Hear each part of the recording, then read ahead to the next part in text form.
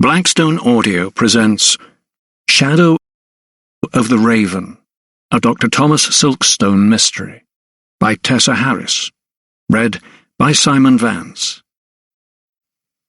To Katie and Gabriella, with love. Author's notes and acknowledgements. Picture a typical English landscape, and it will probably look something like this. Gently rolling green hills divided into neat fields, lined with high hedgerows and dotted with deciduous woodland. But this green and pleasant land, as the poet William Blake so famously called it, is not natural. It is the product of man, and more precisely of landowners. Over the centuries, the English countryside has been both hunted and fought over, foraged and farmed, burned and felled, divided and developed to produce the landscape we know today. A crowded network of cities, towns and villages, with patches of agricultural land in between. And in a very few places, tracts of land are allowed to be natural, even though they still need managing. These are England's commons and common woodlands, where the public is free to roam. Some of these areas fall within the boundaries of national parks, or are owned by the National Trust, a conservation charity. Others give access and rights of way, and they form the backdrop to this, the fifth novel in the Dr. Thomas Silkstone Mysteries series. As usual, I have taken my inspiration from a true story. Between 1604 and 1905, almost 11,000 square miles of land were enclosed by Acts of Parliament in the United Kingdom. These acts became more numerous as the effects of the Industrial Revolution of the late 18th and early 19th centuries began to take hold. Land once farmed and enjoyed by the community was fenced off to produce higher yields, and rents were increased. As a result, many peasants were forced away from their homes to seek work in towns and cities, causing huge disruption, dispossession, and discontent, which, in turn, culminated in major riots in the 1830s. Otmore is an area of land that lies to the north of Oxford, and my inspiration came from the resistance of its inhabitants to enclose it. Although the moorland was eventually enclosed, it took almost 45 years, several attempts at sabotage, and many violent protests before the estate's owner, the Duke of Marlborough, could achieve his goal. The people of Otmore put up a courageous fight, often landing in jail and even risking execution to preserve their rights, which they seemed to have believed in all sincerity were given to them by a mythical lady. Some even said the Virgin Mary had originally bestowed the land upon them. In their struggle they had much sympathy. The extraordinary account of their release from custody by an Oxford mob is well documented, as are numerous gatherings around the area that saw the deliberate destruction of scores of miles of fencing. In a handful of cases, the military was called upon to restore order. A permanent police presence had to be maintained to keep the peace. The unrest continued intermittently for many years, eventually leading to the riots of 1829 to 1830. Finally, 2 years later, the opposition to enclosure seemed to have melted away, and the landowners in the area had their way. In my research, I have been helped and encouraged by the following people: historic firearms expert Jeff Walker, Ian McIntosh with his knowledge of fulling mills, and woodsman John Roberts of the Weald and Downland Open Air Museum. As ever, my thanks go to my editor, John Sconiamilio, my agent, Melissa Jolinski, John and Alicia Makin, Dr. Kate Dyerson, Katie Eachus, John and Mary Washington Smith, and Liz Fisher. Finally, I wish to acknowledge the love and support of my husband Simon, my children Charlie and Sophie, and my parents, Patsy and Geoffrey. Thus, with the poor, scared freedom bade good-bye, and much they feel it in the smothered sigh, and birds and trees and flowers without a name all sighed when lawless law's enclosure came, and dreams of plunder in such rebel schemes have found too truly that they were but dreams. The Moors, John Clare, 1793 to 1864. Chapter 1. Oxfordshire, England, April in the year of our Lord, 1784. Was that blood on his stockings? For the second time, or maybe the third, the gentleman had stumbled on the steep slope. Catching his buckled shoe on a slippery shard of flint, he had lurched forward. His young assistant's head darted round in shock as his master clipped his shoulder. "Sir," he stammered. Cursing under his breath, the older man righted himself, tugging at his fustian coat. As he did so, there was a clatter. An object fell from his pocket onto the stony ground below. Having a good idea what it might be, he peered down, and now as he did so he noticed that his worsted stockings, although thankfully not torn, were spattered dark red. A closer inspection, however, confirmed the substance was only loamy mud. What concerned him more was the fact that a few inches from his feet he spied the pistol. Mercifully, although fully cocked, it had not fired. Bending low to retrieve it, he secreted the weapon in his pocket once more and allowed a shallow sigh of relief to escape his lips. He felt safer with it about his person. It would be a deterrent if one were needed against any undesirables they might encounter. A quick glance up ahead reassured him that his assistant had not seen. "Infernal stones!" cursed the gentleman out loud, making sure his complaint was heard by Charlton, his chainman. The freckle-faced young man turned round and nodded his red head in agreement. Geoffrey Turgoose, master surveyor and cartographer, a man held in high regard by the rest of his profession, should have worn stout boots more suited to a woodland trail, although, admittedly, he had not anticipated having to make his way through the forest on foot. A series of unfortunate events had, however, necessitated it. First and foremost, his employment, thus far spent in the service of Sir Montague Malthus, the new caretaker of the Bourton estate and lawyer and guardian to the late 6th Earl Crick, had been fraught with difficulties. Every time he had set up his theodolite in the estate village of Brandwick, he had been taunted by barefoot urchins or impudent fellows intent on disrupting his mission. There had been threats, too. In his pocket, he carried the note that had been slipped under his door the other night. "Beware of Raven's Wood," it warned him. Heaven forbid that Charlton should see that. The boy would run all the way back to Oxford. Turgoose harumphed at the very thought of it. No, it would take more than ignorant peasants and a badly scrawled warning from a lower sort to deter him. Nonetheless, such unpleasantness did of course rankle. He could not pretend otherwise, and it added to a certain miasma that seemed to hang low over Brandwick and its surrounds. From what he had gleaned, there seemed to have been great ructions on the estate. Apparently the death of Lord Edward Crick, swiftly followed by that of his brother-in-law Captain Michael Farrell, had been most inopportune. They meant that the latter's widow, Lady Lydia Farrell, had inherited Bourton. It was thought she was childless, but the re-emergence of her long-lost young son and heir, thanks in no small part to an American anatomist by the name of Dr. Thomas Silkstone, had put a fly in the proverbial ointment. What's more, it appeared that such upheavals had taken their toll on the poor woman and sent her quite insane. She was now safely ensconced in a madhouse, and Sir Montague had installed a steward to take charge of the quotidian running of the estate. If that were not enough, Geoffrey Turgoose was encountering his own problems. First, the cart that carried himself and his equipment became bogged down and stuck fast in the yielding ground leading up to the wood. For the past few months now, man and beast had left their imprint on the sodden earth. Now the cartway was so beaten down by wheels and hooves it had become impassable. Not wishing to abandon his plans, the surveyor had continued with just one blasted mount that went by the name of a horse, although in reality it was just as stubborn as a mule. His assistant, Mr. James Charlton, had been forced to dismount and walk in order to lay the burden of all the paraphernalia of their profession on his own horse. Peeping out of one pannier were bundles of markers and a circumferentor, while the other was packed with measuring chains. A tripod was strapped to the saddle along with some measuring poles, making the poor horse appear as if she had been run through with a picador's lances. Such unforeseen irritations had put the surveyor in a very sour humour. Was his mission not onerous enough? He was not accustomed to exercising his profession under threat from local ruffians, but such had been the villagers' reaction to their presence, he had been compelled to take precautionary measures. The ignorant peasants were harbouring the notion that the common land had been bestowed upon them by some mythical woman. The Lady of Brandwick, they called her, and they all knew the legend.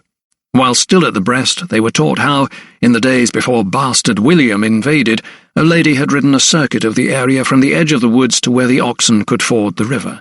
In her hand she held a flaming brand, and by her favour she gave the land to the villagers. That was how the parish came to be known as Brandwick, and that was how they came by their ancient rights. Or so they thought. In fact, Borton's steward, the Right Honourable Nicholas Lupton, appointed by Sir Montague as the new custodian of the estate, had indicated that he felt his own position was being compromised by such innate insubordination. The Chiltern charcoal burners, turners and pit sawyers, who laboured in the forest all day, were not known to be militant men, Lupton had told him, but since their livelihoods were under threat, since their cherished rights were in peril, there was no telling what they might do. Pointing out that there had been riots in other parts of the country where landowners had endeavoured to enact similar measures, the steward had persuaded Turgoose to have a greater care for his own safety and that of his assistant. He had been persuaded by Lupton's recommendation of a guard and guide, Seth Talland, an occasional prize fighter and an uncouth sort. The man seemed competent enough, and, as it turned out, he was most thankful for his presence. Apart from the threat of lurking highwaymen and footpads, there were gin traps, too, set about the woodland floor to deter poachers.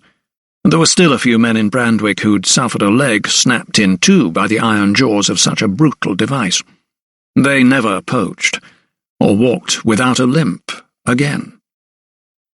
Lupton had told him there were upward of 300 acres of woodland, and measuring the boundaries alone would take 3 days at a conservative estimate. He'd heard that in America they'd surveyed 17,000 acres in just over a sennight in Virginia, but they had not measured angles to the nearest degree, and their distances with the nearest pole. Such slipshod work would not pass muster with Geoffrey Turgoose. "Would you rest, sir?" Charlton's speech was always laboured, and often the most frequently used words seemed to cause him anguish, yet he looked even more concerned than usual. "A moment," Turgoose replied, turning his back to the slope and looking down into the valley at Brandwick. A fading sun hung in a patchy sky, offering a less-than-perfect light. He was glad of his decision to bring his trusty old circumferenter instead of his usual theodolite. Akin to a large compass, it worked on the principle of measuring bearings.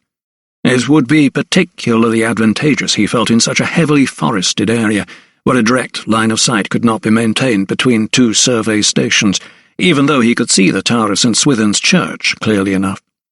He shook his head as he took in the view. He'd even heard of some of his colleagues having to survey land under cover of darkness, like fly-by-night poachers. Such was the strength of feeling against enclosure. Of course, Turgoose, too, had expected some suspicion and resentment. He was accustomed to that from those who had most to fear from enclosure, cottagers, mainly, and those who faced losing their livelihoods. A free rabbit for the pot or kindling for the fire had been the mainstay of many a paltry existence over the centuries, but times were changing.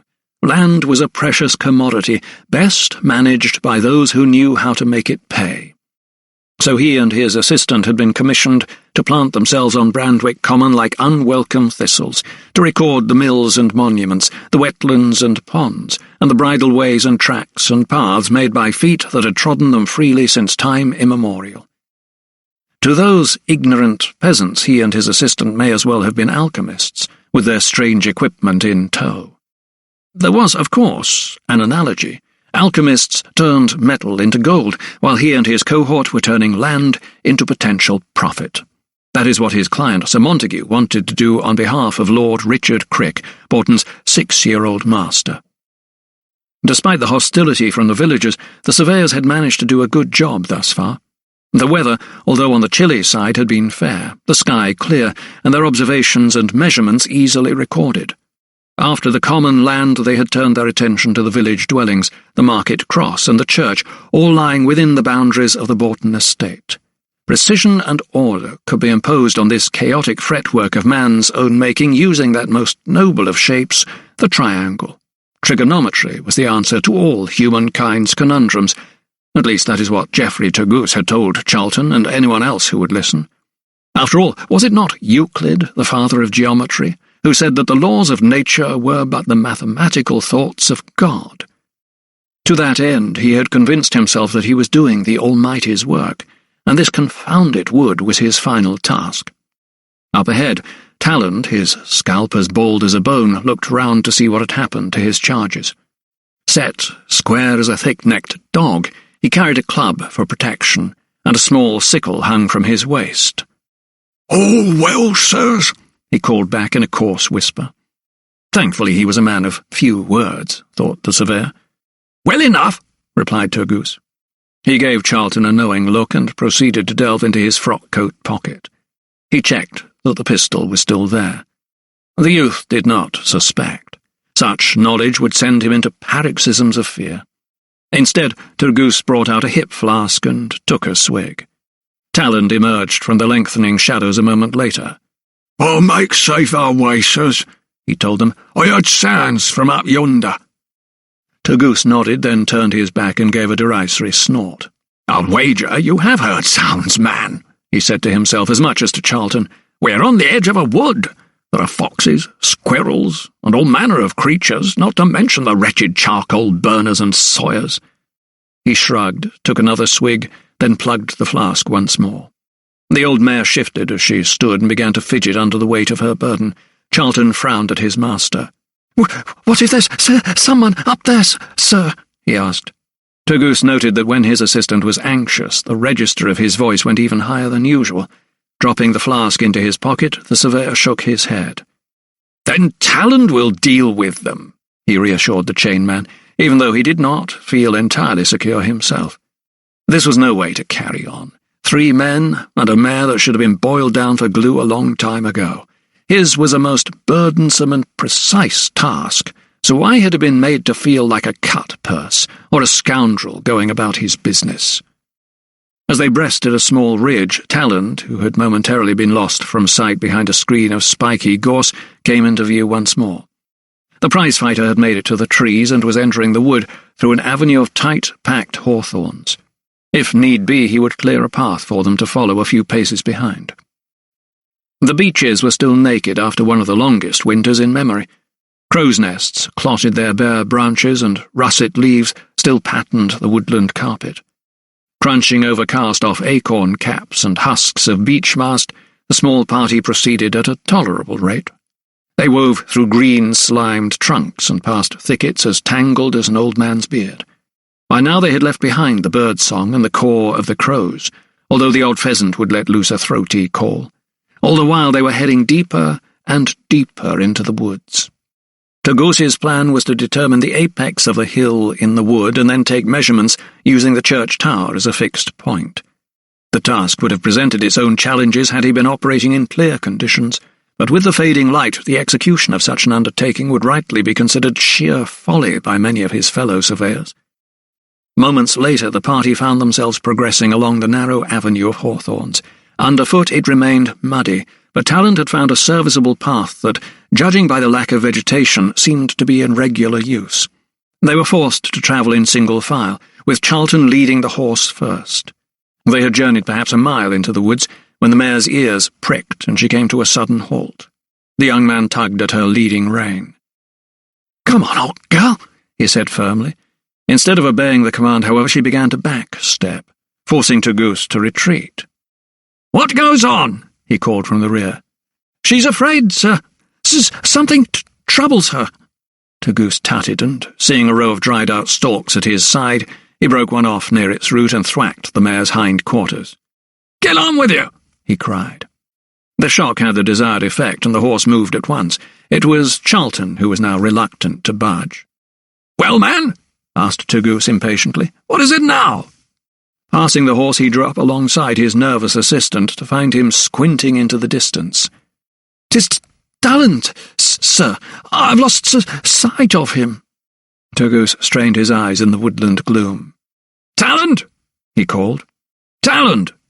They waited in silence for a reply. None came. Charlton's expression grew even more fearful. He started to say something. His mouth opened and he tried to form a word. His tongue jutted out and he grunted, but his master cut him off. "We'd best catch up," said Turgoose, in his no-nonsense fashion. He did not want to betray his own unease at the prospect of losing their guard. If they were waylaid by an unruly mob here, they would have little chance of assistance from any quarter. He barged forward, past Charlton, intent on finding Talland. Only as he did so he heard something crunch beneath the thin sole of his shoe. It was definitely not a twig. He glanced down. The carcass of a dead raven, or rather part of a carcass, lay under his foot. Its head was the only recognizable feature that remained intact. The rest of its body, save for a few feathers, was nowhere to be seen. The surveyor's nostrils flared in disgust as he scraped the sole of his shoe on nearby leaves. "What time is it?" he barked, looking up to see the young man's anxious face. Retrieving his watch on a chain from his pocket, Charlton flipped open the cover. "Almost 5 of the clock, sir." "We must press on!"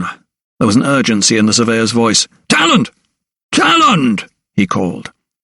They quickened their pace in the direction where they had last seen their guide. Without him they were lost.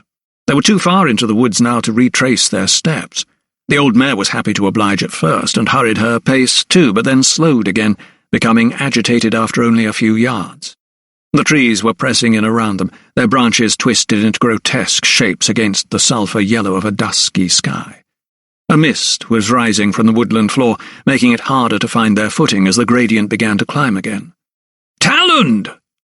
Talland!" Turgoose called. Still no reply, but a noise. "What?" They stopped in their tracks to listen. They heard footsteps heading toward them through the undergrowth. Talland reappeared. "All clear up ahead, sir," the guard shouted to Turgoose. Charlton edged forward, tugging at the mare's leading rein, but she refused to budge. Seeing that the young surveyor was having difficulty with the horse, Talland offered to lead her. "Let me, sir," he said, walking over to the mare and taking her by the rein. They began to walk on ahead once more. But despite the fact that Talland had endeavoured to clear it, the path grew narrower, and the tree's gnarled fingers still reached across it. To make matters worse, the mist was thickening and made visibility poor. In his mind, Turgoose determined that they should abandon this foray altogether. He would inform Talland of his decision. Before he could do so, however, he felt the whip of a twig lash his cheek, and the stinging sensation momentarily robbed him of his breath. He gasped and let out a sharp cry. "Sir!" came Charlton's plaintive voice from behind him. "A scratch, nothing to worry about." Turgoose rubbed his cheek and felt the syrup of warm blood on his fingers. Talland, a few paces up ahead with the horse, did not even bother to look round.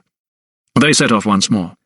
They had gone only another few paces, however, when from somewhere nearby, it was hard to tell where, there came a shuffling and the sound of cracking twigs. "Sir, did—" "Yes, I heard it, Charlton," snapped Turgoose. Suddenly he found himself feeling very slightly afraid. Perhaps they were being watched by the villagers, mocked silently as they braved the woods, or worse still, a highwayman. He would give the villain anything he wanted, his pocket compass, his silver flask, even all his equipment. But he digressed. He gathered his courage and tried to dismiss his fears. He looked up ahead. The horse's rump appeared now and again through the trees, but Talland seemed to be powering on regardless of his charge's much slower pace. "Sir, we must go back," Charlton whined again. "You're probably right," conceded Turgoose. "We shall try again tomorrow." "Yes, sir," answered the youth, his shoulders heaving in a sigh of relief. No sooner had Turgoose decided to call to Talland, however, than up ahead he heard the horse let out a loud whinny. "What the— Talland?" the surveyor called. There was no reply. Charlton stayed rooted to the spot, his legs planted by fear. His body, however, began to shake violently. Turgoose shot the snivelling wreck of a youth an irritated look. He may have been his master, but he was not a soothsayer. How was he to know what had happened to Talland up ahead, any more than the chainman? Naturally, the surveyor feared he had been ambushed, waylaid by the mob, but he must not show his own trepidation to Charlton. He appeared circumspect. "Wait here," he said. "Sir?" His assistant looked at him with baleful eyes, as if pleading not to be left alone. His master, however, was adamant. Charlton was more of a hindrance than a help. Nevertheless, as he started to walk toward where he had last seen Talland, he remembered the pistol. He patted his pocket. It was still there. He turned. "If it makes you feel any safer, take this," he said. plunging his hand into his pocket and placing the firearm in the youth's palm. He closed Charlton's fingers round the walnut grip. The chainman's eyes bulged as if he had just been handed a poisoned chalice or dubbed with a mariner's black spot. "You'll not need to discharge it, I'm sure," his master reassured him, "but if you are threatened, just point it at anyone who challenges you. They will take fright and run." Charlton, looking down at his hand, his mouth wide open, swallowed hard. "Yes, sir," he said. Satisfied he had gone some way to relieving his assistant's anxiety, Turgoose turned and resumed his quest to find the guard. "Talland!" he called. Within seconds, Turgoose had disappeared from Charlton's sight and had located the prize-fighter a few yards ahead. He was struggling with the mare. The old horse had stumbled into what seemed like a deep ditch and appeared unable to extricate herself. Talland was tugging at her rein, trying to coax her out, but she was reluctant to oblige. "A saw pit, sir," he explained, pulling at the horse. "Woods are full of 'em." Although he appreciated the difficulty that the situation presented, Turgoose found himself smiling. It was a minor inconvenience compared with the ambush he had envisaged. "I must fetch Charlton. He will help you," he told the guide.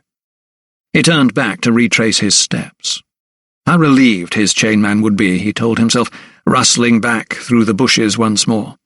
He could see him now, still visibly shaking, his back to him but only a few feet away. His gangling body was framed by thick foliage. The surveyor opened his mouth to call to him, but before he could make a sound, the youth twisted round violently, his eyes wide in terror. Suddenly a high note split the air, a semi-quaver of a shout, a warning, perhaps. It was followed a heartbeat later by a shot, a single report that sent a murder of crows scattering above the trees. There was an odd, gurgling sound, as if a new spring had bubbled its way above ground, a rustling of leaves, and a dull thud, as Geoffrey Turgoose hit the strew of the woodland floor. Then silence. This time the dark stains that spattered his worsted stockings were not just mud. They were most definitely blood. Chapter 2. Had he not known what horrors lay within its walls, Dr. Thomas Silkstone would have surmised this magnificent building was a bishop's palace, or the Lord Mayor of London's residence. The fine, towering facade of Bethlehem Hospital was surrounded by pleasant avenues of trees and shrubs that afforded a place of recreation for those of its patients well enough to enjoy them. Yet, despite its pleasing aspect, the edifice before which he now stood held only trepidation for him. Somewhere inside those thick walls with their grand pediments and colonnades, Lady Lydia Farrell was held captive. Taken against her will and certified insane by a corrupt physician on the orders of her late brother's guardian, Sir Montague Malthus, she was a prisoner. Thomas had not set eyes on her for almost 2 months. Despite repeated requests and letters to the hospital's principal physician, Angus Cameron, his efforts had drawn a blank. Once more Thomas found himself proceeding toward the grandiose entrance. He'd lost count of the number of visits he had made. Glancing up, he saw the familiar, elaborate carvings depicting melancholy and raving madness on either side of the door. At this point he always found himself seized by the same sense of deep unease that he had experienced when poised on the threshold of Newgate Jail. This institution may have called itself a hospital, but care and compassion were seldom prescribed. Proceeding through a grand central door and down a hall that opened out onto a great central staircase at its end, Thomas was directed into a reception office. There, behind a high desk, sat an officious clerk with bulging eyes.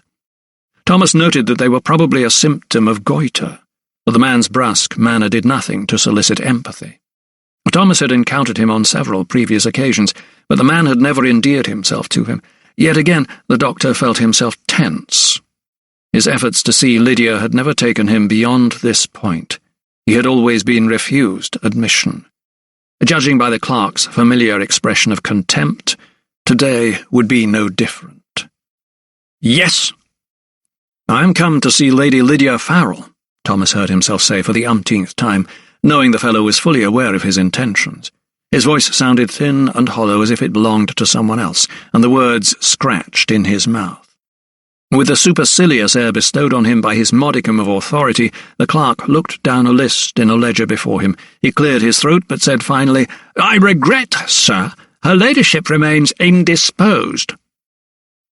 These regular encounters had degenerated into a type of pantomime farce, with each man having his set lines and gestures. After the first shake of the head, Thomas would move forward and repeat his request. The clerk would lean backward, blink, slowly because of the size of his eyes, and look vaguely indignant. Then the doctor would sigh heavily and retreat, admitting defeat once more. Only on this occasion it was different. On this particular morning the clerk conveyed a further message to Thomas. "Her ladyship is indisposed, and furthermore I am to tell you, Dr. Silkstone, that you will no longer be allowed within the hospital grounds until further notice." His words were haughty and deliberate. He was clearly a willing messenger. Thomas dipped his brows. Unprepared for such a rebuke, he felt his normal self-control tested to its limits. "I demand to see Dr. Cameron," he said firmly. "Fetch him, if you please." He slapped the desk. The clerk's bulging eyes registered an affront, but he withdrew, leaving the doctor to pace the room. Suddenly, from a low door at the side, 2 men in hospital livery marched in. Approaching the doctor, but without warning, they grabbed him by both arms. "What is the meaning of this?" Thomas asked indignantly.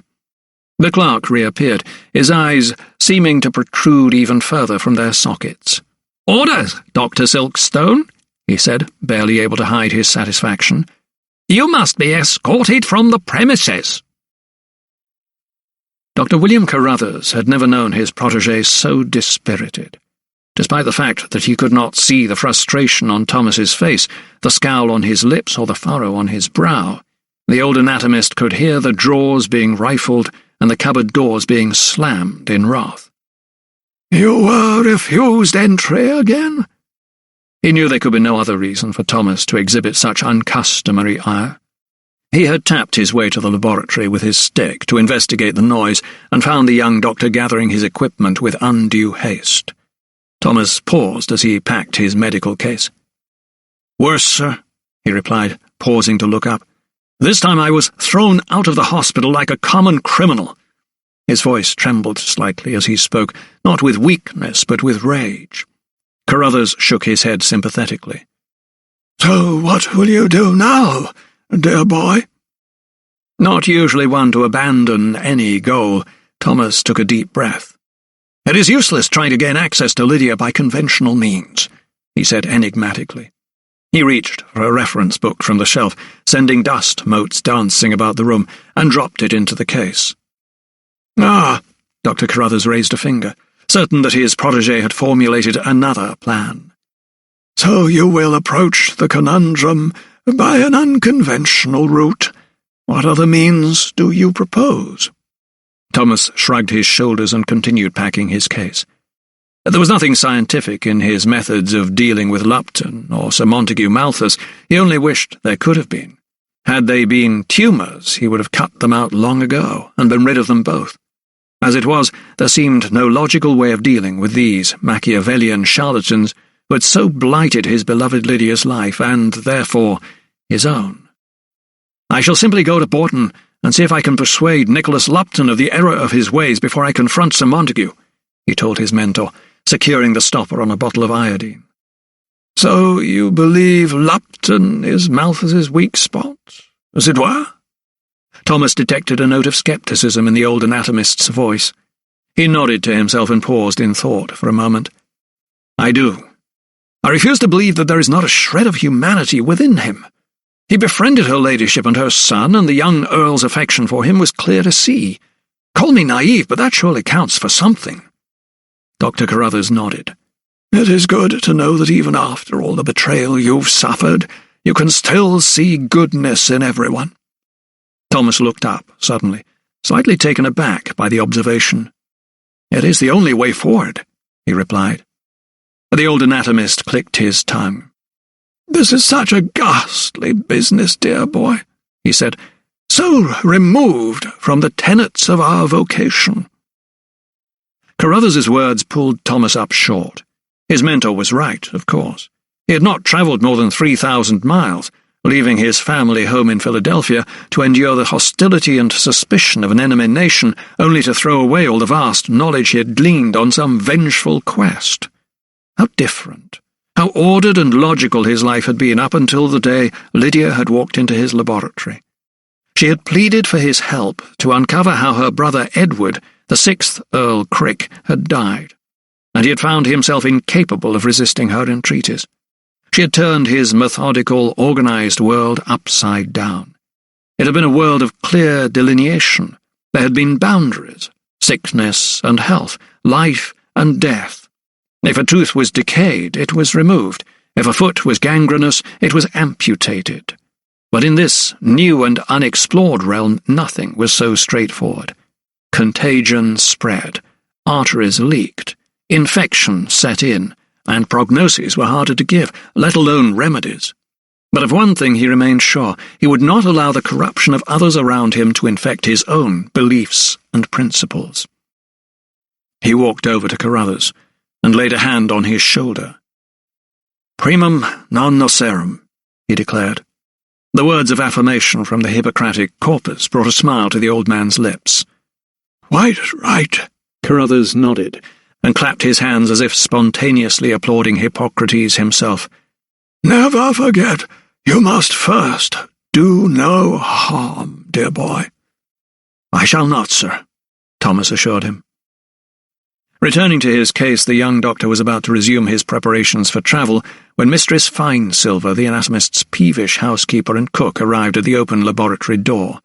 She sucked in her cheeks and took a deep breath as she handed a missive to Thomas on a salver. "A message came for you not 2 minutes ago, sir," she told him with an unthinking curtsy. Opening the seal, Thomas read the letter. It was from Sir Theodosius Pettigrew, the Oxford coroner and his most powerful ally in his battle against Sir Montague. "Well, young fellow," Carruthers tapped his stick impatiently. Thomas looked up. "It seems, sir, that I will need to break my journey in Oxford before I reach Bourton." "Oh? And why might that be?" asked a baffled Dr. Carruthers. "Sir Theodosius wishes to see me urgently," he replied. "There's been a murder on the Bourton estate." Chapter 3. There had been a hanging at Oxford. Or, more precisely, 3. After breaking his journey in Amersham, Thomas arrived in the city shortly after 8 o'clock in the morning to see a stream of people flowing from the gates of the castle. Some women seemed most distressed and in need of comfort. He shot a look into the courtyard as his carriage passed and saw that the gallows had recently taken the weight of 3 men. They still hung from the crossbeam like limp rag poppets. Yet the mood among the spectators was not one of raucous celebration as he had so often witnessed at Tyburn. Those who came away from watching the gruesome spectacle seemed more solemn and reflective. There were those who seemed even angry, the scowls on their faces speaking of some great injustice. A few hapless souls clustered round the dead men's feet with cups to catch any sweat that might drip from their corpses. Thomas knew they believed the secretions contained healing properties. He turned his head away with a mixture of despair and disgust. The carriage set him down in the High, and he ordered his baggage to be taken to the Jolly Trooper, where Sir Theodosius had booked him a room. From there he made his way to the coroner's office. It was only a short walk, and after the rigours of the journey he felt as stiff as a wrung-out rag, and was glad to stretch his aching limbs. Ushered into his office by the coroner's familiar sneezing clerk, Thomas found his old friend chomping his way through a pear, the juice squelching down his chin. "Silkstone, my dear fellow, how good to see you," Sir Theodosius called through his mouthful, then in a more measured mood added, "But at such a testing time." He gestured to the chair in front of his desk. "You have heard no word of her ladyship?" The coroner frowned as he spoke and cocked his head. He and his wife, Lady Harriet, had remained childless and regarded Lydia with an affection that would have been shown to their own daughter. He had already gleaned from the aggrieved expression on the young doctor's face that she was not faring well in Bethlem. "It seems I am forbidden to see her ladyship," Thomas replied, seating himself on the edge of the chair. "Malthus?" asked the coroner, wiping his juice-spattered chin with a napkin. "I can think of no other reason, sir." conceded Thomas. Sir Theodosius nodded. "He is tightening his grip," he muttered cryptically, eyeing the bowl of fruit that sat on his desk. "Your notes spoke of a murder," said Thomas, still unaware of the circumstances of his summons. His own eyes settled on the fruit. He noted that one of the pears was overripe and a dark brown stain of mould was blooming on its skin. Sir Theodosius paused to frame his reply, fingering a goblet of claret on his desk with sticky fingers. "Yes, murder. A most distressing affair," he said. "An old friend of mine, as a matter of fact." Thomas showed his concern. "What happened, sir?" The coroner relaxed into his chair and sighed deeply. "'Tis a long story, Silkstone." "I shall not leave until I hear it," replied the doctor, dipping his brows. "Then you'll be needing one of these," the coroner said, reaching forward and pouring out another glass of claret. He pushed it across the desk to Thomas, then took another gulp of his own, as if he needed the strength it gave him to continue. "Great changes are afoot at Bourton," he began. "Changes?" Thomas leaned forward in his seat. Sir Theodosius heaved his frame closer to Thomas, his elbows on the desk. He lowered his voice. "An act of enclosure was lodged at the quarter sessions last month." "Enclosure?" Thomas repeated. The implications of such an act were not entirely familiar to him. Even so, he knew it would involve the fencing off of much of the Bourton estate. His mind flashed to the common land with its vast acreage that was home to cattle, geese and pigs, the wetlands too around Plover's Lake. He thought of the beech forests that skirted the village of Brandwick and covered the surrounding hills, and he thought of the people who relied upon them. Such land, held as it was by the community, bestowed its bounty without charge, or stint as it was known. He knew it to support many a man and his family. At this time of year the woods would be singing to the sound of saws as the beeches were pollarded, their branches cut for firewood and their canopies thinned so that animals could graze on the growth below. "This will have a most detrimental effect on all those who live on the estate and in Brandwick," Thomas ventured. The coroner's shoulders suddenly shook in a mocking laugh. "My dear boy, 'twill change everything. It means that Sir Montague is applying to take control of the whole area, to use the land for his own profit." Thomas paused for a moment, digesting the unwelcome news. "And he can do this with the sanction of the law?" Sir Theodosius nodded. "Young Richard is his ward. Malthus argues that he is acting in his best interests, and that enclosure is necessary for economic improvement. Remember, he is a lawyer too. His case will be watertight." The coroner's logic made perfect sense to Thomas. Sir Montague's estate near Banbury bordered Bourton at its northernmost reach. It was as if a fog had suddenly lifted to reveal the lawyer's real intentions. The man's machinations were even more far-reaching than Thomas had ever envisaged.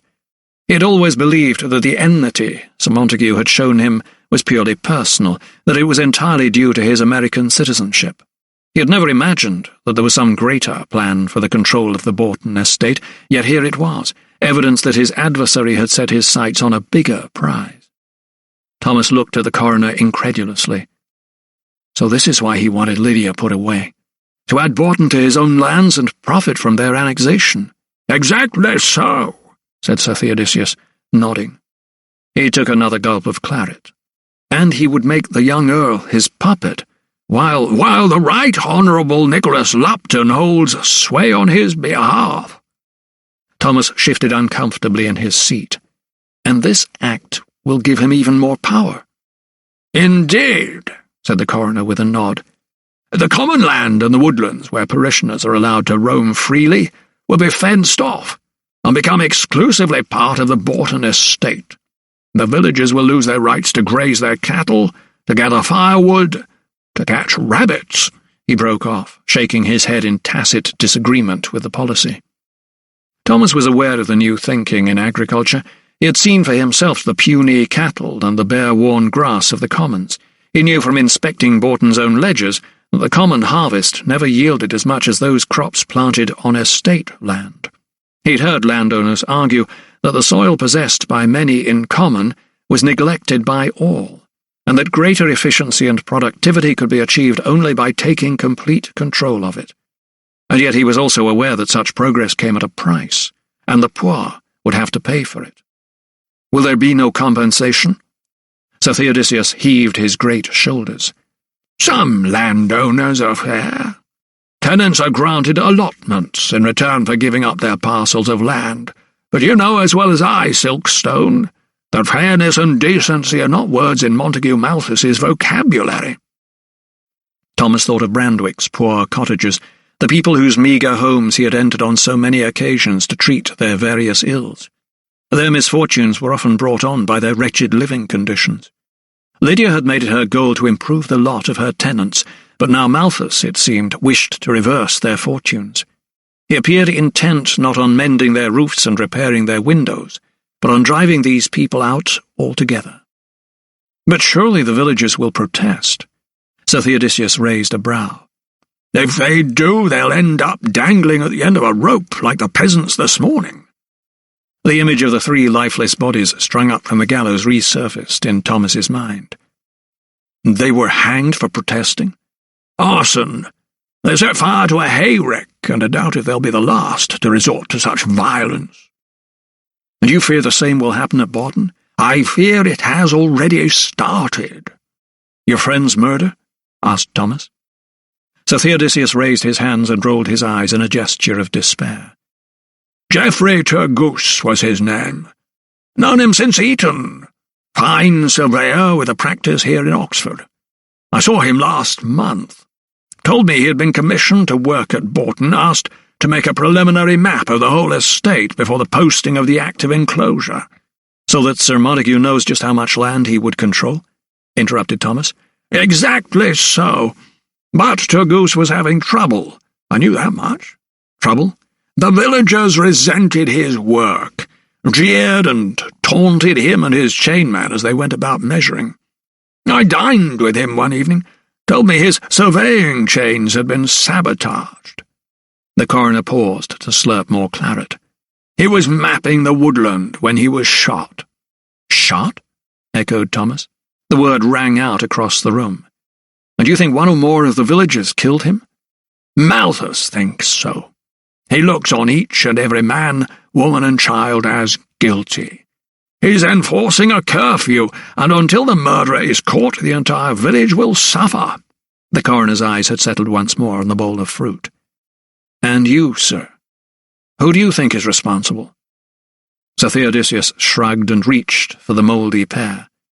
A vengeful villager, a highwayman. I believe the woods are plagued by them. The coroner's voice trailed off as he considered the options. I see, said Thomas. He knew that Sir Theodosius was looking to him to uncover the perpetrator of this heinous act. Moreover, until the surveyor's murderer was apprehended, the people of Brandwick would continue to endure their new master's wrath. The killing offered Sir Montague the perfect excuse to run roughshod over the whole community. And you wish me to conduct a post-mortem on Mr. Turgoose? The coroner was studying the mouldy pear as it lay in the palm of his hand. Then, without warning, he closed his fist round it and squeezed. It squelched in his hand so that the juice oozed through his fingers, leaving behind a mushy pulp. He looked up at Thomas, who had been observing him with a strange fascination. His body arrived this morning, he said. Chapter 4.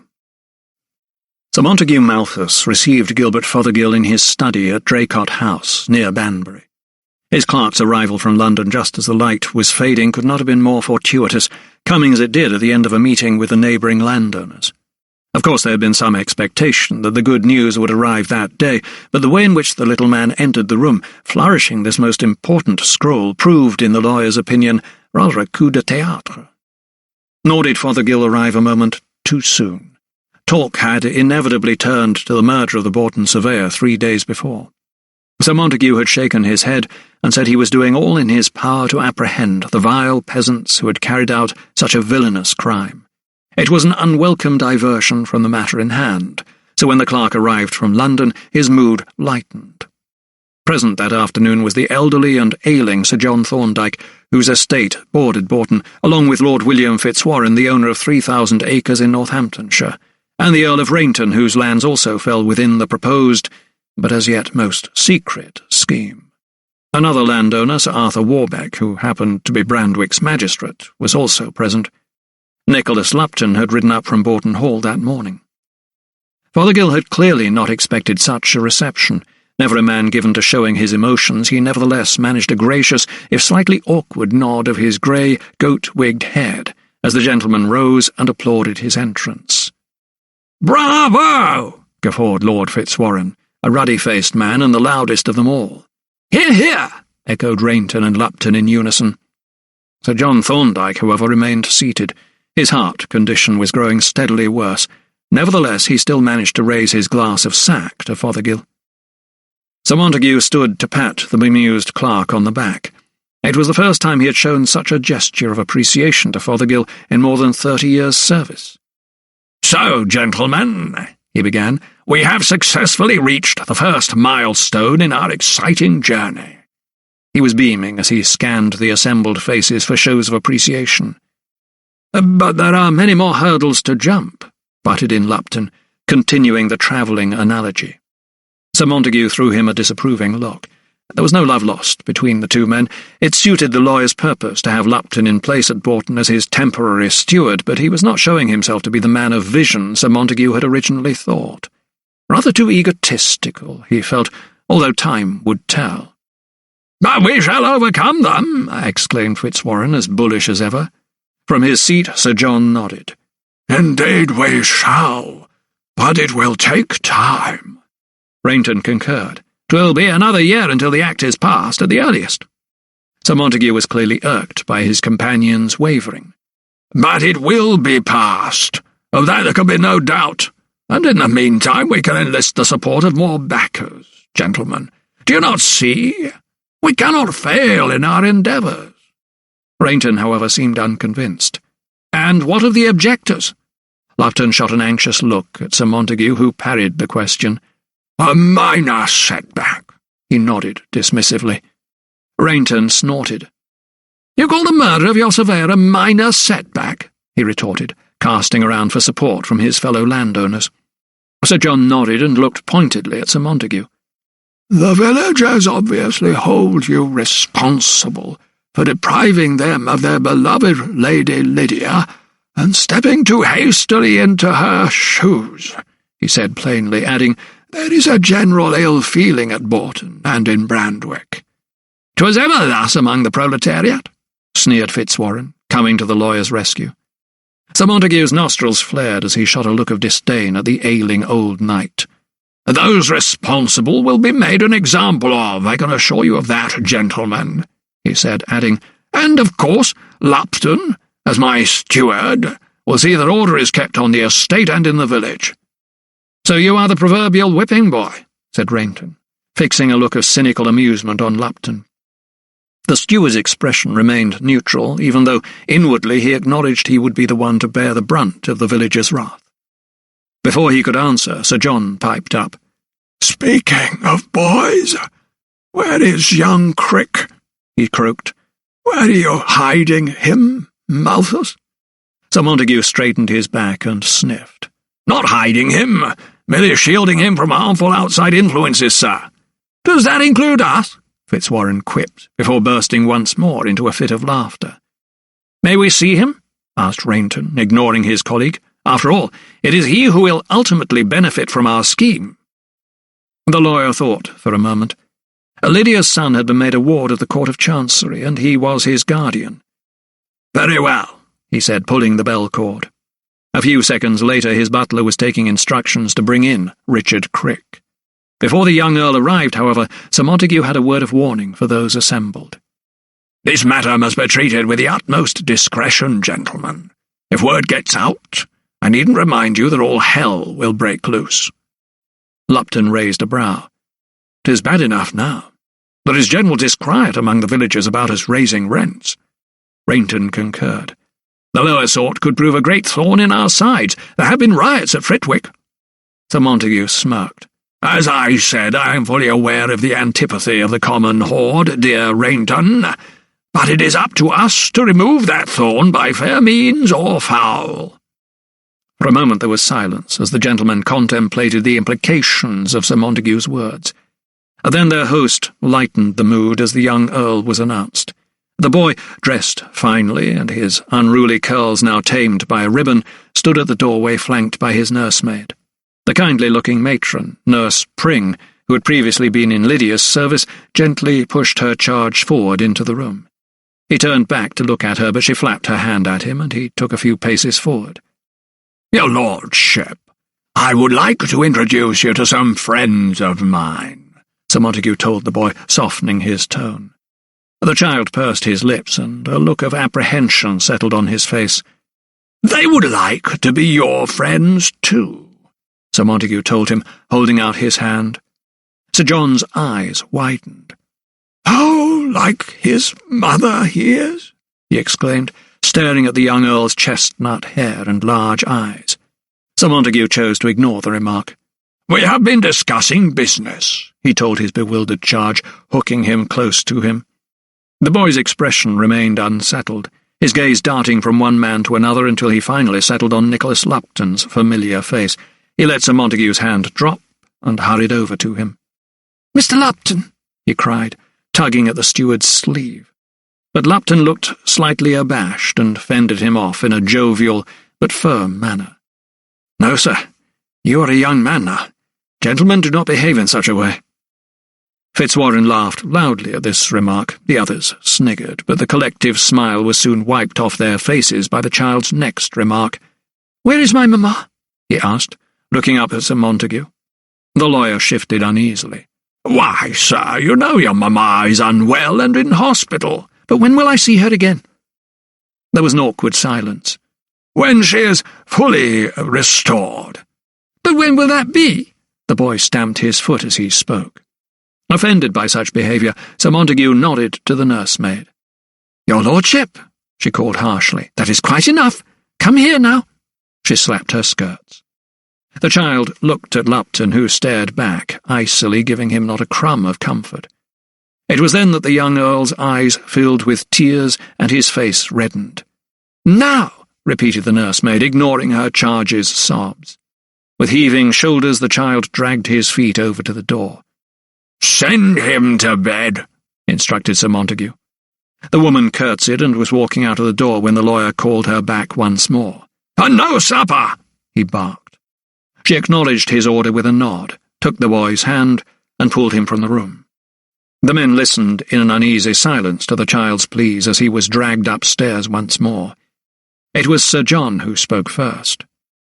"He has his mother's good looks," he said. "But no manners," ventured Fitzwarren with a snort. "'Tis hard for him," said Lupton, sympathy softening his tone. "He found his mother after all those years, and now she's been taken from him again." Sir Montague frowned and upbraided his steward. "Tush, tush, Lupton! Do I detect sentimentality?" He was aware that Lupton had become fond of the boy, and, he dared say, of Lydia, before the steward's treachery had been revealed, and he had slipped so effortlessly into the role of estate manager. Lupton cocked his head. "No, sir, but—" "Good!" Sir Montague cut him off abruptly. "After all, the boy will benefit from this scheme in the long run," he pointed out. He was ringing the servant's bell once more. "And what will become of Lady Lydia?" chimed in Sir John. Sir Montague's lips twitched. "You always did have a soft spot for her, didn't you, John?" He recalled the time that he had offered his old friend Lydia's hand in marriage if he were to assist him in his plans to fend off Thomas Silkstone. "You say she has gone quite mad?" asked Rainton. Sir Montague twisted his head and nodded warily. It was clear he suddenly felt that his authority was being challenged. "Quite," he replied firmly. "So there is no possibility of her recovery?" pressed Sir John. Sir Montague knew exactly what he was driving at. "Even if she does recover, she no longer has any say in matters concerning the estate," he said emphatically. He turned to address everyone else in the room. "Your investment will be perfectly sound, I can assure you, gentlemen." When the butler appeared at the door, Sir Montague called for glasses to be recharged, endeavouring to lift spirits. The sack poured, he proposed a toast. "Gentlemen, to our future success," he cried. Each one eyed the others, drawing on their mutual strengths, and in that moment their confidence seemed to return. They were entrepreneurs, pioneers, men of vision at the dawn of a new age of industry and invention. The power lay in their hands to use as they saw fit. And as with all worthwhile endeavours, there would be those who would fall by the wayside and be trampled underfoot. The way ahead would be strewn with difficulties, but their power weighted the odds very much in their favour. The men raised their glasses high. "Our future success," they echoed. Chapter 5. Great Tom was tolling 10 as Thomas walked under Wren's pepper-pot dome and up to the doors of the Christ Church Anatomy School, Oxford. Within moments the familiar shock of hoar-frost hair that belonged to Professor Hans Hascher appeared to greet him. The professor, a native of Saxony, had been most helpful in his dealings with Lydia's late husband, Captain Michael Farrell. He had put his own laboratory at Thomas's disposal as the young anatomist had tried to prove Farrell's innocence. "It's good to see you again," said the Saxon, lunging forward and kissing Thomas enthusiastically on both cheeks in the continental manner. His English, though understandable, was heavily accented. "And you, Professor," said the doctor, taken slightly aback by the effusive welcome. "Although I am sorry it is a post-mortem that reunites us," he added. Hascher tilted his snowy white head. "And not a pretty sight, I fear," he groaned. Without ceremony he led Thomas into a small room with high windows at the back of the school. While the light might have been adequate, the ventilation was not, and the stench, so familiar to Thomas, though not yet nauseating, indicated that the unfortunate victim had already made his presence felt. The covered corpse lay on the dissecting table in the middle of the room. The two men approached it, and with a silent nod Thomas indicated he was prepared. The professor then pulled back the cloth to reveal the face of Geoffrey Turgoose, staring blankly up at the ceiling. His eyes were wide open and his features frozen in shock. Apart from a long, thin scratch on the man's cheek, which seemed to have been recently inflicted, there were no other outward signs of violence on his face. Thomas glanced round at his colleague. "So, Professor, we have work to do," he said, divesting himself of his coat. He donned his leather apron and laid out his instruments. The saw, the curved knives, the trocar were always arranged in the same order so that he could reach for them blindly, without having to turn away from the corpse. The professor, meanwhile, silently lit lanterns and fetched clean water in a sort of well-rehearsed priestly ritual that always preceded an autopsy examination. All was set. Knowing the story of a dead man in life, when his heart still beat and the blood still coursed through his veins, did not make the anatomist's task any easier. Quite the opposite. Each organ held within it an imprint of his history, each slice of brain tissue a fragment of a memory. Thomas always had to remind himself to put up his emotional shield and render himself detached as long as he was in the presence of a cadaver. A murder, however, threw up its own conundrums. For the task in hand, it was the immediate past of the victim that interested him. Where had Mr. Turgoose been found? By whom? Where was the weapon that had discharged the shot? Sir Theodosius had been able to answer some of his questions, but not all. The coroner had been given a third-hand account of events by Nicholas Lupton. The source could therefore not be relied upon for accuracy or impartiality. It was, nevertheless, all that Thomas had to work on for the time being. The report ran thus. Mr. Turgoose and his assistant, a young man by the name of James Charlton, entered Ravenswood with a guide in order to conduct a preliminary survey. Abandoning their conveyance because of the muddy conditions, they continued through the wood on foot. The horse that was carrying their equipment was being led ahead of them by the guide, and apparently stumbled into a saw pit. Whether or not this was a diversionary tactic on behalf of the party's attackers is not known, but what reportedly happened next appears straightforward enough, albeit resulting in tragic consequences. Hearing the obvious distress of the horse being led by the guide, a man whose name is Seth Talland, Geoffrey Turgoose went ahead to ascertain the source of the commotion, leaving his assistant alone. According to both Charlton and Talland, it was then that the brigands, their faces blackened with soot, struck. Emerging silently from the cover of the trees, they first ambushed Charlton, threatening him with a gun if he raised the alarm, then robbed him of his pocket watch.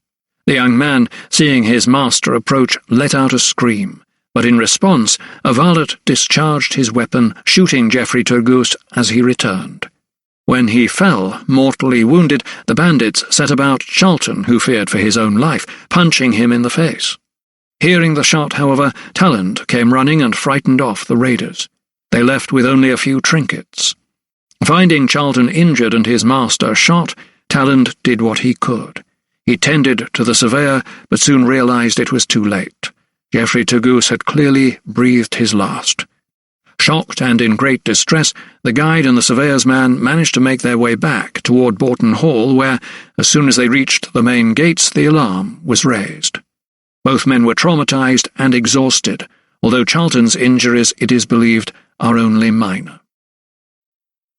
Thomas paused briefly out of a sense of reverence before he began the grisly task in hand. Professor Hasher, at his side, also took a moment to compose himself. At least he could be grateful that this corpse was relatively fresh. Mr. Turgoose had been felled only 3 days ago, and the cool weather meant that putrefaction had not yet begun in earnest. At the young doctor's signal, Hasher took a deep breath and drew back the rest of the covering to reveal the corpse in its entirety. Forcing himself to focus, Thomas leaned over the cadaver. Mr. Turgoose had been divested of his clothes and shoes, something of which Thomas did not approve. He felt it vital to view the body as near as possible to how it was at the moment of death. Irritated, he glanced at a pile of garments on a nearby table. There were buckled shoes, too, still caked in mud. Staring at the feet, his magnifying glass in hand, Thomas detected nothing untoward, save a small bruise on the right foot. The lower torso, too, was devoid of injury on first inspection, so it was to the chest that Thomas devoted most of his attention. Leaning over the thoracic cavity, he examined the mortal wound. There was little doubt in either man's mind that a gunshot was the cause of death. It was also clear from the amount of blood loss that the missile had punctured a main artery. "The extractor, if you please, Professor," said Thomas, peering into the wound. The shot had entered the victim's body on the right lateral chest, shattering a rib. It had gone on to pierce the right lung and caused damage to the right atrium of the heart and the pulmonary artery, before lodging itself between the second rib and the flesh. Death would have been instantaneous. Taking the instrument, Thomas inserted the shaft deep into the wound. Then, turning the handle to lengthen the screw, he could feel it latch onto the lead ball. It was a procedure he had undertaken only once on a living patient, and that was when the shot had pierced the bone and the shards threatened to infect the wound. Too many a man had died of sepsis rather than by the ball, in his experience. There were those who still believed that the shot itself was poisonous. Up until relatively recently, such wounds had been scalded with a red-hot iron or oil. At least Mr. Turgoose had been spared the lingering death accorded to so many soldiers who fell afoul of such ignorant practices in field hospitals. Thomas nearly always preferred to leave the shot in situ, knowing removal would most likely lead to infection and inevitable death. In this case, of course, the threat of corruption was not an issue, and he carefully excised the missile. The mortified flesh made a strange sucking sound, but yielded up its unwelcome visitor without too much resistance. Walking over to the window, where the light was much brighter, he inspected the shot. Professor Hasher joined him. "What make you of this?"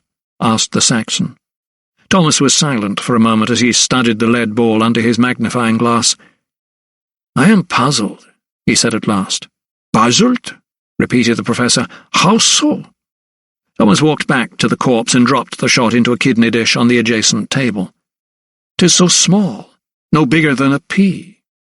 Professor Hasher, peering over the dish, had to agree. "But big enough to kill poor Mr. Turgoose," he ventured, shaking his head. Thomas eyed him intently. "Of that there is no doubt," he replied. "But for highwaymen and footpads, the blunderbuss is the usual weapon of choice."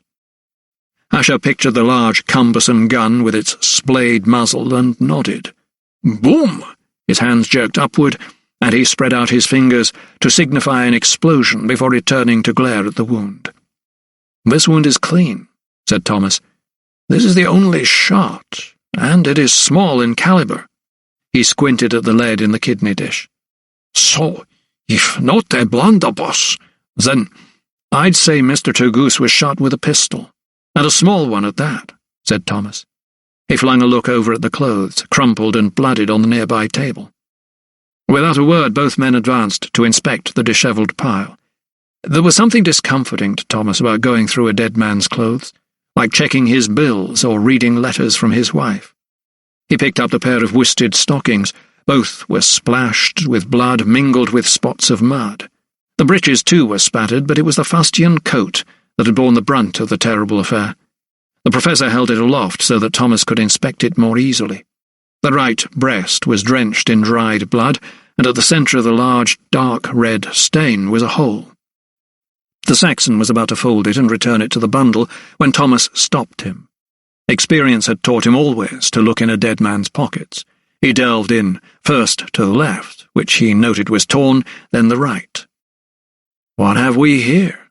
he asked, pulling out a crumpled scrap of paper. The professor leaned in, frowning, and hooking his spectacles onto his nose. "Well, well," muttered Thomas as he scanned the note. Written in an ill-educated hand were scrawled the words, "Beware of Raven's Wood." Chapter 6. Up in the woods that spilled onto the Borton estate, the men were hard at work, coppicing in the coop. The longer spring days saw them rising with the birds and taking up their tools, not downing them again, save for the odd break, until dusk. The woodland floor should have been bursting into life by now, but where clusters of cowslips and celandine would normally peep their yellow heads above the leaf carpet, the beech mast still lingered underfoot. Spring was late. The trees in this coop were hazel, beech, and a few sweet chestnut. They were particularly good for fencing. They stood with their branches thin and straight and pointing upward, like hairs on the heads of frightened men. Because their arms had been lopped before their prime, their branches neither thickened nor spread. They could not reach out and entwine in a thick canopy as they did deeper inside the forest, so that grass and moss grew at their feet, enabling cattle and pigs to graze and forage freely in the mire. On this particular morning, 2 men and a boy were working the stools to the northeastern corner of Raven's Wood, cutting mainly hazel, but a few ash and sweet chestnut standards, too, that were allowed to grow bigger for sturdier roof timbers. Although it was mid-April, the leaves of all but the oak had still not been persuaded to unfold themselves. The men did not complain. It made their task much easier. It was 7 years since the older ones had last worked the area. The poles on most of the trees had grown high, upward of 4 feet from the crown, and straight, too. There was good timber to be had for fencing and roofs, firewood as well. It was Chiltern's wood that kept London fires aglow day and night, and the coppices could barely keep up with the demand. Nearby an old mare grazed contentedly. She had been unhitched from the wagon and hobbled. By the end of the day she'd be pulling it down the hill into Brandwick, piled high with timber. Abraham Diggott, or Abe as he was known, had the most years under his belt. He'd been born in the forest, and had worked the trees for near on half a century, and now his face and hands were as gnarled as the broadest oak. It was often said by those who knew him that when he cut himself, it was sap, not blood, that ran from his veins. The dull thud of the axe, followed by the rasp of the saw, were sounds as melodious to him as the call of any nightingale. And seeing the bodies of his son and grandson move in and out of the dappled shade of the coppice as they cut through wood, gladdened his heart. This joy, this sense of being alive, was what the forest gave him. These days, however, he knew his body was failing him. It no longer obeyed his commands. Like a blunt axe, it was not fit to work. Only, unlike an axe, it could not be peened and sharpened. His time was quickly passing, and he knew his son Adam, tall and broad, would soon have to take charge. He taught him well, showing his heir by example that the quality of the cut was more important than the tool used, and that not all species of tree reacted the same. The common alder was best left untouched, and if an ash was coppiced in winter, the stool might not throw out shoots for 15 months or more. Adam's son Jake was also learning. Just 13 years of age, he already knew how to slice a clean pole. But his grandfather feared the days of the younger ones could be numbered. Rumours had been blowing around like fallen leaves for days, and when the map-makers came, the woodsmen knew them to be true. The place his family had called home for generations would soon be subject to an act of enclosure. The very trees they were felling would be used by the Borton estate to fence off not just the commons, but the forest too. Their livelihood could be cut away any time soon, just as surely as their saws could sever a branch from its trunk. When they stopped to sup their small beer close to midday, it was clear the same thoughts were troubling Adam. "We're building our own coffins," he told his father. They had become just 3, in an army of men Nicholas Lupton had engaged to fell trees for the very posts and fences intended to bar them from their livings. Young Jake was at the whetstone that had been nailed to a stump nearby, sharpening the billhooks. Adam did not want him to hear what he had to say. The older men sat on mossy trunks and ate hunks of bread. A weak sun trickled through the trees. The air smelled sweet with sap and was full of bird-song. "There'll always be need for us coppicers," replied his father, through a half-chewed mouthful of crust. "Aye, but we won't be our own men. We'll be under Borton's yoke," countered Adam. He'd heard the stories from Northampton and from south of High Wycombe. Families were being driven out of woodlands and off commons, forced to pack up their belongings and leave their messuages. They had no other choice but to head for the towns and cities to find work. A few had not gone quietly. They had gathered in the village square and broken windows. They'd even fired a hayrick in Fritwick. But in the end, those who weren't jailed still had to pack up what few belongings they had and depart. "If this petition goes through, we'll be turned out of the forest." Adam clapped his hands on his broad thighs. "Mark my words." Abe, his grey hair flecked with bark and twigs, shook his head. "We've been through hard times before, son, and we will again." Adam was not so sure. His father was of the forest, a man of the trees and of the seasons. To him everything had its turn and its place, a natural order and rhythm. But life was not so simple. One family's winter did not always give way to spring, and the promise of a good harvest was so often dashed by violent storms. "I'll not stand by and do naught as they close the wood to us." The younger man jerked his head in Jake's direction as the boy sat peening an axe. "I owe it to myself, and I owe it to him." His father shrugged his withering shoulders. "You'll do what you must do," he said, "like you did the other day." Adam shot him a nervous look. "What do you mean?" Abe gave a wily nod as he recalled seeing sooty smears on his son's forehead and neck. "I know you'll put up a fight, and I know you won't be the only one." Adam sighed deeply. "We stand to lose everything, Pa," he said. The old woodsman nodded and was silent for a moment before he raised his gaze toward the crowns of the trees in the coop, as if he half expected to take some inspiration from them. He chewed his scabby lip until finally he said, "You've a future ahead of you, son. You must do what you think fit. Only have a care for Jake. He needs you, and so do I." Chapter 7. By the time the post-mortem on Geoffrey Turgoose was complete and notes had been made, the light had begun to dwindle. After washing the blood away from his hands and scrubbing his fingernails, Thomas politely declined the offer of a schnapps with Professor Harsher so that he might go and report directly to Sir Theodosius, who was anxiously awaiting news. A good fire blazed in the grate in the study of the coroner's town house. Thomas found Sir Theodosius seated in a winged chair staring morosely into the hearth. The voluminous bags under his eyes suggested to the doctor that sleep had evaded his old ally. Indeed, his whole visage seemed to have drooped as if being pulled downward by the burden of both worry for Lydia and grief for his dead friend. It was clear to Thomas that he was in need of company. A decanter of brandy and a glass sat on a small table at his side. Acknowledging his visitor with a nod, the coroner lifted his tumbler into the air. "Get yourself one of these, will you, Silkstone?" he mumbled, pointing to a cabinet on the other side of the room. Thomas obeyed, poured himself a drink, and joined the older man by the hearth. Cradling his brandy in his chubby hand, Sir Theodosius gawked blankly as the flames danced in the grate. Sensing his mood, Thomas settled himself opposite and prepared to lend a sympathetic ear. There seemed to be a tacit understanding that as the coroner talked, the anatomist would listen.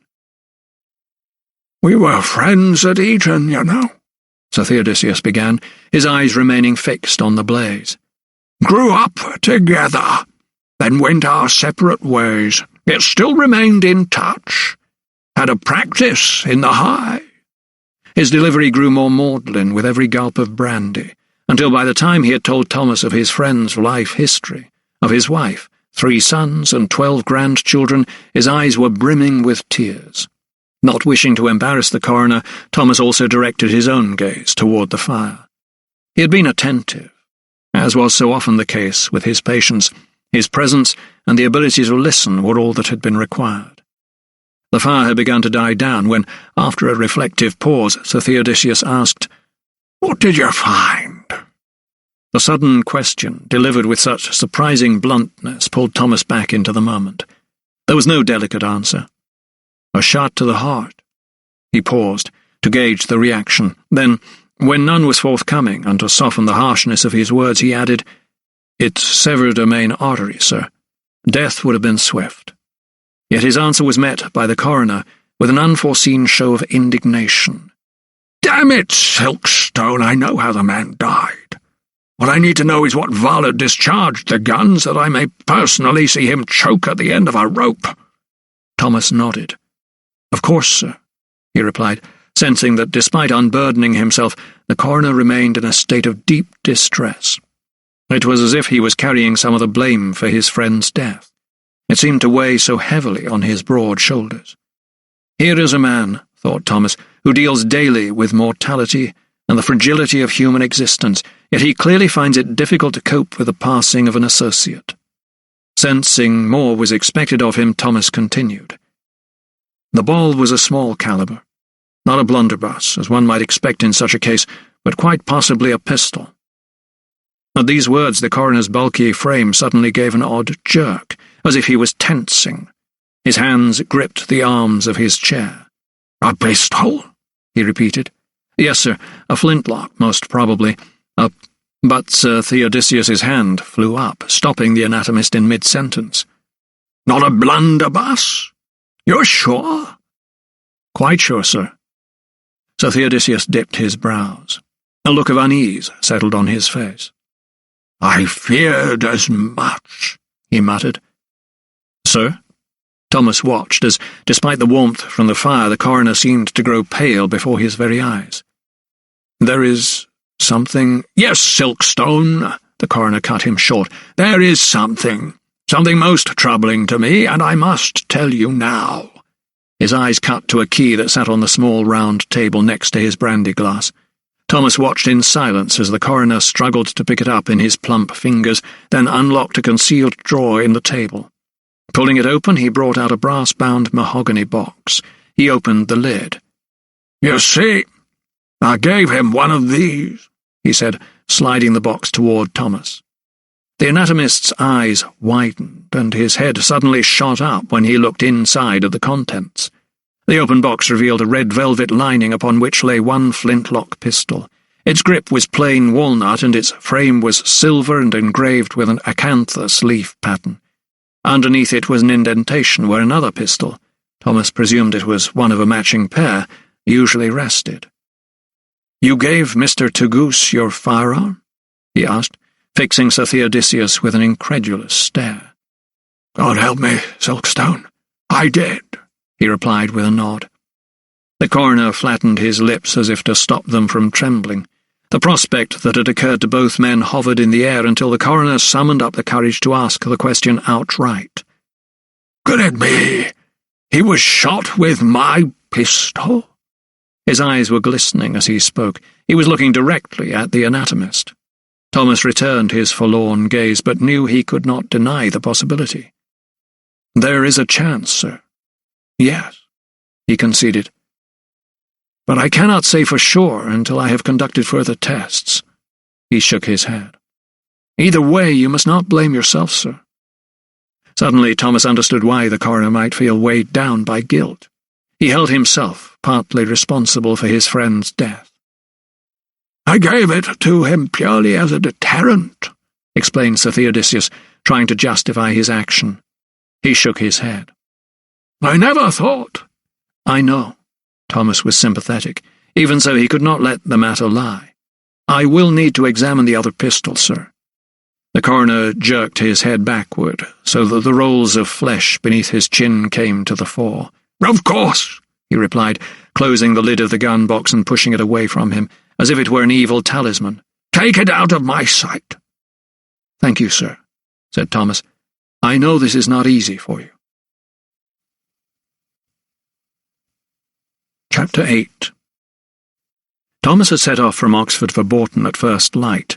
Leaving Sir Theodosius's pistol in the care of Professor Harsher, he had asked him to take the weapon, along with a shot retrieved from Mr. Turgoos's body, to a renowned gunmaker in the city. He was to ascertain whether or not the missile removed from the dead man's chest could have been fired from the other pistol in the pair. Until his suspicions were proved, Thomas needed little excuse to concentrate on his original mission, to, at the very least, gain access to Lydia. The delivery of the preliminary post-mortem report into the death of the surveyor who had been in Nicholas Lupton's employ gave him the perfect excuse. It was with mixed emotions that he finally turned his horse into Bourton's familiar driveway. He had ridden this way so many times, urging his mount to go faster so that he could see Lydia a few minutes sooner. He pictured how she would stand on the steps to greet him and how he would kiss her hand. He would let his lips linger a little longer than was seemly, and she would blush. And now she was not here. Nor was young Richard. His heart felt heavy. Everything had changed, and nothing had changed. Bourton Hall's facade remained unflinching and sturdy. Its barley-twist chimneys still smoked, but the shutters at most of the windows were closed, and no one was there to greet him. He dismounted, climbed the front steps, and rang the bell. He was gladdened when Lydia's butler answered the door. "Dr. Silkstone," he said, his voice rising in a rare show of emotion. Thomas was not sure if his unannounced visit was welcome or not. "Howard," Thomas greeted him. "I know my arrival is unexpected, but I was hoping Mr. Lupton would receive me," he said. The butler bowed and took the visitor's hat and gloves. "I shall inquire, sir," he told him formally, even though the look in his eye told Thomas that his arrival would not be greeted favourably by the new steward. Just as Howard headed off, however, the study door was suddenly flung open and raised voices could be heard. A young man whom Thomas did not recognise stomped out. His hair was flame red and his face freckled. His head was swathed in a bandage that covered his right eye, and he seemed in a most wretched state, snorting back tears. He stormed down the hallway toward the servants' quarters, barging in front of Thomas without bothering to acknowledge his presence. The obvious altercation made even the unflappable Howard arch a brow. He knocked at the open door and entered, reappearing a moment later. "Mr. Lupton will see you now, sir." Relieved at being granted an audience, Thomas nevertheless tensed as he was led into the study. He found Nicholas Lupton pacing up and down in a most choleric manner, his hands clasped behind his back. Seeing Thomas, the steward greeted him curtly with a nod of his head, which sat deeply in his broad shoulders, then made his way back to the desk. It was piled high with rolls of parchment. "So, Silkstone," he sneered, easing himself into his chair, "wherever death is you seem to follow like a scavenger crow that picks over carrion." The comparison seemed to amuse him, and he let out an odd sound by way of self-congratulation. True, Thomas had anticipated a frosty welcome from Lupton, but he was not prepared for such utter derision. The easy and affable manner the steward had displayed in front of Lydia had completely disappeared. Gone was the bluff simplicity of a country estate manager. His sun-bleached hair was now covered in a grey wig that aged him by at least 10 years. It was clear he carried a weight of authority on his stocky frame that he had not previously displayed. Nevertheless, the excuse fitted Thomas's plans perfectly.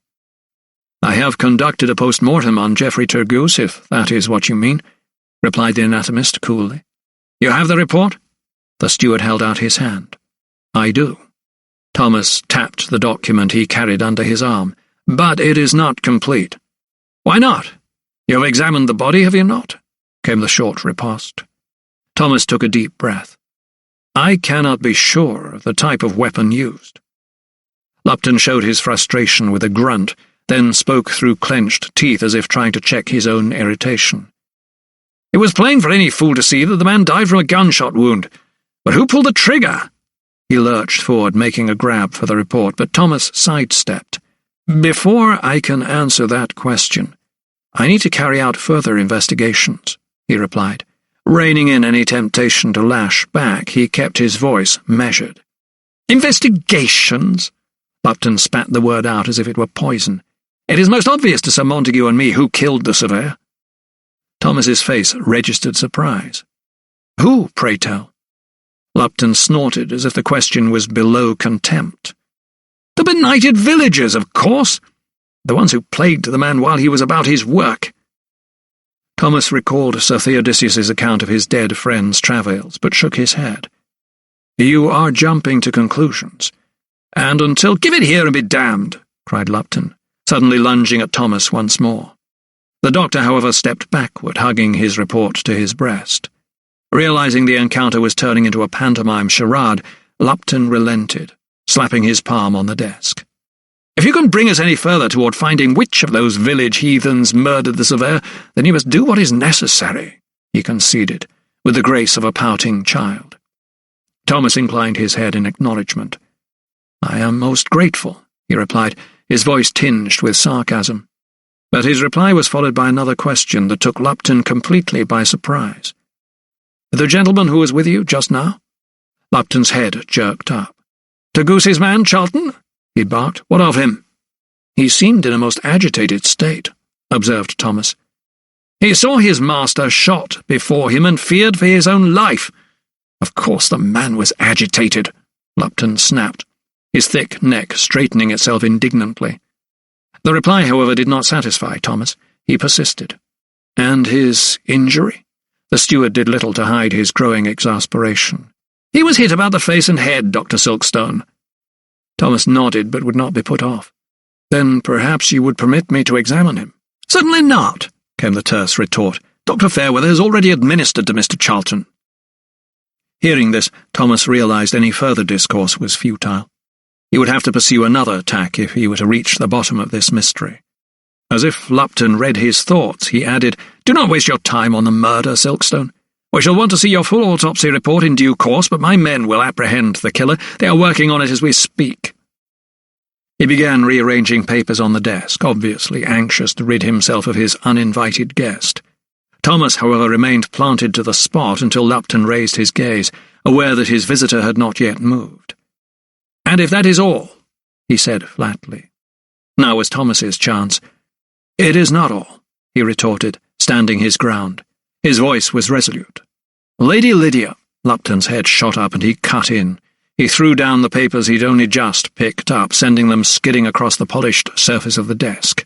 "Of course, you've come to plead her ladyship's cause," he said with a sour smile. "You know she is locked up for her own good." Thomas felt his nerves tighten. "She is locked up for no one's good apart from Sir Montague's and your own," he replied, trying to curb his mounting frustration. "I know of your plans to enclose the estate. I also know that her ladyship would never have agreed to them." He heard his own voice rising in anger as he spoke. Lupton's reaction was, however, surprisingly cool. He slumped back in his chair and eyed Thomas. "What is it that you want, Silkstone? Money? A better position at one of the London hospitals? I am sure it can be arranged." The volley of insults, coming thick and fast as they did, momentarily disarmed Thomas. He had not anticipated such slanderous suggestions, nor had he been prepared to be bribed. Such a change of strategy unnerved him, but he nevertheless took advantage. "I wish to see her ladyship," he said. He knew if he asked for her freedom, he would have even more scorn heaped upon him. Lupton's head seemed to sink back into his shoulders for a moment. He tented his fingers and sucked in his cheeks in thought. "You wish to see her ladyship?" he repeated. "I am in the midst of seeing through an Act of Parliament for the benefit of this great estate, and you wish to see her ladyship?" He was shaking his head in disbelief, trying to belittle Thomas. "I am aware you have weighty matters to consider," replied the doctor, He resolved to keep calm. The villagers' reaction to enclosure, and the surveyor's murder must make your task all the harder. The steward eyed Thomas again and huffed. "You should not get involved in matters that do not concern you," he snapped. "I really do not have the time." He slapped the desk with his palm once more. "Her ladyship's welfare is my concern," replied Thomas, countering Lupton's anger with a coolness that he found very difficult to master. "Oh," Lupton grunted in a show of exasperation. "Very well." Taking a sheet of paper from the desk drawer, he scrawled a few words hastily and blotted the missive. "Take this and give it to the superintendent at Bethlem," he said, holding a lighted candle to his melting sealing wax. "It will give you access to her." The red wax dripped like drops of blood onto the paper, pooling into a congealed mass. Lupton then stamped it with his ring. "Here," he said, holding out the letter. He deliberately looked away as if the very sight of the doctor irked him. Thomas felt as though he was being summarily dismissed. It was clear his presence was not welcome at Bourton. Nevertheless, he knew he could endure any number of insults just as long as it furthered his purpose. To his great surprise, he had achieved his goal. After all these weeks, he would finally be able to see Lydia. Chapter 9. As luck would have it, Joseph Makepeace, Brandwick's berryman, as haggard and world-weary as most of the corpses he lowered into their graves, had spotted the party from Bourton as it neared the churchyard toward midday. He had alerted one of Will Ketch's lads who ran to tell old Brindle, the bellman. In less than 10 minutes he was ringing his bell, broadcasting to the entire High Street what was about to happen, and the villagers began heading toward St. Swithin's.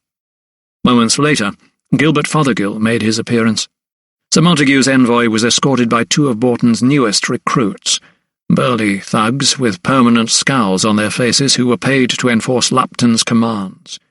The fussy little clerk had arrived to read out the Act of Enclosure on the steps of St. Swithin's as required by law. Soon it seemed that the whole of the village had gathered outside the church to hear what this unimpressive emissary from the estate had to say.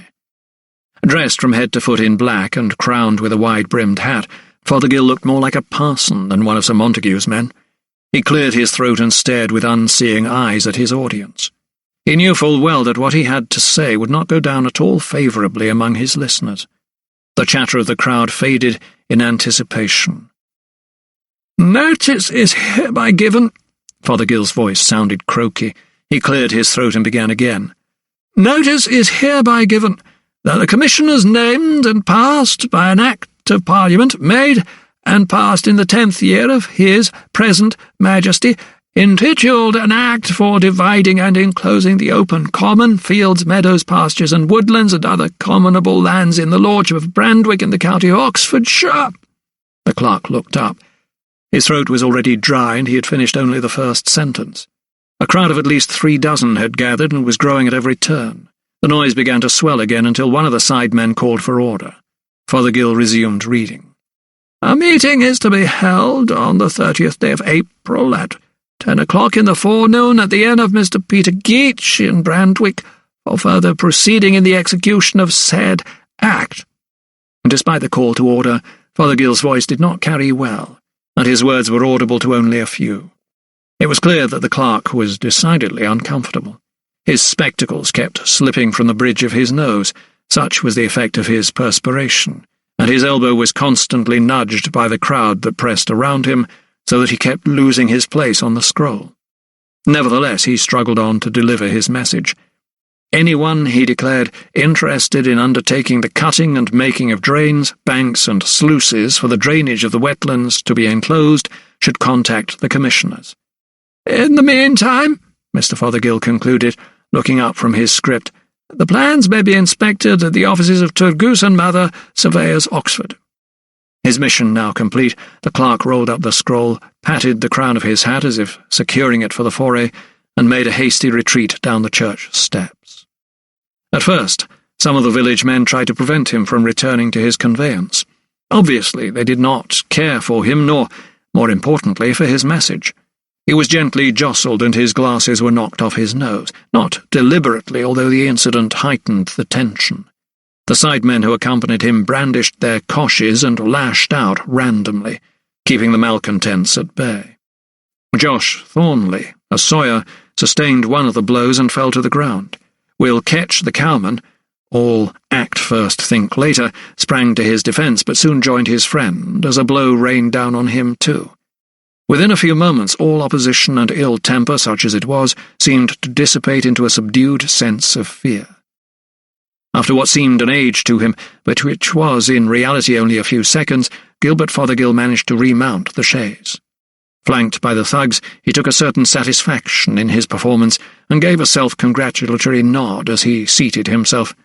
The wheels of enclosure had been set in motion.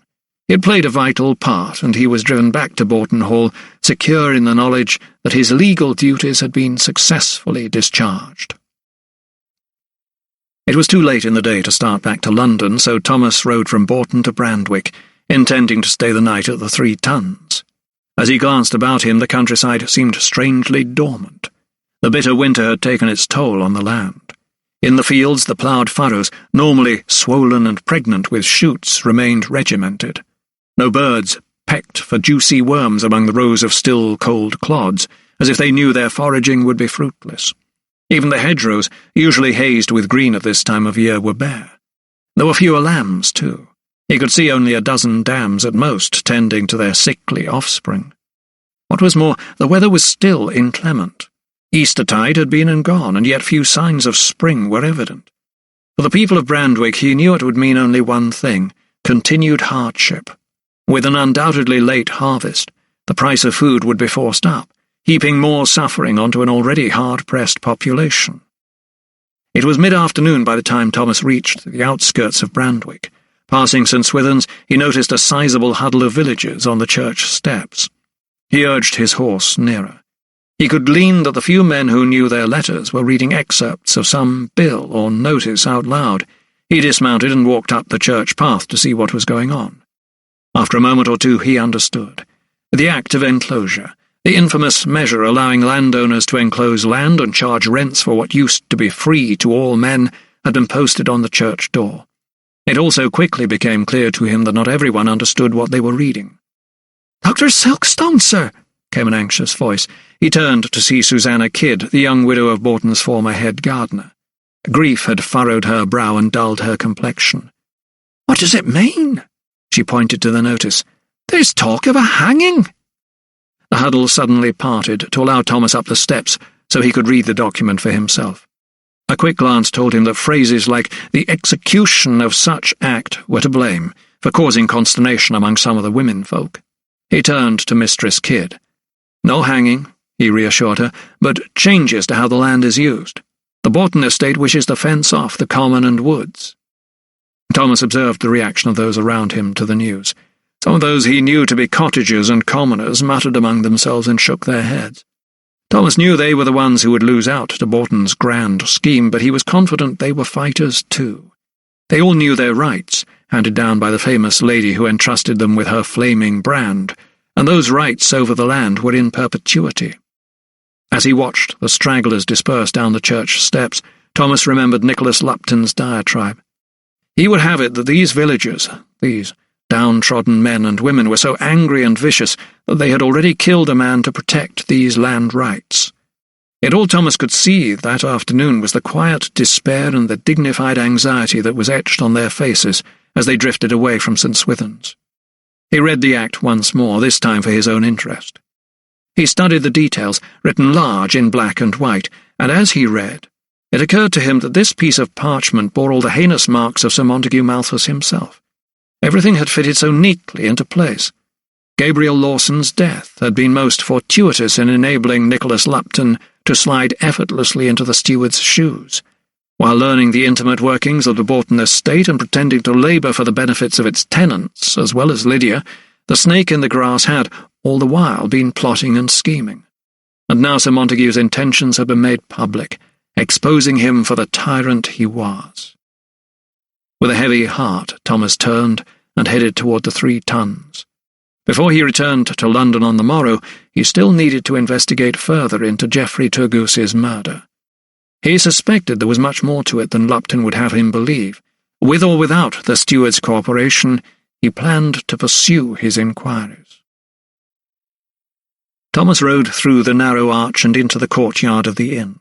Hearing the clatter of hooves on cobbles, the stable lad, his hair greasy and limp, loped forward with an odd gait to greet him. The anatomist quickly noted that he had an artificial leg, a shaft fashioned, it seemed, from metal, and held fast below the knee. It did not appear to hamper the youth, however, and he swiftly took Thomas's mount and unloaded his saddlebags, which contained a change of clothes. Ducking through the low back entrance, Thomas found himself in the inn's familiar hallway. The flags were sticky with ale, and stale smoke hung in the gloomy air. Since there was no one at the reception desk, he ventured into the bar where he spied the landlord. A wiry, thin-lipped Peter Geach, his eyes close-set and beady, was deep in conversation with a heavily built man Thomas did not recognize. Dapperly dressed for Brandwick in a brocade coat and riding boots and wearing a black wig, the stranger leaned nonchalantly against the counter. Pulling at his earlobe with his forefinger and thumb, he kept his head low and his face turned from sight. An open bottle of fine French wine was at his side. Seeing the doctor approach from the corner of his eye, Geach broke off from his patron immediately as if he were a hot coal.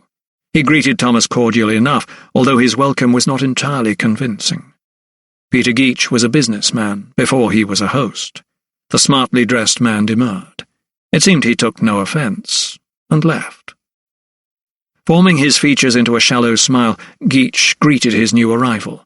"Dr. Silkstone, sir," he beamed with false enthusiasm, adding, "What an unexpected pleasure." Thomas nodded, brushing aside the remark. "I would stay in one of your rooms for the night, if you please," he said. He was painfully aware that all of Brandwick knew his business and of the terrible goings-on at Bourton.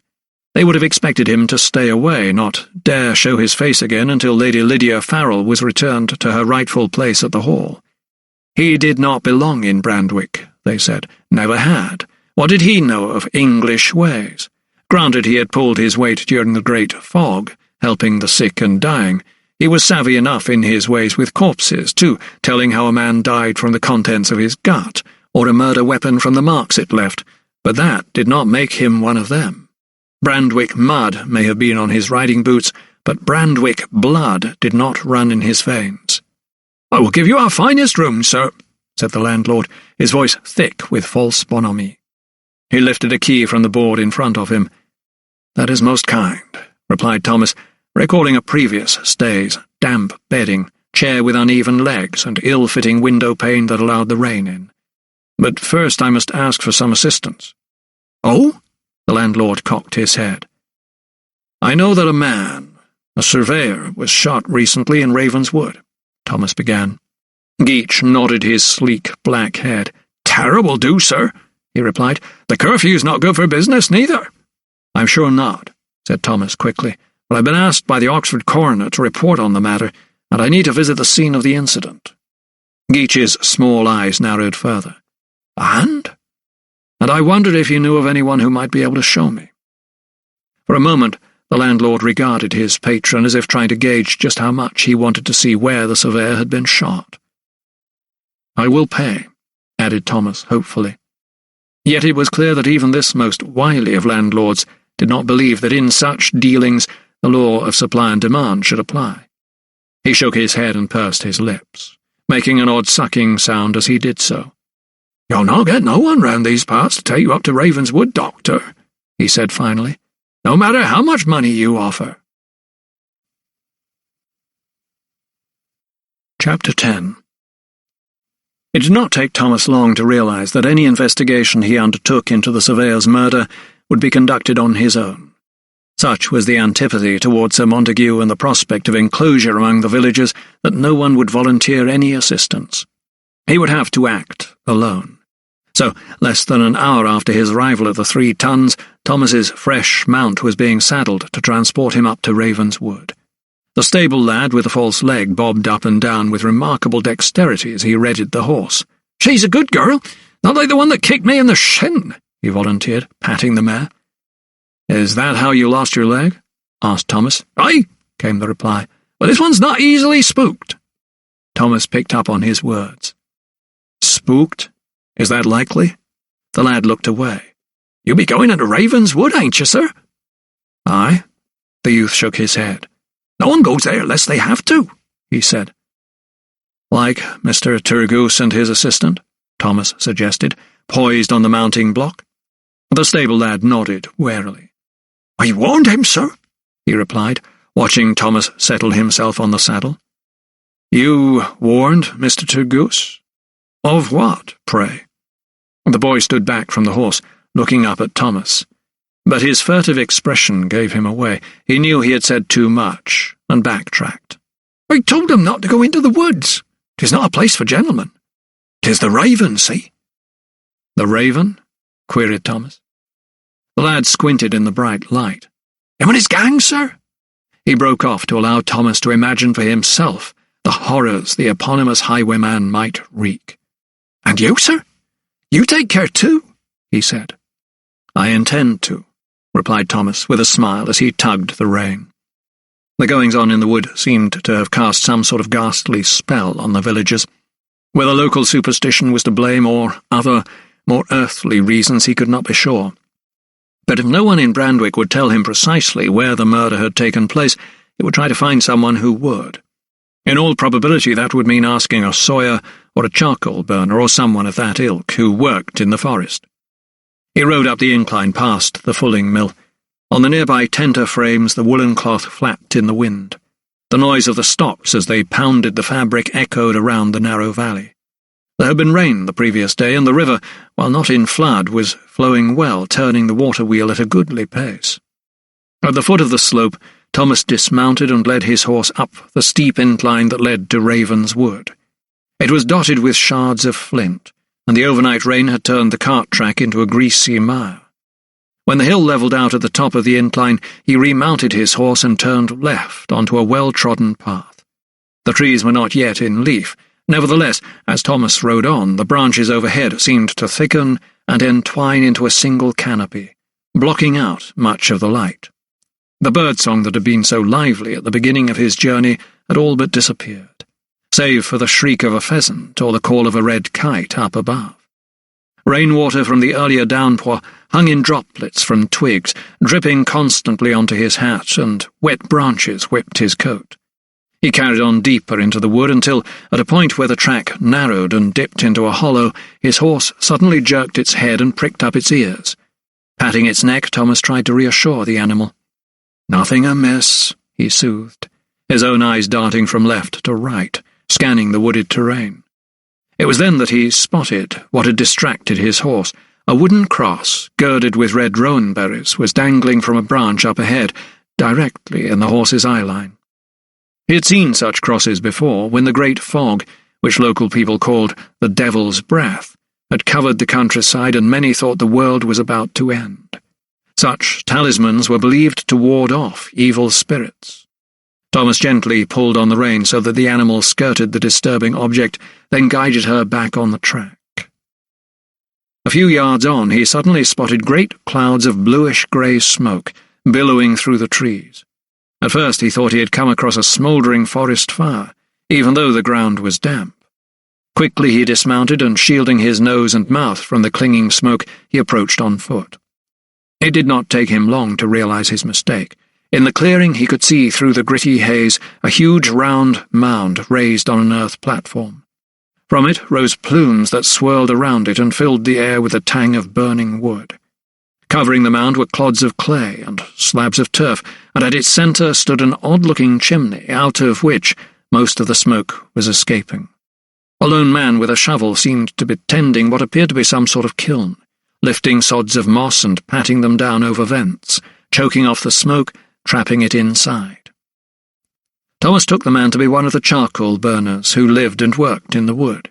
He was small, but solid in build, and on his head he wore a strange kind of leather bonnet with flaps that covered his ears. It was tied by laces under his chin. His face and hands were so deeply ingrained with soot that he looked as though he had been dipped in tar. The workman did not notice his visitor at first, or if he did not acknowledge him. He seemed too busy with his shovel, firming down the clods, until after a few minutes he stood back to take stock of his work. He coughed and spat forth sooty spew. It was then that he caught sight of Thomas out of the corner of his eye. He looked at him warily.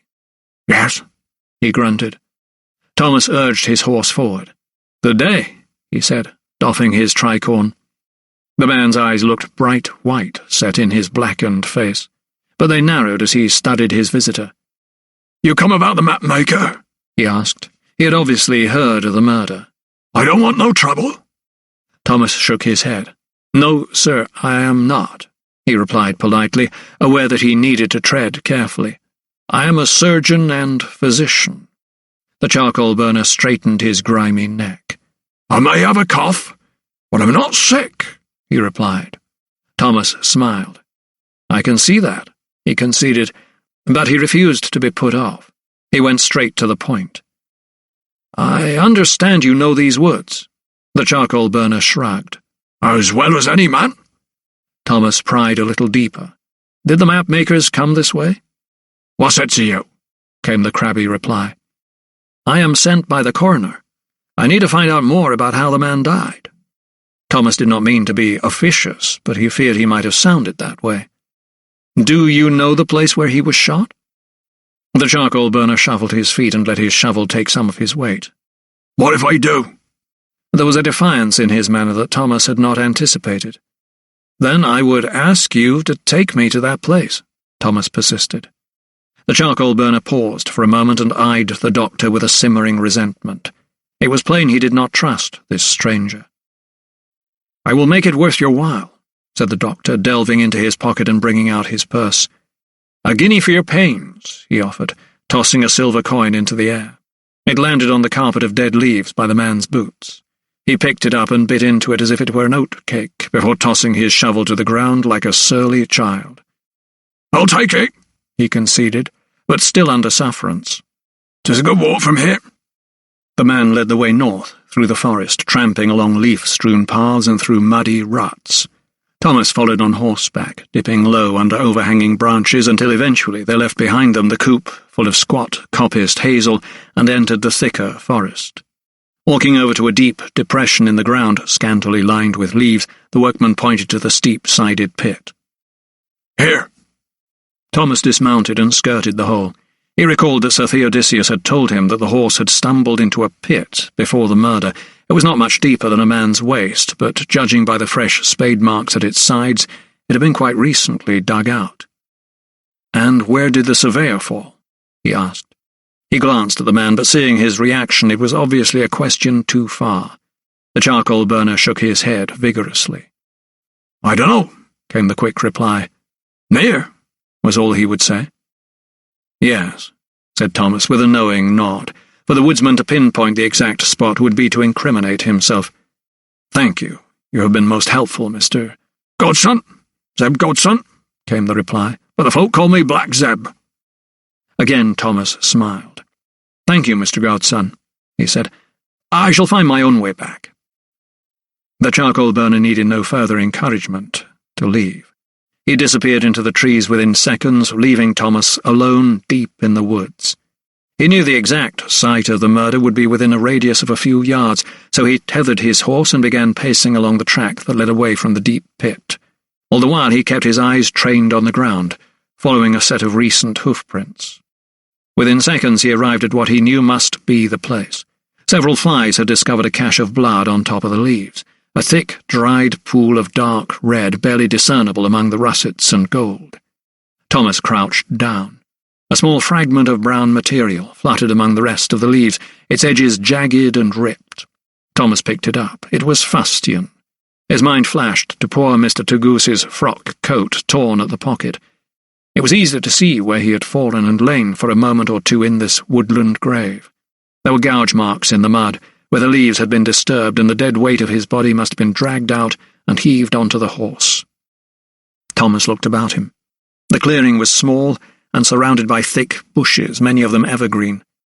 It would be easy for men to lie in wait here, unseen and ready to pounce. He pushed his way into the thick undergrowth, looking for signs. Footprints in the mud, scraps of clothing, any clues left behind by Mr. Togoose's attacker or attackers. Despite his best efforts, he found nothing and decided to return to his horse. It was just as he put his foot in the stirrup and grabbed hold of the saddle to heave himself up that he noticed his right sleeve. It was covered in what appeared to be black dust. He inspected it more closely, but did not brush it off. He dismounted and returned to the bushes from whence he had just come. Peering at the waxy leaves of a large holly bush, his eyes scanned the foliage, looking for something out of the ordinary. It was then he spotted it. Some type of blight, he thought at first. When he touched what appeared to be the black mould and rubbed it between his forefinger and thumb, however, he was not so sure. He needed to take a sample. Meanwhile, less than half a mile away, Maggie Cuthbert, or Mad Maggie as most people called her, sat in her tumble-down cottage nestled among the beeches. Although she was a cunning woman, gifted with certain powers, or so she said, she had not needed any show-stones to tell her that something was wrong in the woods the afternoon the surveyor was killed. For as long as anyone could remember, she'd hawked her herbal remedies and her hag stones in Brandwick. For the soothing of stomachache, Brandwick belly as it was known, her lavender water was proving particularly popular these days, and for the few who'd crossed her palm with silver, for amusement or mere curiosity, she'd read her show-stones. Rolling them on the flat ground with a shake and a flick of her scrawny wrist, she'd study them carefully. Sucking at her gums, she'd either shake her head solemnly or twitch her lips into a smile and nod, depending on what she said she saw. A few people believed her. Many did not, but on this particular afternoon she hadn't needed her powers to know something was amiss. Her fowl had told her, her chickens and turkeys. They'd clucked and squawked and gobbled, and above their din she had heard a horse whinnying. She'd been sitting by a hissing fire at the time. The logs were damp and the room was smoky. Using the last remnants of daylight, she'd been threading a chicken feather through the memory cord that hung by the door, each one marked a week since her husband passed. She'd not wanted to lose track of time, so every 7 days she looped another feather into the yarn, just to remind her of her old Jack. She counted the quills. It had been 36 weeks since he'd died, choked by the devil's breath, like so many others. The monstrous fog had scoured his lungs and caused him to cough blood. Soon she'd have to start a new cord. At the sound of her hen's clamour, she'd craned her scraggy neck to look out of her window. It was then she heard the noise that caused her most alarm. It had split the peaceful air with a mighty crack, like lightning cleaves a sturdy oak. It was the blast of gunshot, of that she was certain. Her first thought was that the Raven and his men were abroad, out to prey on innocent travellers. She'd drawn her bolts, blown out her candle, and kept low. It was then, from her window, that she saw the bushes shake and the dark shapes of men race away from the thicket. There were 3, or maybe 4 of them. She watched them charging down the track as if the very devil himself were in hot pursuit. She had a good idea who they were, so she was more curious than afraid. The next time she opened her door was on the following day. 3 sidemen in Borton livery dismounted on the dead leaves outside her cottage. They knocked and called her name. A gentleman had been murdered, they said. Had you seen or heard anything? They asked. She shook her head. She did not like this new breed at Borton. They would have to break her old bones on a rack wheel before she'd tell their sort anything. "An old woman like me lives in fear," she cried, spittle flying from her gums. "There's always footpads and highwaymen abroad." She pulled her shawl over her baggy breasts as she spoke. "And there's my hands. Not late today, they haven't," she told them, even though, in truth, she hadn't ventured out to look. One of the men, their leader, she guessed, built like a brick barn with not a hair on his head, barged past her and cast an eye round her room, the dried herbs hanging from the rafters, the kettle by the hearth, the filthy rags on the bed, the dark corners festooned with webs. "You heard no men? No gunshot?" Maggie shook her frizzy grey head. "I heard nothing," she replied. She knew if she told them she'd seen a huddle of woodsmen up ahead fighting their way out of the thicket like things possessed, no matter what their purpose, they'd be hauled over the coals. Chapter 11. Returning to Brandwick later in the afternoon, Thomas intended to go straight to the 3 Tuns. He did not wish to be interrogated by Geach, or anyone else for that matter, on what he had found in Ravenswood. Circumstances, however, conspired against him. As he rode into town at the top of the high street, he could see that a crowd of people had gathered round the square. He urged on his horse. "What goes on?" called Thomas to a man on his way to join the throng. "Commoners' meeting!" he yelled over the din. The commoners, there were 103 of them, were congregating. Their rites were ancient, set in the stones of the common, stored in the sap of the woodland trees and cut into the boggy turf of the marshes. Had not the Lady of Brandwick herself bestowed the gift upon them, and now they were being challenged. Covering an area 2 miles to the north of the Market Cross and 3 to the east, Brandwick Common spanned grassland and scrubland, a river and several ponds, hillocks and downs, hollows and ridges. An elected council met every year to distribute plots of land and set the stint for pasturing animals to prevent overgrazing. Since time immemorial, each allotment had consisted of long strips of land often separated from one another so that no one received more than their fair share of the best parcels. And when the harvest was gathered in, the poorer families could glean the grain that remained on the ground. It was then the turn of the horses, cows and sheep to move in and graze, depositing manure to nourish the earth for the next year's crops.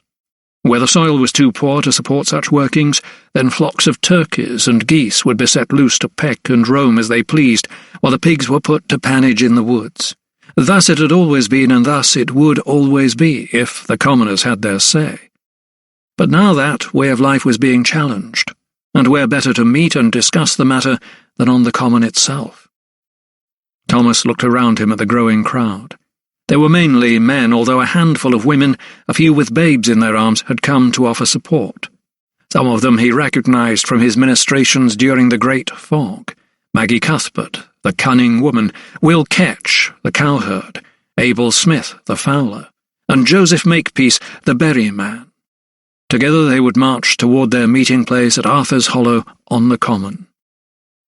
Despite being an outsider, Thomas knew he had a duty to attend this villagers' gathering for Lydia's sake, if not his own.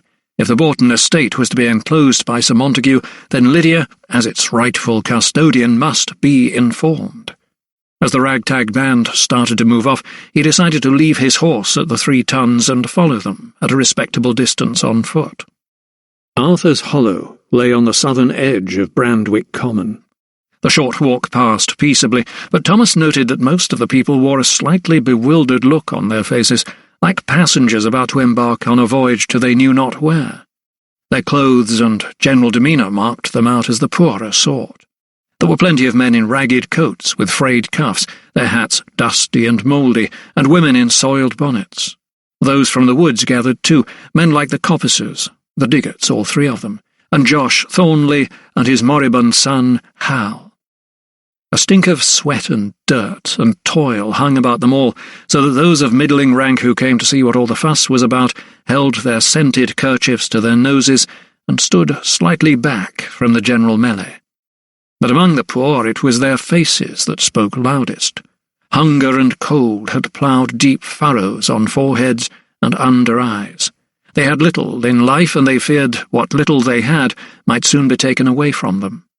Nevertheless, the atmosphere was fearful rather than angry, curious rather than belligerent.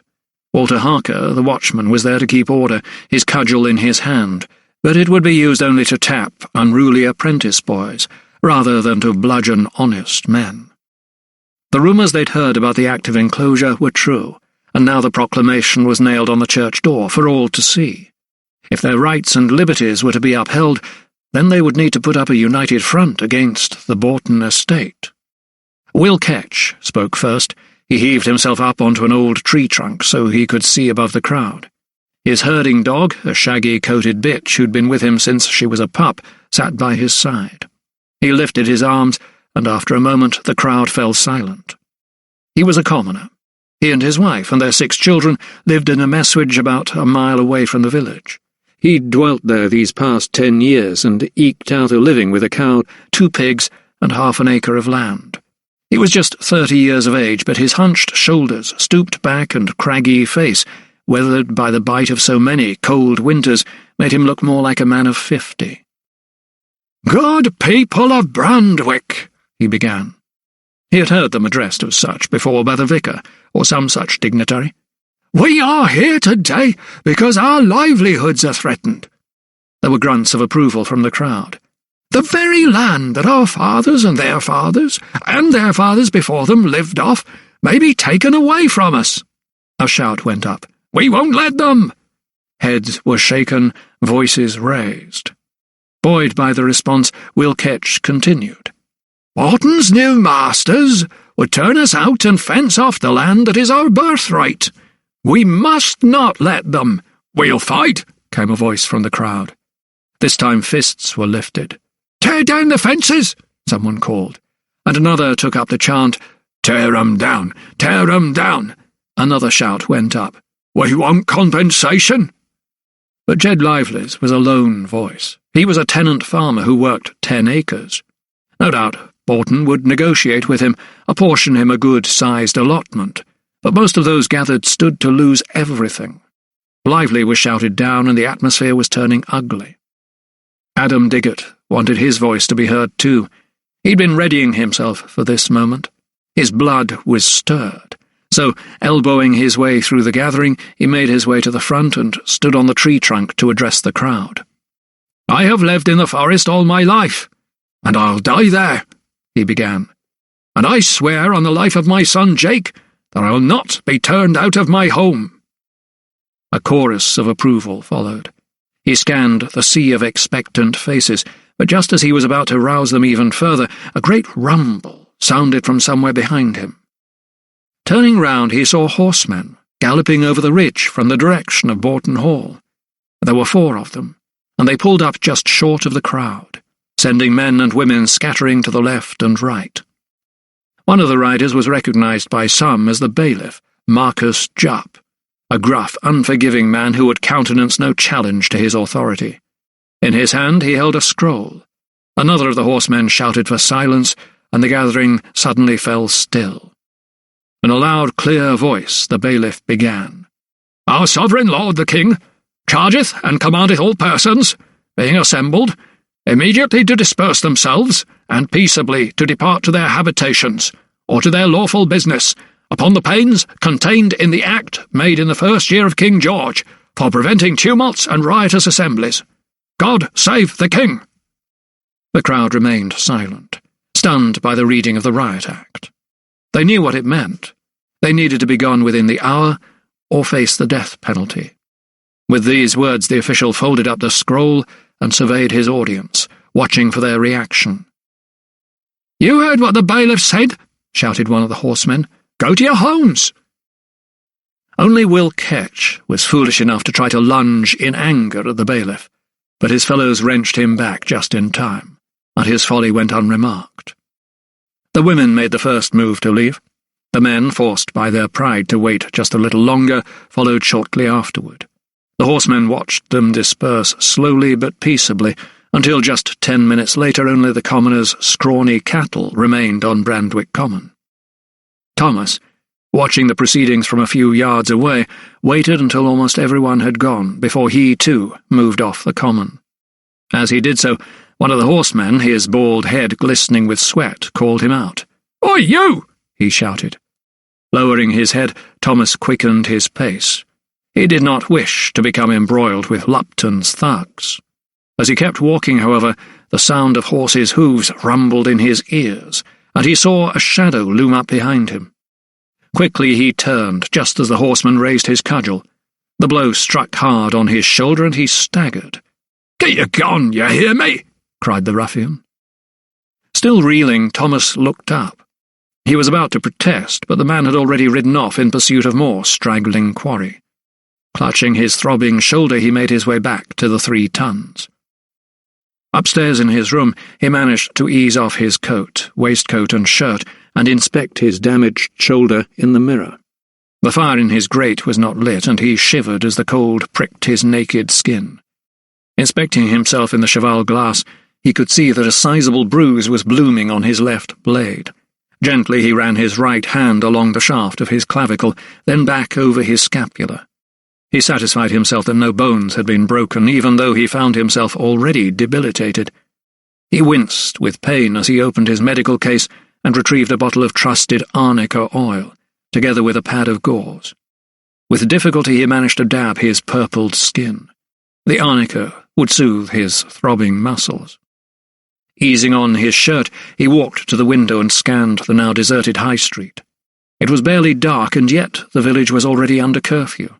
Even the piss-cart men who collected urine for use in the fulling mill had to put off their unsavoury work until the morning these days. It was only a few weeks since Thomas had last been in Brandwick, and yet so much had changed. Bolton Hall was being inhabited by a usurper, an impostor. Nicholas Lupton was an occupying force. He had no right to be there, and the people of the village were living under siege. Their woes had increased since Lydia's enforced departure, and were about to multiply even further if Sir Montague had his way on enclosure. Above the rooftops, the soft curves of the hills rose gently beyond the town. Thomas lifted his gaze, and as he did so, something caught his eye. He glanced up to his right. The dark stain of Ravenswood was silhouetted against the fading sky, but somewhere within the forest he saw two pinpricks of light dancing in its midst. Lydia always teased him that it was a place of nymphs and sprites, of elves and hobgoblins. She'd spoken of the woods with a childish glee that conveyed a mixture of excitement and fear. Thomas watched the lights for a moment. They disappeared, only to reappear a few seconds later. Lydia's fantastic hobgoblins were poachers, he assumed, or worse still, highwaymen. He remembered the stable lad's warning about the raven, preying on unsuspecting travellers who were brave or foolish enough to venture through his domain. He had just begun to close the shutters on the night when his eye was snagged by a movement below his window. A cart was rumbling past, its cargo covered with a canvas sheet, and on the driver's bench sat Peter Geach, accompanied by the young stable lad. What delivery could be so important that they risked arrest for breaking the curfew, thought Thomas. They trundled unchecked up the high street in the direction of the fulling mill and the woods. He watched them until they disappeared into the darkness, then let the latch fall on the shutters. Such nighttime pranks were not his concern. He must try to rest before his journey back to London. Tomorrow was an important day. Tomorrow, if all went to plan, he would take another step closer to Lydia. Chapter 12. The moment the Bethlehem clerk lifted his familiar bulging eyes and saw Thomas, he immediately reached for the bell to summon the guards. As soon as he did so, however, the doctor whipped Lupton's letter from his pocket. "Before I am forcibly ejected, I would ask you to read this," he said, flourishing the missive. The clerk arched his brow and looked at the anatomist sceptically. He snatched the paper and unfolded it as if it were a foul-smelling rag. Reading the contents quickly, he cleared his throat and looked up to meet Thomas's gaze. His usual scowl suddenly dissipated as he rearranged his features into a less threatening expression. "Dr. Silkstone, of course," he said grudgingly. "You wish to see Lady Lydia Farrell." Thomas resisted the temptation to reply that of course he wished to see Lady Lydia, and had been trying to do so, as the clerk knew only too well, for the past 8 weeks or so. Instead, he simply nodded emphatically to signify what seemed a small but significant victory. Yet he remained anxious even when the clerk issued him a ticket that granted him access. He stared at the small piece of paper. It was as if he were going to see a matinee in Drury Lane. At least Bethlehem's patients were now shielded from public view. Up until a few years ago, they were regarded as peep-show freaks. Now, thanks to a decision by the Court of Governors, they could at least be accorded a little dignity in their various states of madness. Scrutinizing the scrap of paper, he realized it granted him access not to a female ward, but to the principal's office. He was glad of it. Now he would be able to demand answers directly. He could insist on Lydia's release in front of the man who had the power to grant it. Up ahead lay a great staircase. On either side were large iron grilles, one on the left that opened onto the men's gallery, and the other to the women's. Thomas stood in front of the grill and took a deep breath. As he walked through this last door, he sensed that his own descent into hell was about to begin.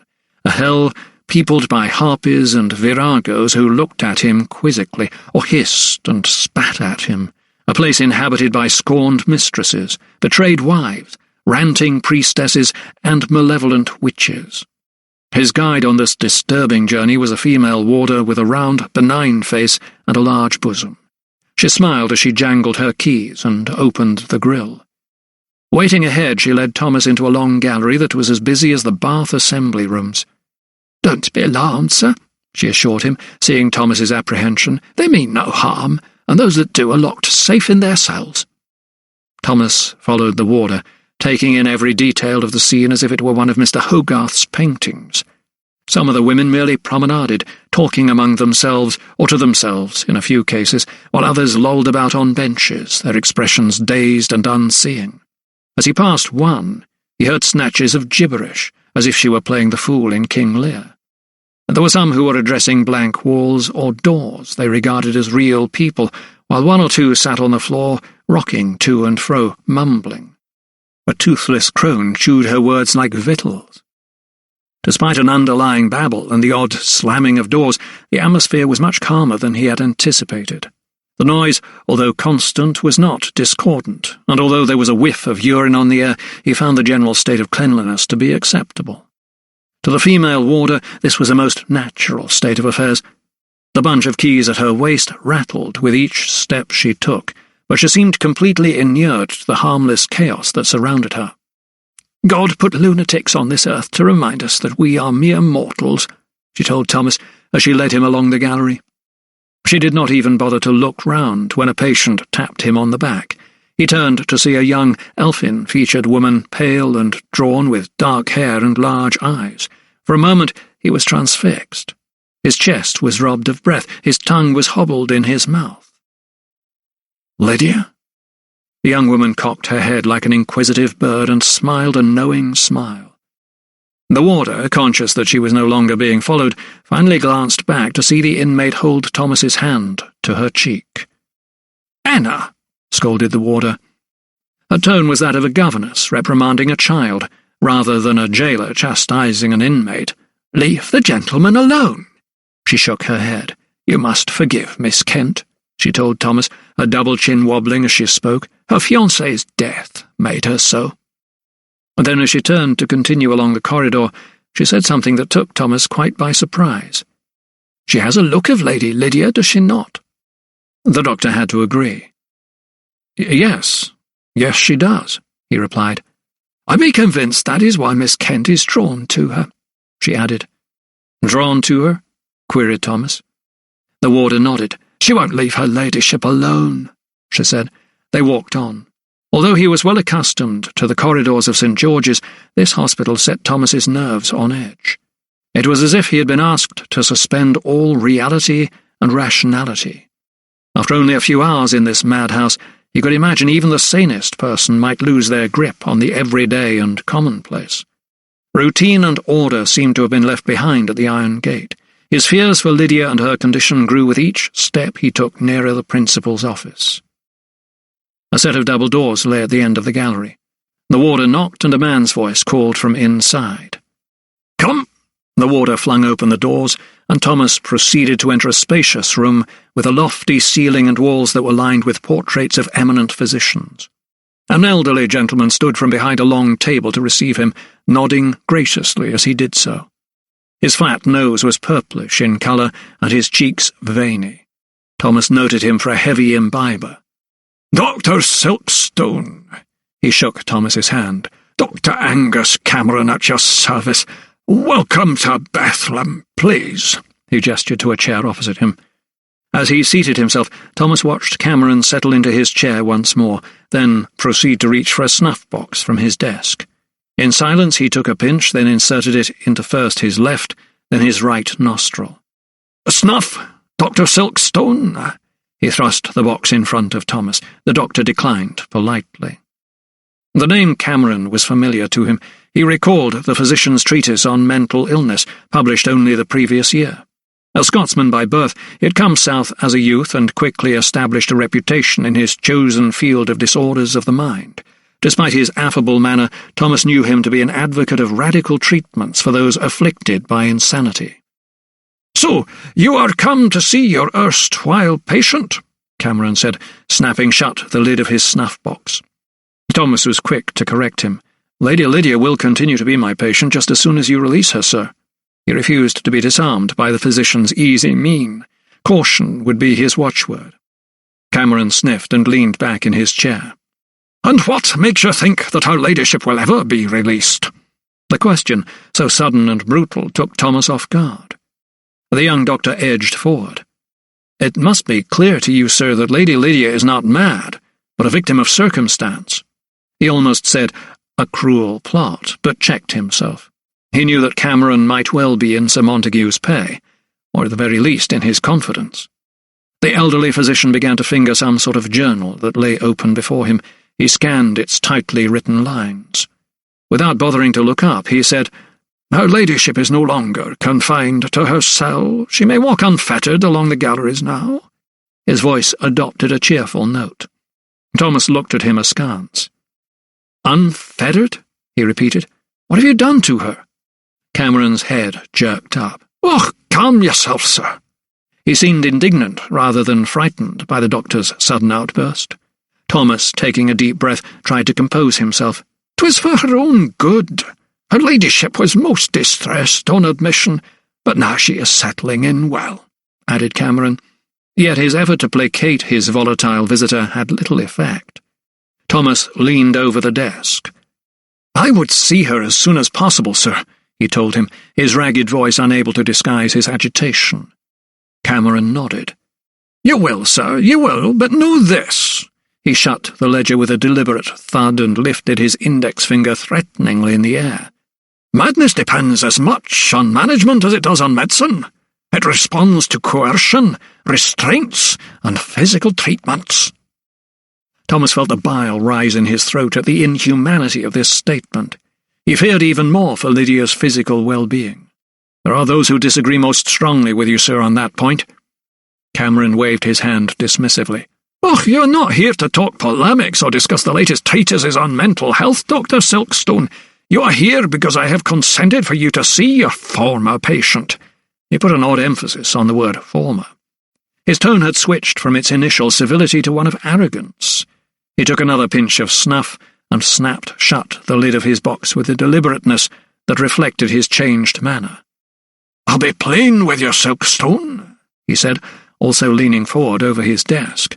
"I'm allowing this visit purely because of this letter from Lupton." He tapped the paper that lay beside him. "Her ladyship's mental state is delicate, and any sudden upsets might cause her to relapse." He reached for a small bell on the table and rang it. "Lady Lydia will be with us shortly," he said with a nod, as the plump warder appeared at the door. An awkward silence swelled between the two men, and Thomas felt his stomach knot once more.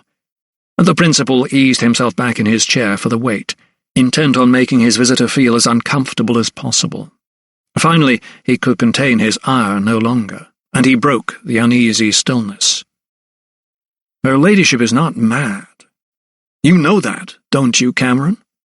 The Scotsman's brow furrowed, and a look of puzzlement altered his features. Shaking his head, he said, "I am afraid I am at a loss to understand your outrage, Dr. Silkstone.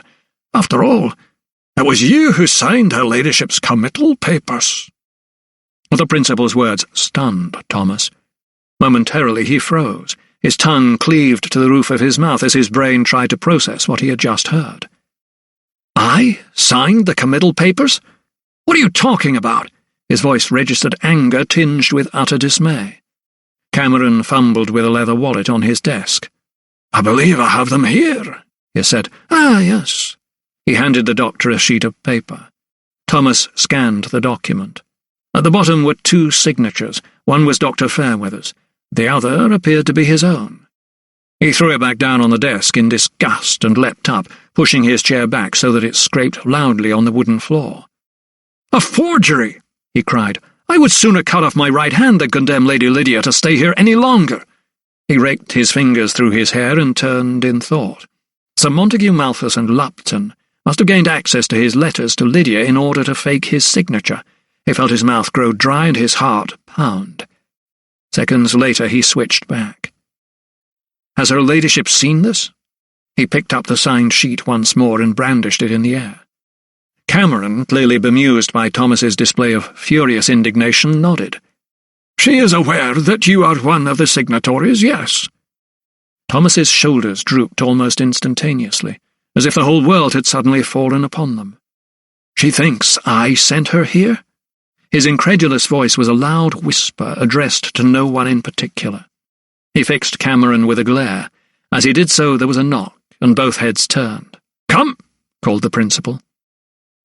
Thomas watched as, at the far end of the room, he saw a small, slight figure take faltering steps through the open door. He could not be sure it was Lydia. The warder was at the woman's arm, supporting her. Forcing himself to check a great urge to run up to the woman, if indeed it was Lydia, and hold her, he watched every achingly slow step with growing alarm. "What have you done to her?" He shot a look of incomprehension at Cameron, but the principal remained unrepentant. He, too, was watching the woman's deliberate and clearly bewildered progress toward them. "Nothing more than a purge and a good bleeding, both requisite to the cure of madness, Dr. Silkstone," came the glib reply. As the woman drew to within a few feet of him, Thomas felt the blood drain from his own face as surely as if it had been drawn from his body. It was Lydia, of that he was certain, but her cheeks and forehead were white and papery, and under her eyes were dark shadows. Of her lustrous chestnut hair there was no sign. She had been severely shorn, and what remained barely covered her scalp. What was more, her painfully thin frame was encased in a stiff white jacket with long sleeves. Thomas looked for her hands. He could not see them. Suddenly he realized with dismay that her arms had been crossed in front of her body and tethered by ties on the sleeves at the back. He flashed a look of horror at her, and saw her brown eyes suddenly latch onto his. They stayed there for just a moment, but it was a moment in which hope flickered before her gaze swam away from him once more. Terrified that Lydia might be lost to him, Thomas shot an angry glare at Cameron. "Why is she wearing this vile jacket?" He heard the fury in his own voice, even though he had tried to suppress it.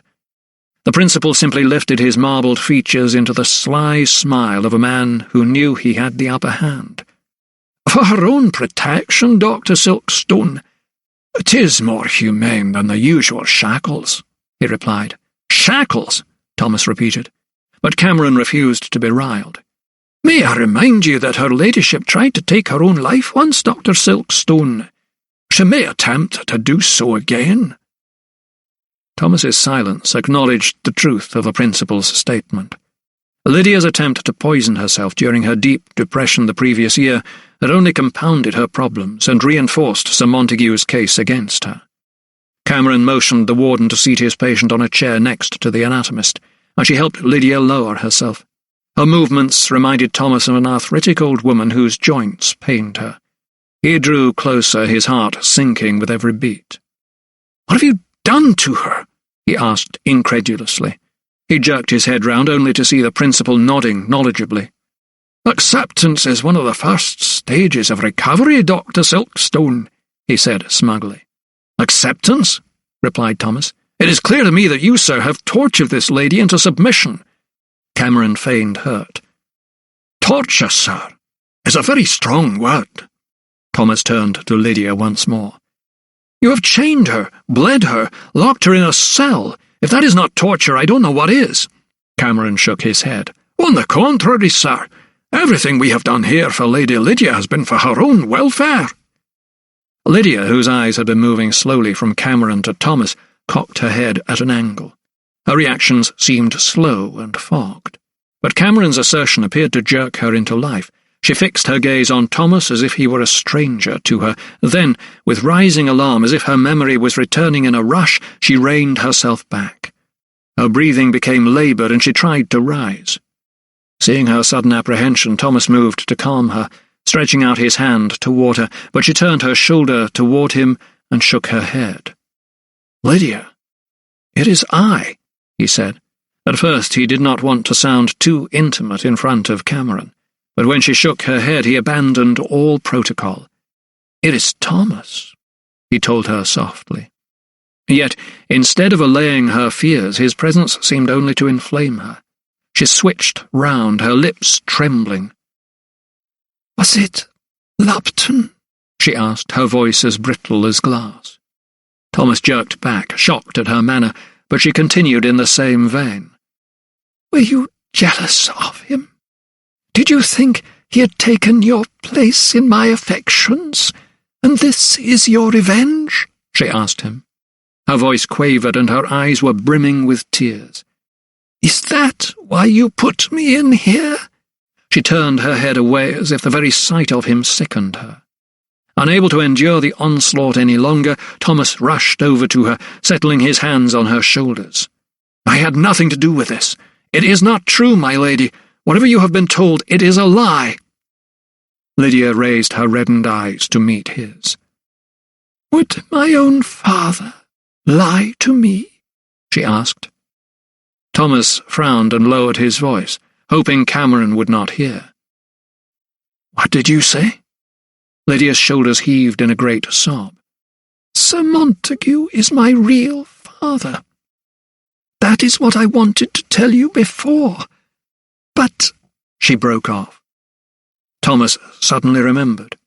It was true, she had been about to impart some news to him at Bourton after the lawyer's operation. Taking him by the hand, she had led him over to the window seat in the drawing room, but Howard had called him away. He frowned. He is your father? He told you himself? Thomas's words were barely audible, but Lydia kept her gaze on him and nodded. A scenario flashed through the doctor's mind. Thinking he was about to die, Sir Montague must have confided the truth to her. Then, when the procedure was successful, he had been filled with regret, fearing the implications of his admission. The secret was out, only now Malthus wanted it suppressed. Thomas pulled back from her and straightened himself. You have been cruelly treated, but believe me, I will do everything in my power to see you are released as soon as possible. His glare snagged Cameron's. Can you not see that her ladyship is a victim in all of this? Here, the whim of Sir Montague Malthus, and that your so-called treatment is a travesty, sir? Cameron remained calm. The ability to manipulate can also be a symptom of madness, Silkstone, he said dryly. I know of your feelings toward her ladyship, and she is able to abuse your— He searched for the right word. Affection toward her. Thomas strode toward the Scotsman. Lady Lydia Farrell is my patient. He flung a finger behind him in Lydia's direction. What you are doing is not only unwarranted, 'tis inhumane, and as her ladyship's physician, I must ask you to discharge her immediately. Still Cameron refused to be moved. Such scenarios were commonplace to him. How many husbands had come to him, asking him to declare wives insane because they were either errant or barren, or both? Granted, this case had been slightly more complex. There was no cuckolded husband, no jealous lover. Nonetheless, Sir Montague Malthus's motives for wanting Lady Lydia Farrell put out of harm's way had been sufficient for him to pay 10 guineas a month for her incarceration. The principal returned with a valid riposte. And what of her unprovoked attack on Mr. Lupton? I'm told she flew into an hysterical rage and brought blows down on him. Cameron was staring at Lydia as he delivered his question with a chilling assuredness. Lydia dropped her gaze, and her lip trembled. I must confess to that most shameful outburst, she said, but it was not unprovoked. Cameron's hand flew up to signify he had heard enough. He turned to Thomas. So, Dr. Silkstone, he said smugly, tenting his fingers, by her own admission it is right that her ladyship is confined here. Can you see that, aye?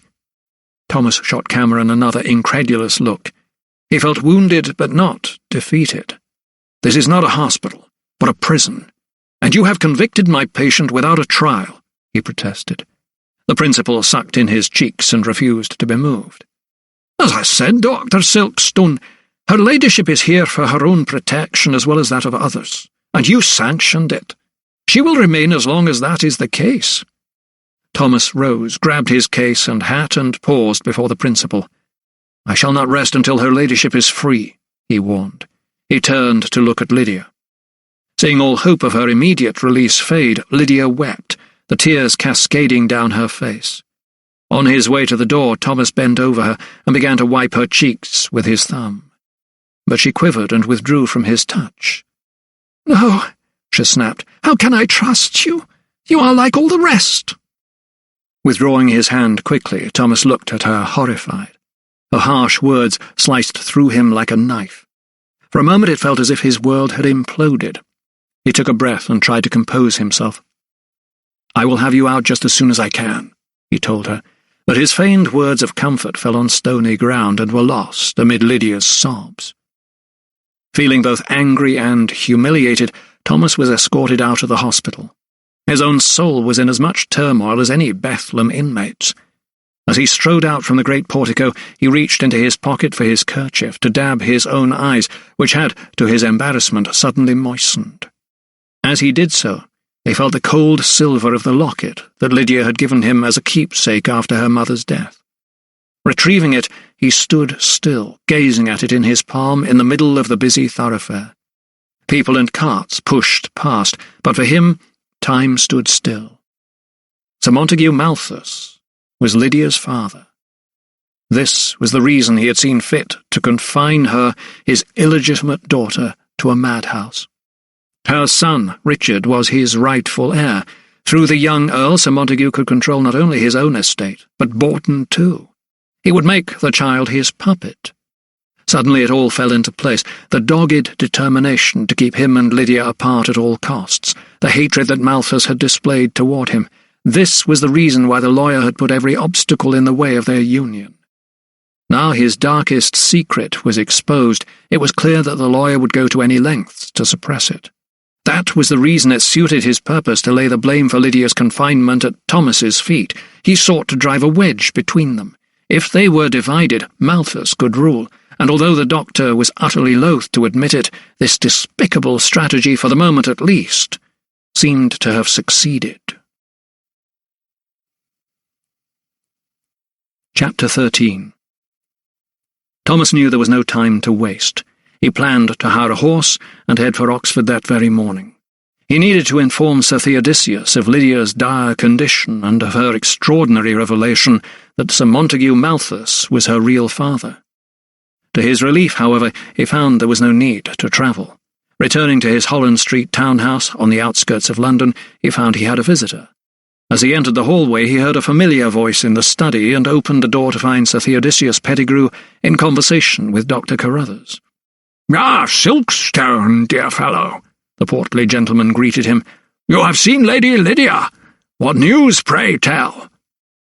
From the half-filled glass by his side, Thomas could tell he had already been imbibing, and that his spirits belied a mixture of anxiety and hope. Thomas knew that what he was about to tell Sir Theodosius would deflate any optimism. He knew, too, that he would be poor company until he could unburden himself. He was also aware that his findings at Bethlehem would be better told sooner rather than later. "I fear it is bad, sirs. There is something I must tell you," he said suddenly, entering the room. He wondered himself where the words had sprung from. "Well?" The coroner's forehead was already furrowed with a frown. Thomas, choosing to remain standing, took a deep breath. "Before she was—" He broke off, searching for the right word. He wanted to say kidnapped or captured, but in the end he simply said, "taken away. Lady Lydia tried to tell me something that I think you both should know." Sir Theodosius arched a wary brow. "Pray tell." "What is it, young fellow?" urged Carruthers, leaning forward in his chair. Thomas eyed both men intently, recalling the moment Lydia must have intended to divulge the shocking news to him in the drawing-room at Bourton. "It was when Sir Montague was so ill, before I operated on him last year." "Yes," said Dr. Carruthers. "the aneurysm." Thomas continued hesitantly. "Her ladyship told me that he believed he was about to die. It was then that he confided in her." "Confided what?" pressed the coroner. "Sir Montague told her that he is her real father." The words gushed from Thomas's mouth like blood from a cut vein. "She tried to tell me before, but I had to attend an urgent meeting and remained ignorant until today. Malthus is Lydia's father." He repeated the statement again as if to convince himself as much as his stunned audience that what he was saying was real. "Malthus is her ladyship's father." The reaction from both men was slow to come, as if it needed to percolate up through their bodies before their mouths were spurred into action. Nevertheless, when their responses were forthcoming, they were decisive. "By God's wounds!" thundered the coroner. He banged his fist on the table, sending his claret spilling. Dr. Carruthers was more circumspect. Well, I never—" Thomas could see the news was having a devastating effect on the coroner in particular. "It cannot be," said Sir Theodosius. "I fear it is, sir," Thomas countered, because when he recovered his health, he realized he had revealed too much. The coroner slowly nodded.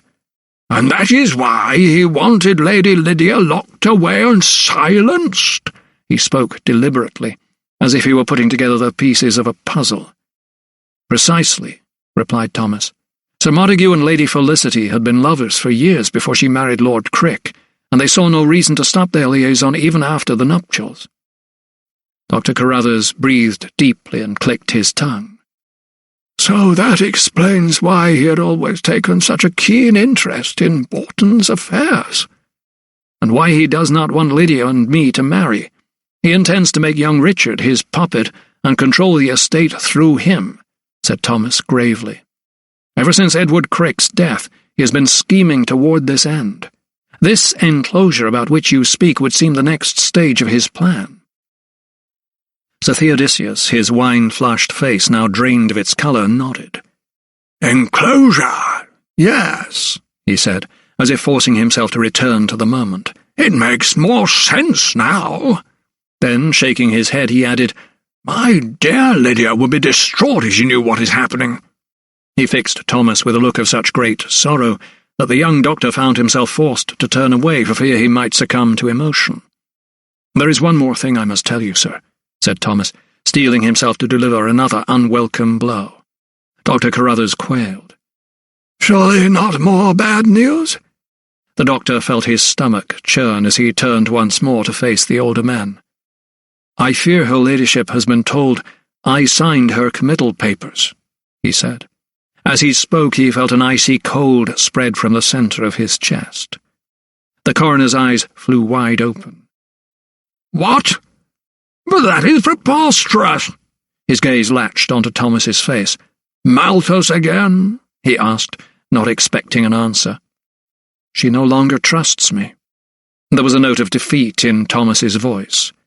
Sensing him to be nearby, Carruthers reached out his arthritic old hand and patted his protégé on the arm. He knew that such a revelation would have come to Thomas as the deepest cut of them all. The room fell silent. Chapter 14. Despite the curfew and the reading of the Riot Act on the Common, the men of Brandwick still talked, only now they spoke in whispers. But more than that, some of them plotted. They huddled in doorways or in the porch of St. Swithin's, but on market days when the village attracted farmers and traders from miles around, and their gatherings aroused no suspicion, they needed little excuse to congregate in the 3 Tuns. In the snug room, around the fire before the murder, they had put the world to rights. Cradling pints of cheap gin, they would mull over the price of grain and the recent weather, and they gossiped about King George and about his wayward son and heir apparent. They spoke of horses and of women, usually in that order. But on this occasion, as over the past few days, the talk was of the killing and of enclosure. Joseph Makepeace, filling his pipe as he spoke, peered up at Adam Diggett from under drooping lids. "You had a visit from the Borton men about the map maker?" he asked, the leathery skin on his face as slack as an empty sack. The brawny coppicer sat staring into the hearth, seemingly entranced by the dancing flames. He had taken his boots off to warm his chilled feet. Young Jake, forever fidgeting, sat at his side. Now Adam turned and nodded distrustfully. "Aye," he replied. "And?" "What do you think?" he scowled. "I told him out." Will Ketch, his dog Bess curled up by the hearth, shook his head. "I heard that American doctor was up in Ravenswood yesterday, sniffing around, he was. Seb Godson took him to where it happened." Diggett whipped round. "What?" Ketch shrugged. "Offered him a guinea, he did." There was a general consensus that any one of them would have done the same for that money, but Adam Diggett remained unsettled. "That doctor knows what he's about," he warned. He'd heard reports after the Great Fog that this American was a pushy one, always sticking his nose in where it didn't belong. There could be trouble.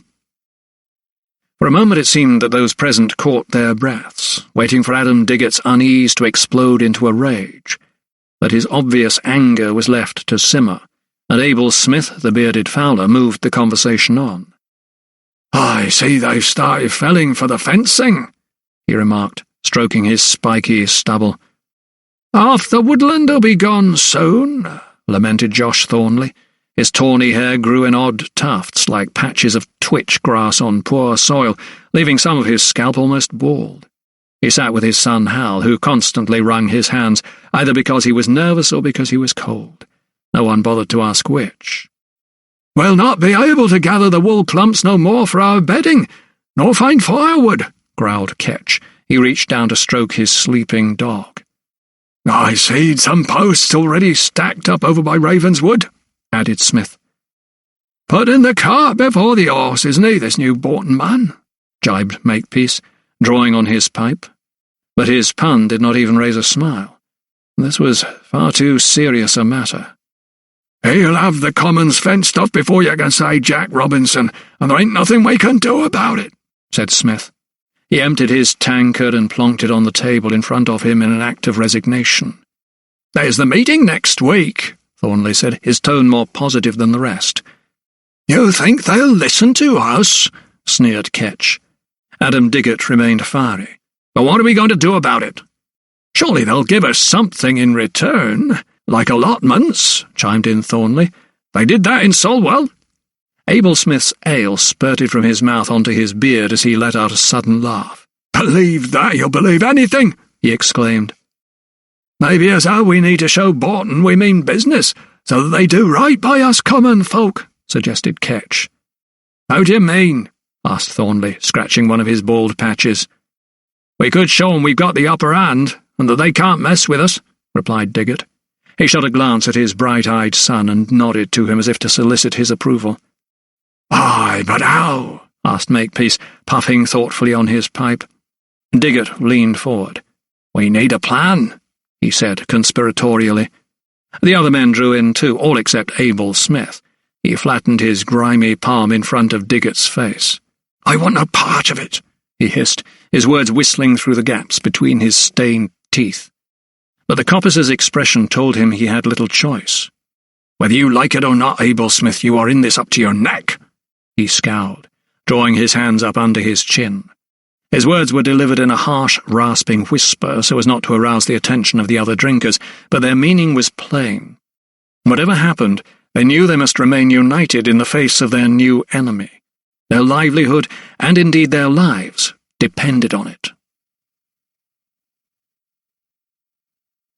Chapter 15. It was the night watchman, Walter Harker, who spotted them first. The curfew bell had sounded not an hour before, and he was patrolling the northern edge of the common later that same evening when he saw something scurry toward the path. Guided by the light of his lantern, he was squinting into the darkness when he saw another shape darting across his view. "Who goes there?" he called. Before he received an answer, however, his eyes were drawn to a sudden flare of light, a bright cone aglow in the blackness.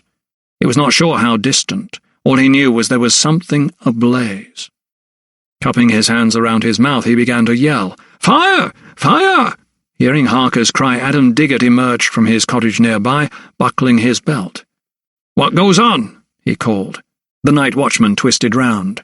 "Fire!" he replied, pointing to the flare. "Call for buckets and pails." He switched back and saw two silhouettes running away from him. "You there! Stop!" he called. He gave chase, heading toward the fulling mill. "Stop!" he called again. The commotion had woken the fuller, Bart Bailey, who now appeared at the upstairs window of his cottage. He saw the old man lumbering up the slope, chasing two sprightly silhouettes. Barging outside in his nightshirt, he also gave chase. He was much faster than Harker and had almost caught up with the two runaways when they split, one veering off into the woods and the other disappearing down toward the river. He chose to pursue the latter and, in the darkness, heard his quarry slipping down the bank. A clatter of stones followed. There was a faint cry. Edging his way carefully along the gully, his way lit by the full moon on the river, Bailey spotted movement up ahead. Suddenly a noise came from behind. He turned to see his son, Charles. "There!" cried the youth, pointing and bounding off down the riverbank. In a moment there was another cry and the sound of a scuffle. The fuller arrived just in time to see his son deliver a blow to the fugitive's jaw. "Hal Thornley!" cried Bailey in amazement. He rushed forward and helped heave the wretched youth up the bank.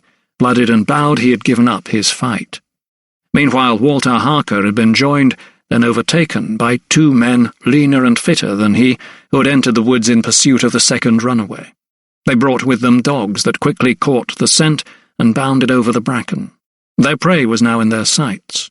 The men could see the branches snagging at the youth's shirt as he zigzagged from tree to tree seeking cover. He jinked and tacked for a few minutes more, but he was no match for the hounds or their masters, who had gained much ground. Each second brought them closer until moments later there was a terrible wail, and they saw their target drop like a stone to the ground. The dogs pounced and set about their quarry until their masters called them off. "What have we here?" asked the first man, lifting his lantern. The light illuminated the crumpled face of a whimpering youth. "Well, if it isn't Jake Diggott," he said above the noise of the barking hounds. The boy was clasping his leg and rocking to and fro in pain. "For pity's sake!" He pointed to his foot. Peering down, the men could see that the boy's boot was held in the grip of a gin trap, its iron jaws clamped around the toe cap. "You're lucky, boy," said the first man, bending down. "Could have taken your foot off." He sprung the trap's mechanism open with the blade of his knife and pulled out Jake's leg. By this time Walter Harker had caught up. "You needs come with me, you young hooligan," he panted. Meanwhile, at the foot of the slope leading up to Ravenswood, the fire still blazed. It was soon evident to anyone who bothered to investigate that it was the stack of fence posts that was alight. The flames leapt upward to the height of the weavers' cottages. The timber made a fine bonfire and lit up the night sky, so that the inferno could also be seen from Borton Hall. A party of riders was hastily dispatched. When they arrived, they expected to find the villagers in a human chain passing pails of water down the line from the nearby river. They were, however, sorely disappointed. No one had lifted a finger to put out the conflagration. Besides, the fire had consumed almost all the stakes and posts by the time the Borton men got to it, so they let the flames finish their feast undisturbed. Both boys were consigned to the village lockup that night. Their action was sheer folly, most would agree, but they were not without their sympathizers. Some even brought them drink and crusts of bread to ease their discomfort. Passing them through the narrow grill in the door, they offered words of comfort, sometimes even praise. "You did good, lads," some said. "Brave coves," lauded others. Someone even gave up a blanket for the delinquents to share. Jake's mother, Rachel, brought his coat. Pressing it through the bars, she peered at her son with tears running down her cheeks. She was a woman who wore her worries on her face. Her forehead was creased by a frown line, and crow's feet fanned out from her eyes. "Why?" she asked him, shaking her head. "You know you'll be punished for this. There'll be no getting off this time. Why?" Her voice dissolved into sobs. Of course, she needed no answer. She knew why. Every commoner understood the boy's motives and admired them, either overtly or secretly. While each youth blamed the other for their capture, both also took pride in the outcome of their escapade. A day in the pillory would be worth it, they told themselves. Chapter 16. Thomas was in turmoil. Safely back in his laboratory, he did not know where next to turn. He thought about engaging a specialist in the new field of mental health, Dr. William Batty or John Munro, to prove that Lydia was completely sane. Yet, even if King George himself ruled that she should be released, he was sure Sir Montague would find some way of circumventing a royal command. He thought, too, about organising her escape. He could disguise her, smuggle her out in a laundry basket, employ any number of ludicrous ruses, and until he could marshal his thoughts coherently, they would remain just that, preposterous flights of fancy that had no hope of success. For the moment he would turn his attention to Mr. Turgoose's murder. Sir Theodosius was relying on him to solve the ghastly crime. At least ensconced in his own laboratory, he felt partly cushioned against the rigours of the outside world. Here were logic and order, reason and science. Here it was possible to reduce things to their component parts, to analyse, to dissect, to strip down compounds to their basic elements, to distill the essence of liquids, to deconstruct nature in all its forms. Opening his case, Thomas took out the notes he had dictated to Professor Husher during the post-mortem on Geoffrey Turgoose and the ones he had made immediately afterward. As he did so, he noticed the glass vial containing the sample from the murder scene. Walking to the window, he held it up to the remaining light. Inside there was less than a salt spoon of gritty black powder. He had a good idea what it might be, but until he conducted tests on the substance, his mind would remain open. Nor did he know just what significance, if any, it bore to his investigation. He was certain, however, that it might be evidence. He set to work. Unplugging the file, he sniffed its contents. The tang of carbon stung his nostrils. He suspected that his initial thoughts that this was some woodland fungus were misplaced. This strange substance smelled and looked like soot. But if that were the case, how did it come to be in the middle of the wood and so far from any charcoal kiln? He would test for it. First, he heated a small quantity of potassium nitrate in a flask on the trivet in the fireplace. Then he added the grains of black powder. Sure enough, they instantly began to dance inside the flask as the carbon reacted with the oxygen liberated by the chemical addition. The grains were most certainly charcoal. But how did they come to be sprinkled on a holly bush in the middle of a wood? Moreover, was this soot in some way connected to Turgoose's murder? There was no escaping it. The deeper he pried, the more unexpected his findings. His heart sank with the realization that in order to solve the murder, he would have to return to the scene of the crime. He needed to go back to Brandwick and to Ravenswood. Unfortunately for Jake Diggott and Hal Thornley, the Brandwick parish magistrate, Sir Arthur Warbeck, did not share the view of the commoners that the boy's act of arson was foolhardy rather than criminal. Nor did he regard setting fire to Borton's fence posts as a childish prank. It was, in his judgment, a willful act of vandalism against the property of the Borton estate. At the assizes he sentenced Thornley to 24 hours in the pillory, but Diggott, whom he considered the mastermind behind the blaze, he ordered to be publicly whipped through the streets of Brandwick. There were gasps in the gallery at the pronouncement. Rachel Diggott nearly fainted and had to be eased to her seat. Other women screamed that the boy was but 13 years old. Adam Diggott swayed and grasped the wooden rail in front of him, but sentence had been passed. The following day it was carried out. The pillory stood near the market cross in the centre of Brandwick. In the past few months it had been the preserve of the usual drunkards and ne'er-do-wells. The nature of their sojourn, although never enjoyable, depended largely on the villagers' generosity.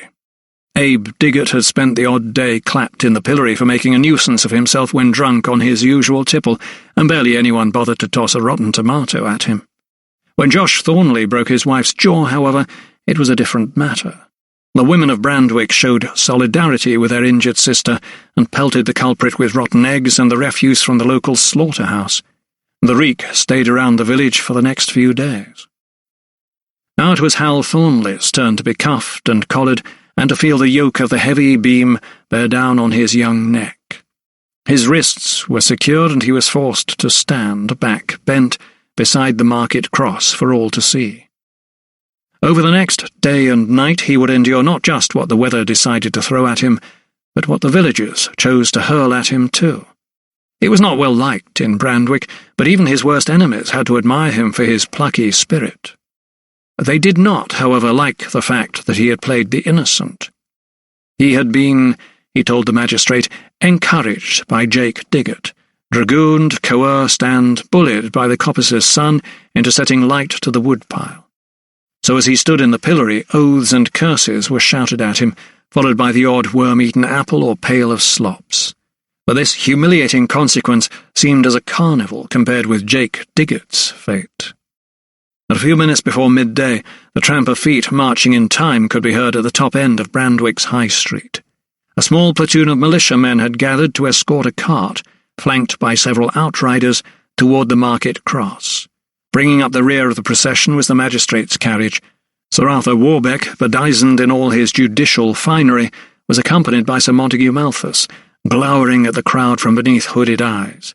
They had come to see the deed done. They did not have to wait long. In the cart sat young Diggott, caged like an animal. The conveyance drew up at the market cross amid jeers and angry jibes from the crowd directed at the militiamen. As they let the side down, the boy was pulled to his feet. His lips quivered at the command to step down, and the rope that bound his hands was jerked sharply so that he fell forward and stumbled onto the cobbles. The executioner, come all the way from Oxford to perform the task, now leered over him and stripped him of his shirt. Without any covering, his ribs showing through his pale skin, the boy looked even more vulnerable. The executioner shoved him forward and tied his hands to the cart's tail. Through stinging tears, Jake searched in the crowd for his mother and father, and when he found them, he called to them. When they surged forward, however, the militiamen pushed them back roughly, leaving Rachel Diggott distraught. Adam Diggott, on the other hand, became violent. He started to thrash around so that Zeb Godson and Will Ketch had to press upon him hard and tell him not to be foolish, unless he too wanted a good lashing. The whole village had turned out to watch, not to rejoice in the grisly spectacle, not to take their macabre delight in the sight, but to support the boy as he began the ascent to his very own Calvary. He was to be whipped all along the High Street and out toward Ravenswood, where the charred remains of the timbers he had burned served as a blackened reminder of his crime. Silence fell upon the crowd as the executioner swung back his arm for the first strike. The whip sliced through the still air and seared the youth's skin with a long laceration. He let out a cry, followed by another and another, each time the cowhide carved through his young flesh. No count was kept to the number of times the whip lashed, but the boy's anguish lasted a full 200 yards. The loud lamentations of some of the women, his mother's included, only added to the agonizing chant. When at last they released Jake Diggott from the cart tail, he fell to the ground like a heap of blooded meat, his back cut to shreds. Some of the womenfolk hurried forward. Released by his anxious friends, Adam Diggott rushed toward the boy too. Bending low, he looked in horror for a moment at the crimson fretwork of vicious cuts that crisscrossed his son's back. Then he lifted Jake's puckered face to his. Wiping away the boy's tears with his thumb, his father vowed there and then to avenge his suffering. "They'll pay for what they've done to you, son," he growled. "By God, they will." Chapter 17. Thomas did not return to Brandwick village straight away. Leaving London the previous day, he had stayed once more in Amersham. On the last leg of his journey, he had turned off the Oxford road and headed up to Ravenswood. He wanted to investigate not only the scene of the murder, but the old ruins too. He had been musing on the lights he had seen the other night from his window in the 3 Tuns, and wished to pursue a new line of inquiry. Perhaps, he told himself, there was a connection between illicit activities in the wood and the surveyor's murder. Until and unless he was able to speak with the surveyor's assistant James Charlton, and he very much doubted he ever would have to rely on his own intuition. The steep slope was laced with a fretwork of pathways, well used by men, horses, and carts. During the day, parts of the woodland were busy with the sound of industry, the crackle of wood burning in the charcoal kilns, or the rasping of the sawyers' saws. In his native homeland of Pennsylvania, men held the vast expanses of forest that covered the landscape in awe. Here, however, it seemed that Englishmen had the desire to tame nature and make it their own. Its riches were commodities to be traded. In their eyes, every oak was a ship's timber, every elm a dining table, every walnut tree a chest of drawers. As he pressed on, he suddenly became aware of a low droning sound and realized it was the rush of fast-flowing water that filled his ears. He could not see the river. It was still obscured by the trees, but he could hear it. It drew him toward it. Making his way nearer the gushing rumble, he soon came to the edge of a steep cliff. It gave him a magnificent view.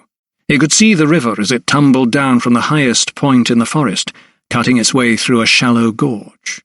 Pulling up his horse, Thomas peered down. The water was still high after the winter snowmelt. It powered the fulling mill at the head of the valley. The sight lifted his spirits a little until he remembered that when the woods were fenced off, it would no longer be available to all. He turned his horse. Along the forest path he went, his mind still mired down in the resentment he felt toward Lupton. The beauty of the woodland seemed to be fading the deeper he went. Oaks and beeches and poplars gave way to more firs, their dark, brooding towers masking the sun. Suddenly he became aware of a change in the dappling of the light to his right. Looking round, he saw the ruins of an old manor house. He recalled that Lydia had spoken of it, telling him that it once acted as a garrison for Oliver Cromwell's troops in the Civil War more than 150 years before. She said it had suffered severe damage at the time and had fallen into disrepair. The villagers had helped themselves to most of the stone and wood, crawling over it like busy ants to build their own homes. Now all that remained was a ghostly footprint on the landscape. Here and there a jagged column might remain, like a stubborn tooth rooted so deep that it refused to budge. A mullioned casement was draped with swaths of ivy and framed a view of coppiced trees. There was a melancholy grace and beauty about it. He suddenly thought of Bourton Hall. Without Lydia, he only hoped it would not suffer the same fate. He rode up to the ruin and tethered his horse to a young tree that had grown at an angle through a broken window. He had little idea of his bearings, and he wondered how far from the murder scene he might be. Nevertheless, for now, he felt it of little consequence. This had to be one of the highest points in the wood, and if lights had been lit here, he may well have seen them from his room at the inn. He began to scrutinize the area for signs of recent human activity. Working methodically, he decided to examine within a 20-yard radius of the ruin. With his eyes fixed firmly to the ground, he started to pace the circumference. In less than half an hour he had moved to within a yard of the curtilage of the old manor, and it was there, on the mossy earth, that he spotted the odd flakes, spilled near the outer wall. He bent down and picked up some of the strange brown fragments. They appeared to be shredded leaves, but it was only when he smelled them that he realized what they were. "Tobacco," he said out loud. The sound of his voice prompted a rustle of leaves, and for a moment his heart missed a beat, until he saw a squirrel suddenly scurry along a branch and run off. This was an eerie place. He could understand why the landlord had told him no one would accompany him into the wood. Yet the forest gave work to so many. He resumed his own travail, his eyes latching onto every blade of grass, every leaf in the immediate vicinity, to see if he could find any more shreds of tobacco. Sure enough, he soon found more, much more. A small, thin trail of it led up toward the wall and continued on the other side. Taking a cotton bag from his pocket, Thomas began to gather up the flakes. In places there was but a sprinkling, in others it had fallen in small heaps. As he collected the shreds, it suddenly occurred to him that a sack must have burst to leave such an amount. He kept his eyes on the trail of flakes until he came to what seemed to be a dead end, a broken-off column of stone no more than a foot high, where the trace stopped suddenly. Around it tufts of grass grew, but on closer inspection he saw that there was a patch that had been recently flattened. Bending low, he grasped the column with both hands and slowly but surely tried to pull it toward him. It resisted at first, but then yielded, causing Thomas to fall back with the effort. When he picked himself up, however, he was rewarded with an intriguing sight, what appeared to be a trap door. Taking a deep breath, Thomas tugged at the large metal handle in the centre. To his relief, although the door protested loudly, it opened easily enough. Peering into the gloom below, he could make out a ladder that led into what seemed to be an old cellar. He lowered his head into the mouth of the opening and blinked away the darkness. It took only a few seconds for his eyes to adjust to the light, and even then he could not see much, but he could certainly see enough. Ranged along the nearest wall were wooden casks and barrels, piled high beside large wooden chests and bulging sacks. He craned his neck and strained his eyes. Could it be that he saw the word tea printed on one of the crates? Here was his proof. The tobacco he had collected was not destined for the pipe of a passing traveller who had fumbled with his pouch and dropped a few flakes. This tobacco was contraband, smuggled before it was smoked. Tea, too, carried a hefty excise tax, as well as gin and brandy. There was much profit to be gleaned from the illegal sale of all these goods. Could it be that Mr. Turgoose and his party had inadvertently stumbled across this illicit stash, and the surveyor had paid for the discovery with his life? The theory sounded plausible, but the only people who could verify it, Charlton and the guide, remained at Bourton Hall. It suited Malthus to keep the villagers under suspicion, and from what he had witnessed, there was no way of telling whether this smuggling racket was the work of locals or outsiders. Suddenly there was a flapping overhead. Thomas looked up to see a large black bird settle on a branch nearby, and remembered the words of the stable lad. He had warned of the raven. Mayhap this was the scoundrel's hideout. Questions whirled around in his head like an eddy of leaves, but very few answers presented themselves to him. Nevertheless, he had evidence to prove that criminal activity occurred in the ruins. Armed with his samples of tobacco, he decided to make for Brandwick before the rest of the day's light was lost to him. His return to the scene of Mr. Turgoos's murder would have to wait. Once more, to Mr. Geach's great surprise, Thomas found himself back at the 3 Tuns, being shown into his usual room. No sooner had he climbed the stairs, however, than the lank-haired stable lad bounded up behind him and appeared at his door. "Dr. Silkstone, sir," he began breathlessly. "There's Mistress Diggett downstairs for you. She says she needs you." Thomas nodded thoughtfully. From the boy's tone, the matter seemed urgent. Picking up the medical case he'd only just laid on the table, Thomas followed the youth immediately as he hopped down the stairs. A woman was waiting for him. Her dark hair peeped from her cap to frame a face that bore the familiar lines of want and worry. "Oh, doctor, will you come?" she pleaded. "'Tis my son, Jake." Young Jake Diggett had lain on his belly for the past 2 days, barely able to move as the fever raged. They had carried him home after the whipping and rubbed his wounds with salt to stop corruption, but still the ague came, and his mother was beginning to fear for his life. She had bathed the cuts with cold water, but they still wept as much as she did every time her son cried out in pain. Old Abe Diggett had taken his grandson's punishment hard, too.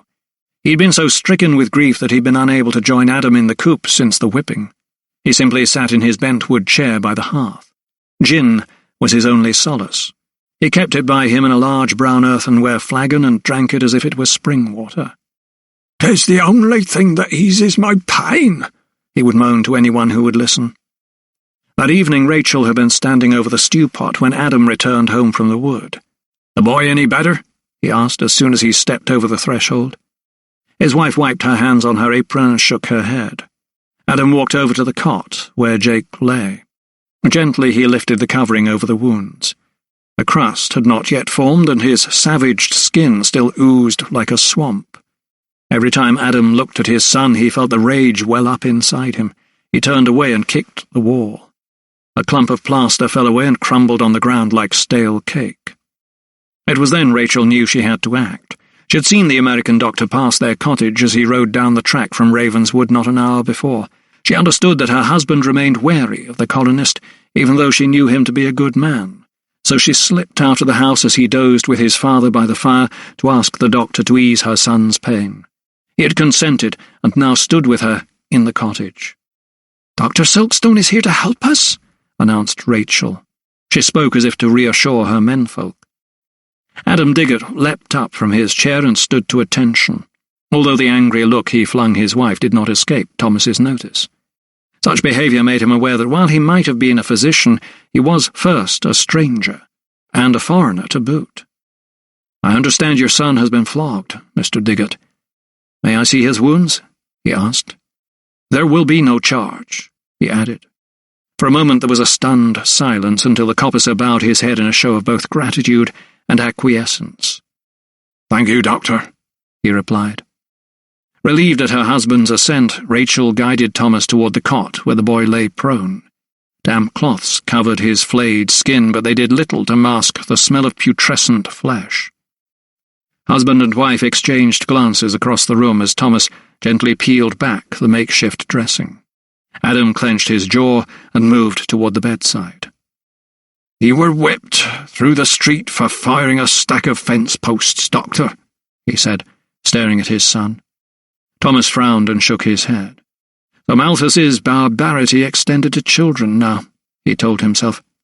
Crouching low, he examined the suppurating wounds. The lacerations were deep, administered with a great force, he surmised. Clearly no allowance was made for his age or strength.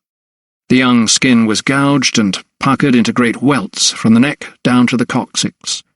A foul-smelling, watery ooze seeped from the legions.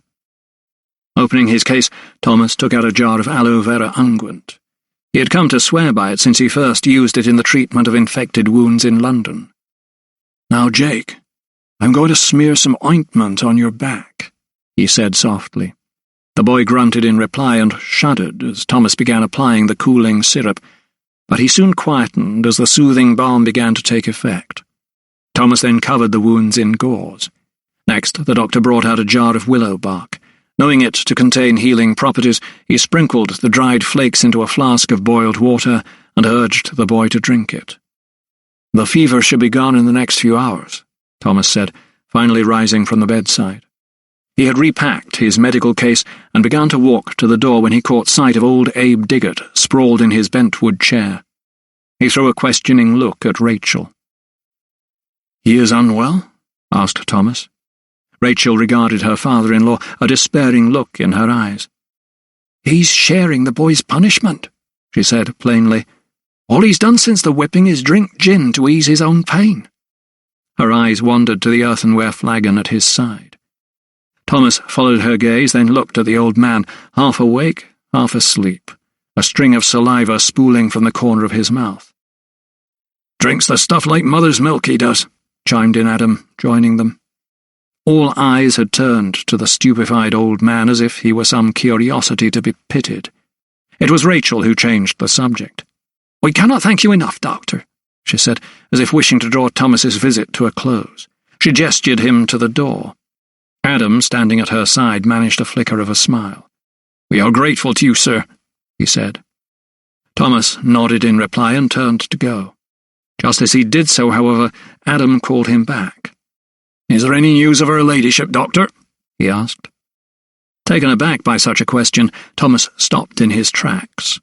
It was a mark of the affection the villagers felt for Lydia that her well-being should concern them even when their own futures were in jeopardy. He thought of her pained expression, her body sheathed in the restraint. The inquiry only served to strengthen his resolve. As he turned to face the coppicer, he felt a sudden surge of energy. "I intend to bring her back here to Bourton, Mr. Diggott," he replied, adding, "She will be home soon." Before returning to the 3 Tuns down along Brandwick High Street, Thomas made his way to the apothecary's shop. As well as replenishing his supply of gauze, exhausted in the treatment of young Diggott, he wished to pay his respects to Mr. Peabody. The little man, who seemed to be in a continual state of anxiety, had been the most helpful to him during the great fog. He found him behind the counter as active as a weevil in a sack of flour.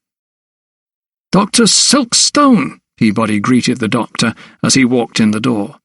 The familiar film of perspiration that always added a sheen to his face was still evident.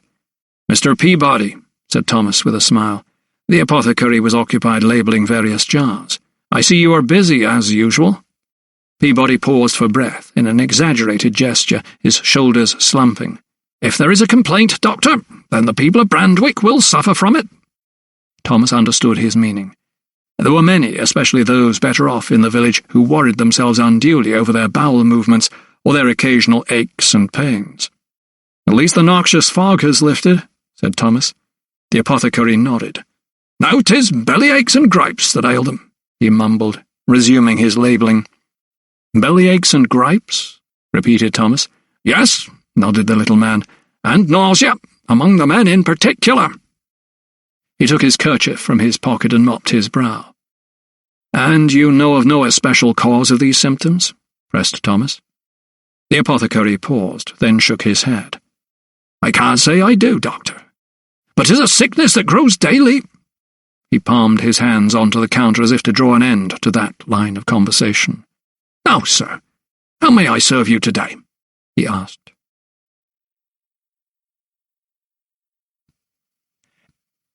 Chapter 18. It was Mistress Geach, the landlady of the 3 Tuns, who saw to Thomas's needs that evening. She was a cheerful, bawdy sort of woman, popular with the locals. A strand of auburn hair had worked its way loose and hung down from beneath her white cap, giving her a slightly wanton look as she stood behind the bar. Thomas did not know whether that was intentional or not. All he cared about was being left alone in his room to read and to think. He hoped sleep would follow. He ordered a plate of cold cuts and a tankard of ale. "Early to bed, eh, Doctor?" asked the landlady cheekily. Ignoring the obvious innuendo, Thomas nodded.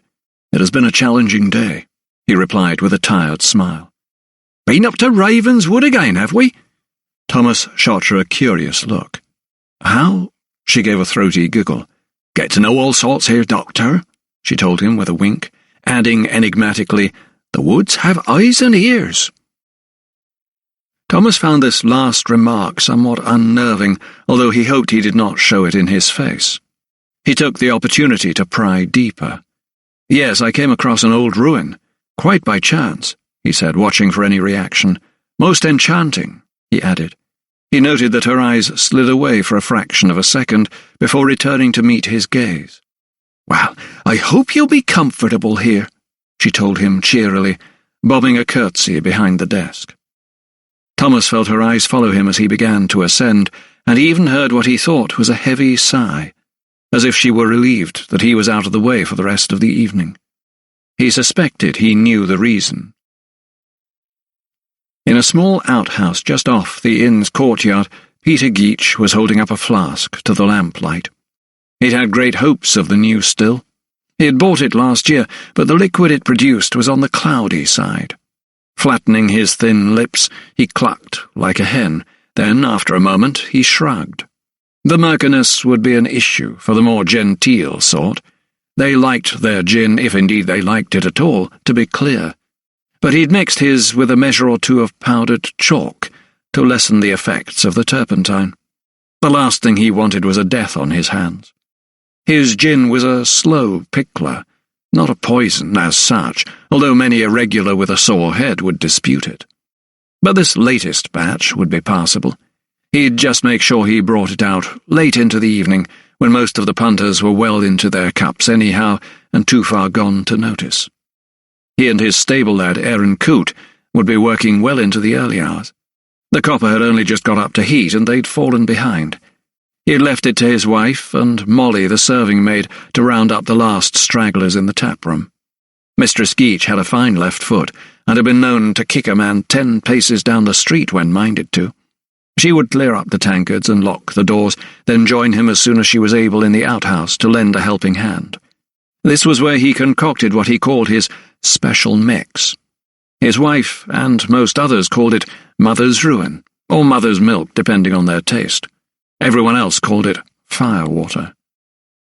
The room was steamy and the windows were misted, which suited his purpose.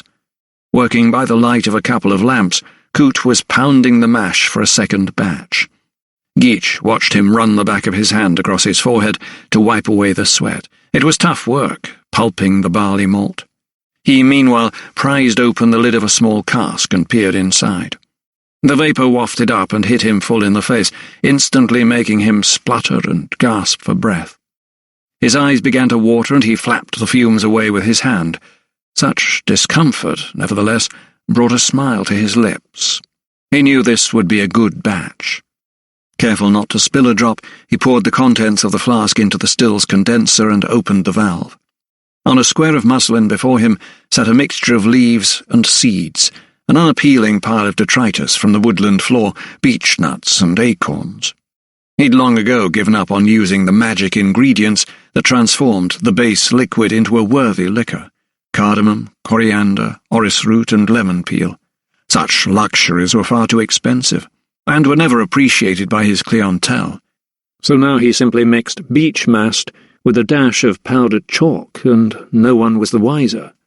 The quality of the flavour seemed the last thing to bother his customers. All that interested them was the speed with which oblivion settled upon them, dulling their brains to the cold or hunger or scurvy or whatever other ill pained them. He poured in the token crushed juniper berries and the rest of the ingredients, and looked at the mixture longingly. He could do with a good tipple himself right now, if he didn't value his guts so much. Business was brisk and he was tired. Ever since the new steward had been installed at Bourton, and the rents had gone up, the villagers seemed to look to their bumpers for comfort. How did the saying go? One man's meat is another man's poison? How true, he mused. He was chuckling to himself when he heard footsteps. They were light on the cobbles, but hurried. The latch lifted quickly, and in came his wife. He could see that her pretty, plump face was sullied by a scowl. "What is it, my precious?" He put down his flask and walked over to her, his arms outstretched. Remaining flattened against the door, she regained her breath. "You was right," she panted. Coote stopped mashing and looked toward his mistress. Geach's brow creased. "And? He were up in Ravenswood. I'm sure he knows something." Geach, however, seemed not in the least bit concerned. He turned and pulled the stopper from a bottle that rested on his table. This was from a quality batch, the sort he reserved for himself and his friends. Pouring the relatively clear liquid into 2 pots, he handed his wife one, but she remained on edge. "What if he finds out? What if he calls the customs men?" Her imagination was running away with her. Now, my lovely," soothed her husband, "have no fear. We are beyond the reach of the law, remember." He drew his wife close to him and hugged her just a little tighter than she found comfortable. Chapter 19. As the coach bounced and lurched its way back to London, Thomas stared down at the palm of his hand. In it he held the silver locket that Lydia had given him all those months ago. He remembered how he had been riding down Borton's Drive with a heavy heart.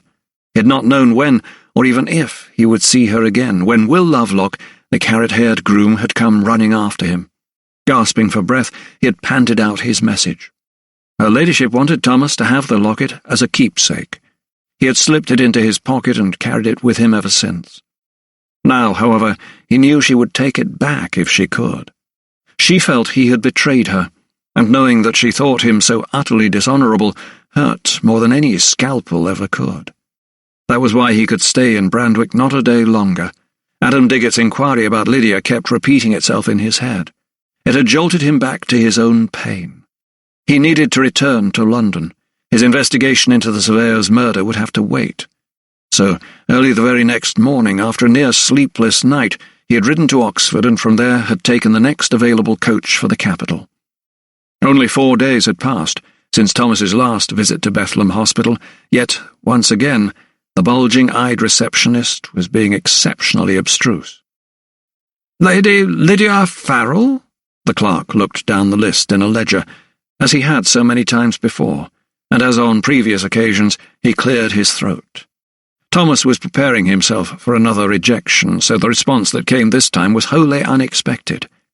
"She is not here, sir." The words had barely left the man's lips before Thomas felt the room spin. "What do you mean she is not here?" The clerk looked up imperiously. "Precisely what I say, Dr. Silkstone. Her ladyship left us 2 days ago." "But this cannot be." His initial bewilderment started to give way to anger. He felt it rising in him.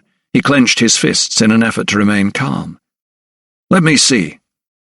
The clerk obligingly slid the ledger across the desk toward Thomas and pointed at an entry next to Lydia's name. It read, "Transferred." "Transferred?" Thomas read aloud. "What does this mean? Where has she been taken?" With a tilt of his head and a smug smile, the clerk replied, "I'm not at liberty to say, sir." There was a certain swagger in his manner as he retrieved the ledger with a flamboyant gesture. He had the upper hand, and his arrogance unleashed Thomas's fury. "Where's Dr. Cameron?" His balled fist thudded on the desk, causing the clerk to shudder. "I would speak with him now." He banged the desk again. The clerk rose warily, backing away from Thomas. "I'm to tell you that Dr. Cameron is away. You are to leave now, Dr. Silkstone," he said, tugging at a cord. Within seconds, the same thugs who had forcibly ejected him before appeared once more and went through their ruffian's routine. Yet again Thomas found himself being marched through the gardens toward the main gate. A few of the patients were being escorted round the grounds. Some sat on benches. These were the inmates regarded as posing no threat either to themselves or to others. Perhaps they had endured some mental breakdown, and their faculties had temporarily deserted them. Perhaps they had acted rashly out of a moment of passion and lived to regret it. And there were so many ways to madness, thought Thomas, as the main gates loomed up ahead. and for a moment his outrage was so great that he felt himself poised on the brink of it himself, when suddenly a vision broke into his thoughts. To his left he fancied he could see the elfin-featured woman who had so reminded him of Lydia. She was out walking with an attendant. He recalled her name. "Anna!" he cried. Clearly riled by such impertinence, the guards jostled Thomas on. Yet, ignoring his vulgar escorts, the young woman broke away from her nurse and approached him. "Sir? Sir!" she called to him. She seemed agitated and, despite the presence of the guards, snatched at his hand. "Where is she, Anna?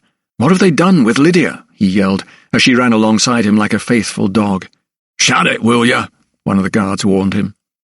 Undeterred, Anna looked up at Thomas with large, dark eyes. "She's gone," she said breathlessly. "Where did they take her, Anna?" He dragged his feet so that the guards were forced to take all his weight. "I can find her if you tell me." Suddenly her eyes widened at the prospect of seeing her friend again. For a split second she gave Thomas hope that she knew where Lydia had been taken. He held his breath, but then her expression changed to one of bewilderment. "Where did she go? I must look for her," she pined.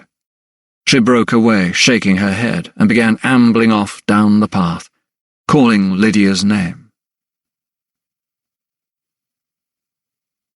Chapter 20. The bell of St. Swithin's tolled the curfew. It was 7 o'clock, and the sun had set only minutes before. Doors were bolted and windows shut. The streets of Brandwick were deserted, save for the odd stray dog or contemptuous cat that flaunted the magistrate's edict. Nobody was allowed out in the evening until the surveyor's murderer had been caught. Nicholas Lupton had made the order, and the local magistrate had sanctioned it. Until the perpetrators of the most heinous crime against the commissioner were apprehended, all villagers would be confined to their homes after dark.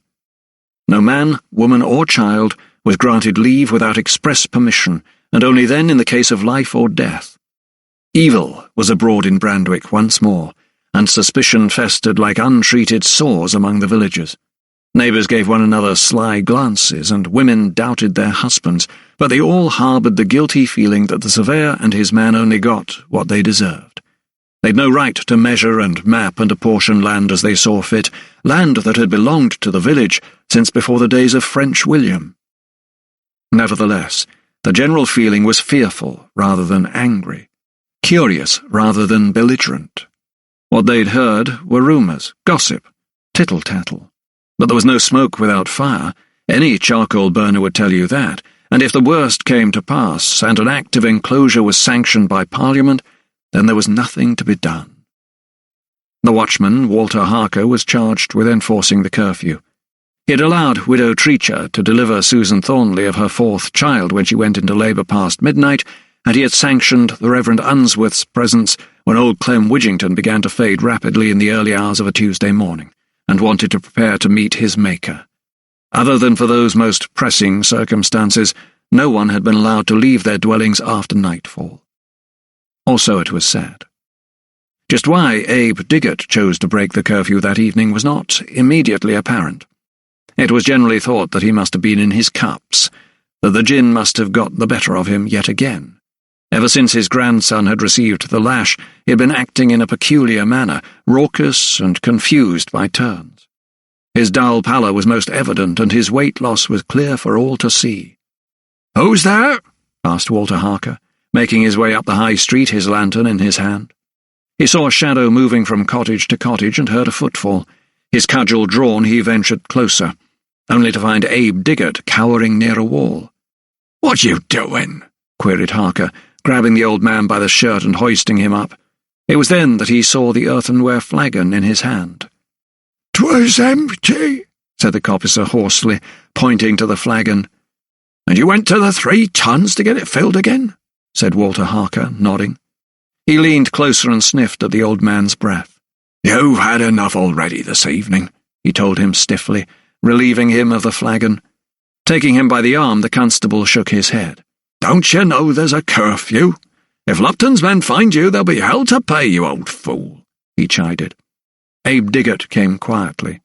He seemed not to understand, but obeyed meekly as Walter Harker led him up the high street, back toward his cottage at the foot of the slope that led to Raven's Wood. His steps were faltering, and once he staggered he had to right himself against a post. But they made steady progress. The fulling mill and the nearby cluster of cottages had just come into view when the sound of horses' hooves splashing through muddy puddles could be heard. Walter Harker turned to see two men on horseback approaching through the gloom. As they drew close, he recognized them as Lupton's sidemen, all brute force and brawn. "What you got here, then?" called one of them, pulling up his mount beside the constable. Harker sketched a smile. He identified the man by his flattened nose. He knew him to be the prize-fighter, Seth Talland. He also knew he had to make light of old Diggott's transgression. "A straggler. The old fool's pissed as a newt, couldn't find his way home." He slapped Abe Diggott playfully on the back, and the old man lurched forward, nearly falling. "Look at him, see? I'd be taking him to his bed," he said laughingly. Talland, however, did not see the humour in the incident. "Not so fast," he called as Harker turned to resume his journey. "He's broken the curfew." The constable stopped in his tracks. "There's a price to pay for that." Harker wheeled round. "Well, the man's done no harm," he complained. "How can you be sure?" came Talland's riposte. His companion nudged his horse forward now, so that the two of them towered over the constable and his charge.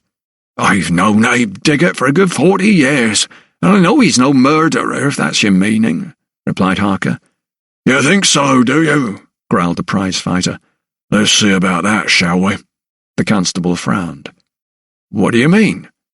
At that point, Diggott staggered once more and perched himself on a nearby tree stump. "Home?" he moaned. "Yes, old man," said the other sideman gleefully. "Show us where you live, eh?" "There's no need," interjected the constable.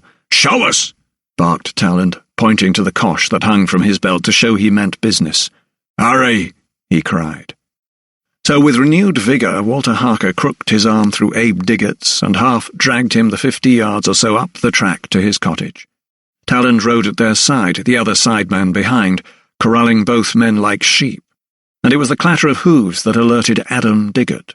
He had only just realised that his father was missing, and was about to break the curfew himself to search for him, when he heard the approaching horses. Opening the shutters, he looked out just in time to see the men dismounting. Seconds later, one of them was shouldering the door and bursting into the cottage. Rachel, wiping supper dishes, screamed. Jake, still lying in his cot, moaned. "What the?" cried Adam, standing stunned by the door. Talland and the other thug hustled the old man into the cottage, where he crumpled like a sack of old rags against the wall. Walter Harker stayed close by him, his face like thunder. "We have authority to search this dwelling," said Talland, hands on hips, the cosh clearly visible as it dangled from his belt. "What for?" protested Adam. He cast a look at Harker, but it was all the constable could do to shake his head helplessly and shrug. Without a word, both sidemen marched into the room and began to overturn the few sticks of furniture there were. 3 chairs and 2 stools were sent skittering across the earth floor. Talland pulled out drawers in the dresser, emptying the contents where he stood. The other man, thick-set and swarthy, went over to the cot at the far side of the room. "What are you doing?" shouted Adam, remonstrating with the men. "What are you looking for?" He followed them toward where Jake lay. The swarthy man, rifling through bed covers and causing the boy to cry out, turned at Adam's question. "This," he said. In his hand he held up a flintlock pistol like a trophy. "And this," announced Talland, emerging from the door of a second room, brandishing a large gold pocket watch. Adam Diggott's jaw dropped open, and his eyes bulged at the sight. No, it cannot be."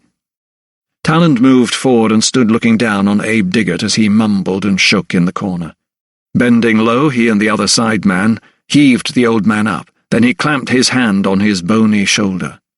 "Abe Diggott, I arrest you for the murder of Geoffrey Turgoose," he declared. The old drunk shook his head. A pewter plate Rachel had been holding fell from her hands and clattered on the floor, and as if the noise helped him gain a little clarity, Abe began to protest his innocence. "No, I didn't kill no one. Tell them, Adam," he shrieked. He tried to stagger over to his son, but the sideman held him fast.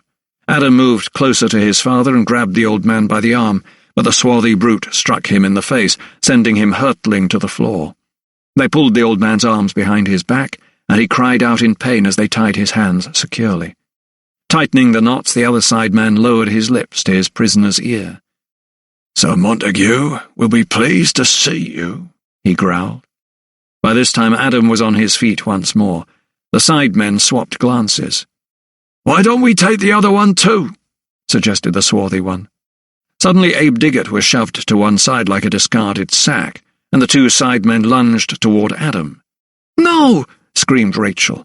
Running in front of her husband, she tried to bar the men's way, clawing at their faces with her nails. She succeeded for a moment, drawing blood on Talon's cheek with her scratches. Adam seized the opportunity and dashed out of the open door before his wife was grabbed and thrown to the floor. The ruffians followed outside, but they were too late. Adam Diggett had already jumped on one of their horses, and a second later was galloping off up the slope toward Ravenswood. Talon mounted his horse too and rode off in pursuit, while the other man remained to guard his prisoner. "He'll get him," he snarled, walking back into the cottage. He headed toward the old man, bound and bewildered on the floor. Once again Rachel headed to protect her father-in-law. "Leave him!" she cried, planting her hands against the sideman's chest and trying to push him away. Walter Harker, bewildered and angry by turn, came to her. Putting his arms around her shoulders, he looked deep into her frightened eyes. "You'll have to let the law take its course, matey," he told her, as the sideman heaved Abe Diggett toward the door. They both knew what that meant. Thomas sat staring at the open volume that lay on the desk in his laboratory. 3 days had passed since his last visit to Bedlam. 3 days spent in anguish. He had no idea where Lydia had been taken, so on Dr. Carruthers' suggestion he had consulted a list of private madhouses within a 7-mile radius of London and Westminster. Such premises were, in theory, licensed by the Royal College of Physicians. He knew, however, that so many of these mansions of misery were simply dumping grounds for discarded wives, women of breeding consigned to the madhouse to enable their husbands to install new mistresses. If they were not mad when they entered such institutions, they were soon turned so by the barbarous treatment they were forced to endure. A pencil tick by a name denoted that Thomas had paid the establishment a visit. There were 6 ticks, but none of the calls had yielded any useful information, except to confirm what he already knew, that these hospitals were little more than prisons for inconvenient wives, places where well-born women became nameless and faceless, and deprived of their children for no crime other than marrying a brute. Thomas had been working by candlelight, hunched over small print. He rubbed his tired eyes and eased himself back in his chair. The hour was approaching 6, and he knew that Dr. Carruthers would soon be trying to persuade him to break for supper. Stretching his aching arms wide, he looked up and saw his pet white rat scuttling about the workbench. "Where is she, Franklin, eh?" he said out loud, sighing deeply. "Where is she?" "You are talking to that rat again?" came a familiar voice around the door. It was Dr. Carruthers. Thomas had not heard the usual tap of his stick and jumped up from his seat out of habit. "I'm afraid so, sir," he replied, smiling. As he did so, he watched Franklin, frightened by the sudden noise, bolt across the workbench and through the door of his open cage, sending papers flurrying in his wake. "You made us both jump," he added. The old anatomist smiled. "I like to keep you on your toes, young fellow," he replied. Then, on a more serious note, he inquired, "I take it you have made no progress?" "I regret to say no, sir," Thomas replied, walking over to Franklin's cage to secure the door. The rat had retreated to his normal place of safety, and as he fastened the lock behind the creature, a thought suddenly occurred to Thomas. "Or perhaps I have," he said suddenly. "Oh?" "Where's the last place that anyone would expect Lydia to be held captive?" Dr. Carruthers felt his way farther into the laboratory and leaned against the workbench. "I suppose I would have to say in Sir Montague's home," he mused. "Precisely," replied Thomas. "I vouch that he has taken her back to Draycott House, where he can personally see to it that she is denied her liberty." The old anatomist nodded. "I see your logic," he said slowly. "So next you will be paying Malthus a visit?" "I am sure my journey will not be wasted."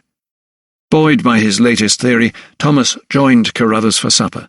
Then both men retired to the study for a nightcap and their usual read of the news sheet. "You will leave tomorrow?" inquired the old anatomist as Thomas poured him his customary brandy. "I will, sir," he replied, handing his mentor his drink, then seating himself by the fire. Picking up the copy of the London Chronicle that Mistress Finesilver had laid on the arm of the chair, Thomas scanned the front page. There was news from Parliament and gossip from Bath, alongside sundry other tidbits. As usual, he turned to the obituaries next. There would almost invariably be a tribute to someone Dr. Carruthers had treated during his long and illustrious career. Thomas cleared his throat and began to read out loud. "Let's see who we have today, sir," he began. "The Earl of Harlow, aged 92. Carruthers's lips lifted at the corners. "I attended him once at Ascot. Kicked by a horse at the races, he was," he recalled cheerfully. Thomas continued. "Sir Robert Knox, 80, Whig politician." The old anatomist heaved his shoulders and snorted. "'Twas a wonder he lived so long. There were plenty who would have got rid of him sooner, including myself." Expecting Thomas to continue reading, Carruthers inclined his head to listen once more. When his companion remained silent, however, the old anatomist tapped his white stick on the floor. "So who's next, young fellow? Tell me another knave or varlet who has shuffled off this mortal coil." Thomas lifted his head from the news sheet. His face was as white as the paper on which the words were printed. Looking down once more, he saw the notice swim in front of his eyes. He opened his mouth, but the name snagged in his throat. "Well?" Carruthers snapped impatiently. Thomas swallowed and forced himself to push the words onto his tongue. "Lady Lydia Farrell," he said. "Lydia is dead." Chapter 21. There was still a chill on the spring breeze, but the sun shone and it called the winter-weary parishioners of Brandwick to market like a peal of bells to church. There was hardly any fresh produce to be had. The harsh frosts had taken their toll on the winter wheat, and the dried legumes were in short supply, but there was enough milk, butter, and cheese to satisfy the demand. And for those whose tastes stretched beyond the dairy parlour, there was tea, too, if you knew whom to ask. Few of the villagers could afford the proper leaves, of course, so they were happy to flout the law and settle for the next best thing. Until recently, one of the servants at Boughton Hall had supplemented his living by collecting, drying and rolling discarded leaves and reselling them for a pretty penny to those whose palates were more discerning than their pockets would allow. Now, however, the village had a new, more plentiful source of tea that bypassed the traditional market. Even the new vicar, the Reverend Unsworth, had been known to imbibe on such ill-gotten leaves. He was riding past the stalls in the High Street on his way to Boughton Hall. The village was in the grip of a general malaise. News that the traditional annual ceremony of the beating of the bounds was threatened with cancellation only added to the melancholic mood. The day was usually one of mirth and merriment, when villagers walked the boundaries of the parish. Maidens carried nosegays and apprentices were given the day off. There was, however, one bright spot on the Brandwick horizon. Now that at least one of the surveyor's murders had been apprehended, and the other would be caught soon enough, the vicar hoped for a return to some semblance of normality. Good cheer in the face of adversity was to be encouraged, he told himself. He doffed his hat to anyone who would look his way. Early that morning, he had received a message that bid him pay an urgent visit to Mr. Lupton. He assumed it was in relation to his recent inquiry about the establishment of a workhouse in the village for those who were dispossessed. A letter written on behalf of the parish board had been dispatched a few days ago. In it, the members of the board informed Mr. Lupton that a vacant property in the village belonging to the Boughton estate had been identified as a possible venue. It would take a little work to convert it into suitable premises for the anticipated dozen or so occupants, but it could be done. He felt encouraged by such a swift response. The Reverend found Mr. Lupton seated at his desk in the study at Boughton. Although he rose to greet him as he entered the room, the steward's expression was so grave it seemed that he was burdened by a huge weight. "Please be seated," he said. The vicar did as he was bid, while Lupton remained standing, his features set hard. Any feelings of optimism that the Reverend had felt on his journey to the hall were now dashed, only to be replaced by a sense of dread. "I fear I have been in receipt of some tragic news, Reverend Unsworth," Lupton began. The vicar's thoughts immediately turned to Sir Montague Malthus. He recalled his surgery a few weeks before, and hoped the wound had not become infected and led to his demise. "Sir Montague?" he ventured. The steward frowned and shook his head. "No, I am pleased to say he is in rude health," he said. "Praise be," said the Reverend, lifting his eyes heavenward. He shifted in his seat. "Then—" Lupton's body shuddered as he sighed deeply. "I fear it is Lady Lydia." The vicar leaned forward, his eyes wide and staring. Like every soul in the parish and its surrounds, he was aware of her hospitalization. "Her ladyship?" Lupton nodded and pushed the latest copy of the Oxford Journal across the desk. "The announcement," he muttered. "You can read it for yourself." The vicar looked down at the print, which seemed to blur before his very eyes. Trying hard to focus, he pored over the text. An insertion at the bottom of the death notices confirmed the shocking news. "On Friday last, Lady Lydia Sarah Farrell of Boughton Hall, in the parish of Brandwick, following a short illness." He lifted his gaze. "But this is most tragic," bleated the vicar. "Most tragic indeed. Please accept my sincere condolences." Lupton's brows knitted. "Terrible news, yes, vicar. A seizure, I believe." He turned his back on the shocked clergyman, as if to hide his own grief. After a moment he seemed to have composed himself and turned once more. "We will need to make arrangements." The Reverend nodded. "Of course. Her ladyship will be buried in the family vault." "Naturally. Lady Lydia was well loved. There will be many mourners, no doubt." The vicar was nodding to himself as he spoke, but Lupton was quick to upbraid him. "No mourners, save for her immediate family. This will be a private affair," he snapped. Taken aback, the vicar twitched his lips into a nervous smile and blinked. "As you wish, sir." "It is the wish of Sir Montague, vicar, who is—" He stopped short and corrected himself. "Who was her ladyship's legal representative." "Very well, sir." The clergyman felt like a small child who was being scolded for speaking out of turn. Lupton had walked behind him and now stood leering over him. Again Unsworth felt unduly pressured. He hoped for at least 3 days in which to prepare for the service. Once again he was thwarted. "The interment needs to take place as soon as possible," Lupton informed him. "There will be hymns to choose. An order of service," protested the Reverend. "I'm afraid not." The steward shook his head as Unsworth looked at him askance. "I do not follow, sir." The cleric's expression had changed from one of sympathy to one of deep concern. Lupton returned to his desk and sat down. "Her ladyship died in London, and her remains have been transported here. The journey was delayed, so she needs to be interred as soon as possible," he added by way of clarification, if any were needed, "for delicacy's sake." The vicar nodded. He understood. He had heard about the unfortunate business of Lord Edward, how his remains were allowed to decay before burial in a most unseemly manner. "Would Thursday be convenient? That will give me time to—" Again Lupton broke in. "This afternoon, vicar, if you please." The Reverend's eyes opened wide once more. "This afternoon?" he repeated. Lupton nodded. "Her ladyship has been prepared. Her coffin lies in the chapel as we speak." Reverend Unsworth let out a resigned sigh. He could not think of any further objections he might raise. "Very well, this afternoon it shall be, sir," he said, rising. "I must prepare my vestments."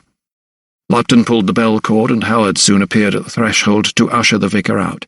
Before he did so, however, another thought occurred to Unsworth. He turned. "And who will give the eulogy, sir?" he asked with a frown.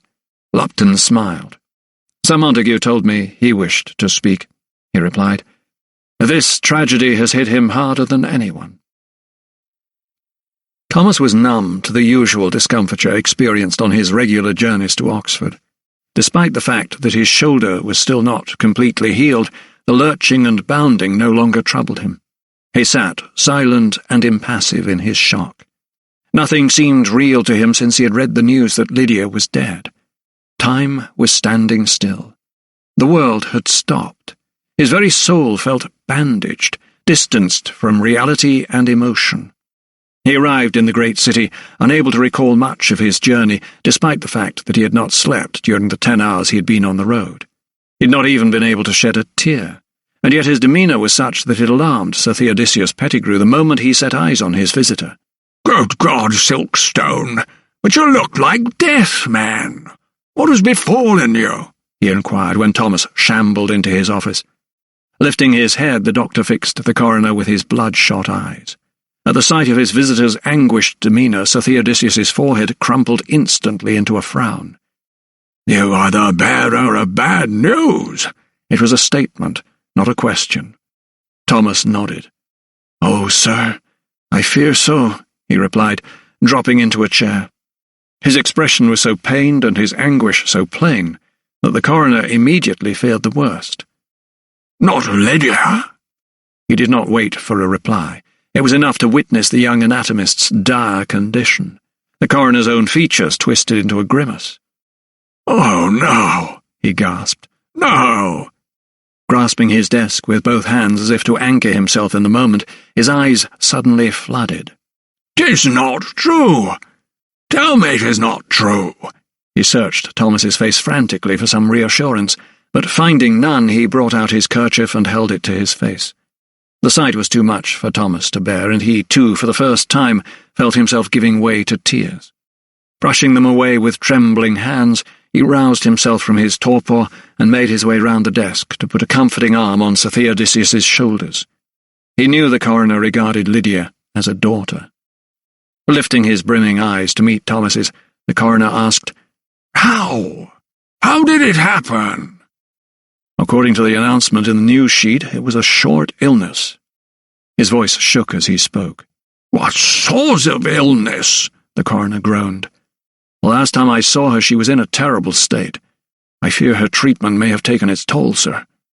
Thomas fought back tears as he thought of Lydia's fragile body swathed in that despicable jacket. If only I had taken her with me. I should have helped her escape. Suddenly angry, he banged his fist on the desk. "You must not blame yourself. You could have done no more." Sir Theodosius shook his head as he dabbed his eyes, but the floodgates of Thomas's fury had been opened. "But I do blame myself," he cried, suddenly pacing the room. "I was playing by the rules, and I should have learned by now that I cannot change anything by complying." The coroner's jowls quivered in protest. "But the hospital had certain procedures that had to be followed." Thomas, still pacing the room, shot back. "Don't you see? I let them put me in a straitjacket, too. I was weak. I should have acted." He strode over to the window and gazed out, as if cursing the rest of humanity for going about its business while his own world seemed at an end. "I should have acted, and now it's too late." Sir Theodosius could see there was no point in arguing with Thomas until the maelstrom in his mind had subsided. He had dealt with too many bereaved loved ones to know that anger and self-recrimination often followed a sudden death. His own experience in the aftermath of Geoffrey Turgoose's demise bore testament to that. Both men remained silent for a few seconds, lost in their own personal agonies, until the coroner's mind suddenly turned to more practical matters that needed addressing. "Do you know when the funeral will be?" he asked, his voice quavering. Thomas, turning back from the window, faced Sir Theodosius, whose cheeks were reddened and his eyes still moist. "No, sir, but I assume the burial will be in the family vault." "Of course." The coroner paused for a moment, waiting for Thomas to say what needed to be said. He did not have to wait long. Walking toward the desk in a more measured manner, the doctor nodded, filled his lungs, and sighed deeply. Looking at Sir Theodosius squarely yet purposefully, he said, "We must leave for Bourton without delay." Chapter 22. Preparations for the formal public meeting at the 3 Tuns that morning were well underway. Peter Geach was expecting most of the village to flood into his hostelry, and he knew space would be limited, like pouring a quart into a pint pot. But he could accommodate the gentlemen and more important tenants of the village in the upper room. The rest of the rabble would have to spill into the stable yard. The landlord had been running around like a headless cockerel, wishing he could have been in at least 2 places at once, so behind was he in his plans. There were seating arrangements to be organised, and refreshments of ale, porter, and of course gin for his regulars, or sack for the gentlemen, to be made ready. Sir Montague Malthus himself was to chair the meeting. It was mid-morning when the coach from Oxford to Brandwick pulled up in the High Street. Thomas had anticipated finding the village in mourning, the bells of St. Swithin's tolling, shops shut, the streets deserted as a mark of respect for Lydia, their mistress. But no, the place was much busier than usual. A regular flow of carriages and other vehicles seemed to be depositing passengers outside the 3 Tuns. Thomas frowned as his conveyance came to a halt opposite the inn. People were gathered on the street outside, seemingly anxious to be granted entry into the courtyard. "What goes on?" asked the coroner. Thomas thought for a moment. "What date is it?" "The 30th, I believe," replied Sir Theodosius, looking perplexed. Thomas nodded. "Then this must be the public meeting called to discuss the Act of Enclosure." "But surely the meeting should have been postponed," said the coroner crossly. "Only if her ladyship's death had been publicly announced," said Thomas, a look of resignation creeping across his face. "You mean—" "The villagers do not know," he said, his voice tinged with disbelief. Sir Theodosius slapped his huge thighs. "But you must attend the meeting in all haste and tell them," he urged. Then, looking Thomas squarely in the eye, he added, "In her absence, you must be Lydia's mouthpiece. You must speak for her and Borton." His voice trembled as he spoke these last words. Thomas knew what the coroner said was right. An image of Lydia flashed across his vision once more. She had never envisaged enclosing the estate, fencing it off and depriving the very poorest of their rights to collect fuel and forage in the woods and on the common. "I shall. And you, sir, perhaps you could call at Borton first. Lupton will be occupied at the meeting, and the staff at the hall will be more than eager, I am sure, to tell you what they know," he suggested. The coroner nodded. "They will have been hit hard by the news," he agreed. Accordingly, Thomas alighted by the 3 Tuns, and his baggage was flung down to the ground. The coach, with Sir Theodosius still aboard, was soon on its way to Borton. There was no time to lose. Hurriedly the doctor picked up his valise and headed through the archway of the 3 Tuns. He found the courtyard packed with villagers. Men with tankards in their hands were leaning against posts or sitting on casks and hogsheads. Women were in small clusters, their arms crossed over their bosoms in fighting mode. The low drone of anxious chatter filled the air, but it stopped as soon as Thomas was spotted worming his way through the crowd. Heads turned and tongues wagged as the villagers eyed him climbing the staircase that led to the upper meeting room. They do not know. No one has told them, he thought. Despite being surrounded by so many people, Thomas felt totally isolated. A bitter tang, like ashes, filled his mouth. He knew it to be the taste of sorrow. Standing at the doorway, but out of view of those gathered, he surveyed the room. He counted 16 men, seated on 3 rows of chairs in front of a long table at the top end of the room. Sir Montague sat haughtily at its centre, flanked by Nicholas Lupton and, to Thomas's surprise, the ailing Sir John Thorndyke. There were other familiar faces, Bartholomew Bailey, the owner of the fulling mill, and 2 yeomen whose children he had treated for bronchitis. The other attendees, he assumed by their dress, were reasonably well-off tenants who farmed larger acreages. They were certainly not peasants. Heads to the fore, they were listening intently to a plump man whose shoulders bore a light dusting of wig powder. In his hand he held a short cane which he used to point out various features on a map affixed to a board on an easel. "In conclusion, gentlemen, we invite you to lodge your claims within the next 2 months. As the appointed commissioner," he turned to defer to Sir Montague, "I shall endeavour to ensure that all are dealt with fairly and that compensation is awarded where I see fit." So this must be Geoffrey Tagoose's replacement, thought Thomas. He recalled from the public notice that he had a business partner, a Mr. Mather, if he remembered correctly. He was no doubt a most competent individual, but Thomas also detected a definite whiff of pomposity about him, which seemed so endemic in English professionals. Behind him sat the younger man with the flame-red hair and the bandaged eye, whom Thomas had encountered before at Borton, when he seemed so distressed. He was, he surmised, the late Turgoos's assistant and chainman, James Charlton. There were nods of approval from among the assembled tenants. Most could see the logic in what the Commissioner had to say. It made no sense to farm in narrow bands and let the land lie fallow throughout the winter. Where was the merit in walking furlongs between their various strips when they could have their own neat parcels? As long as they were granted allotments in exchange for the land they held, then they would raise no objections. Polite applause rippled around the chamber. Just when Thomas thought the meeting was about to end, however, he heard a rumpus from somewhere in the far corner. He craned his neck. A labouring man was elbowing his way to the front. "I would speak!" cried the workman hoarsely. "I would speak for the commoners!" Thomas recognised him immediately as Will Ketch, who'd lost a daughter to the great fog. Nicholas Lupton shot Sir Montague a look, then nodded to a bald-headed man who had been standing at his side throughout the proceedings.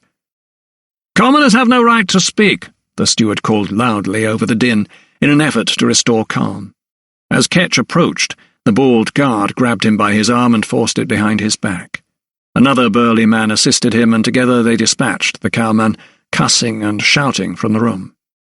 Sir Montague, whose mask of complete decorum had slipped only a little during the incident, fingered the gavel on the table. He slid a sideways look of disdain at Lupton before moving to establish his authority once more. "My apologies for that unfortunate interruption, gentlemen." A wry smile played on his lips. Then, turning to the surveyor, he said, "Thank you, Mr. Mather, for that most comprehensive review of the proposals, and now, if there's no other business—" He lifted the gavel and was just about to bring it down when Thomas knew it was his turn to interrupt the proceedings. Side-stepping into the room, he called out, "But there is other business, Sir Montague." All heads turned to see Thomas standing at the back of the chamber. Lupton leapt to his feet. "Remove this man!" he shouted, and one of the guards pushed his way toward Thomas. Clamping rough hands on his arm, he tried to pull him to the door. Sir Montague, however, had other ideas. "Wait," he called, flapping his arm. "Dr. Silkstone is not a resident of this parish, but I'm sure these gentlemen are curious to hear what he has to say." He stretched his lips into a smile, but his hooded eyes gave nothing away. He rose in an unhurried manner and addressed Thomas directly. "Pray tell us what other business you would like us to discuss, Doctor," he urged, his voice dripping with sarcasm. Pulling his arm away from the ruffian, Thomas tugged at his coat. "I believe you should be making another announcement, sir." Sir Montague arched a brow. "Another announcement? Really?" The anger that his shock had suppressed for so long was now welling up inside Thomas. "An announcement, not just to this room, but to the people of Brandwick." The lawyer threw his head back in a scornful laugh. "And what might that be, Dr. Silkstone?" Thomas felt his heart beat faster as he struggled to contain his rage, but the words came tumbling out in a great torrent. "Is it not your duty to announce that Lady Lydia Farrell, the mistress of Bourton and the woman whom the villagers held in the greatest regard and affection—" He was suddenly choked. "Is dead?" A collective gasp rippled round the room. The audience was stunned, as if everyone suddenly held their breath. All eyes fastened on the young doctor, who seemed most distressed. "And that she died at your hand?" Thomas pointed at Sir Montague. The mark had been overstepped. At a signal from the lawyer, the guard grabbed hold of Thomas once more and began jostling him back through the door. This time he did not resist. He had said what he had come to say. The pent-up words had flooded from his mouth with such force that he felt drained, but relieved. Now the world knew. The people of Brandwick could join in his mourning and unite against the machinations of the man who was ultimately responsible for Lydia's tragic death.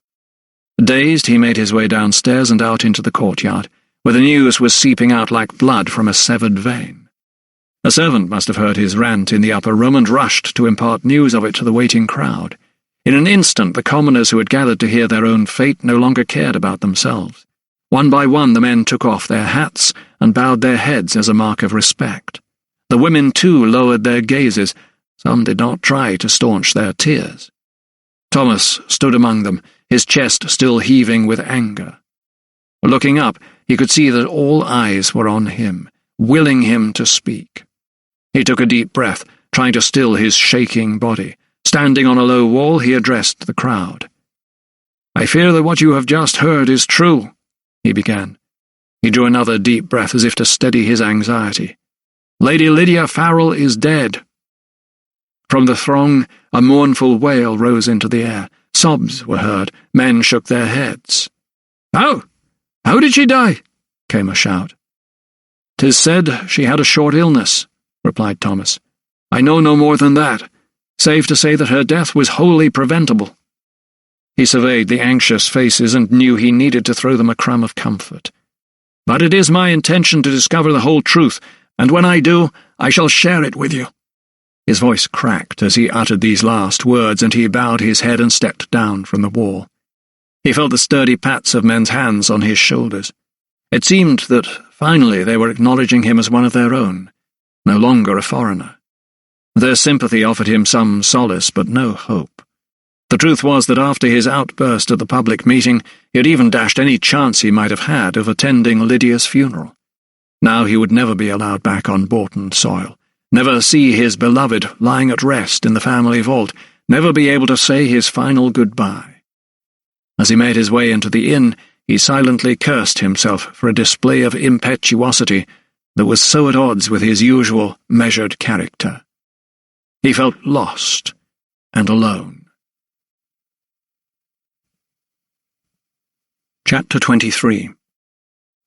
Sir Theodosius Pettigrew lugged his weary hulk to the front steps of Bourton Hall. Glancing up at the mansion's facade, he could see all the drapes were drawn, the house dogs were nowhere in view, and the whole place was seemingly enveloped by a quiet despair, as if the hall had closed in on itself. He supposed it would have been Howard's difficult duty to inform the staff of their mistress's death. The butler, he imagined, would have gathered them downstairs, fighting back his own sadness as he imparted his grim news. And with the news, all hope of ever returning to the way of life that had been before had ebbed away, and now this terrible melancholy had descended upon the residence. And the coroner, his face careworn and deathly pale, was relieved to be greeted by Howard. He had feared that so stalwart a member of the staff might have been dispatched. Such had been his loyalty to Lydia. But no, the old butler was still there. "Sir Theodosius," he bowed stiffly, "you visit us at a terrible time, sir," he ventured. Sir Theodosius, taken aback by the butler's forthright manner, paused for a moment, considering his words. "A terrible time indeed," he acknowledged. "Yes, Howard. Her ladyship was loved by all who knew her." He handed a waiting maid his hat and coat. "I'm afraid Sir Montague was in the village, sir. A meeting," Howard began. Yes, snapped the coroner with a knowing nod. "I am glad of it. It means I can speak freely with you." The bemused butler made a stiff, jerking motion, then looked about him, hoping that Sir Theodosius's remark had not been overheard by the maid. "Please, sir. The drawing-room," he said, gesturing ahead. The coroner followed, lumbering through the open door into the room which was so familiar to him, yet seemed oddly empty. He recalled his last visit to this very place at Christmas, only a few weeks before. Young Richard had joined them, and they had played games of Hunt the Slipper and Blind Man's Buff. There had been so much joy and laughter, and he had rarely seen Lydia so happy. The recollection of it sent such an ache through his chest that he thought his heart would break. "She is gone," he said, shaking his head as the butler shut the door behind them. Howard, normally so cool and reserved, found it hard to hold himself in check. "Oh, sir, we're all so deeply sorry for your loss. On behalf of all the staff, may I offer my sincere sympathies?" Sir Theodosius shook his head. "There's not just my loss, Howard. A loss to Bourton and to Brandwick, and, indeed, to her beloved son." He frowned. "The young Earl, has he been informed?" Howard cleared his throat. "His lordship remains at Sir Montague's residence, I believe, sir." The coroner sighed deeply. "No doubt he will travel here to attend the funeral." He threw the remark out as if it were a given or an aside, but Howard seized on it. "But the funeral has already taken place, sir," he blurted. Sir Theodosius froze. "What?" "Yesterday, sir. They buried her ladyship in the family vault, yesterday afternoon." The coroner's expression turned from one of resigned sadness to one of consternation. "But that cannot be," he boomed. His pale face suddenly reddened, and he plodded angrily across the room to stare out the window. Howard, struggling to compose himself, gave a flustered shrug. "The staff were not even allowed to attend the service, sir." The coroner shook his head in disbelief and remained silent for a moment until he asked, "What has become of the world?" As if in answer to his rhetorical question, at that very moment, Sir Montague Malthus's carriage swept up Borton's Drive. Within seconds it had clattered to a halt by the front steps. At the sight, Sir Theodosius turned. "You had better leave me now, Howard," he instructed the butler. He hoped at least some of his many questions were about to be answered by the very orchestrator of these calamitous events.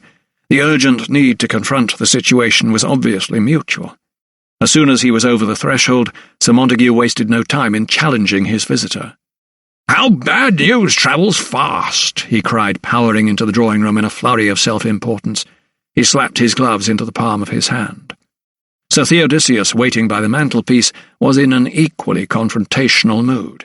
"When did you intend to tell me, Malthus?" he bellowed. The lawyer shrugged off his cloak into Howard's waiting hands. "Leave us," he told the butler, then, pointing at the settee, invited Sir Theodosius to sit. "I prefer to stand," he replied, even though his legs ached under his own weight. Sir Montague was indifferent. "As you wish." He seated himself on the opposite settee and leaned back, as if wishing to make the point that he was the master of Borton now, and at ease in these surroundings. The coroner took a deep breath. "She was as a daughter to me." His lips trembled as he spoke. Then, suddenly remembering he was addressing Lydia's real father, he held his tongue. He did not wish Malthus to glean that he knew his secret. Sir Montague nodded but showed no emotion. "I know how much Lydia meant to you, Pettigrew." The coroner lumbered forward, shaking his head. "Then why did you bury her without letting me say goodbye?" His eyes were welling up with the tears again, but the lawyer appeared unmoved. "The madness," he began. "It had ravaged her beauty." He was looking into the distance, as if picturing Lydia in his mind's eye. "You would not have recognized her." His pious response only provoked the coroner. "Madness? You know as well as I do Lydia was mad only on your say-so, Malthus." Sir Montague shook his head. "Not so, Pettigrew," he countered. "It was your friend Dr. Silkstone who sanctioned her committal to Bedlam." His voice was soured with contempt. The colour now flooded into Sir Theodosius's cheeks as his ire rose. "You forged his name.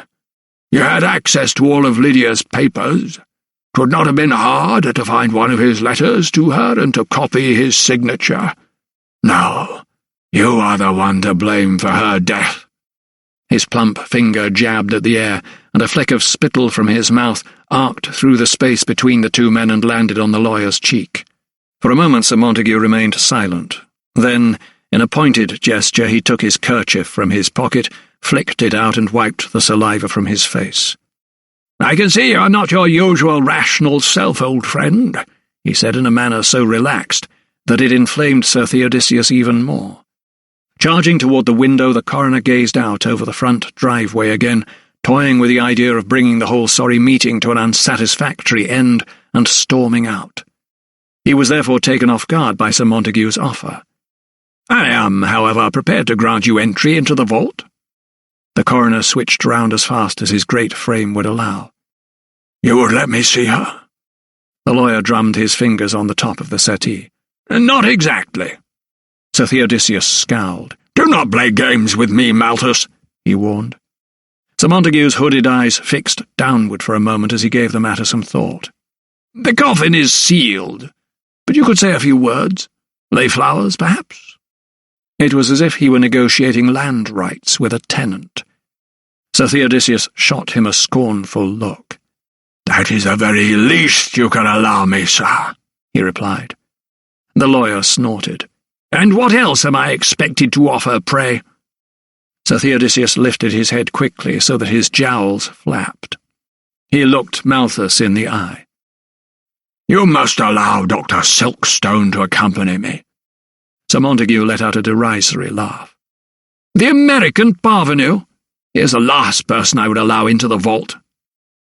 Not for the first time in the heated altercation, the coroner raised his voice. "May I remind you, sir, that American parvenu is the man who saved your life, although I am sure he very much regrets it now." His outburst shocked even him. He held the lawyer's gaze, desperately wanting to swallow the saliva that had pooled in his mouth, but not wishing to do so for fear he would look weak.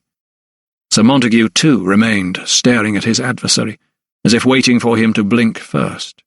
When his response came, it was as cold and unyielding as granite. "Over my dead body," he said. Chapter 24. "I am so truly sorry, dear fellow." Sir Theodosius sat with Thomas at a table set for dinner in the private dining room of the Three Tuns. Both had already confessed to each other that neither had the stomach for a meal. Between them on the table lay an indifferent bottle of claret.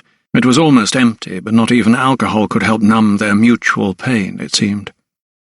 "You must not blame yourself. You did your best," continued the coroner. Thomas fingered the stem of his glass, contemplating the events of the afternoon. Sir Theodosius had related to him how he had entered the gloomy sepulchre and placed a posy of spring flowers, primroses and celandines, onto Lydia's sarcophagus. Under the hawk-like gaze of Sir Montague, he had said a silent prayer and had bidden her farewell. "I wish I could have seen her sweet face again," said Sir Theodosius, exhaling a deep sigh. "Just one last time." The thought snagged in Thomas's mind like silk on a thorn. He pictured Lydia lying peacefully in her coffin, all the pain gone from her face. "You asked to see her but were denied?" Sir Theodosius frowned.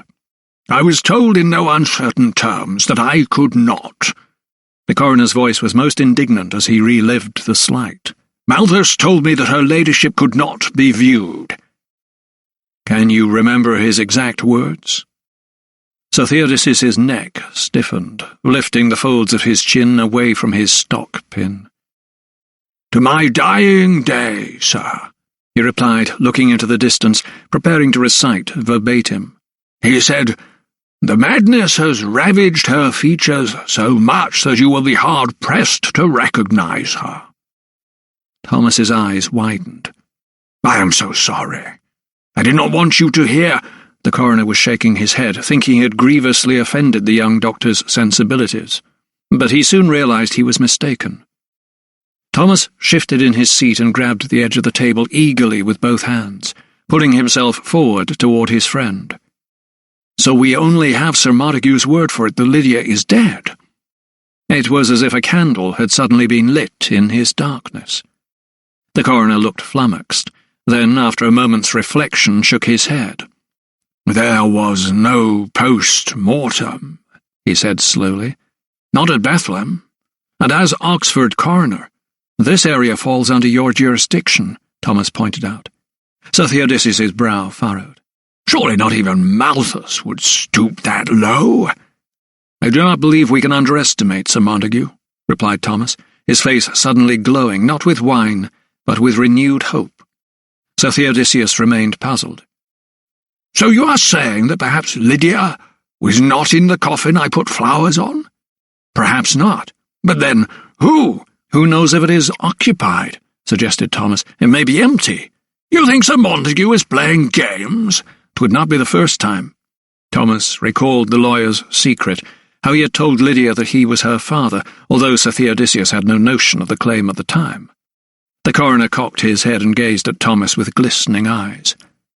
"Are you sure you're not clinging to a thin hope, young man?" he asked benignly.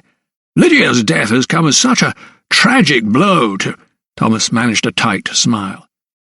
"Of course I cannot be sure that I am not clutching at straws," he replied, casting around him at the laid table and the fine glasses, as if he might find something tangible to back up his latest hypothesis. "But 'tis better than having no hope at all," he said finally. Sir Theodosius lifted the bottle of claret and angled the neck over Thomas's glass, but the doctor laid his hand over the rim. Rebuffed, the coroner poured himself another glass, slurped a mouthful, and thoughtfully licked his lips. "So you think the coffin at Bourton may contain someone else?" Mayhap. Thomas's heart was beating as fast as a bird's in flight, but he was trying to remain outwardly calm. He could not be sure that he was not deluding himself, but the more he dwelt on it, the more his hope bloomed. In the gloomy fog of the dining room, the men's eyes met. There was another avenue of inquiry Thomas wished to explore, but for the moment he would play his cards close to his chest. "Shall I make discreet inquiries?" asked Sir Theodosius. "The vicar, perhaps?" "That would be most helpful," replied Thomas. "I, on the other hand, will make my way back to London." The coroner's head jerked back in surprise. "London?" "There is a line of investigation I need to pursue there as well," Thomas told him. He needed to follow his instinct. He needed to return to Bedlam. The seed of doubt over Lydia's death had taken root. He rose quickly from the table. "It is not yet dark. I can be on the road shortly to make the most of the light." Sir Theodosius seemed taken aback. "But what about Sir Goose's murder?" he barked. "I heard they have a man in custody at Oxford and another is on the run."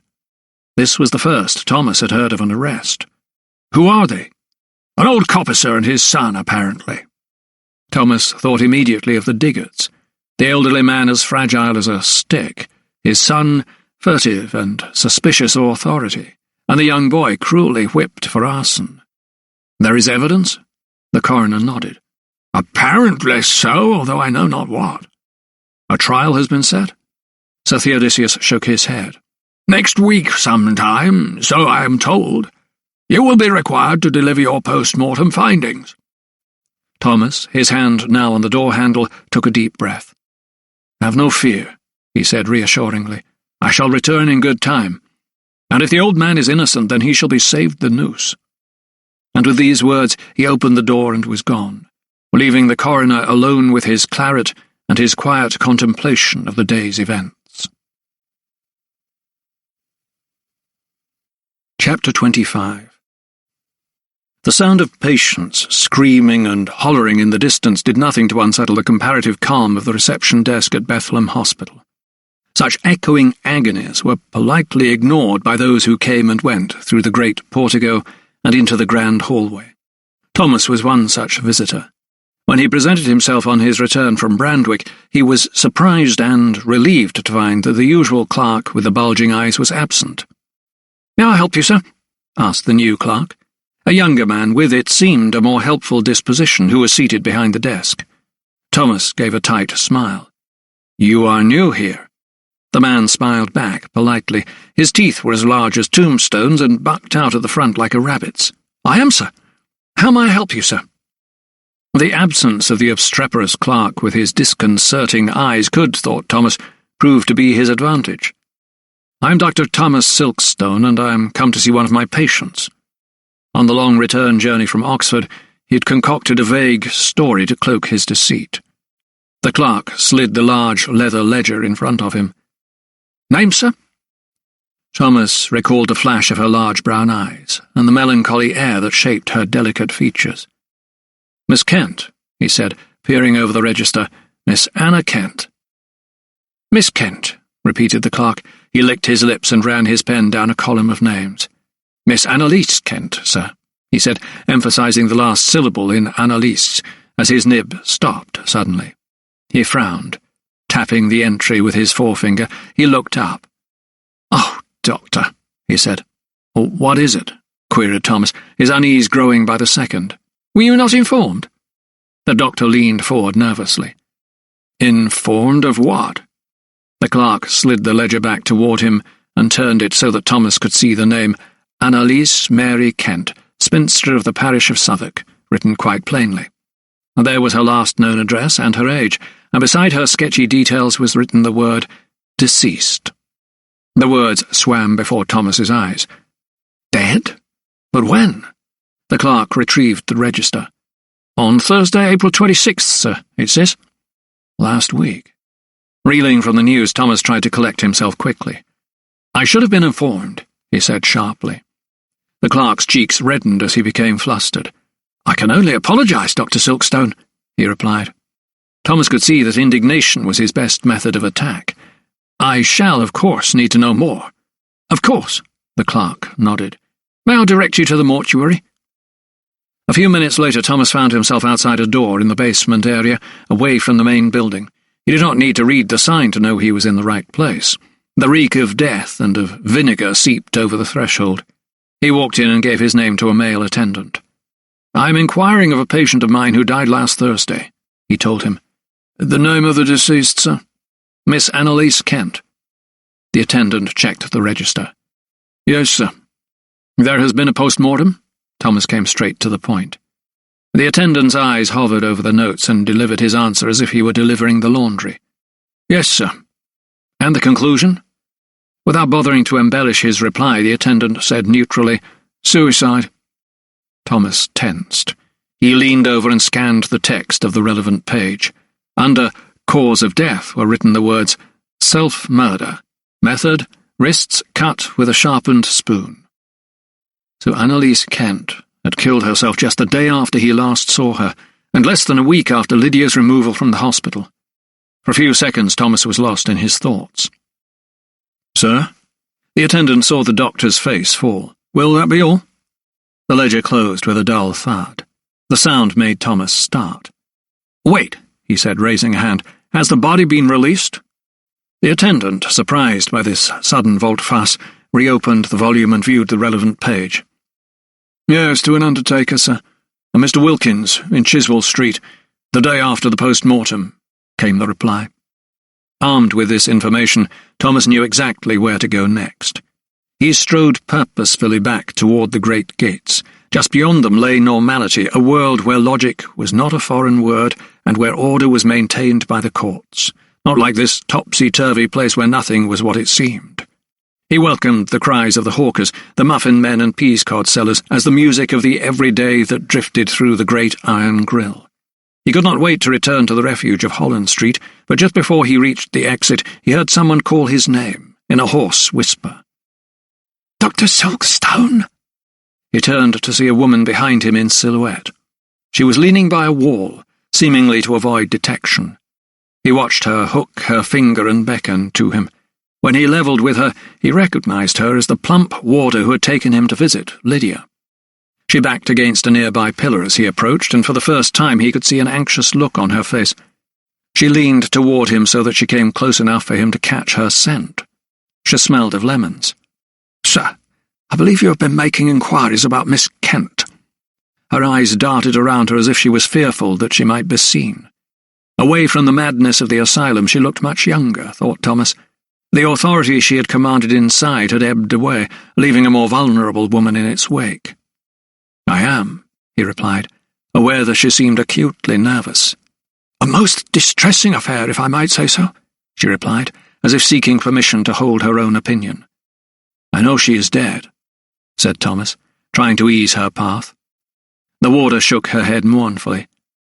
"I see many patients come and go in this hospital, sir, but the manner of Miss Kent's death—" She broke off. "I can see you are distressed." Thomas allowed the warder to take her time. She tried to snort back her tears. "As you know, she and Lady Lydia had formed an attachment during her stay." Her speech was deliberate, hesitant almost. "And when her ladyship... when she left, well, Miss Kent became distraught. We knew she'd done herself mischief before, so we put her in a cell for her own safety." Thomas was aware that this was standard procedure in such cases. "But then what happened?" he pressed. "She was searched, sir, but somehow she had secreted a blade about her person." She shook her head as if reliving the moment. "And when we next checked on her, oh, the blood!" She clamped her hand over her mouth. Thomas tried to ease her obvious concern. "A terrible sight, I am sure," he sympathized. He himself had been called to such a scene when a young man had taken his own life by the same ghastly method. It was never easy dealing with the aftermath of such an experience. Despite his sympathy, however, Thomas's senses were not dulled to his task. What the young woman had just told him triggered alarm. "You say a blade?" he queried, "but the register cited a sharpened spoon." "A spoon?" The warder regarded him with surprise. "Oh, no, sir. It was definitely a knife." A sharp kitchen knife. But how did a patient manage to secure such a knife? Sounds of clanking locks and screeching gates echoed in Thomas's head. Bethlehem, he knew, was as secure as the Tower of London. The warder shook her head and let out a shallow mouthful of air. That's the mystery of it, sir. None of us knows. Thomas's mind flashed back to the face of the young woman, frightened and helpless. He knew little of her story save that her heart had been broken when her fiancé had died, and that her distress had brought on her madness. He only hoped that now she was dead she would gain the peace she deserved. "Thank you," he said finally. "You have been most helpful." He doffed his tricorn. The woman raised her hand as if forbidding him to go. "But you have word of Lady Lydia?" He was ill-prepared for such a question. "She is well," he said, although as the words left his lips he questioned why he had invented such a lie. The warder seemed satisfied with his reply. He thanked her and bid her farewell. As he walked away from Bethlehem, he asked himself why he had not told the warder that Lydia was also dead. Perhaps it was because somewhere deep within him he refused to believe it himself. Chapter 26. The last rays of sunlight reached through the gaps in the London roofline like translucent fingers. Thomas knew this was not a good time of day to be hunting for the undertaker's premises, but he could not suppress his anxieties. His unexpected encounter with the concerned warder and his knowledge that Annalise Kent had somehow managed to procure a kitchen knife had planted a seed of consternation in him that was growing by the hour. The fact that the warder's version of events was at odds with the official report into the death suggested to him at best some form of collusion, and at worst a conspiracy.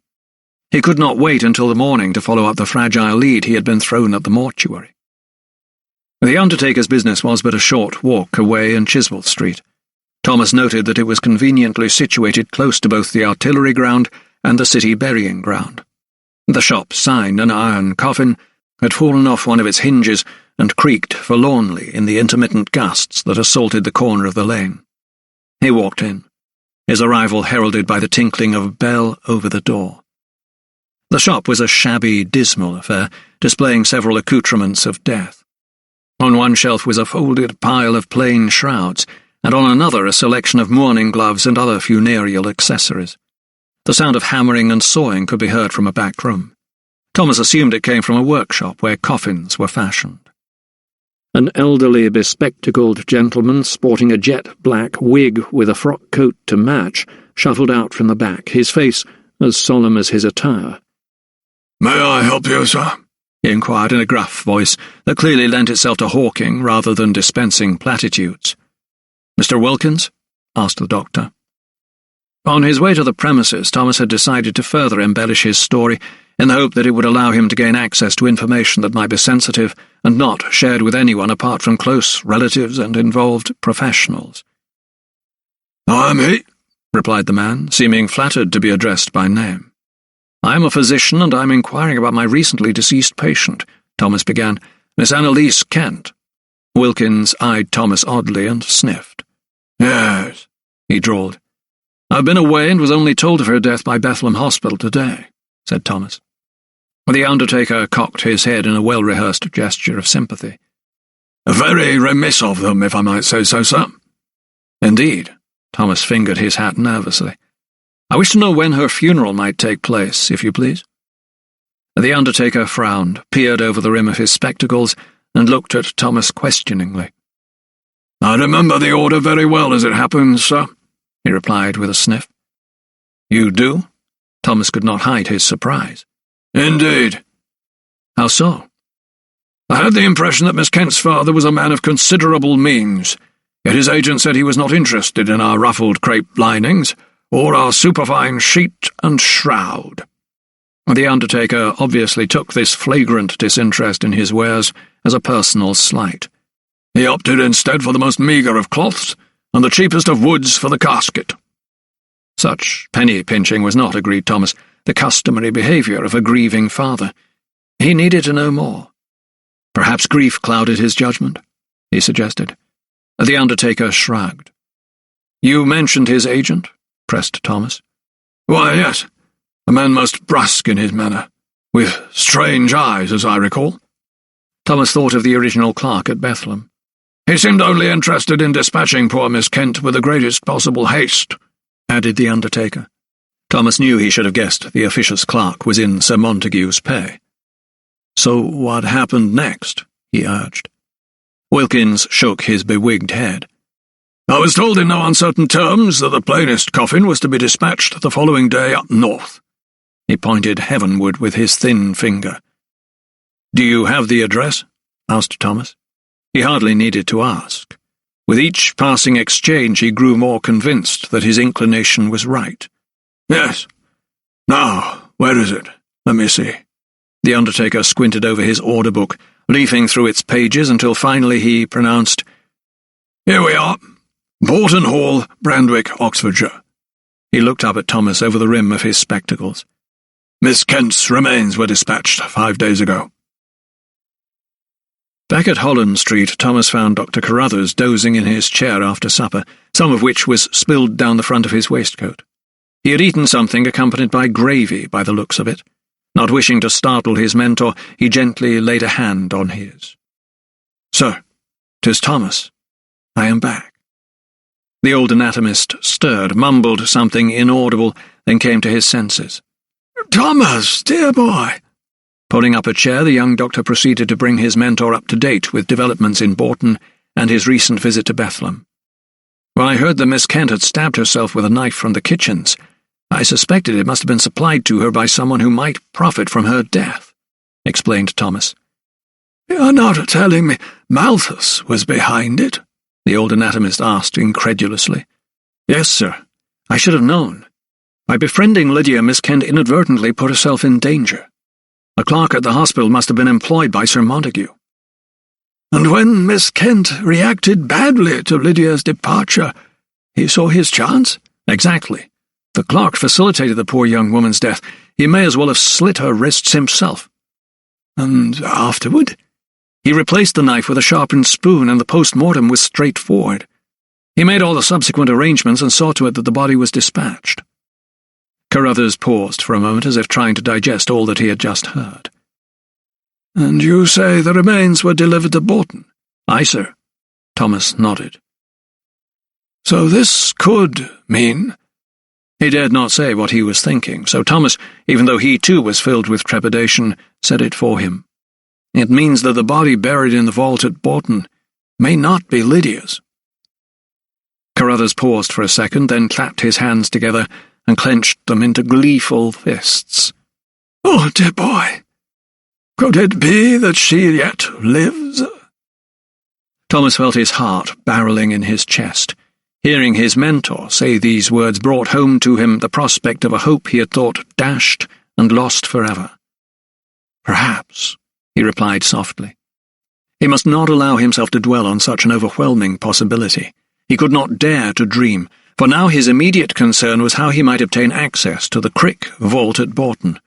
He cast his mind back to the dark, damp, airless space that was home to the last 3 generations of the family. The latest casket to join the ranks of the dead might well contain an innocent impostor. Only when he could see inside the coffin and gaze upon the face of the woman who lay there could he be sure that his beloved Lydia was still alive. Chapter 27.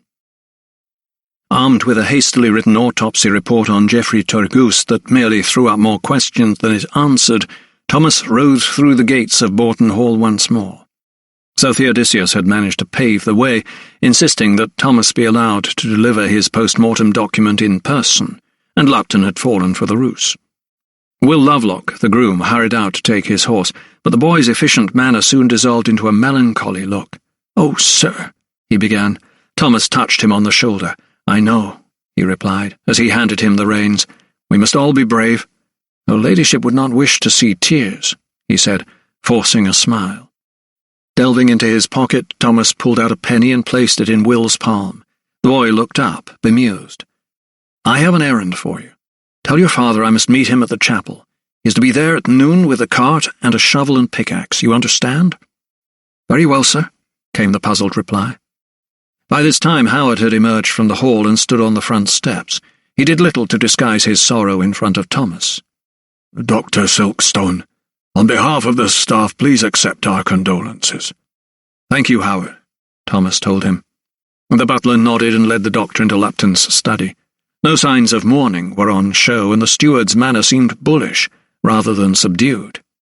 "Silkstone," he greeted him churlishly, "I'm sure you know you are here under sufferance after your appalling behaviour at the meeting. Perhaps now we can get to the bottom of this Turgoose murder. You have completed your famous report?" Thomas knew Lydia had meant something to the steward.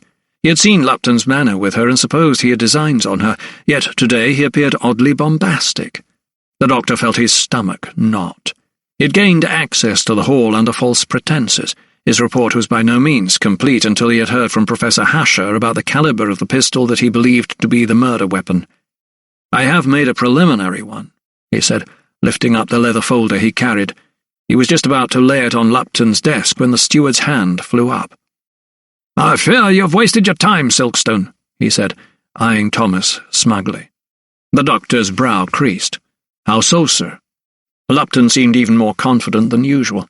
He picked up a pencil and began twirling it between his fingers. "I'm sure you know we have one of Turgoose's murderers in custody, and the other will be captured soon." Thomas thought of sickly Abe Diggett, languishing in Oxford jail, and of his son, a fugitive, no doubt somewhere in Ravenswood. "I am aware there has been an arrest, but you will need proof to secure a conviction," and again the steward broke him off. He shook his head, still smiling. "You see, Silkstone, I already have proof." A look of puzzlement etched itself on Thomas's face. "Oh?" Lupton nodded. "A flintlock pistol along with the chain man's pocket watch was found in Diggett's cottage." The news came as a shock to Thomas. The shot that killed Geoffrey Turgoose most definitely came from such a weapon, most probably Sir Theodosius's, although Lupton and his men could not have known it. He tried to recover himself with a well-aimed jibe. "How very convenient," came the response. Such a reaction wiped the smile from the steward's face. "You are right, Silkstone," he nodded. "It shall be very easy to see the culprit's necks broken." At that moment he snapped the pencil he had been toying with in two and threw the halves down on the desk. His complacent smile switched to a stare, bald and unflinching, and he reached for the servant's bell. Thomas realized any further discourse was futile. He knew he should leave, but he wanted the last word. "You have made your position very clear, sir," he told Lupton. "In the absence of proof, supposition suffices," he said, placing his report carefully and deliberately on the desk. The steward opened his mouth to reply, but before any words came forth, Howard replied to his summons. "Dr. Silkstone is ready to leave now, Howard," announced Lupton. Thomas threw the steward a sour look, then walked toward the door. He thanked the butler as he handed him his hat and left by the front entrance.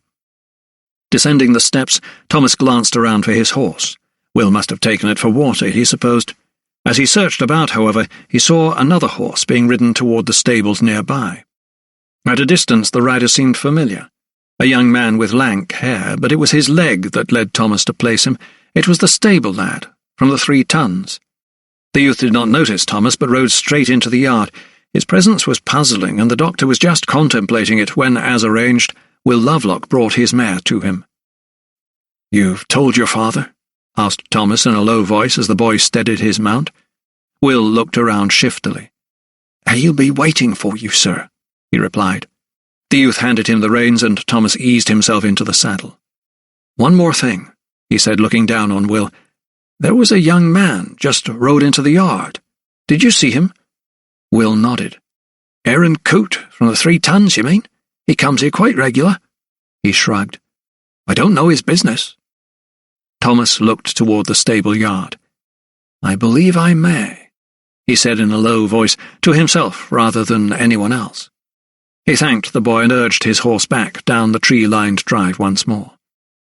A few minutes later he was approaching the estate chapel, its spire as sharp as a needle against the pale blue of the spring sky. He looked about, making sure there were no prying eyes upon him, and rode to the side of the building. He found Jacob Lovelock to be true to his word. Will's father, the head groom, had parked his cart behind the chapel and out of view from the main drive. Thomas tethered his horse and joined him at the front door. "I need to know if it is her ladyship who is buried in the vault," Thomas told the groom, who came armed with his tools. "There is doubt, sir?" Jacob asked, his pock-marked face registering shock. "We can only hope," came the doctor's reply. Together the two men entered the holy gloom of the chapel. The familiar smell of damp assailed their nostrils. The wooden rood screen and the fine hatchments were there just as Thomas remembered them. He felt his stomach lurch as he remembered, too, his last encounter in this dark and melancholy place, when he performed an autopsy on the decomposing corpse of Lydia's brother. Now he prayed that it would not be Lydia herself who was lying in the family vault, beside Lord Edward. Thomas led the way to the flight of shallow stairs that descended to the door of the vault. Lovelock followed close behind, carrying the shovel and pickaxe he always kept on the cart. The doctor had lit a lantern, and holding it aloft, he quietly lifted the latch. The door creaked open on stiff hinges. The sound jangled both men's nerves before they ducked below the lintel and entered the eerie space. It was all coming back to Thomas with disquieting clarity, the sudden drop in temperature, and the familiar sickly sweet note of decomposing flesh that wafted vaguely on the stagnant air. Lovelock lit the wall sconce at the foot of the stairs, illuminating the 8 coffins that lined the facing wall, and awaited instructions. Thomas paused for a moment, mesmerized by the shadows that wavered in a macabre dance against the plaster walls. He had to clear his mind of all extraneous thought and focus on the task in hand. He lifted his gaze to the large stone shelf. The elaborate coffins of the 5th and 6th Earls had been joined by another, much plainer casket. It was smaller, too. Without a word he glanced at Lovelock. The head groom knew what was required of him. Retrieving the coffin from the shelf was out of the question on this occasion, so Lovelock dragged a wooden box that contained candles and positioned it to enable him to climb up. From his vantage point he could get a good purchase on the coffin lid. With no elaborate locks or fastenings to fool would-be grave robbers, the lid was loosened without much difficulty, but Lovelock did not remove it. He left that dubious honour to Thomas. Jumping down from the shelf, Lovelock handed Thomas the lantern with an apologetic look. He did not envy the task the doctor was about to undertake. Thomas took the lamp with a trembling hand, knowing that this would be the hardest thing he had ever done in his life. He'd never felt more alone than he did at that moment. How he wished that Dr. Carruthers, or Sir Theodosius, or Professor Hasher could be there at his side. The nausea rose in his stomach as he mounted the crate and set down the lantern. No longer secure, the lid was now at a slight angle to the coffin, and already the stench of decay was escaping into the vault. There was no time for sentimentality, no time for the self-indulgence of mourning. Thomas closed his eyes for a second and willed himself to be strong. Then, opening them, he seized the lid and slid it down toward the narrow end so he could have a better view of the cadaver's face. A noxious gas rose into the air, a deathly perfume so familiar, yet so abhorrent to him. He knew he would have to force himself to look. He collected his wits. His focus would be crucial. He had no desire to linger. Mentally he counted down. 3, 2, 1. "Oh, my God," he muttered, clamping his kerchief to his mouth. "Sir?" exclaimed Lovelock anxiously. Thomas turned, retching as he did so. "Sir!" cried Lovelock once more, rushing to Thomas's aid, but he waved him away. Gulping for breath, his shoulders heaving up and down, Thomas shook his head. "'Tis worse than I feared," he gasped. "But is it her ladyship, sir?" asked Lovelock, raking his fingers frantically through his hair. Thomas looked at him with wild eyes, his expression one of anguish. He had lost count of the number of corpses he had examined during his career. Despite their various states of decomposition, he had always remained calm and collected and professional. These bodies were mere vessels that had housed a being, a soul, a spirit, call it what you would, but this cadaver was altogether different. It lay in a plain white shroud that had lifted slightly as the torso filled with gas, but it was the corpse's face, purplish, blue, and blistered like a squashed plum, that he found so very disturbing. The dull hair, short and cropped, gave no clue as to the cadaver's identity or even its sex. He tried to blink away the vision of the eyes that bulged out of their sockets, and the tongue so swollen that it had protruded from the mouth. The blowflies had already begun feasting and appeared at every orifice. He shook his head. but still the sight remained of a ghastly apparition that was not of this world. "I cannot be sure," he cried. "I cannot be sure. What shall we do, sir?" By now Lovelock was also suffering from the effects of the poisonous air, and held his neckerchief to his mouth. Thomas, all colour drained from his face, looked at him with glazed eyes. "I will have to examine it more thoroughly," he replied. He turned to face the coffin once more, but as he did so the sound of a latch dropping reverberated in the chapel above. "What was that?" Lovelock asked in a hoarse whisper. "Someone is up there," said Thomas.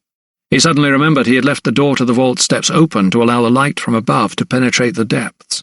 He pressed his finger to his lips. Footsteps fell on the flagstones overhead. They seemed to be coming nearer. Thomas's ears were filled with the sound of his own heartbeat, so that he could no longer hear clearly. He and Lovelock had no choice but to simply wait in the reeking vault, their breaths becoming shorter and shallower with every passing moment, until finally the groom could bear it no more. "I need air, sir," he whispered, staggering against a stone pillar. Thomas nodded. Whoever had entered the chapel must have left it by now, he guessed. Several minutes had passed. He watched as Lovelock zigzagged toward the half-open door and put his head round it, gulping like a fish in the fresher air. So relieved was he to emerge into the stairwell that it took him a few seconds to blink away the gloom of the crypt. When he did, he noticed a deep shadow on the steps. Looking up, he saw a large figure glowering down at him from the threshold of the chapel door. Well, well, I'll sack him up, man, eh?" It was one of the new guards Lupton had hired. "Thought you could steal the newest resident, did ya?" Lovelock leapt upright. No, I... Save your breath for Mr. Lupton," he barked. "Now shut the door on that stink and come with me."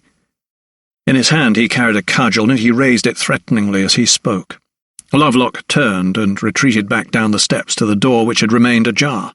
He glimpsed inside and saw Thomas, who gave him a silent nod and closed the door from the inside. Lovelock did not hear the latch fall. At least he was safe in the knowledge that Dr. Silkstone could escape from the suffocating chamber as he began to climb the stairs toward the waiting guard. Meanwhile, Thomas opened the door very slightly, so that a chink of light from the stairwell illuminated the reeking space of the vault. He reached for his pipe and lit it with one of the candle flames. The smoke masked the putrid stench, but made it no easier to breathe. He waited for what seemed an age before opening the door more fully. It creaked in protest. Emerging into the half-light of the stairwell, he breathed deeply, then inclined his head, listening for any sounds. He knew it would be only a few minutes before more men came to inspect what they thought Lovelock had been about. His opening was small, and he realized he must take the chance or risk apprehension. Any proper examination of the corpse would have to wait, though he was relieved at being unable to delve once more into the coffin. It was not that he was repulsed by the rotting flesh or the bloated features. He had, after all, seen worse in the form of Lord Crick, who had been dead almost a se'nnight when he took his knife to him. No, it was more that if the body was Lydia's, God forbid, this was not how he wished to remember her. He feared that if he were to prove that this putrefying corpse was once his beloved, then he would find it hard to think of her without picturing her eyes straining in their sockets or the maggots emerging from her nostrils.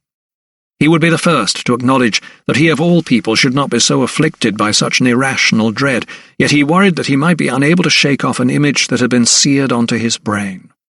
He dispelled the thought, leaving it in the blackness of the vault as he headed out, abandoning the corpse to nature once more. Creeping softly up the stairs, he reached the door. He put his ear to the keyhole. As far as he could tell, the chapel was deserted. The door opened slightly with a squeak of descent, giving him a narrow field of vision. He glanced about him. He was alone. Lovelock had been marched off to face Lupton's wrath. Thomas feared for the outcome of his interrogation. It was not a crime to steal a body, but the groom could still face any number of trumped-up charges, including trying to pilfer from the cadaver. Such a felony could carry the death sentence, and he would not expect Lovelock to sacrifice his life for his own sake. Thomas would not blame the groom if he cracked under questioning, but he knew he must flee the estate as soon as possible, before Lupton's men returned to apprehend him. Making his way down the side aisle, keeping close to the wall and pressing himself into the shadows, he reached the heavy oak door. Twisting the round handle, he saw the latch lift, but as he heaved the door open, Instead of a clear path through the porch, he was greeted by Lovelock, the guard, and another man. The groom's pock-marked forehead puckered into a frown. His arm was being held behind his back by the guard. "Oh, sir, they saw your horse," he blurted. "I'm so sorry." The other man stepped forward and grabbed Thomas roughly by the shoulder. "To the hall with them," said the guard. "You can explain everything to Mr. Lupton yourselves." Chapter 28. Lupton's men hustled Thomas and Lovelock into the very cart that had originally brought the groom to the chapel and drove them the short distance to Boughton Hall. Thomas knew there was no point in resisting. On arrival, he was taken straight to face Lupton. He watched Lovelock being dispatched below stairs to await his fate. The steward eyed Thomas for a moment from his desk, elbows planted, fingers tented. He did not invite him to sit, but suddenly rose and circled him in silence, his arms folded. "So, Dr. Silkstone," he said finally, "I thought better of you than to act like a common thief." Thomas clenched his jaw. "And I thought better of you and your master than to act like jailers and then murderers, sir." "Serious allegations, Dr. Silkstone," came a voice behind him. Thomas wheeled round to see that Sir Montague Malthus himself had suddenly swooped into the room. "I trust you have proof?" Thomas narrowed his eyes and took a deep breath, but he found he could no longer control his fury. Jabbing a finger at the lawyer, he felt himself spitting out his words as if they were poisoned darts. "I will find it, so help me God, Malthus, even if 'tis the last thing I do." Sir Montague, who had stood impassively by the door, now sallied further into the room, a henchman Thomas recognized from the meeting at his heels. He allowed the butler to take his cloak, then handed him his kid gloves. "You are distressed, Dr. Silkstone, at the loss of her ladyship." He tilted his head mockingly. "But you really must try to curb your morbid fascination with the dead. You need not have gone to the trouble of opening the coffin to say your farewell." Thomas shot a puzzled look at the lawyer, whose lips twitched into a smile. "I spoke with Lovelock, you see," he explained. "He told me the corpse was already unidentifiable." Thomas tensed. He knew he was beaten on that score. "Lovelock was right," he replied. "There was no way of telling if the corpse was Lydia," he paused for effect, "or whether it was Annalise Kent." At the mention of the young spinster's name, Sir Montague's brow arched. He seemed uncharacteristically disconcerted. It was clear Thomas had riled him. He steadied his mood by walking to the window and staring out. After a moment he said, "It appears I underestimated you, Doctor." "Where is she, Malthus?" cried Thomas, marching up behind him. "What have you done with her?" Turning to face the young doctor, Sir Montague let out a strange, muted laugh. He was the puppet master, pulling the strings, and he wanted to make Thomas dance to his tune. "Don't you see, Silkstone?" he began. "It really is of no consequence whose cadaver lies in the vault. What you must understand is that Lady Lydia is dead to the world, and—" He poked Thomas's chest as he delivered his verbal blow. "In particular, to you." Unable to hold himself in check, Thomas responded by lurching forward toward the lawyer, but the henchman grabbed him by his coat sleeve and pulled him back.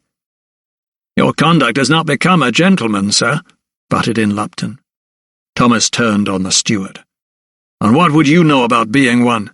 he cried, tugging his dishevelled frock coat back into place. "Lady Lydia put her trust in you, and you betrayed her." Sir Montague shook his head. "We acted in her ladyship's best interests," he corrected. Thomas stared at him incredulously. He wondered how a man could be so contemptuous and cruel toward his own flesh and blood. Still, he realized that if Sir Montague ever found out that he knew the truth, that the lawyer was Lydia's real father, he would be placing himself in grave jeopardy. Being privy to Sir Montague's secret was his trump card, and he would play it when he felt the time was right. Now was not the moment. Instead, he took a different tack. "In her best interests?" he echoed. "And what of her son? What of Richard? Where is he? Or have you disposed of him to suit your purposes too?" Lupton took particular offence at this last remark. "Curb your tongue, sir!" he roared indignantly, but Sir Montague lifted his hand to silence the steward. "My purposes, Dr. Silkstone?" queried the lawyer. "And what, pray, Does your razor-sharp intellect tell you they are?" Thomas shook his head. "I know you wish to control the Bolton estate. That is why you want to enclose it with your fences and hedges," Lupton intervened. "Enclosure is the only way forward, Dr. Silkstone." Thomas nodded. "I'll admit 'tis a convenient way of controlling the landless and the poor and washing your hands of your responsibilities to your tenants." Sir Montague slid an odd look toward the steward and gave a wry smile. "My responsibilities?" he huffed. "You've been swayed by the Frenchman Rousseau and his social contract, have you not, Dr. Silkstone? With rights come responsibilities, yes? Such notions do not hold weight with we English landowners." He put particular emphasis on the word English to try to alienate the young doctor even further. Thomas could see it was futile arguing with a man so Machiavellian in his outlook. He suspected he had an even deeper purpose than the control of Bolton and its many hundreds of acres. Men like Sir Montague, ruthless yet enterprising, always kept their eye on the wider scheme of things. Something was brewing. He gleaned it from the looks that were exchanged between the lawyer and his steward and from the new guards employed on the estate. They were plotting, and Lydia was an inconvenience in their scheme, an obstacle that needed to be swept aside before their plans could come to fruition. Bolton's old order was changing, yielding place to a new, less benevolent structure, so at odds with the ladyship's own vision for the estate. Thomas knew he had to do everything in his power to mitigate it in Lydia's name. The young doctor shot back. "You do the people of Brandwick a disservice if you think they will lose their common land and woods without a fight, sir." Sir Montague arched a formidable brow. "A threat, Dr. Silkstone? Surely not." Thomas's mind flashed to Mr. Togoose's corpse, and to the cottagers and tenants who had gathered to protest on the common. He knew the villagers would not go quietly into the long, dark night of dispossession that surely lay before them and their families. "There will be trouble, sir, unless you compensate people fairly for their losses," Thomas warned. "Oh, what a very noble sentiment," sneered Sir Montague. "But I'm afraid the people of Brandwick have proved themselves little more than savages in their treatment of those I engaged to survey the estate." Swooping upon the desk, Sir Montague retrieved some bound sheets of foolscap. Thomas recognized them immediately. "Your enlightening post-mortem report did not make comfortable reading, Silkstone," said the lawyer, waving the document in the air. "And one of the barbarians who killed my surveyor is still at large and may well strike again." His great shoulders rose in a sigh. He threw the post-mortem report back at Thomas in disgust, as if the parchment on which it was written were blooded. "So," he continued, "I know exactly where my responsibilities lie, Silkstone. I will avenge the death of the man who has died in my service." Chapter 29. By the light of a single tallow candle, Thomas tried to marshal his thoughts. He was still reeling from his encounter with Sir Montague, and for more than an hour since his return to the 3 Tuns, he had been unable to do anything but pace up and down across his bedroom floor, considering the options open to him in his search for Lydia. There was now no possibility that Sir Montague would allow him to ascertain, once and for all, the identity of the body in the vault. Every time he closed his eyes, he was reminded of the woman's face, the bruising around her mouth, and the swollen tongue. The uncertainty was eating away at him, just as surely as the maggots were feasting on the cadaver's flesh. But he must not allow his own vexation to cloud his judgment. There would be another way. There had to be. If Lydia was still alive, and he had to believe that she was, then his search for her would have to resume at the Bethlehem Hospital. He had reached a dead end at Bolton. There was nothing left for him here. He would return to London the following day. He dipped the nib of his quill into the ink-pot. He would write to Sir Theodosius and inform him of his inconclusive trip to the Crick family vaults and of his decision to revisit Bethlehem. As his pen hovered above the paper, however, he heard a noise like rain on the pane. He lifted his gaze to the window, but the glass was dry. Rising from his chair, he looked out onto the street. All was deserted. Everyone had heeded the curfew, everyone, that is, except a figure who stood in the half-shadows below. Thomas watched him as he aimed a handful of dirt at the pane again. Opening the window, he peered down to see the familiar face of Adam Diggott, looking back up at him. Without a word, he motioned to his visitor, then slipped out of his room and down the stairs to lift the latch of the inn's side entrance. The coppicer scurried in through the door like a frightened mouse. His face was hazed with stubble, and he stank of stale sweat, reminding Thomas that he had been hiding in the woods for several days. "You should not be here," Thomas told him bluntly. "If Lupton's men find you—" Adam Diggott grunted but had to catch his breath before he spoke. It was clear he had run a long way. Doubling over, he planted his hands on his thighs and sniffed, before standing upright. "You know my pa is charged with the murder and they're after me too?" Thomas knew, of course, and suddenly felt guilty that he had not paid more attention to the men's plight. He pictured the old drunkard lazing by the hearth, babbling and confused, barely able to lift his head, let alone a pistol. "And you say you are innocent?" Lifting his shoulders, Adam let his breath escape from his chest in a loud sigh. "I swear we never hurt the mapmaker, sir." Thomas did not respond for a moment, then said, "What makes them think you did?" Adam shook his head. "I seed my pa wandering after curfew, and found a pistol and a pocket watch in the cottage, sir," he replied. "But they put it there. I know they did." His fists were balled and raised to shoulder height, as if pleading for help. The doctor nodded. He could easily believe that Sir Montague was capable of such a feat. He wanted revenge at any price, even if it meant victimizing an old man and his innocent son. He must have given orders to arrest and charge any man breaking the curfew, no matter their innocence, no matter the unlikeliness of their guilt. That Abe Diggott just happened to be grandfather to a boy whipped for arson made a conviction even more likely. As far as Sir Montague was concerned, the whole family bore the stain of guilt. "Please help us, Doctor. I've heard you've ways to prove a man's innocence or guilt. Save my pa, will you? I beg." The coppicer clasped his hands together in supplication. "There is no need to beg," replied Thomas. "Of course I will try and help your father, because I believe he played no part in the murder." A sigh escaped Adam's lips. "Thank you, sir. Thank you," he said. "Save your thanks until I see your father pardoned," he replied. At that moment a latch clicked nearby and a shadow appeared in a candle's glow against the far wall. "Who's there?" called a voice. It was Peter Geach. "Go," whispered Thomas, bundling Adam Diggott out of the door. "Who's there?" The landlord drew nearer, his silhouette looming larger. Thomas managed to draw the bar across just before he turned the corner. "Dr. Silkstone," came the startled greeting. "Mr. Geach, everything all right?" The landlord squinted into the darkness, holding his candle aloft. "My horse," replied Thomas. "Your horse?" Thomas nodded. "Your stable, lad. Coot?" "Yes. He saw a cut on her forelock. I was checking on her." Geach let out an odd chuckle. "Doctoring animals now as well, eh?" He shook his head as if he found the very notion amusing. Thomas smiled flatly. "All's well." "I'll bid you good night then, sir," said the landlord. He turned and chanted to himself as he walked back down the corridor. Thomas's breath quivered in his chest as he exhaled.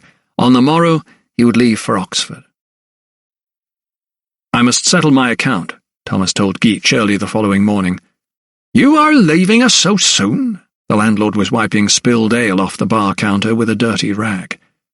"Urgent business in Oxford, I'm afraid," said Thomas, not wishing to enlighten the landlord further. But from the look on his face he already knew. "Old Abe Diggott's in trouble, I hear." There was a cruel glee in Geach's voice. Thomas indulged him. Leaning across the bar, he said, "And one of your best customers, too." The landlord nodded in agreement. "He likes a tipple. Gin, I've heard. I'll take some, if I may." Geach narrowed his eyes. His gin was supposed to be a secret, known only to the regulars and to his business associates. "Gin?" he repeated softly. "Are you sure, Dr. Silkstone?" "'Tis not a beverage normally consumed by gentlemen such as yourself." "A flagon, if you please." Thomas laid a shilling on the counter. The landlord looked puzzled. "'Tis not for me, Mr. Geach.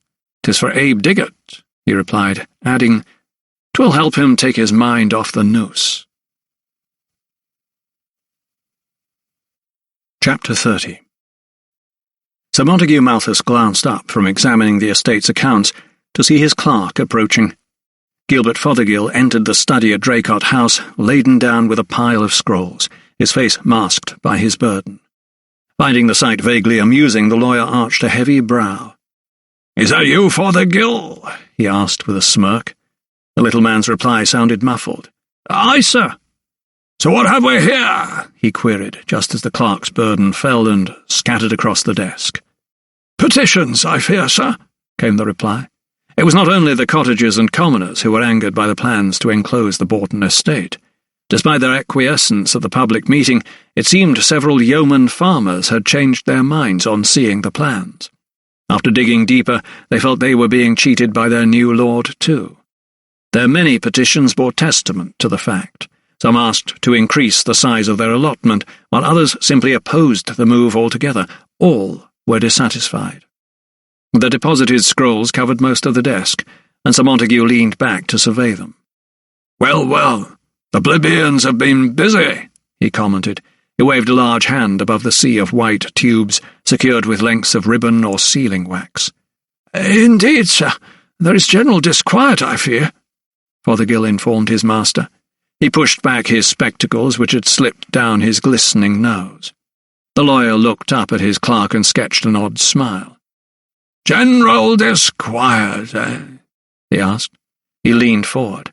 "We shall see about that," he said, and in one fell swoop, he extended his arm and brushed all the scrolls from the desk. They toppled to the floor and scattered like leaves. Fothergill watched wide-eyed as the papers tumbled over one another and rolled across the boards.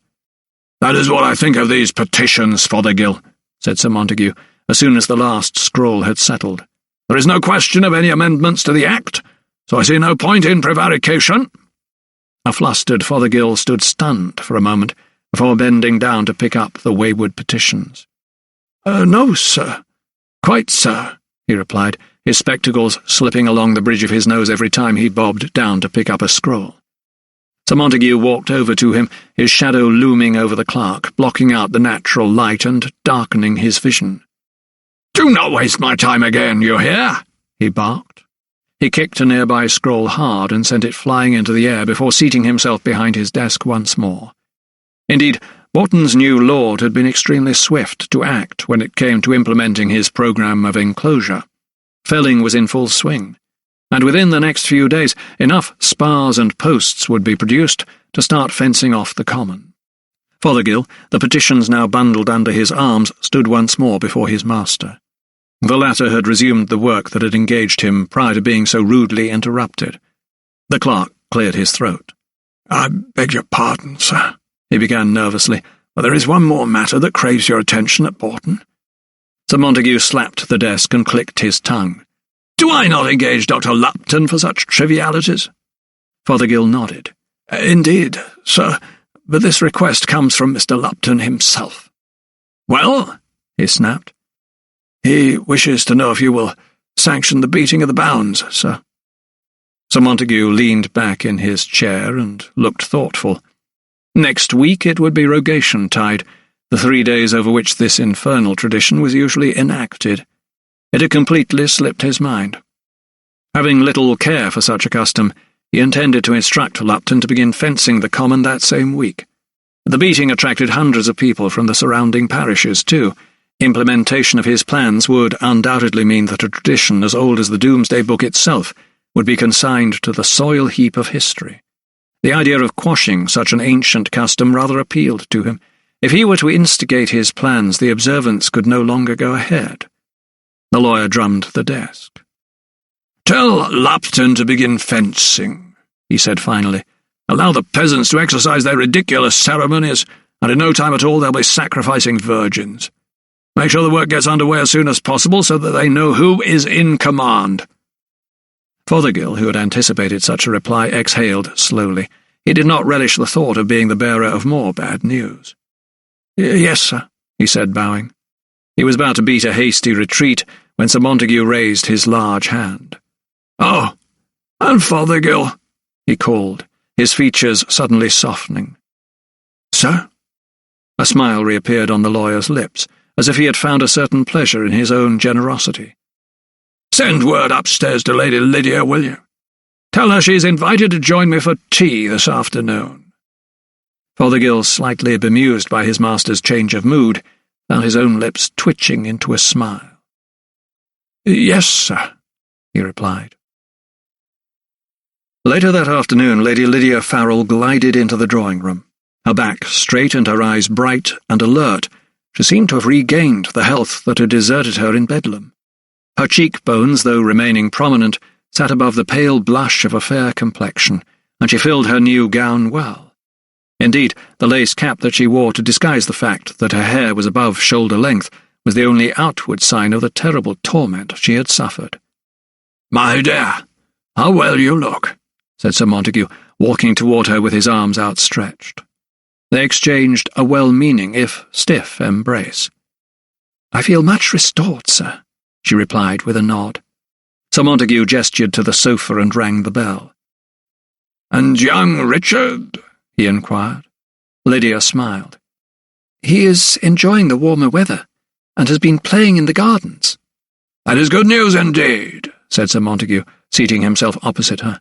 "I shall pay him a visit in the nursery shortly, although I find that my time is most precious at the moment." Lydia nodded. "Running 2 estates cannot be an easy task, but you know you can rely on Mr. Lupton." At that moment, Sir Montague's butler and 2 maids entered carrying the tea service on trays. "Would you do the honours, my dear?" asked the lawyer. "Of course," replied Lydia, and the maids set down their trays on a table at her side. Waiting until they were alone once more, Lydia took the lid off the tea canister and spooned some leaves into the pot. She was acutely aware that Sir Montague's hawk-like eyes were following her as she lifted the jug. Adding a little milk to the bowl, she poured in the tea and handed it to him as he sat on the opposite side of the small table. "Thank you," he said with a nod. An air of polite civility pervaded the room. There was an unspoken acceptance between them, a scene of domestic quietude, if not bliss, that seemed to defy the events of the past few weeks. Yet, as Lydia sipped her tea, it was obvious that beneath her calm exterior she remained troubled. "You have heard nothing, sir?" Sir Montague shook his head. "I fear not, my dear. Your last letter was sent 5 days ago. If a reply was to be forthcoming, I'm sure it would have reached you by now." Lydia's shoulders sloped suddenly. This was the 4th letter she had written to Thomas, and the 4th that had gone unanswered. Ever since Sir Montague had rescued her from Bedlam, she had taken refuge in Draycott House, where she had been reunited with her son. The nightmare of her stay in the hospital remained with her, but it was receding. Her strength had grown daily, and her confidence returned. What she could not forget, nor forgive, however, was Thomas's role in her incarceration. She did not understand how someone she had loved so fiercely and so passionately could have abandoned her. "I know you are right, but it has hit me hard, sir." Sir Montague nodded. "Of course it has, my dear. But I did warn you." It was true, she acknowledged, but it still galled her. Night after night she had cried herself to sleep, longing for Thomas to come and take her away from the living hell that had enveloped her, and when, eventually, after weeks of waiting, he had come, he had conspired with Dr. Cameron to let her remain. Oh, he had appeared full of righteous indignation at the time. He had championed her, railed against the restraints used on her, pretended to be appalled by her mistreatment, when in fact he had sanctioned it all. Of course he did not reply to her letters. His plans had misfired. Sir Montague had heard of her travails and sent a carriage to take her away. She had been sorely mistaken before, thinking that her son's legal guardian, and the man who had revealed himself as her real father, was responsible for her terrible misfortune. Yet she had been cruelly misled. Sir Montague had explained everything to her. All along it had been Thomas, the man with whom she had intended to spend the rest of her life, who had seen that she was taken to Bedlam. It was he who had left the instructions for her confinement. Sir Montague was insistent that he and Dr. Fairweather had simply been acting on his orders. Had she not seen Thomas's signature for herself, she would never have believed such calumny. The script, so familiar, yet so shocking, sat next to Dr. Fairweather's on the paper that certified her insane. She had not credited it at first. How could he have betrayed her trust in such a cruel and heartless way? It had taken her many weeks to come to terms with the loss. She had written to him so many times, asking him to explain himself, yet he had steadfastly ignored her. She had been jilted in the cruelest of fashions, and slowly but surely she was reconciling herself to the fact that she would never see him again. "Yes, you did warn me," she acknowledged, Yet again her own judgment had proved flawed. The 3 men she had loved in her life had all been unworthy. First there was her cousin Francis, when she had been little more than a child, then her late husband Michael, who had been such a wastrel, and now Thomas. His betrayal had been the worst, because he had appeared so unswerving in his love, and it was very much reciprocated. Despite being a colonist, he had seemed nobler than any high-born aristocrat she had ever encountered.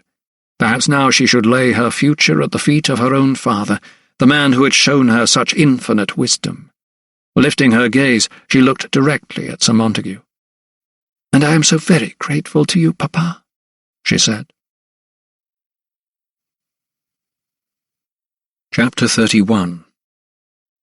Taking the main road to Oxford via Milton Common, Thomas paid his dues where 2 turnpike roads intersected. A corpse had been strung up at the gibbet. The body, blackened by tar to preserve it, dangled in an iron cage. A raven sat perched on the gallows frame, eyeing up the banquet that swayed before it in the stiff breeze. It was a sight intended to reassure travellers that highwaymen would be dealt with in the most severe way. It was also a warning to would-be offenders. Thomas only hoped that Abe Diggott would not be treated in the same manner. He urged his horse on even faster. It was late afternoon by the time the anatomist rode into the city. Going straight to Christ Church, he soon found himself outside the familiar brass-studded door of Professor Hush's study. He knocked and waited. No reply. Putting his ear to the keyhole, he listened. There was movement within. He knocked again, only louder. Still no reply was forthcoming, and yet it was evident someone was inside. Fearing a mishap had befallen his friend, Thomas seized the handle and pushed the door hard, the momentum carrying him into the room. No sooner had he entered than he was blinded by a bright flash. Simultaneously, a loud report filled his ears. It tore through the air, filling it with the smell of saltpeter. Instinctively he dived to the floor as a missile flew past his head, narrowly missing him. "Mein Gott!" came the cry, and the next thing the doctor knew was that Professor Husher was standing over him, patting his back and encouraging him to stand. Thomas could barely hear his words at first, so great was the ringing in his ears, but seeing the professor safe, he staggered to his feet. "Sir!" he cried, with a mixture of surprise and relief. "What?" cried the Saxon. Then, suddenly realizing his ears were stuffed with gauze, he removed the wadding. "I could have killed you," he huffed, waving a walnut-handled pistol. Thomas had to acknowledge that the professor was right. "I not hear you," wailed the older man, pointing to his ears, which protruded from beneath clouds of white hair. "I was doing experiment." Thomas took a deep breath and managed to smile. Of course the professor had been oblivious to his knocking. His mind, let alone his hearing, had been fixed on greater things. Nor had he been expecting a visitor. He had rigged up a makeshift target from a tea-chest on the other side of the room and had been aiming at it when Thomas interrupted. In his hand he held Sir Theodosius's pistol. "So what conclusions can you draw, Professor?"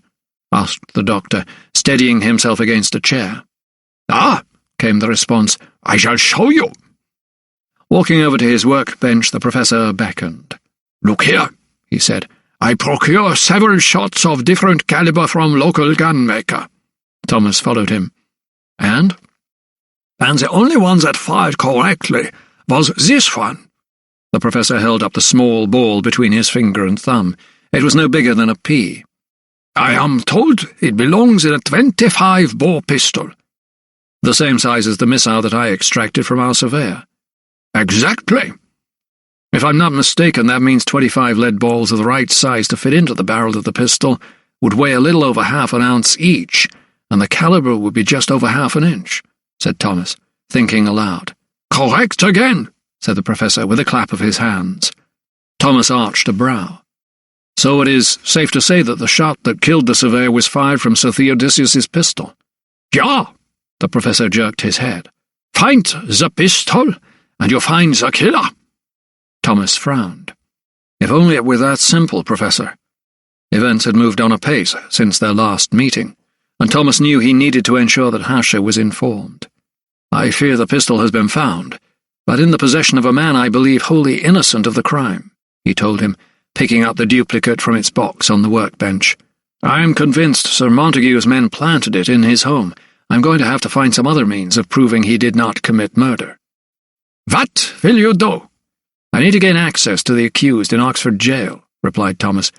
But first I must visit Sir Theodosius. Before he left, however, Thomas remembered the small flagon of Geach's gin in his case. Handing it to Hasha, he asked, "May I prevail upon you to analyse the contents of this vessel, Professor?" Taking the flagon, the Saxon unstoppered it and sniffed. His head jerked back as if electricity had just shot through his body. "Mein Gott!" he cried, his eyes clearly smarting from the escaped vapour. "Not schnapps?" Thomas smiled. "No, not schnapps, but the English equivalent, gin." Hasha nodded knowingly. "Moses' ruin, as they say." "Indeed, and anyone else's who is fool enough to drink it," quipped Thomas. The Professor held the flagon at arm's length to avoid breathing in the fumes. "You want me to find what is therein?" Thomas went a step further. "I would be most obliged if you could test for lead," he answered. Hasha's eyes widened. "Lead?" he repeated. On the ride from Brandwick to Oxford, Thomas had been musing on the seemingly non-specific symptoms of some of Brandwick's residents. Abe Diggett appeared to suffer from the most striking debilitations, confusion and lethargy to name but two, yet there were others whom he had encountered who might be construed as affecting the signs of some ailment. He'd noted unexplained hair loss in younger men like Josh Thornley, and bluish gums and discoloured teeth, as in Abel Smith. He recalled that Mr. Peabody, the apothecary, had also commented on the growing band of both men and women who were suffering from bellyaches and gripes. These seemingly disparate symptoms might well be manifestations of a substance that was contained in a sauce that was tainting all those who partook of it. That sauce, mused Thomas, could well be the illegal gin distilled by Peter Geach at the 3 Tons. That he did so to avoid duty was neither here nor there to Thomas. What worried him was that somehow a noxious miasma or substance had entered into the liquor. Such a possibility had led him to cast his mind back to a paper he had read by a fellow Philadelphian, Thomas Cadwallader, about the similarities of the dry gripes suffered in the West Indies to an outbreak of colic in France. It was this treatise that had prompted Sir George Baker, the highly respected physician whom he had met several times in London, to investigate the possible cause of an outbreak of colic in his native Devon. Sir George had conducted a series of tests on cider, that drink so beloved of Devonians, and found that much of it was contaminated with lead. "I know from my father's correspondence with Benjamin Franklin that lead has long been recognised as injurious to health," explained Thomas. He recalled having been shown a letter from the great man about an episode from his boyhood in Boston, when several residents complained of the dry bellyache and the loss of use of their limbs after consuming New England rum. A subsequent examination of the distilleries led physicians to believe that the mischief was occasioned by the use of lead in the stillheads and worms, he concluded. "So that is why you believe lead could be present in this gin?" The Professor held up the flagon. "It is a distinct possibility, so we will need to devise ways to test for it," replied Thomas. At his words, the Professor's eyes suddenly brightened, as if he relished the prospect of such a challenge. "Then allow me to get to work straight away," he declared, rubbing his hands together excitedly. The coroner's office was Thomas's next destination. Not only did he wish to convey the news that Sir Theodosius's pistol had definitely fired the shot that killed Mr. Turgoose, news that would hardly be welcome, but he also needed permission to visit Abe Diggett in jail. "So they have charged the brigand," boomed Sir Theodosius as soon as Thomas set foot inside his office. There was a triumphant tone in his voice, and he banged his clenched fist onto the desk as if it were a gavel in court and the case had been closed. Yet Thomas had a sneaking suspicion that such bravado and such faith in the judicial system were but a wafer-thin veneer. What information the doctor had to impart was therefore most undesirable. His solemn expression warned the coroner of the bad news to come. Sir Theodosius raised a brow. His bravado was already crumbling. "You do not share my satisfaction, Silkstone? You are going to tell me they have the wrong man, are you not?" The doctor gave him a mildly disapproving look, like a child who has been caught telling tall tales. "In your heart of hearts you know it to be true, sir." The coroner tilted his head upward and rolled his eyes. "Another of your theories?" He did not attempt to hide his frustration. Thomas strode up to the desk.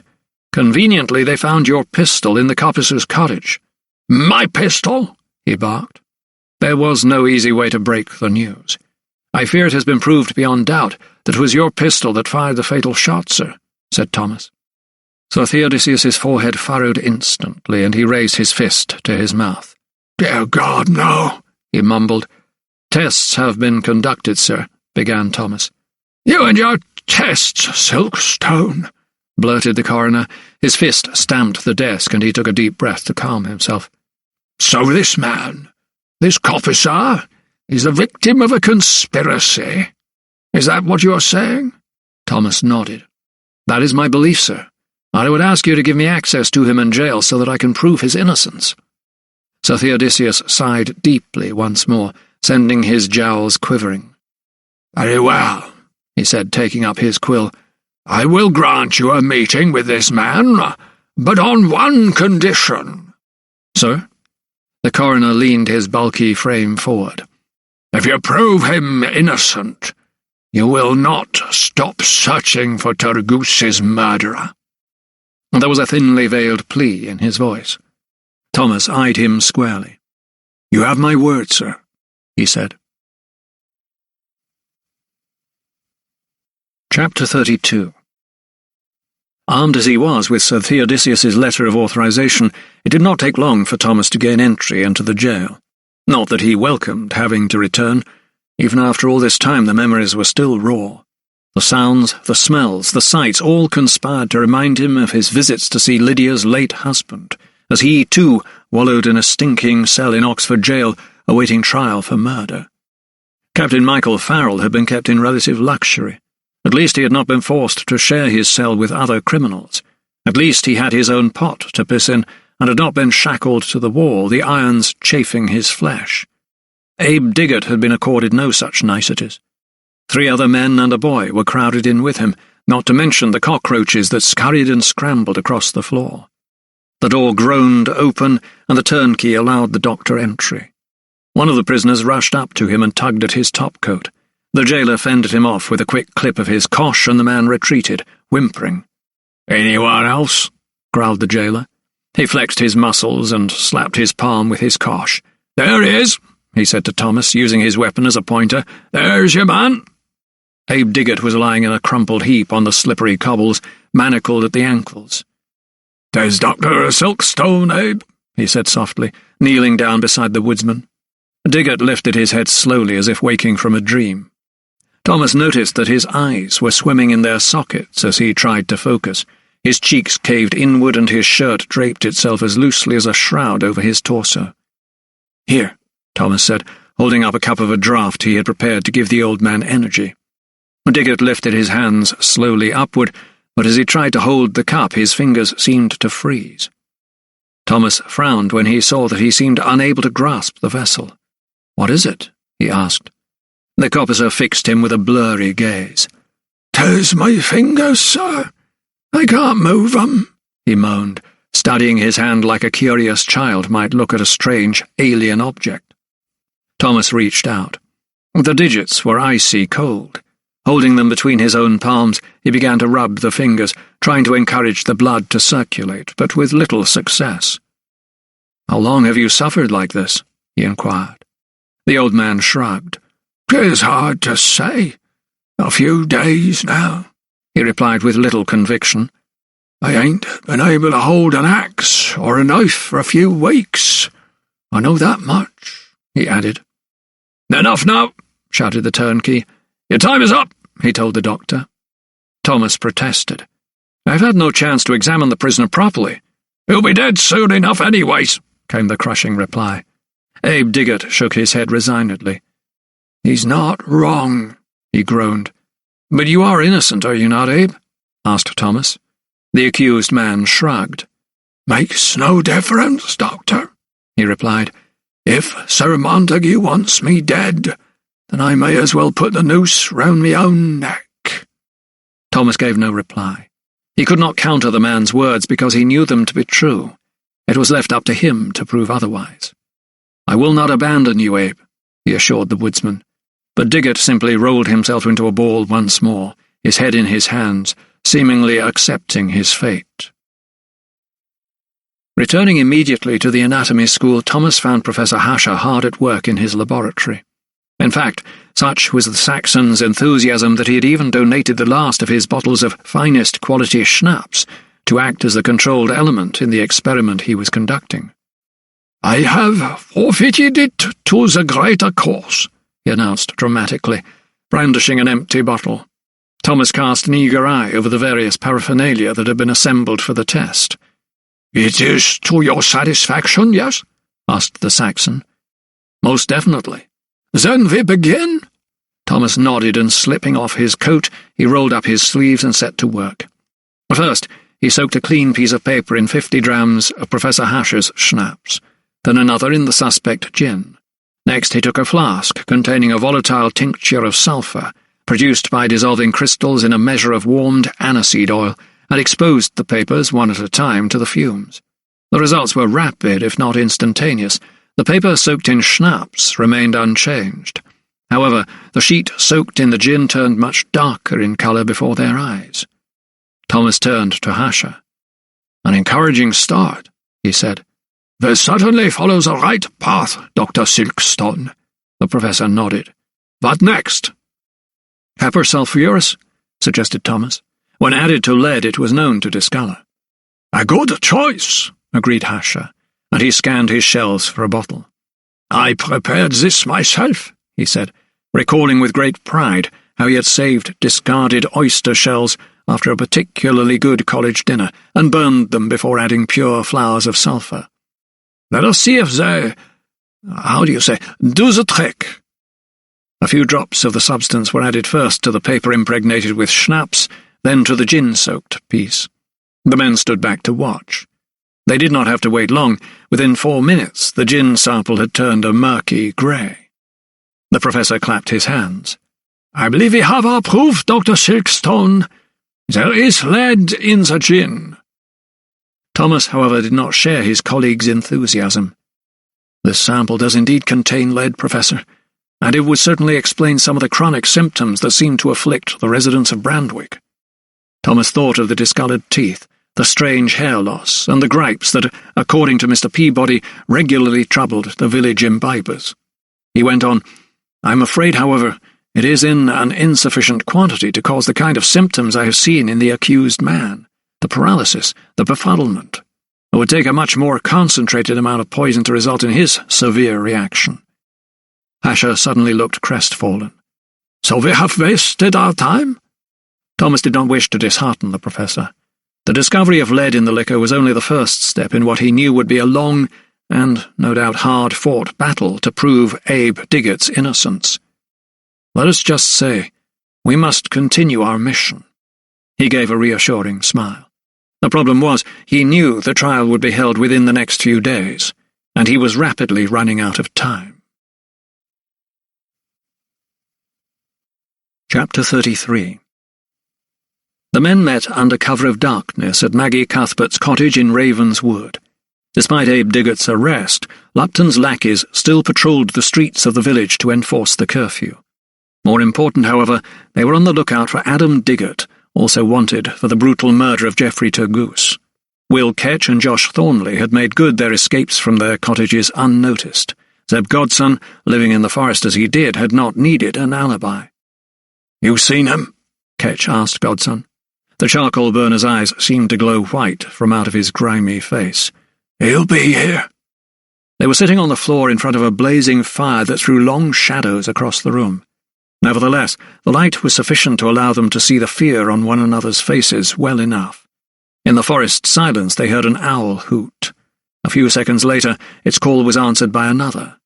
It seemed that even the night birds were mocking them, this party of fools, this band of Davids who would take on the might of Sir Montague Malthus and his ilk. Suddenly Thornley straightened his back. "Footsteps," he whispered.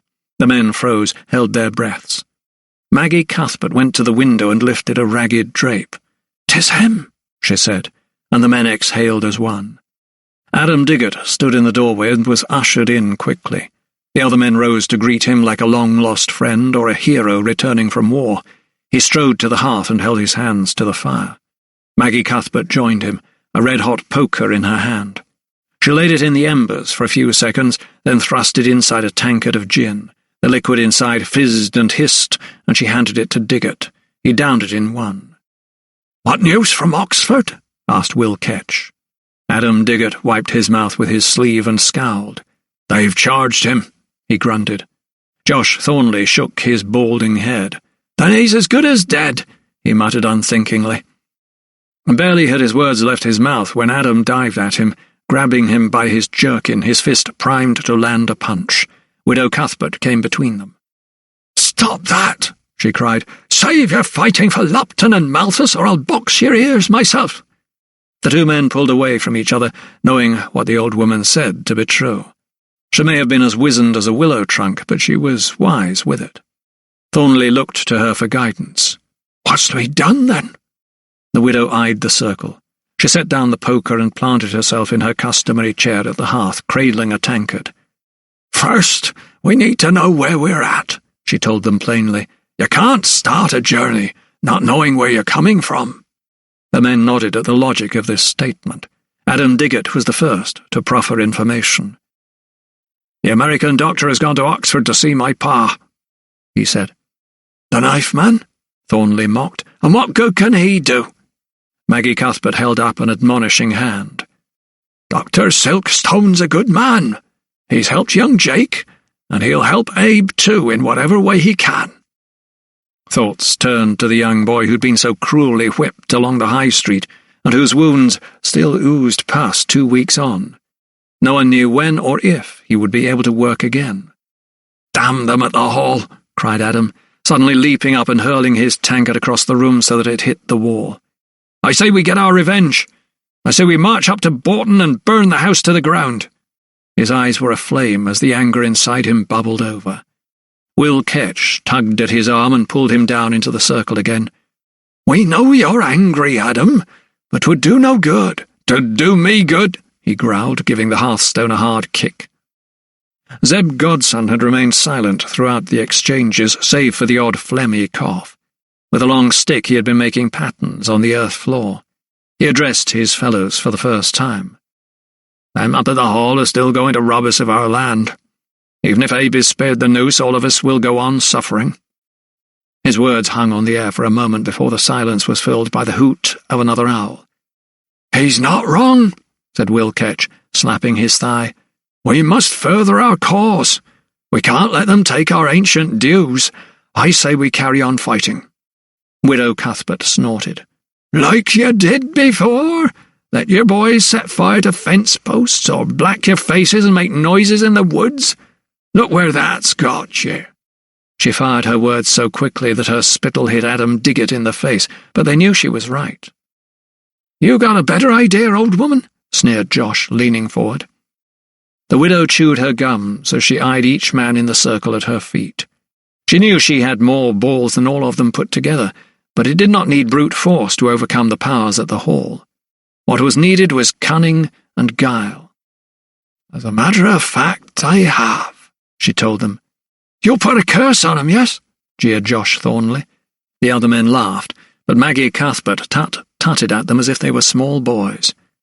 "No curses, no witchcraft," she said, lifting her gnarled finger up to her temple. "Just my head." Will Ketch leaned forward. "And how might that be?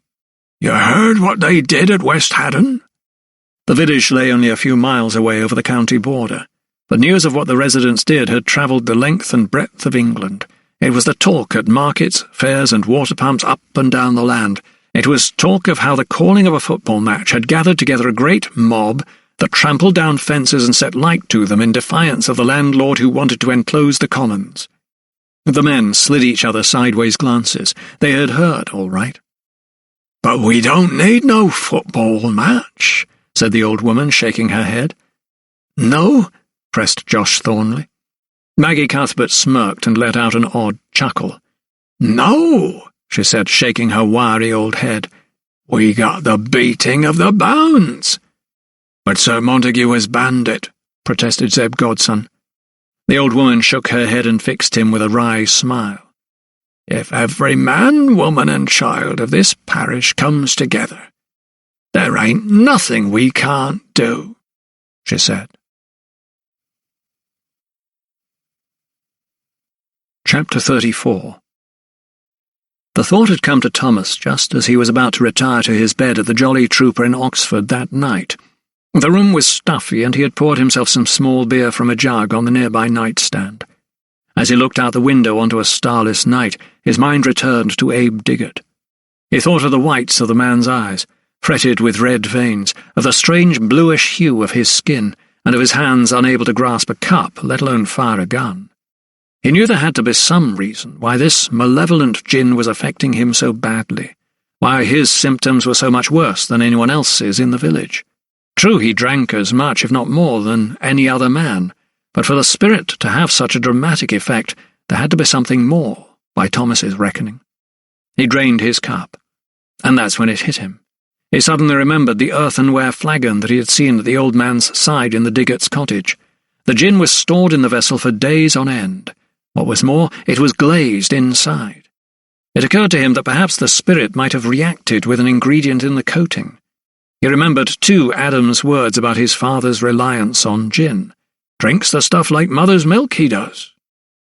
If he could prove that this poisoned liquid had rendered Abe Diggott incapable of the most straightforward of actions, let alone firing a pistol, then a court might be persuaded of his innocence. To test his theory, however, he needed to obtain the flagon itself. He would have to return to Brandwick straight away. Zeb Godson could not be sure what woke him that morning in his makeshift shelter in Ravenswood. Was it the sound of wood cracking and spitting above the usual dawn chorus of birds, or perhaps the strange smell like roasted meat that wafted up his nostrils? Either way, as soon as his eyes had steadied themselves after his deep sleep, and as soon as he had planted his feet on the rush mat by his leaf-stuffed mattress, he decided something was amiss. His head ached so badly from the gin the night before, it felt as if it had been cleaved by an axe. The act of rising caused him to grab his temples and press them hard with his knuckles to ease the pain, but it was not until he had stamped on his boots and pulled on his hat before venturing out of his hovel that he knew exactly what was wrong. The charcoal burner had spent the previous day stacking wood in the nearby kiln. He'd laid the first layer of seasoned timbers in an open cartwheel shape to allow the air to enter at the base. That way there'd be a good first burn. Next he'd begun placing cut logs around the circumference of the kiln, before spiralling them inward, leaving a hole in the middle for a stack where the smoke could escape. It was then that he gathered together the tinder and stuffed it down the central hole. This was the secret to a good, strong fire, a dry charge that would burst into flame as soon as it was lit, as if with one smouldering look from a wanton woman. By the time he'd stuffed the stack, the light was fading, so he'd decided to finish laying down the rest of the logs on the morrow. He'd killed a pheasant for the pot, roasted it on a spit, then spent the rest of the evening downing Geach's gin in Mad Maggie's cottage, before somehow managing to return to his shelter for the night. Now, as he stood stretching his aching limbs at the entrance of his humble abode, the rays of the rising sun lanced through the leafless trees onto the forest floor, forcing him to blink. He blinked again, only this time not to fend off the piercing light, but to satisfy himself that his eyes were not deceiving him. From out of the half-made kiln in the clearing, smoke was dancing like feathers in the gentle breeze. Black smoke. "No!" he shouted out loud. His lone cry sent roosting crows to flight. His first thought was that the sun's rays must have been so powerful that they'd set the tinder alight. He rushed over to the kiln. Flames. The logs were well alight. How could this be? He'd lose the whole batch. All his hard work was going up in smoke, literally. He reached for his beater and, leaning over the rim of the kiln, started flaying the flames as if they were hissing serpents, rising and trying to bite him. But it was no use. The smoke filled his lungs, and the flames leapt at him, forcing him to retreat. He grabbed a flagon of small beer he'd left by the kiln and downed it quickly, as if to douse the burning of his own lungs. The fire had a good hold, hungrily feeding off the energy the logs gave it. He guessed it must have been burning at least an hour. But there was something else, too, a trunk toward the centre of the kiln, near the stack. He had not put it there. It was too large, it would not burn well, and yet the flames seemed to relish it, caressing it with long tongues. The familiar cracks of the wood were punctuated by an odd sound like the spitting of a hog roasting. He watched, transfixed, as now and again the fire flared around this large log, as if fat had been poured into the blaze. Soon, however, his puzzlement and fascination turned to anger. Someone must have started the fire deliberately. Hal Thornley sprang to mind. Perhaps he'd acquired a taste for making fire and not learned his lesson in the pillory, or mayhap it was someone with a grudge. He wondered who might wish him ill. The new master at Bourton. Yes, that was it. He wanted to enclose the woods, and this was his way of telling Zeb that he and his sort were no longer welcome. Next, his men would come to tear down his home. But if this firing of his kiln was meant to frighten him, well, the new lord would have to think again. He'd stay rooted to this woodland like the very trees that he lived among. No Act of Parliament could rob him of a way of life that had been his father's and his father's before him. A small explosion suddenly jolted him back to the moment. In reality, it was more a loud pop, but it made him curious. He shielded his eyes and braved the smoke. It seemed the end of the trunk had detonated itself and exploded into hundreds of pieces. But what was that? Strange. He peered closer. Something burned red-hot. Metal? Surely not. He could wait no longer. He took a pail and headed for the nearby stream. Filling his bucket, he returned and splashed its contents over the trunk. He repeated it a second and a third time as the wood hissed in protest at the water and finally acquiesced. For a moment the smoke defeated him once more, but it soon dissipated, and taking a long-handled rake he reached across the rim of the kiln. Leaning over at full stretch, he prodded the trunk with the end of his rake. It did not feel like wood. It was soft. He prodded again, bringing the rake down on something hard that gave out a hollow clank. It was metal.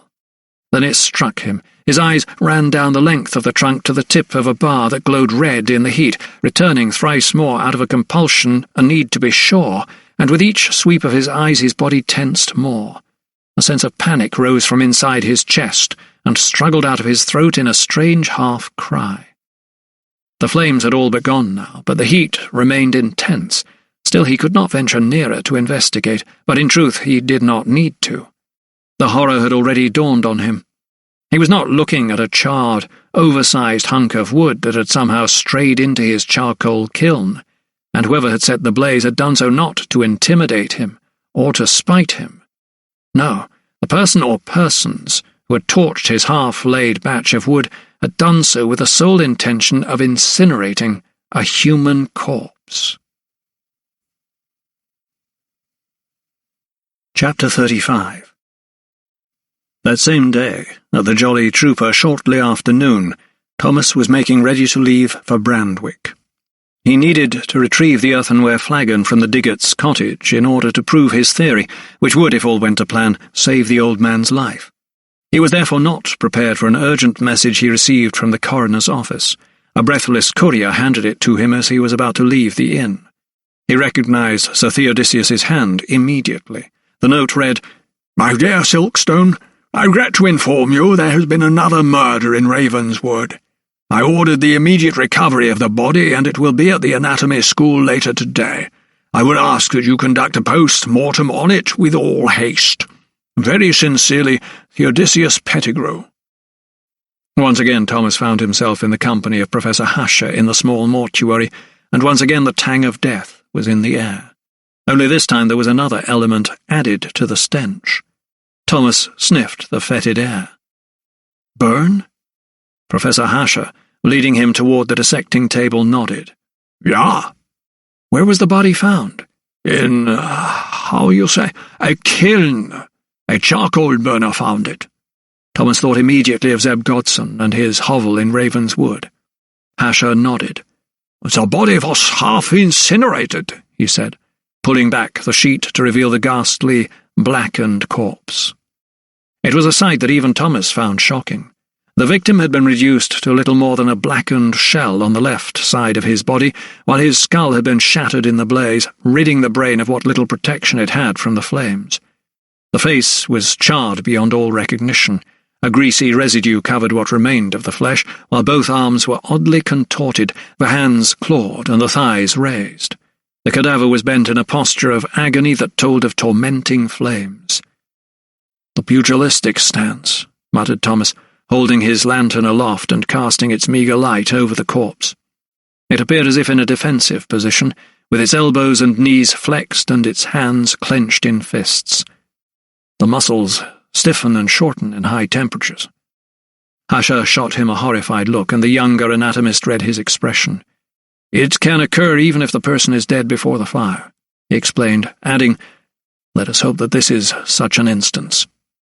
Hanging his coat on a nearby peg, Thomas opened his medical case and took out his apron. "Has the body been identified?" he asked. The professor looked blankly. "I do not know." "No matter," said Thomas as he set to work. Starting with a cursory examination, he could be sure the corpse was male, even though the hair had been scorched and what was left of the skin was blackened. It was while he was looking more closely at the lower torso, however, that his heart missed a beat. From his case he retrieved a small hammer, and with it tapped what at first glance appeared to be a shin bone. On closer inspection, however, Thomas knew he was mistaken. "What is it?" asked Hasha, as Thomas tapped again. "'Tis metal," answered the anatomist, staring at a twisted and buckled iron leg. He straightened his back. "I know this man," he said, his voice flat with shock. He thought of lank-haired Aaron Coote leaping around like a hare on his makeshift limb. "He was the stable lad at the inn at Brandwick." "So what was he doing in the woods?" Thomas had a good idea, but said nothing. "And this?" The professor remained transfixed by the corpse. "An accident?" Thomas refused to commit himself until he had probed further, although a theory was beginning to take shape. The old ruins and the secret stash of smuggled goods he had uncovered came to mind. Now that he knew the hapless youth's identity, there was little doubt in his mind that he was dealing with a murder, rather than an accident. Recalling the isolated woodland glade where illicit goods were traded, he thought it was very likely that the stable lad had met his untimely end at another's hand. However, as Dr. Carruthers frequently reminded him, as an anatomist his was to discover not the why, but the how. Thomas narrowed his eyes in thought and focused on the task in hand. "The corpse is only partly incinerated," he observed. "If it had been completely burned, then only fragments of bone and the metal would remain." He bent down low, his magnifying glass in hand.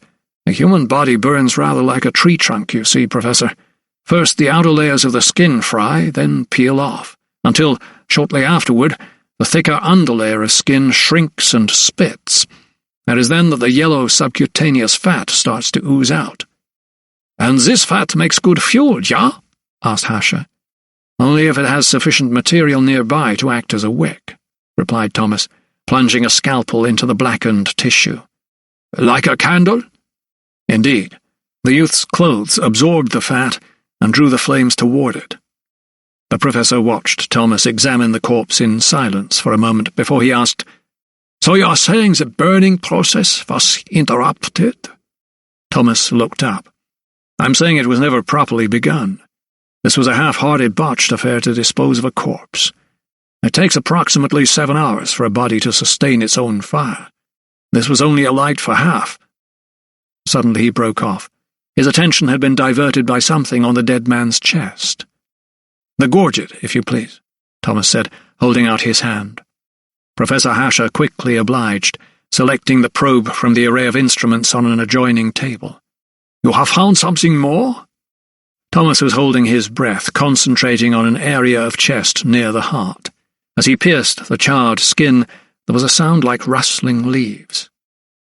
"Tweezers," he called, and within a few seconds of probing he had retrieved the object of his curiosity from within the thoracic cavity. He held up a small, spherical ball to the lantern's light. "A shot!" cried the professor, his eyes opening wide in surprise. "That is what killed Aaron Coote," said Thomas emphatically. "He was most definitely murdered." Asher's finger suddenly flew into the air. "Could it be?" The thought occurred to both men at the same time. The same pistol that killed Turgoose? Thomas finished his colleague's sentence. As far as I know, it remained at Borden Hall after it was found in Abe Diggett's cottage. So, began Hasher, another weapon is surely responsible. Or, said Thomas thoughtfully, the same weapon in the hands of Lupton's men. There was a pause as both anatomists contemplated the implications of the discovery, until suddenly the professor's finger darted in the air again as if he had just remembered something. "What is it, Professor?" asked Thomas. "Abe Diggett, the man charged with the surveyor's murder." "Yes, what of him?" Hasher lifted his clenched fist up to his forehead as if reprimanding himself. "It slipped my mind," he said apologetically. "What, Professor? You've forgotten something?" Hasher nodded. "The old man's date of trial is set." "Yes?" The Saxon eyed Thomas apologetically. "It is the day after tomorrow." Chapter 36.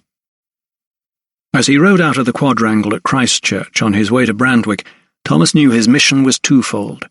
First, he needed to collect Abe Diggett's earthenware flagon, which might prove the old man's innocence.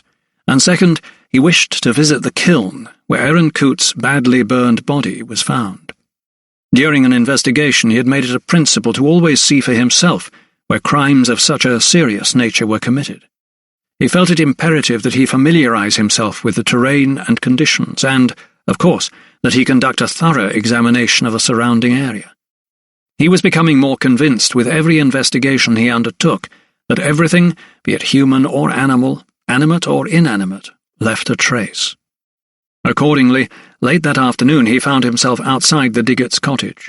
He knocked and was answered by the coppicer's wife, Rachel. She was clearly relieved to see her caller was Thomas, but fearful what he might say. "Dr. Silkstone! You bring news?" she said, quickly ushering him inside. The room was gloomy but warm, and Thomas glanced over to the bed where he could see the young boy still lay. "How does he fare?" he asked, walking over to him. He saw that he was now on his side, although asleep. His mother, wringing her hands, pulled her features into a smile. "The fever is gone," she said, "and the pain lessens." She showed Thomas to a chair by the fire, and he settled himself down as she poured a tankard of small beer and set it by his side. It was clear she was anxious to hear news. "I have seen your father-in-law in jail," he reported. She sat opposite him and leaned forward. "He is frail, very frail," he said. "And?" she urged impatiently. "And it is clear to me that he was physically incapable of firing a pistol, and has been for some time." "But," Thomas felt the woman's eyes tugging at his, "but the court will not take my word for it, Mistress Diggett. I need proof." "Oh?" Rachel frowned, then followed Thomas's eyes to the earthenware pot now standing on the mantel shelf. "The flagon," Thomas said bluntly. "It has gin in it?" She bit her lip and nodded. "'Tis full? It's not been touched since they took him." "May I?" Thomas rose and, leaning toward the hearth, picked up the vessel, the liquid sloshing inside it. He peered into it. It was, as he suspected. The glaze of the pot was pitted inside. "May I take this with me back to Oxford?" he asked. Rachel gave him a quizzical look. "You think 'twill help?" She was putting all her trust in Thomas. "I do," he replied, with a shallow nod. "Then you must do anything you can to bring Abe back safe, Doctor," she replied.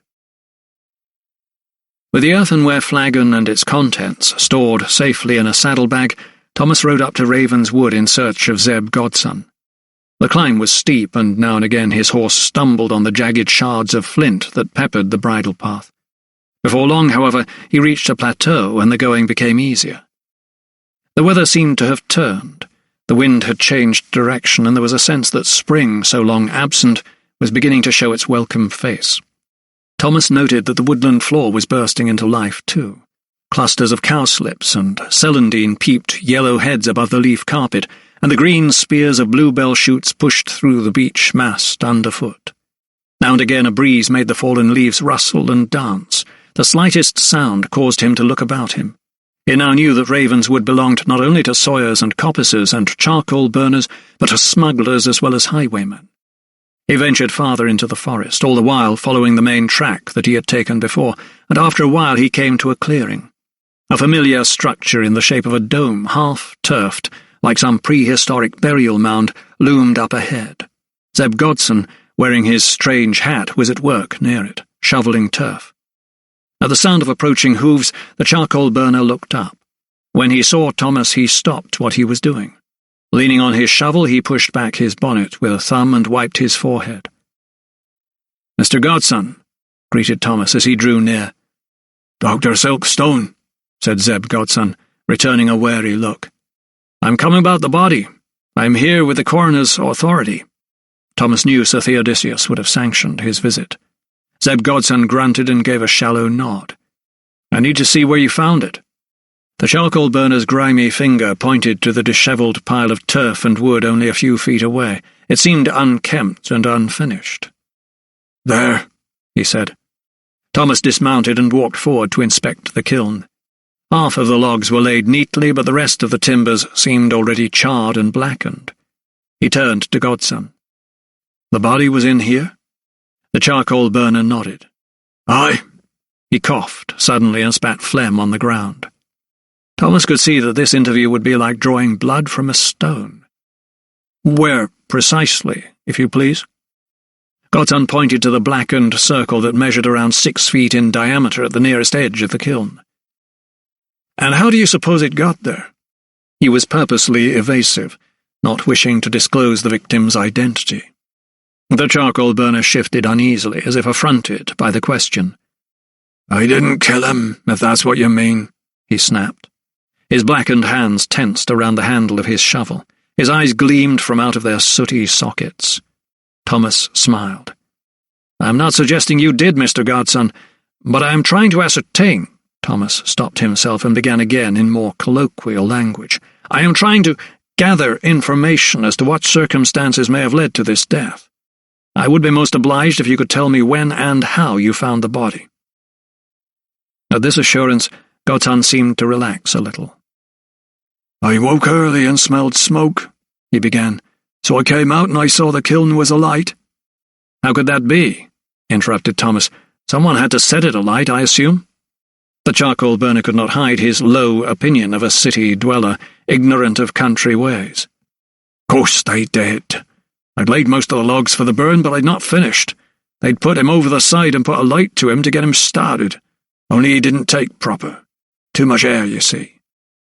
Thomas was aware that a human body could be as slow to burn as it could be quick. The combustion depended on so many various factors. "And you have worked on the kiln since?" Despite evidence to the contrary, Thomas very much hoped that the kiln had remained as it was when Godson discovered Coote's body. He was sorely disappointed. The charcoal burner snorted. "I needs earn a crust, Doctor. I can't waste the whole burn." "So you are stacking new logs on top of the charred ones?" Godson shook his head. "Them that's charred are wasted. I'm taking 'em out." He lifted his shovel slightly from the ground. "And have you found anything among the burned wood? Anything you think strange?" Again Godson remained taciturn. He shrugged. "No," came the reply.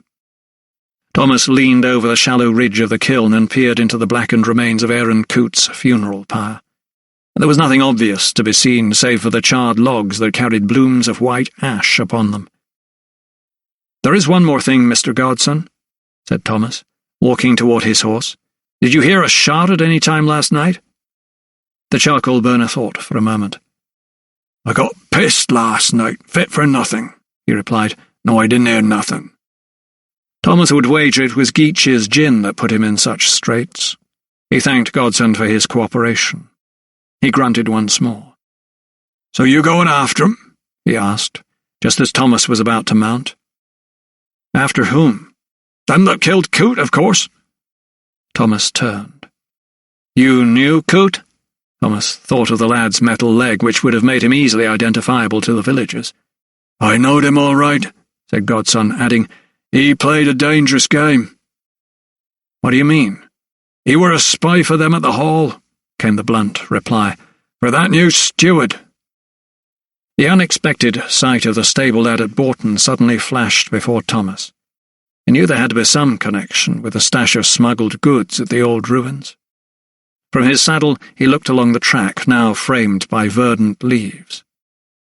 "How far is it from the old ruins to where Mr. Turgoose was murdered, Mr. Godson?" he asked. The charcoal burner cupped his sooty hand and rubbed his neck in thought. "A mile, I'd say." Thomas wondered it was so far. The distance cast doubt on his theory that the surveyor and his party had come across the smuggler's stash at the ruins. "Thank you, Mr. Godson," said Thomas. He was just about to turn his horse when the charcoal burner raised an arm. "Is there something you wish to tell me?" asked the doctor.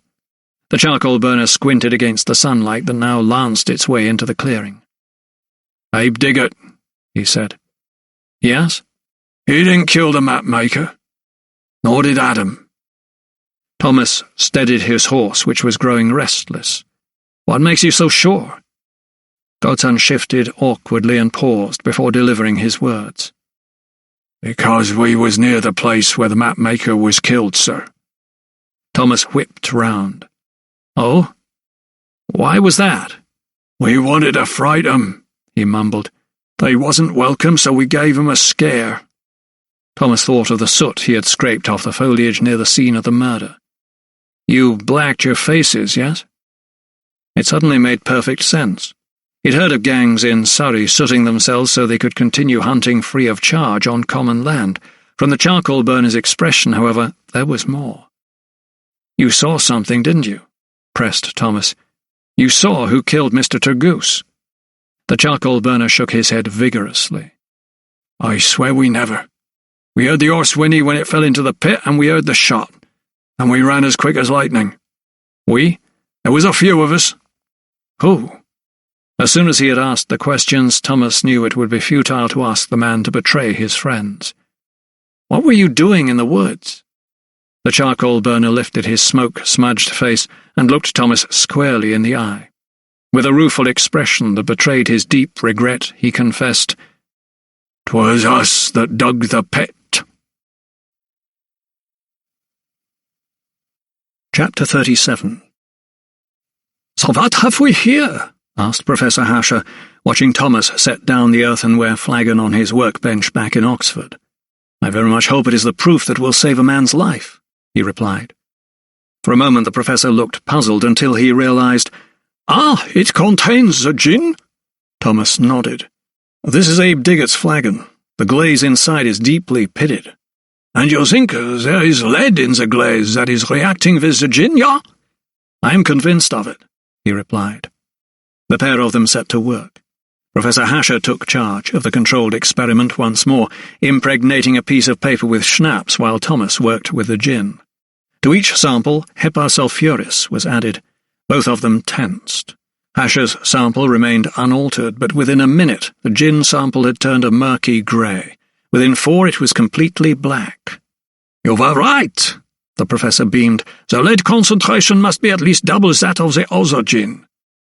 Thomas nodded. The relief was obvious in his expression, although he knew it was only one step in proving Abe Diggett's innocence. He took a deep breath and shrugged. "Now all I need do is convince a judge and jury of the effect this poison can have on a man," he said. The trial of Abraham Diggett, coppicer of Brandwick, was held on the 10th day of May. The old man was due to be arraigned with 4 other defendants, who were charged with lesser offences such as theft and poaching, but in all cases the spectre of the gallows loomed large. Such a prospect drew a sizable crowd, and the courtroom was full to bursting a good half-hour before proceedings began. The fashionable ladies and gentlemen of Oxford had ensured they took the seats with the best view, whereas the rest of the rabble had to make do with standing like cattle in market pens. The room itself had been sprinkled with herbs and scented flowers in order to prevent the spread of disease. However, the gesture did little to mask the smell of the spectators, let alone the unwashed prisoners who stood accused. The stench caught in the back of more genteel throats, sending those of a delicate disposition reaching for their kerchiefs and nosegays. Thomas was accompanied by Sir Theodosius that morning. The coroner had insisted he be present for the trial of the man accused of murdering his friend, even though he doubted his guilt. The previous evening, over dinner, Thomas had presented a very good case for acquittal and had swayed his friend's opinion on the matter. The coroner had, however, been wary of the prosecution counsel. He had already warned his dining companion. "Watch out for Martin Bradshaw," he had said through a mouthful of mutton. "He's a slippery one, and a personal friend of Malthus's to boot, I fear." His warning only served to make Thomas even more determined to fight in the accused coppicer's corner. Consequently, in court the following morning, the coroner introduced Thomas to an official as a medical man wishing to offer his expertise in Abe Diggett's defence. The clerk made a note of his name and assured him he would be called in due course. It was then that Thomas spotted Nicholas Lupton, seated on a chair by Martin Bradshaw. The two men were engaged in conversation, and Sir Theodosius's words echoed in the anatomist's head. Seeing these adversaries crouched in collusion was a reminder that the odds were stacked most firmly against poor old Abe Diggett. Thomas did not fancy his chances of squeezing his way along rows of rowdy spectators to a seat, and so was relieved when another official offered him a chair near the front of the courtroom, between the witness stand and the huddle of black-clad lawyers. As he sat down, Lupton caught his eye and acknowledged him with a leer, before turning to converse with his neighbour. Sir Theodosius saw the rebuff and clamped a friendly hand on Thomas's arm. He then nodded to him to signify that they must part, and he eased himself onto a bench a few feet away.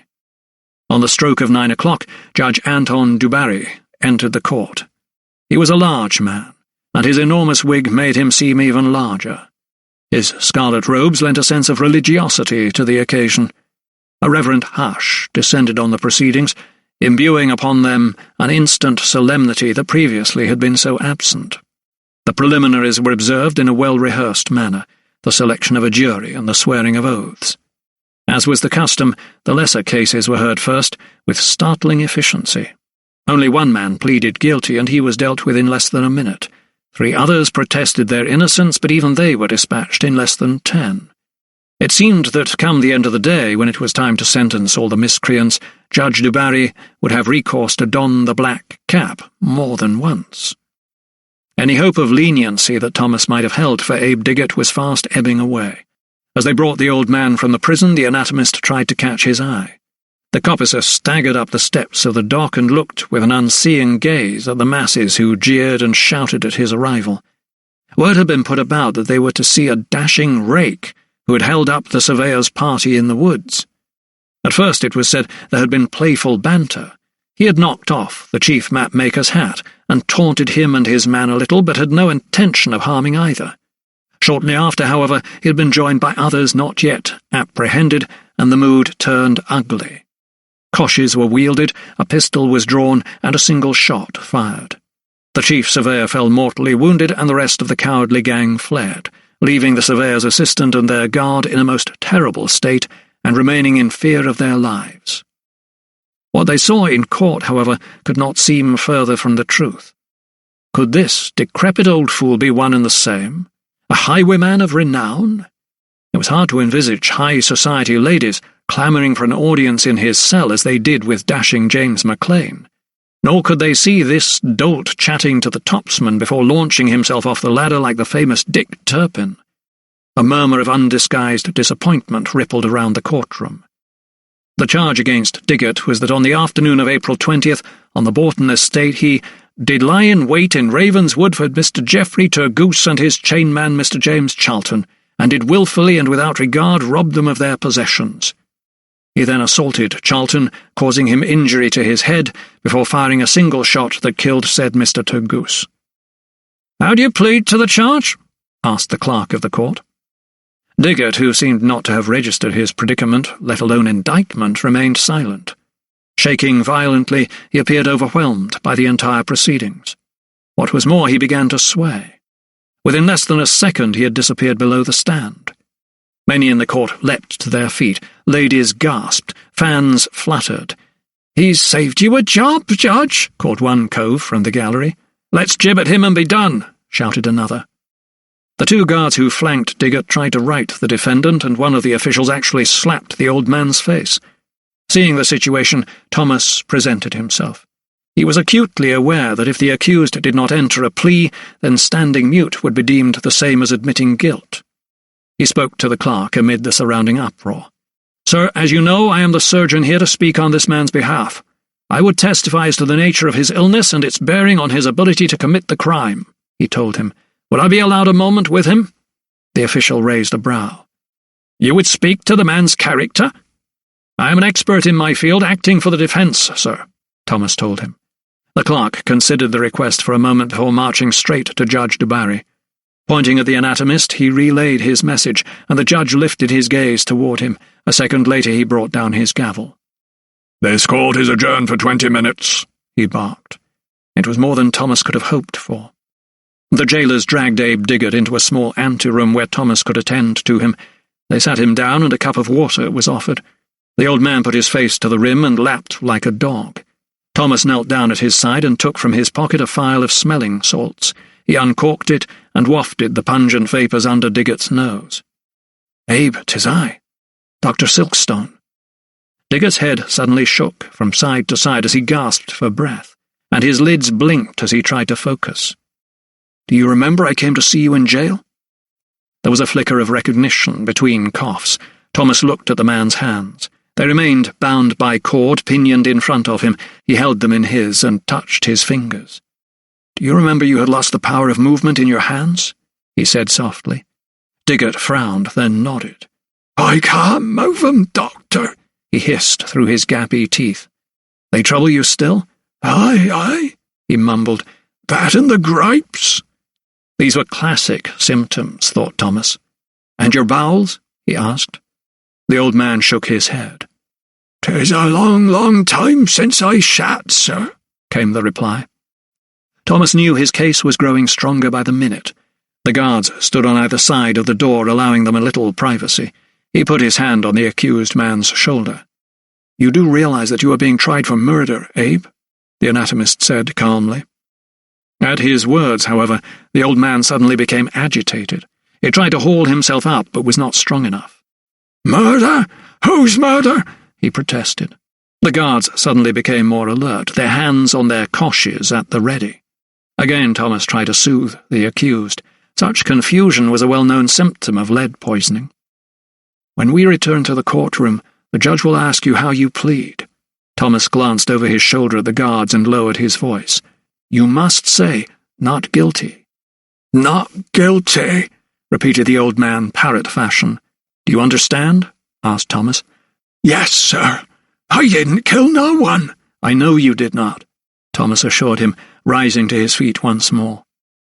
Turning to the guards, he said, "The prisoner is ready." Chapter 38. Once again, Abe Diggett was forced to run the gamut of raucous shouts and taunts, even though he did not seem to realize fully the seriousness of his predicament. He dragged himself up the steps and into the dock. He seemed more alert, but that also meant he became more nervous. When he was asked a second time how he pleaded, his shriveled frame juddered in reply. "Not guilty, sir. I'm not. I swear on my life." Judge du Barry brought down his gavel as the court erupted in laughter at the accused's protestations of innocence. The clerk called the counsel for the prosecution. Thomas exchanged a nervous glance with Sir Theodosius. He knew they were about to listen to a tissue of lies, fabricated no doubt to suit Sir Montague Malthus's plans. For the prosecution, Martin Bradshaw delivered his opening speech. He was a thin, short man with an intense stare that could seemingly slice through a man's mind. With great clarity and precision, he outlined the case against Abe Diggett. "Gentlemen of the jury," Bradshaw began, "what you are about to hear is a tale of a bungled robbery carried out in the most perfidious way that ended in the brutal murder of a man who gave his life while carrying out his duty. Mr. Geoffrey Tuggoose was a gentleman and a commissioner, esteemed by those skilled in his profession, and held in most high regard by all who knew him." Thomas had expected this concerned tone, designed as it was to engage the audience and arouse sympathy among the jury. Indeed, he found himself being curiously drawn into the prosecution's version of how Tuggoose and Charlton, led by Talland, had ventured out on that fateful afternoon. The court was told how Ravenswood was a notorious hideout for thieves and cut-purses, and how, alas, The party had been forced to abandon their vehicle because of the boggy ground and to continue on foot. Suddenly, their single horse, which was being led by Talland, fell into a terrible pit that had been dug by the scoundrels as they lay in wait for any passing travellers. It was then that Abe Diggott and his men pounced. They demanded that Messrs. Goose and Charlton hand over their personal possessions, while more ruffians plundered the laden horse for their valuable equipment. When the surveyors refused to cooperate, there was an altercation. Mr. Charlton was beaten, while Talland was held fast. Mr. Goose protested and rushed forward to assist the young surveyor, so Diggott shot him at near point-blank range. Goose fell, mortally wounded, and seeing what he had done, Diggott immediately fled, followed by the rest of his murderous crew. Mr. Charlton and Talland were left wounded and afeared, while the surveyor lay in a pool of his own blood. The courtroom listened in hushed silence, as through his words Mr. Bradshaw painted a most vivid picture of events. Such a delivery deeply troubled Thomas. The account seemed to him almost plausible, save for a crucial omission. Bradshaw had distinctly said that it was Abe Diggott who had pulled the gun. Yet if, as Thomas planned to prove, the pistol was in Mr. Goose's possession prior to his murder, then he was sure someone must have wrested it from the surveyor before firing it. It was a missing piece of the puzzle that Thomas would pursue later. Next, a bellow went up. "Call Mr. James Charlton!" The young chainman entered the courtroom with his head swathed in a bandage that covered his right eye. There were loud exclamations from the gallery as he walked in, and expressions of sympathy from some of the more genteel ladies. Thomas recalled seeing Charlton thus bandaged at Boughton Hall shortly after the incident, and again at the public meeting at the 3 Tuns. He wondered if the injury was real, or simply another ruse employed by Malthus and Lupton to enlist the jury's sympathies. It was clear that Charlton was even more nervous than usual as soon as he took the stand. His hand was evidently shaking as he laid it on the Bible to take the oath, but it was his speech affliction that caused much mirth in the gallery. Bradshaw tried to assist by skillfully leading him into scenarios. "Please tell us what happened when you heard the horse neigh, Mr. Charlton." The young man was sweating profusely, his freckled face glistening for all to see. "I saw men come out of the woods, sir." "How many?" I cannot be sure." "Was the accused one of them?" Charlton glanced over at Abe Diggott, then looked away again. His reply was mumbled. "I cannot be sure." The prosecutor's patience seemed to be wearing a little thin. "Speak up, if you will, sir." Charlton straightened his back. "I cannot be sure, sir," he repeated. Bradshaw seemed a little put out by this revelation, as if he had previously believed the witness could make a positive identification.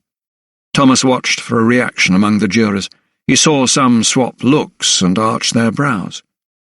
"Tell us what happened next, Mr. Charlton. Did the men demand you hand over their belongings?" Yes, sir. I gave them my pocket watch." "This watch?" Bradshaw held the article aloft and angled it toward the jury. "Yes, sir." "And were they threatening toward you?" Yes, sir." "You were beaten about the head, were you not, as your guide was pinioned by 2 other scoundrels?" Yes, sir." "And was it not the case that when Mr. Goose refused to hand over his compass, one of the men produced a gun?" Yes, sir." At that moment, Bradshaw walked over to a table in front of the judge and picked up a small firearm. "This pistol?" he asked, brandishing it in front of the jury. The gallery gasped and hollered as if they had never seen such a weapon before. "I think so," Charlton replied. "And that man was holding it?" Bradshaw pointed to Diggott in the dock. He was shaking his head violently. The young man looked at the accused, paused for a moment, then replied, I cannot be sure." At this admission, the gallery erupted once more. Charlton scanned the crowd, and as he did so, his one visible eye welled up, and a tear ran down his cheek. Judge du Barry called for order, but it was too late. Seeing that his witness was about to dissolve into tears, and to avoid his further humiliation, Bradshaw dismissed the young chainman. He was escorted away from the courtroom, and Seth Talland was called next. Thomas directed his gaze towards Sir Theodosius, who nodded to him from across the floor. Both men knew that Charlton's vague evidence would not be enough to convict Diggott. Everything now hinged on Talland's testimony. The burly prizefighter made his way to the stand and gave his name, and took the oath in a voice that was low and coarse. Thomas noted a fresh cut on his right cheek that ran from his nose to his ear. He wondered if it was self-inflicted, a badge of victimhood to strengthen his credibility. Coming to the end of the oath, with his right hand remaining on the Bible, Talland suddenly lifted his left hand to his ear and tugged at his lobe. It was an odd gesture, but one that Thomas knew he had seen somewhere before. He secreted it in his memory and remained listening intently as the prizefighter embarked upon his evidence. Despite his uncouth manners, Talland made a much more convincing witness than Charlton. He seemed confident and sure of his facts. Yes, he had been pinioned by two ruffians and had watched as Mr. Charlton was cruelly beaten. Yes, they had stolen some of the surveyor's tools. Yes, he had seen the accused man draw the pistol and fire it. Yes, he had seen the gang, about 4 men in all, run off into the woods, knowing Mr. Turgoose to be dead. He and Charlton had lifted the body onto the horse and somehow managed to make it back to Boughton Hall. The courtroom was enthralled by the exchange between the counsel and his witness. This crude man had given them what the young surveyor could not, seemingly reliable testimony, delivered with a clarity and purpose. And there was more. "But that is not the end of the story, is it, Mr. Talland?" asked Bradshaw, turning his piercing eyes onto the jury. "No, sir. Next evening," Bradshaw broke in. "The day after the murder?" Talland nodded. "Aye, sir. Afterward, I rode into Brandwick with another sideman." "Why was that?" "I wanted to find the men who murdered Mr. Turgoose, sir." "A noble sentiment." Bradshaw jerked his head toward the witness. "And what did you find?" Talland swallowed hard. "It were curfew, sir." Bradshaw stopped him short. "Curfew, Mr. Talland?" "Sir Montague called a curfew after the killing, Your Honour. No one was allowed out after dusk, sir." "And you went to the home of the accused?" Again Bradshaw pointed at Diggott. "Why was that?" Talland scowled at the old man. "Because I knew it was him that shot Mr. Turgoose." "You saw him with your own eyes?" Thomas felt his muscles tighten. "That I did, sir." "And you knew where he lived?" "Abe Diggott is well known in the village." "And why is that?" "Because his grandson is a ne'er-do-well. He was whipped for firing some fence posts last month." The rabble, clearly taking Talland's side, cheered at this last remark. The judge called for order once more. "So you went to his dwelling. Why?" "I wanted to look for the dag and the booty." Bradshaw smiled in a smug manner. "By dag, you mean gun?" "I do, sir." "Go on." "We was near the cottage when we see Diggott, fighting with a constable he were, sir." "Fighting?" "He were in his cups, sir," Talland replied, "so he took him back to his dwelling." "And what did you find, pray tell?" he asked. Talland lifted his gaze to the gallery. "We found a pistol, and Mr. Charlton's pocket watch, hidden in the old man's cottage." Amid gasps and cheers, Bradshaw pointed to the table. The noise was slow to die down, but when it did, it left the prosecution counsel with a self-satisfied look on his face. He had not only the corroboration of a witness and evidence, but a motive too. The fact that his grandson had been whipped to within an inch of his life for arson was the last nail in Abe Diggott's coffin for the masses, and in all probability the jurors. Thomas knew it was now solely up to him to change their minds. The fact that he could prove the murder weapon had previously been in Mr. Turgoose's possession could be his trump card. Chapter 39. At the sound of his name being called, Thomas rose. All eyes turned on him. He could hear hostile barbs fly through the air as he walked to the witness stand. He was already known in Oxford for his previous exploits. They called him the colonist or the American, and their voices were always tinged with suspicion or derision or both when they spoke his name. Judge Du Barry addressed him directly after he had sworn the oath. "You intend to give the accused a character witness, Dr. Silkstone?" he inquired, looking slightly perplexed as to how a gentleman, albeit a foreigner, might want to testify on behalf of a man of such low breeding, especially as he was not in his service. Thomas nodded. "I would speak as an expert witness, Your Honour," he said. "I appear in my capacity as a man of medicine and as physician to the accused." The judge shrugged. "If you can throw light on the case, then please proceed, Dr. Silkstone." Thomas took a deep breath and looked directly at Abe Diggett. He came straight to the point. "You have seen for yourself, sir, that the accused is in ill health. I can prove that this is due to his consumption of gin that is contaminated with a high concentration of lead." The judge raised a brow. "Go on." "Lead poisoning presents a variety of symptoms, the most acute of which are rapid weight loss, severe abdominal pain, and paralysis. The accused suffers from all three." Thomas lifted his gaze toward Abe Diggett. Judge Dubarry, however, seemed unimpressed. "This is all very well, but what bearing does this have on the case, Dr. Silkstone?" "By your leave, sir, I would suggest that this man is far too weak to have travelled into Raven's Wood, as both witnesses have suggested, let alone discharge a weapon," said Thomas. With the judge's agreement, Thomas left the stand and strode over to the table where the pistol lay and picked it up. There was another murmur from the gallery. Walking over to Abe Diggett, Thomas stopped in front of him. "I would ask that the prisoner be untied for the moment, sir." The judge looked askance. "For what purpose?" "In order to prove this man's innocence, sir," came the reply. Judge Dubarry appeared exasperated.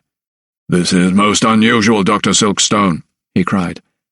"I would crave your indulgence, sir," said Thomas with a bow. "A man's life depends on it." The judge flapped a hand in submission.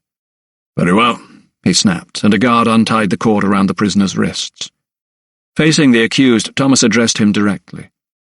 "Mr. Diggett, would you please take this pistol and show the gentlemen of the jury how, if you had killed Mr. Turgoose, you would have aimed it and pulled the trigger?" Abe Diggett looked even more confused. "But, Dr. Silkstone—" Thomas was firm. "Here, show them," he insisted, handing the man the pistol. Diggett looked at the weapon, his eyes wide with fright. "Take it," urged Thomas.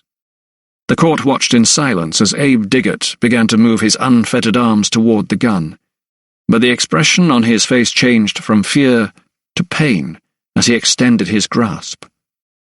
"Take it," repeated Thomas. Diggett flinched. He tried to move his fingers, but he could not. He let his gaze fall to his hands, as if willing them to move, but he could not. "My fingers, sir! I can't!" he wailed. A wave of amazement rippled through the gallery. More caterwauling ensued until the judge brought down his gavel. "Your point being, Dr. Silkstone," he barked. "You see, Your Honour, this man's fingers are paralysed through lead poisoning. It is a slow poison that takes many weeks to elicit such an effect. I understand he has been incapacitated for more than a month now. It is proof that he could not possibly have been responsible for the murder of Mr. Turgoose." Judge Dubarry sniffed. "I take your point, Dr. Silkstone. But just because the man is incapable of pulling the trigger of a pistol does not mean he was not an accomplice." "Of course, Your Honour," Thomas deferred politely. "But what if that pistol was in the possession of the victim himself, sir?" The judge looked puzzled. "Explain yourself, sir," he barked. Thomas cleared his throat. "I conducted a post-mortem on Mr. Turgoose, sir, and can prove beyond doubt that the pistol that fired the fatal shot was on his person prior to his death." "Are you saying there must have been some sort of struggle?" The judge, a frown planted on his forehead, was thinking out loud. Thomas nodded. "I believe so, sir. Yet Mr. Talon's testimony made no mention of an altercation." Now was his chance. He could reveal his findings and postulate that the gun was planted by Lupton's men. As it was, however, he was robbed of the opportunity. "Enough, Dr. Silkstone." The judge brought down his gavel. It was obvious he had heard all that he cared to. He fixed Thomas with a glare. "Sir, you are a surgeon and an anatomist, but you are most certainly not a barrister, and you would do well not to meddle in affairs about which you know very little," he said crossly. "I will not have my courtroom turned into a tavern for every Tom, Dick, or Harry to have his say. It is clear you believe this man is innocent and have made your point well. Now it is up to him to speak for himself." Duly chastened, Thomas returned to his seat, his heart pounding in his chest. He was not sure if he had made or marred Diggett's chances of acquittal. He cursed himself for his brashness. He had let his unwavering belief in the old coppicer and his hatred of injustice make him act with a passion that was unseemly. He had not endeared himself to the judge, and for that he felt quite wretched. Had he done enough to persuade the gentlemen of the jury to find the accused not guilty? He did not know. All he could hope was that he had sown a seed of doubt in their minds that was enough to acquit the old man. Told to make his own case, Abe Diggott remained confused. He appeared befuddled and agitated. Over and over again he merely repeated, "I didn't kill no one! No one!" On the fifth identical protestation, the judge brought down his gavel with an abruptness that betrayed his irritation. "Enough!" he boomed. He looked at the clutch of jurymen nearby and began his summing up. It did not take him long, but what he said most certainly gave them much to consider. The case, said Judge Du Barry, was by no means cut and dried in one direction or the other. No doubt a gruesome murder had been committed, and no doubt the surviving members of the party had been sorely abused and deeply affected by their experiences. Yet there was an ambivalence in the evidence they had heard. Some of it was at odds with testimonies. Did they feel, Judge Du Barry asked, that Abe Diggott had murdered Mr. Turgoose beyond reasonable doubt? As God-fearing Christians, the jurors knew much was at stake. If they found the accused guilty, they would be liable to the vengeance of the Lord, so it was said, upon family and trade, body and soul in this world and that to come, if he was innocent. It was likely that they would err on the side of caution, rather than risk eternal damnation. Thomas saw a chink of light as finally the judge asked the gentlemen of the jury to consider their verdict. The next few minutes could as easily have been hours to Thomas, so slowly did they drag, until, shortly before midday, the jury's foreman rose. "Do you find the prisoner guilty or not guilty?" asked the clerk. Thomas's mouth went dry, and his palms became clammy. For a moment all he could hear was the sound of his own heart pounding. "Not guilty," came the reply. "And is that the verdict of you all?" "It is." Thomas, unaware that he had been holding his breath while this exchange had been taking place, now exhaled deeply. As he did so, a huge weight seemed to lift from his shoulders. He looked at Abe Diggott, still dazed and addle-pated. The old woodsman had not yet registered that he was a free man, and regarded the guards who unfastened his wrists with a childlike incomprehension. As members of the public rose and began to file out, chattering like querulous hens, Thomas walked over to the dock. "You are free to go," he told Diggott, touching him gently on the arm. "You shall journey with me back to Brandwick." Behind him, Thomas heard Scythia Odysseus call his name. He turned to see the portly coroner standing at his side. "You did a good job there, Silkstone," he said, but reminding Thomas that Turgoose's killer was still at large, he added, "But there is still more to do." Thomas took his meaning and nodded. As he did so, he noticed Nicholas Lupton from out of the corner of his eye. He was marching out of the courtroom, his face like thunder. He and Sir Montague did not take defeat lightly. Thomas knew it would not be the last of the affair. Adam Diggott was still at large. Proving he had no hand in the killing of Geoffrey Turgoose would present even more of a challenge. Chapter 40. News of the acquittal was carried back immediately to Brandwick by Abe Diggott's supporters. By the time Thomas arrived in the village with a newly freed coppicer by his side, crowds lined the street to greet them. Some of the women even threw flower petals at the carriage as it drew up outside the old man's cottage. To cheers and shouts of encouragement, Thomas helped his charge down from the vehicle and lent him his arm as he turned to scan the sea of smiling faces. Rachel Diggott was at the fore. She scrambled forward and hugged her father-in-law, who seemed reluctant to be the centre of attention, dipping his head bashfully. Latching her arm through the old man's, she smiled broadly at Thomas. "Thank you, Dr. Silkstone," she said, her voice taut with emotion. "Justice has prevailed," he replied. He looked about him. "Your husband, he is still in hiding?" At the mention of Adam, Rachel's features hardened. "'Tis not safe. They'll come for him no matter, Dr. Silkstone." Thomas knew what she said was true. Until the real killer of Geoffrey Turgoose was unmasked, Adam would be forced to live in the woods like a common outlaw. And the doctor had decided he would head back to the 3 Tons when, in among the throng, a tall man suddenly appeared, his face half hidden under a large-brimmed hat. Thomas watched him make his way up to Abe Diggott and hug him. It was Adam. The doctor sidled up to him. "Take great care, Adam," Thomas told him. "I will, sir," said the coppicer with a nod, and tugging the brim of his hat to pull it down even further, he disappeared once more. The pushing and shoving continued around them, and Thomas feared for Abe Diggett's safety. "Your father-in-law needs to rest," he told Rachel above the din. "I'll see to it, sir," she replied. Thomas nodded. "And remember, no more gin," he said firmly. He turned to find a path away from the melee and began to walk down the high street away from the crowd. The carriage had taken his luggage on to the inn. He felt quite drained. The past few days had taken their toll on his own well-being. Above all, he needed a good night's sleep. Then, and only then, could he hope to apply himself to his next challenge. Finding out who really did kill not just Geoffrey Turgoose, but Aaron Coote, too. "How was this allowed to happen?" Sir Montague Malthus banged a clenched fist on his desk.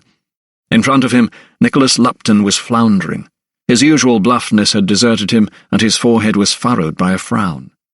"It was Silkstone," Sir Montague scowled. "I should have known he had a hand in the acquittal." He clenched the edge of the desk until his knuckles went white. "So now these troublemakers are at liberty once more. A fine state of affairs." He rose and began pacing the floor. "And Charlton?" Lupton recalled the young surveyor's unconvincing performance as a witness for the prosecution. He had returned with him to Boughton Hall and seen for himself his mental anguish. "He still suffers in the aftermath," he said, not daring to catch Sir Montague's eye. "Where is the lily-livered fool now?" "He is resting, sir." Lupton had watched Charlton sob and wail all the way back from Oxford. He wondered he had any tears or energy left. The lawyer had not been in court to witness what he considered to be a mere formality. The accused would be found guilty of murder, hanged, and gibbeted for all to see at Milton Common, and the people of Brandwick would have learned a valuable lesson, that he, Sir Montague Malthus, was not to be crossed. Their protests and petitions counted for naught. They were merely pawns in his game. Now, however, he had arrived at Boughton to be greeted with news of this preposterous acquittal. Such incompetence could not be tolerated. Standing at the French windows, he looked out onto the lawns, his balled fist tapping on his chin. Finally, he said, "We need to get rid of Charlton." "Sir?" Lupton's startled gaze shot up. "He needs to be gone. Just get him out of here." The lawyer took a deep breath and fixed his hooded eyes on his steward. "Do you understand?" Relieved that he had misinterpreted his master's original instruction, Lupton nodded. "Yes, sir. I shall see to it right away." He knew, however, that such a dismissal would not be well received. The steward decided to deliver the message in person. In the hallway he saw Howard and instructed him that Mr. Charlton would be leaving. He was to be packed and ready to go by the end of the afternoon. He then proceeded to Charlton's bedroom. The chainman had been staying in a room in the servants' quarters since the murder. He seemed in no fit state to resume his normal duties. Lupton knocked. There was no reply. He knocked again. Still no reply. He tried the door. It was locked. He called for a key. He unlocked the door and entered. The room was darkened, the shutters half closed. The steward made his way toward the bed and stood stock still. There, slumped across the counterpane, his left arm outstretched, lay James Charlton.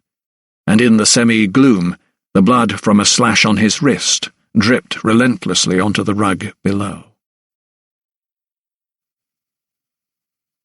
Chapter 41. In the 3 tons, dozens of villagers had crammed into the pump room to toast the release of the old woodsman. The threat of rain had brought them all inside to enjoy the tavern's hospitality and Peter Geach's cheap gin. Thomas had no wish to join them.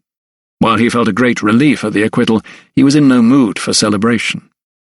On his return journey from the Diggett's cottage, he had been forced to stop and press himself against a wall in the High Street to allow a heavily laden cart accompanied by 2 outriders to go ahead. Other riders and pedestrians had also been obliged to stand aside to let the wagon pass. Its cargo was wooden poles, each cut to the same length. Fencing for the common, he thought. Malthus and Lupton were intent on making a show of their power. The wagon did not have to travel through the main thoroughfare to reach its destination, but here it was, with escorts, as if in some sort of a religious procession for all to see. The message to the people of Brandwick was clear. The Boughton estate would countenance no opposition. enclosure of the common land would proceed, with or without the consent of Parliament. Above the muted din from below there came a knock at Thomas's door. "Enter," said the doctor, shutting the open casement. In walked Peter Geach, carrying the supper tray that Thomas had ordered. The noise of laughter and singing from downstairs suddenly invaded the room through the open door. He had not seen the landlord since he had conducted the post-mortem on the stable boy, and there were several questions that needed answering. He seized his chance. "You are busy," commented Thomas. "Aye, sir. There's some carousing to be done tonight." He smiled as he set down the tray. "Thanks to you, I believe, sir." Thomas thought of the revellers celebrating the release of Abe Diggott. Pints of poisonous gin would be sold to punters that evening, along with the plugs of untaxed tobacco that Geach dealt in. He suspected the relatively low levels of lead he had detected in the gin could be attributed to the stillheads and worms of the landlord's apparatus. What concerned him more, however, had wider implications. "You'll turn a pretty profit tonight, no doubt," he commented, as he sat himself at his table. "That I will," replied the landlord with a chuckle. Thomas tucked his napkin into his stock. "And the excise-man won't see a penny." Peter Geach suddenly seemed keen to focus all his attention on placing a fork on the tray. "Sir?" he queried with a shrug. Thomas smiled. Come, Mr. Geach. There's no need to play the innocent. You ply a lucrative trade in smuggled goods on the sly." Geach proceeded to set down a plate of cold meats in front of Thomas. "I'm sure I don't know what you mean, Dr. Silkstone." His eyes slid everywhere but on his guest. "So your late-night excursions into Ravenswood are for pleasure?" The landlord's head whipped round and his eyes fixed on his accuser. "How do you know?" "I saw you and Coote go up to the woods. Meeting with your business associates, were you?" The colour suddenly drained from Geach's face. It went as pale as the pastry on the mutton pie he had just served. From somewhere, however, he managed to draw on a little courage. "You can't prove it, Dr. Silkstone." "What about the note, 'Beware of Ravenswood'?" Thomas reached for a bill written in Geach's scrawl. "'Tis your hand and no mistake.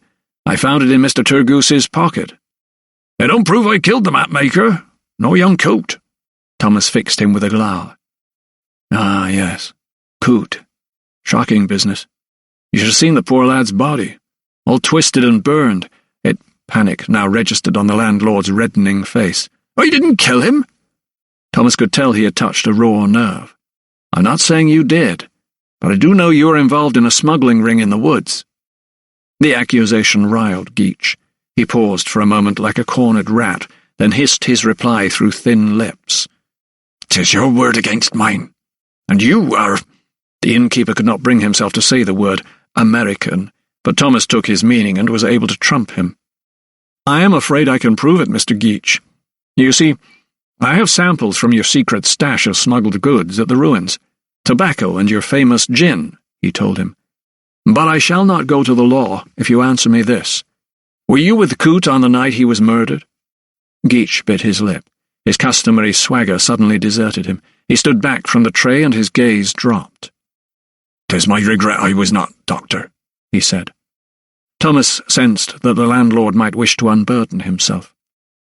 "Will you sit?" he said, gesturing to a second chair by the grate. Geach accepted the invitation, sighing deeply as he sat. He looked at his hands and fingered his knuckles. "It was my wife, see. She had the gripes again. We was busy here, and besides, she didn't want me to leave her." Thomas thought of the businessman he had seen in the bar. "But you had an order to deliver, and so you sent Coote on his own." Geach swallowed hard and nodded. "So you helped the boy load the gin, then saw him off. But something went wrong, didn't it?" Thomas rose and walked to the mantelshelf. Geach began twisting his fingers. His face was reddening, and he was becoming increasingly agitated, shifting in his seat. "Piece of piss, I said it would be. Just deliver the gin and get the money." For a second he looked up, but then let his gaze drop once more. Thomas pictured the rendezvous in the woods. This so-called businessman, dapper and sophisticated, was no fool. He called himself the Raven. Sir Theodosius had told Thomas all about his exploits. He was a notorious highwayman turned smuggler in the area. He paid a good tailor and drank fine French wine. He would drive a hard bargain, and he would not stand for being duped. He would have checked his goods before taking delivery. "Only you didn't keep your part of the bargain, did you?" pressed Thomas. "Did you?" he repeated, looking down at the miserable innkeeper. "When he tasted your gin, he knew you'd deceived him. Water, was it? Or did you fill the barrels with the piss the night soil men couldn't collect?" It was as if the doctor had plunged a knife into the landlord's guts and twisted it. Geach's head jerked up and his face was contorted. "We couldn't make enough. We were that busy that week." He began to crumble. Thomas had come to the nub of the matter. He bore down on the landlord. "So you let the boy draw the smuggler's fire?" He pleaded with him, told him he had no idea that there was water in the barrels because he didn't know, did he? You deceived him in the hope you would get away with deceiving the Raven, only he was too smart for you, wasn't he? He took out his pistol and he shot young Coote as he pleaded for his life. The landlord's shoulders slumped.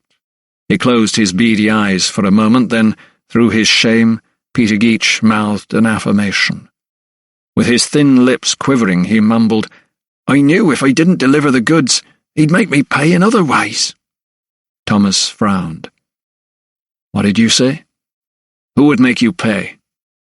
Geach looked up and retreated in his chair as if regretting his aberration. Thomas eyed him warily. "Does Sir Montague Malthus have a hand in this, Geach?" he asked him. The landlord shook his head vigorously. "No, doctor," he replied. "He knows nothing of this, I swear." "Then who?" Thomas broke off, and in the silence the realization dawned. "It's Lupton, isn't it? You're paying him money to run this smuggling ring under his protection." It had troubled Thomas seeing Geach and Coote break the curfew the other night. The pair had driven the cart laden with contraband gin virtually under the noses of the Borton thugs who were there to impose the emergency law, and yet they were allowed to pass unimpeded. "Has Lupton sanctioned this operation?" he pressed. Geach gulped hard as if he wanted to swallow the words that were already halfway up his throat. "I can't say, sir. Can't or won't, Mr. Geach. I am sure you will be able to tell the excise men were to inform them of your little racket." Such a threat seemed to loosen the landlord's tongue, and he could force down his words no longer. He nodded. "Aye, sir. You let us do it in return for a cut." Thomas remained stony-faced. "How much?" "Half, sir." He had guessed as much. Lupton had a vested interest in the continued terrorizing of the village by this so-called Raven and his ruthless gang. He suspected, too, that it was these brigands who had attacked Turgoose and Charlton. It was a bungled attempt at robbery that had gone seriously awry. It would make sense that Lupton would not wish them to be caught and tried for murder, thus depriving himself of a lucrative source of income. He and Malthus were trying to pin the blame on innocent villagers, indeed, the very villagers who were so vociferous in their opposition to enclosure. By making an example of them, Lupton was hoping his problems would be dealt with in one fell swoop. "Thank you, Mr. Geach," Thomas said to the landlord. "You have been most helpful." He picked up his knife and fork and began to eat. For the first time in many days, he found himself feeling very hungry.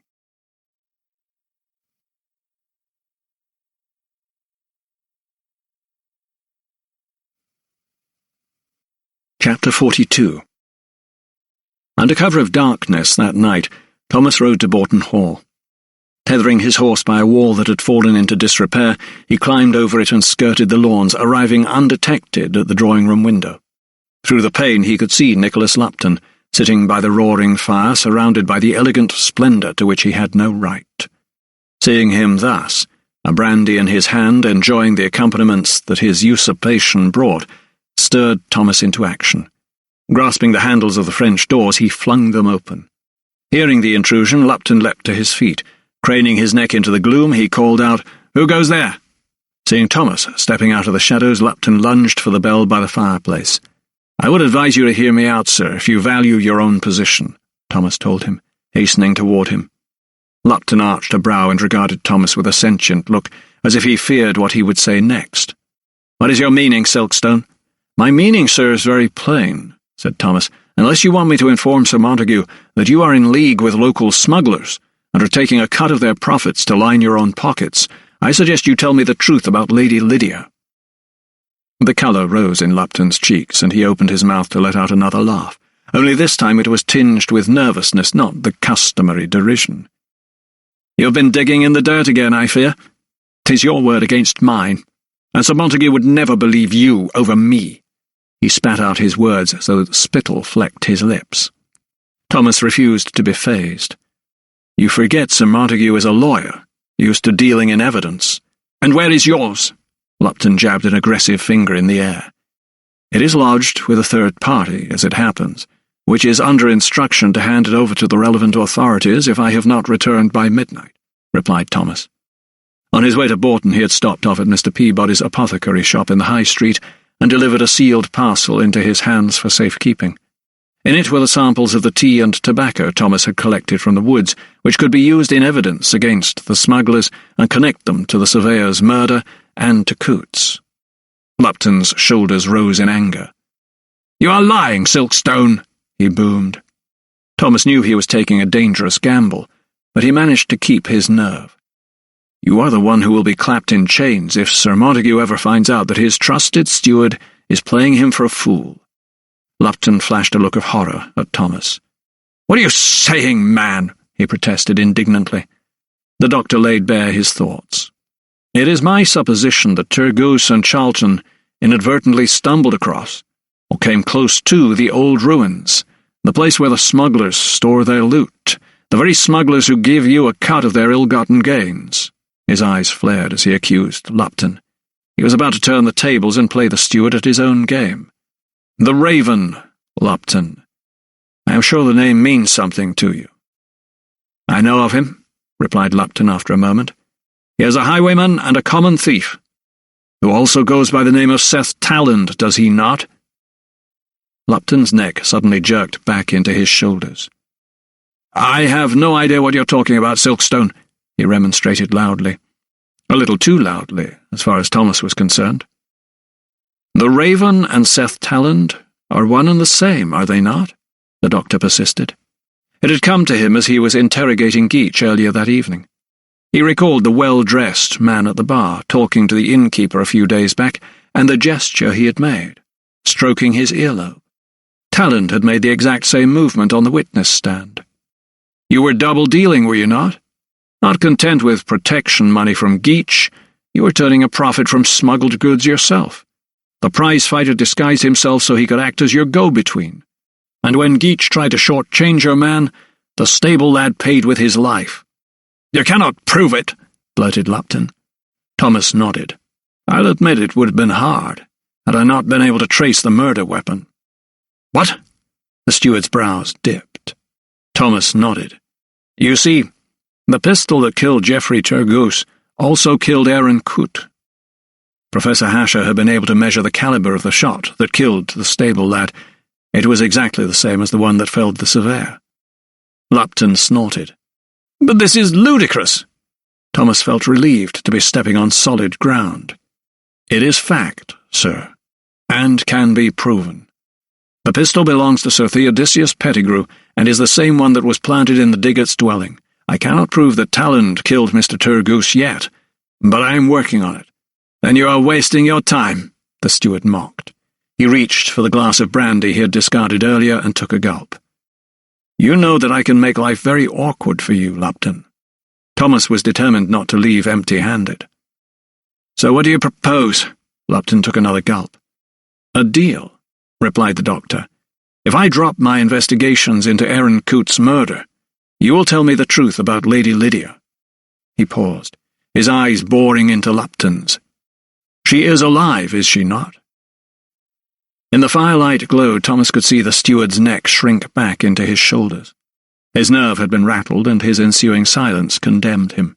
Thomas knew he had him, just as surely as if he were a worm wriggling on a hook. He stared at him for a moment, watching him writhe before offering a way out.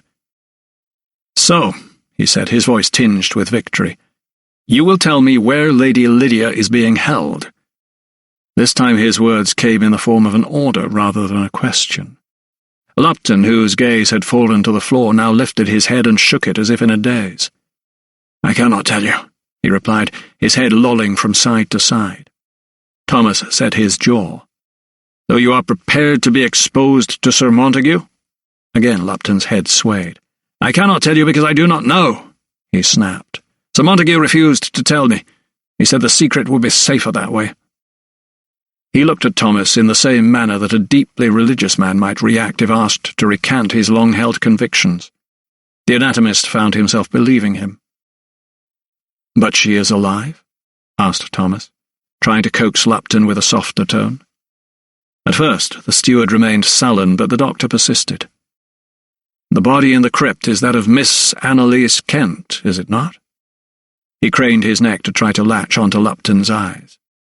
"She became so distraught after Lady Lydia's departure from Bedlam that she was given the means to take her own life by a clerk in the pay of Sir Montague, who then seized the opportunity to announce her ladyship's death."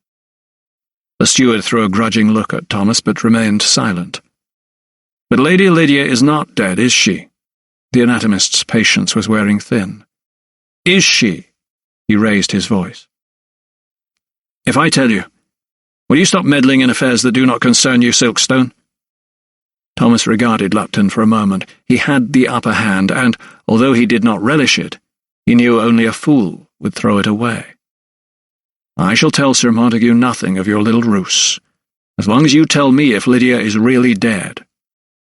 Lupton drew breath, then, slowly, as if realizing his defeat, he began to shake his head. "No, she is not," he mumbled. "What did you say?" pressed Thomas. Lupton bit his lip as if trying to stop his mouth from forming the words, but their power overcame him. "Lady Lydia is not dead," he repeated reluctantly. It was all that Thomas needed to hear for the moment. He inhaled deeply, then exhaled slowly, like a man filling his lungs with fresh air for the first time in days. It was the confirmation he had so craved, the news that he had been so desperately seeking. "Thank you," he said softly, his stifled breath fleeing from his lungs as he spoke. "I am most grateful." Chapter 43. The sound of his horse's hooves thundered in his ears as Thomas rode directly to Draycott House the following morning. He felt the blood course through his veins and a surge of energy, or anger, he was not sure which, wash over him. Not only was Lydia alive, he knew where she was. Draycott House. Of course. Franklin, his white rat, had sown the seed in his brain when he had rushed back to his cage after he'd been disturbed, but events in Brandwick had sidetracked Thomas's time and energies. How stupid, how blind he had been. Convinced she had been shut away in some private institution, he had ignored the most obvious location for her incarceration. At least he could be thankful that she was no longer in that hellhole they called a hospital. A memory of her emaciated frame draped in that terrible restraining garment flashed into his mind. He saw her tear-stained face, her shorn head, and heard her pleas to be rescued. He had felt so impotent at the time. He had been totally powerless, but it was clear from the look of anguish on Lydia's face that she no longer trusted him. Her view of him had been skewed by Sir Montague's lies. She was convinced that Thomas was responsible for her awful fate, and her faith in him had not merely waned, it had completely disappeared. Somehow he needed to rebuild her trust in him. But first, he had to find her. Riding across country, he made good time. The ground was still damp after heavy rain, but the roads were passable. The journey by coach from Bourton to Draycott would normally take 2 hours in such conditions. Thomas had done it in under an hour. He had ridden his horse hard and arrived at the steps of the house, spattered with mud and damp with sweat. Inside he was still seething. He had been played for a fool by Sir Montague Malthus yet again. Striding up to the door, he did not even bother to pull the cord, but walked straight into the hallway. A flustered butler appeared. "Sir, can I help you?" Ignoring the man, Thomas stormed in and looked about the entrance hall. There was a door on either side of the staircase. He stormed up to the first and opened it. The room was empty. He slammed the door shut. He tried the second. "Sir," pleaded the butler. "Where is she? Where is Lady Lydia?" Thomas shouted angrily, flinging open the second door. "Lydia! Lydia!" he called. Suddenly a voice boomed from the half-landing. "Really, Dr. Silkstone? Have your manners deserted you?" Thomas looked up to see Sir Montague glowering down at him, his broad black shoulders hunched over the banisters. "I'd heard colonists were unsophisticated, but this sort of behaviour will not be countenanced." Thomas marched to the foot of the stairs. "I know she is here, Malthus. Let me see her," he demanded. The lawyer seemed unconcerned. He floated down the stairs without a sign that he had undergone surgery barely 3 months previously.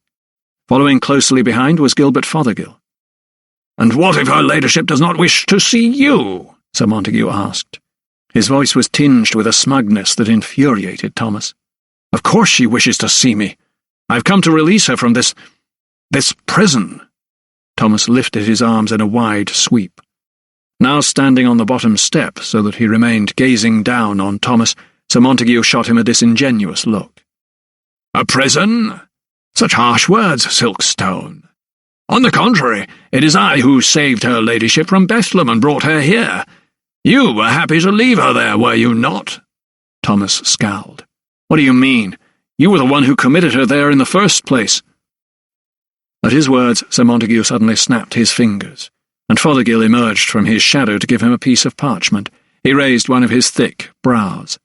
"I think you'll find your signature is on the committal papers, Silkstone," he said, flapping the document in front of Thomas's face. "I have a copy here." Unable to contain himself any longer, the anatomist snatched at the paper and tore it first lengthways, then across, before flinging the pieces to the ground. Up until now he had nurtured a vague hope that Lydia had not been shown his signature, that she might still have harboured a doubt as to his complicity. Now he feared otherwise. "You know this is a lie." Sir Montague merely smiled. "Her ladyship has seen it, and knows it to be yours." "You planned this all along, didn't you?" His voice trailed off wanly as he realised he had been well and truly entrapped. Sir Montague shook his head. "And all those letters she sent you, but they were returned unopened. How could you be so heartless?" "She wrote to me." Such a revelation was the final straw. Enraged, Thomas flew at the lawyer, but his clerk stepped in the way, and the butler, sensing the possibility of trouble, had already called 2 lackeys. "If I were you, I would return to London, Silkstone," said Sir Montague between clenched teeth. "Her ladyship has seen you for what you truly are. You were only ever interested in her fortune, and now that it is no longer within your reach, you can find yourself another rich heiress." Thomas balled his fists and felt his pulse race even faster. He was used to hearing slurs on his character from Malthus, but this latest barrage was beyond the pale. That the lawyer should have turned Lydia against him with his false accusations and elaborate hoaxes went further than he had ever envisaged. He wanted to barge past Malthus and search through the upstairs rooms, where he was convinced she was imprisoned. "Lydia! Lydia!" he shouted, lunging forward. It was no use. The 2 lackeys appeared from nowhere and hooked their arms under his, pulling him away.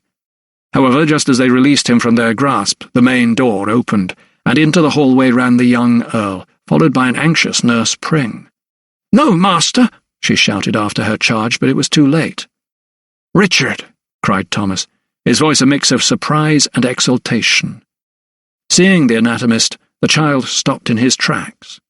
His face was flushed pink and his curls were dishevelled. The light blue satin of his breeches was caked in mud at the knees. The boy wiped his streaming nose with the back of his sleeve and looked at Thomas. There was a flicker of recognition. The doctor, forced to compose himself, managed a gentle smile. "You remember me, do you not, sir? 'Tis Dr. Silkstone. I am a friend of your mamma's." The boy frowned, then nodded thoughtfully. "You made my arm better," he said. Relieved, Thomas rushed forward. "Yes, you remember. I'm here to see your mamma again." Bending low, he held out his hand, but the child looked at it suspiciously, and then at his nursemaid, before ignoring the gesture. "You have made my mamma very sad, sir," he said, fixing Thomas with an intense glare. "You must leave this house." Thomas felt the pain of the young Earl's wounding words tighten his chest. "What?" "No, I am your mamma's friend." He forced his features into a broad smile to appear less threatening, but the child turned and hid his face in his nursemaid's skirts. The boy's performance delighted Sir Montague. He had witnessed the scene from the study doorway and was smirking. "Out of the mouths of babes, Silkstone," he said, unable to disguise the glee in his voice. Thomas was silent for a moment as he felt the weight of the humiliation and defeat pressed down on him. All he could hear was the blood pumping through his ears as his heart beat faster and faster. Finally he said, "I will not give up, Malthus. 'Tis not in my nature." He turned and headed for the door. The butler held it open for him, but before he crossed the threshold he rounded on his heel and shouted at the top of his voice, "Lydia, I will not give up!" He did not know if she heard him, but in light of his crushing defeat, it eased his burden a little to think that maybe, just maybe, she had heard his voice and knew that all was not lost. As he left the hallway, however, he became aware of Sir Montague's voice behind him. "Save your breath and your strength for Brandwick, Silkstone," he called. "The villagers will almost certainly have need of your services." Meanwhile, in her bedchamber upstairs, Lady Lydia Farrell had flown to her door and was pulling at the handle. It was locked.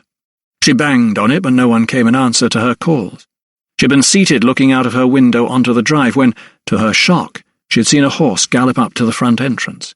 It took her only a second for her to realize the identity of the rider. Her heart had fluttered, just as it always used to at the sight when Thomas paid a visit to Bolton Hall. Now, however, everything had changed. The sight of him set her mind in a flurry. His betrayal had been total and utter. The one man whom she believed she could trust in the world had turned out to be a Judas. By his own hand he had committed her to Bedlam. Sir Montague had only been following his advice, and when he had seen for himself the terrible conditions in which she had been held, he had ordered her immediate release. Thomas, on the other hand, had allowed her to wallow in the depravity of the asylum. She saw to her astonishment how he conversed with Cameron, how he distanced himself as if she were a stranger. He had abandoned her to her terrible fate, and for that she could never forgive him. Although her head told her that it would be best to cut him out of her life and not to waste another tear on him, at the sight of him she suddenly felt compelled to confront him. She had wheeled round and made for the door.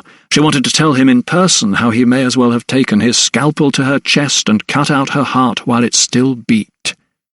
Had he ever truly loved her? Or was his insinuation into her life and her affections simply his way of reaching her fortune? Now that Sir Montague, or rather her father, had explained everything to her, it was as if the scales had been lifted from her eyes. It all made perfect sense. How could she have been so naive and foolish as to think that a lowly anatomist, and a foreigner to wit, could have declared his undying love for her with his lips and not had his heart set on her fortune? Had she learned nothing from her experience? Captain Michael Farrell had been cut from the same cloth, sophisticated, debonair, and yet always with an eye to the main chance. How had she not seen past Thomas's caring, gentlemanly facade? A wolf in sheep's clothing, that was how her father had described him. How grateful she was that after all these years, Sir Montague had finally revealed himself to her. He had, he told her, always had her best interests at heart.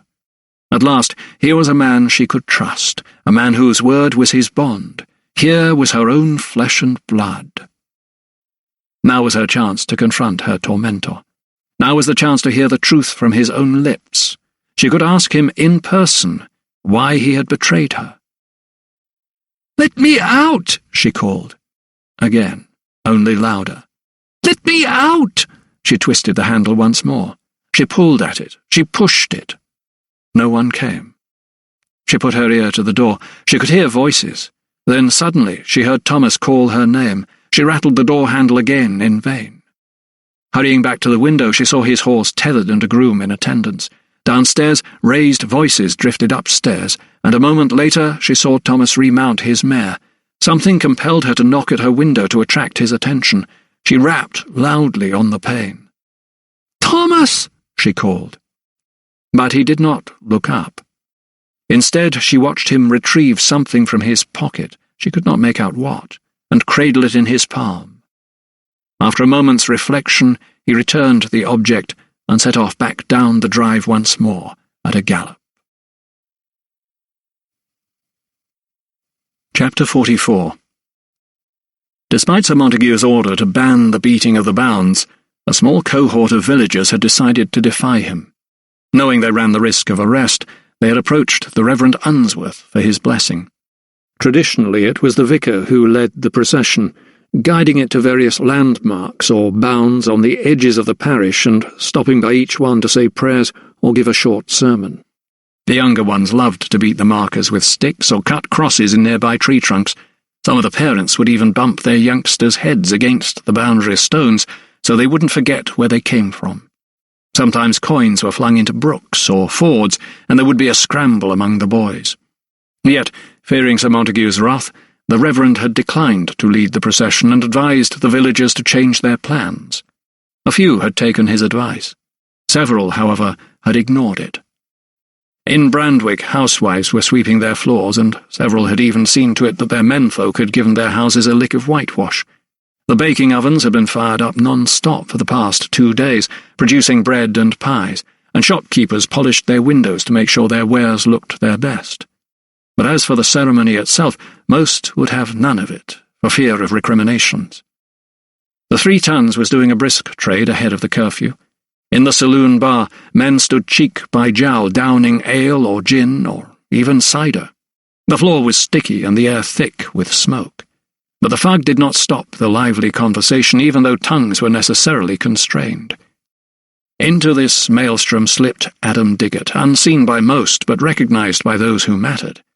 The little cluster of militants sat themselves in a corner, nursing their pints of ale and speaking in low voices. Will Ketch, the cowman, was there with his dog, together with Abel Smith. They sat alongside Black Zeb and Josh Thornley and his son Hal. The coppicer, still wearing his hat pulled down below his brows, elbowed his way between them. "'Tis set for tomorrow," Zeb Godson told him. The charcoal burner had spent time in the spring, washing off the soot that clung to his skin, but the whites of his eyes still shone brighter than anyone else's from out of his grimy face. "Here's the plan," began Josh Thornley. "There's 15 of us and maybe more, and we start at the edge of Ravenswood and work our way along the ditch till we reach the edge of Arthur's Hollow." Adam Diggott put up his hand and shook his head. 15? It's nigh on 2 mile of fencing. We'll want at least 50. His face was pinched and anxious. "And we need to be more cunning." Suddenly a familiar voice sounded behind them. "All well, gents?" Peter Geach appeared from nowhere, carrying a fistful of empty tankards. Adam Diggott turned his head away and sank into the corner. The landlord nodded to his patrons, then looked about him before drawing closer. "You best look out," he warned them. "A military man came in late this afternoon. Ordered enough ale and bread for 80 men, he did, for the morrow." "How's that, then?" queried Ketch. Geach scooped up their empty tankards. "Malthus must have got wind. They say it were the vicar that told him. There's a platoon on its way. Make sure you're careful." It did not take long for word to spread among the parishioners that a company from the 52nd Regiment of Foot had been requested by the local magistrate, Sir Arthur Warbeck, and was to be stationed at Bourton Hall. They knew its men could be called upon if, as rumour had it, the beating ceremony went ahead. The raucous merriment in the 3 Tons was suddenly dulled as the news seeped out, and in its place a feeling of distinct unease emerged. It was clear that Sir Montague had anticipated that the villagers would seize their chance and defy his orders. It was the excuse he had sought, and now, as well as the law, he had the militia on his side. Thomas wasted no time in returning to Brandwick from Draycott House. Fury still coursed through every fibre of his body. He urged his horse to gallop faster and faster, cutting across country, breasting hedges and ditches instead of following the roads. Taking the track up to the top of one of the hills, he surveyed the landscape. The vale lay stretched out before him. To the south, Milton Common, and farther beyond, London. To the west sat Oxford. The road was a winding ribbon that cut through a gently sloping valley. One side was heavily wooded, with the trees meeting the floor. He strained his eyes. There was movement. He looked away, blinked, and looked back. At first he had thought himself imagining it, but no. When he fixed his gaze on the road, he saw it colour red. Urging his horse nearer for a better view, he squinted against the pale spring sunlight once more. His eyes were not deceiving him. The roadway had turned bright crimson, like a trickle of blood looping its way along the valley floor, and he suddenly realised why. Marching along, 4 abreast, on the road from Oxford to Brandwick, was a platoon of foot soldiers. Sir Montague's enigmatic warning to Thomas that his services would be needed suddenly made perfect sense. Now he understood why. The redcoats were coming to the village. There would be trouble. There could be blood. Galloping back to Brandwick, Thomas rode into the courtyard at the 3 Tuns and let the new stable lad Rogers take his mount. He was about to go straight up to his room when the landlord called out to him. "Dr. Silkstone!" Thomas turned on his heel. Geach was the last man on earth he wanted to deal with. After yesterday's revelations, he had even less respect for the rogue, but he seemed impatient to talk once more. Leaning on the bar, he dipped his head and said, "Sir Montague expects trouble at tomorrow's ceremony, sir." Thomas suddenly remembered. Of course, the beating of the bounds. It would explain the advance of the troops. Geach, busying himself with wiping a tankard, lowered his voice still further. "Under its cover, Adam Diggett and his men planned to destroy the fencing round the common, but Sir Montague got word and has called in the militia." Thomas eyed the landlord suspiciously. He knew the soldiers were on their way. He had seen them not 5 miles hence. A shiver suddenly ran down his spine. "Why are you telling me this, Geach?" he asked. The landlord looked indignant. "I may be a smuggler, but I'm a Brandwick man too," he protested. "I can't have the redcoats killing all my customers, now can I, Doctor?" he said, setting down the tankard. He shook his head and dipped low to whisper into Thomas's ear. "There'll be trouble," he said before he drew back, allowing the doctor to ponder the gravity of the situation. Molly, as timid as a mouse but a good worker, happened to be passing at the same time. "A tankard of ale for the doctor, on the house," Geach directed, as if nothing were amiss. Thomas, meanwhile, decided to head upstairs to his room. Tired and anxious, he needed time to consider his next move. Standing by the window, he lifted his gaze over the high street to the wooded ridge above. Through the opened casement he could hear noises coming from the common, of more fence posts being hammered in, more horses pulling carts, more Brandwick men shouting. He could hear, too, the dull thud of mallets as the wood stakes were driven into the damp ground, like so many nails into the villager's coffin. So the soldiers had been summoned to cast their shadow over the illicit festivities. Dissent was rising, like a winter bourne that suddenly bubbles up from below ground and spills across the landscape, flooding fields as it goes. The redcoats were there to stem its flow. Thomas had no idea of their orders, but it was clear they had not been called in simply to keep the peace. Malthus had got wind of some planned disruption that was afoot, some insurrection, whether large or small, that threatened his vision of an enclosed estate. Thomas feared what the morrow would bring for the people of Brandwick, just as he feared for Lydia. Chapter 45. The day dawned calm enough. There was a nip in the air, customary for early May, but the clear sky told Thomas that the spring sun would soon warm the soil. As soon as he was able to rouse Rogers, he mounted his horse and rode out to Boughton Hall. He did not know whether Lupton would receive him, but he hoped the sway he now held over the steward with regards to his smuggling exploits might carry some weight. He was right. He was shown into the morning room. Lupton was seated at the dining table, a plate of half-eaten eggs and ham in front of him. He did not rise when Thomas entered, but merely nodded in his direction while continuing to eat. The doctor, about to open his mouth to berate the steward, was preempted. "I thought you might be paying me a visit this morning, Silkstone." Lupton wiped his mouth with the corner of his napkin. "Would you care to join me?" He gestured to a chair opposite. Thomas fixed him squarely in the eye. "I find my appetite deserts me in the circumstances," he replied. Lupton gave a little shrug. "Ah, you've heard that the Oxfordshire Regiment is on its way. Sir Montague had word that this ban may be flouted." There was a flippancy in his tone that riled Thomas. The men in question, the doctor had learned, were drawn from the same regiment that had fought at Lexington and Bunker Hill. They were battle-hardened and would as soon turn their muskets on their own kind as on a native Indian. "Calling out the infantry to police a village custom? That is surely a most draconian measure," asked Thomas. From the way Lupton's gaze slid away, he could tell he had more intelligence than he was admitting to. "This is not simply about the defiance of the ban, is it?" Lupton toyed with a knife on his breakfast plate. "I know that there are killers on the loose in Brandwick. I know that a surveyor in this estate's employ has been murdered, by a gang of barbarous woodsmen who may strike at any time. The men of the 52nd are here for the villagers' protection." Thomas leaned forward and planted both hands firmly on the table. "You do realize that the common is like a powder keg. One spark from these soldiers is all that is needed, and it will ignite." He stormed across the room and pointed through the window toward the village. "If men and women are injured today, their blood will be on your hands." Lupton shook his head.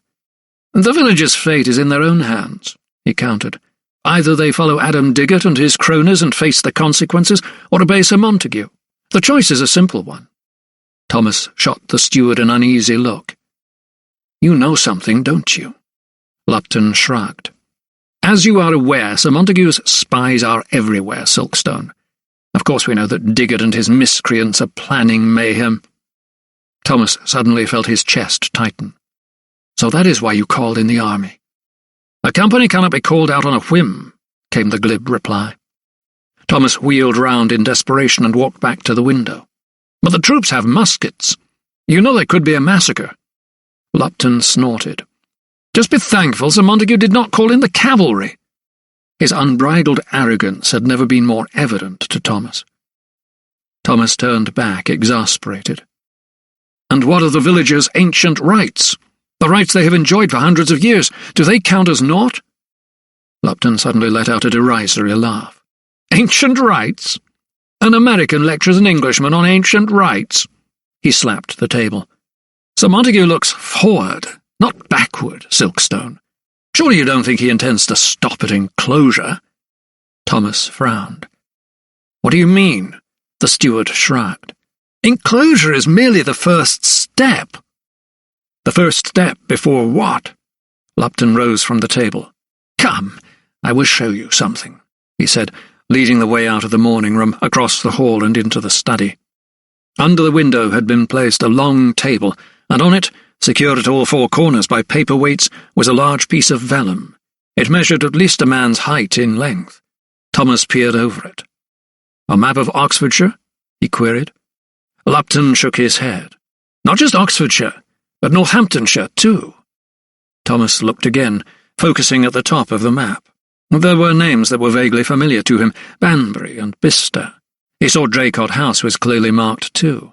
He let his eyes wander west, to Oxford, and then it dawned on him. He suddenly realized what he was seeing. A thick, blue line ran from the River Cherwell in the north to join with the River Thames in the east. But these are plans for a canal. Bravo, Silkstone! A canal that would link Banbury to Oxford. Such a route will open up huge commercial possibilities. And, Thomas interrupted. "Hold, sir! You speak as if this is a fait accompli." Lupton smiled. "That's because it is. There are several financial backers on board, and the Act will go through Parliament in the next few weeks." Thomas balked for a moment as he digested the information. "So Malthus intends to not only enclose Bourton, but build a canal through Brandwick too?" he asked incredulously. Lupton patted the map. "Precisely. Wharves will be erected, and factories built. And what of the people of Brandwick? This is their future." Lupton tilted his head and looked at Thomas oddly. "They will work in the factories, of course. They will leave the land and man the machines, just as they are doing in the north and the Midlands." Thomas knew Lupton was referring to the new mills that were being built in Lancashire. The fulling mill would soon be replaced if Malthus had his way with one of Richard Arkwright's power mills, which were springing up all the way from Manchester to Scotland. Arsonists had set fire to one of his ventures at Chorley not 5 years before, and Thomas could imagine exactly the same resentment simmering in Brandwick. Children as young as 6 would be forced to work in the mills with long hours and low pay.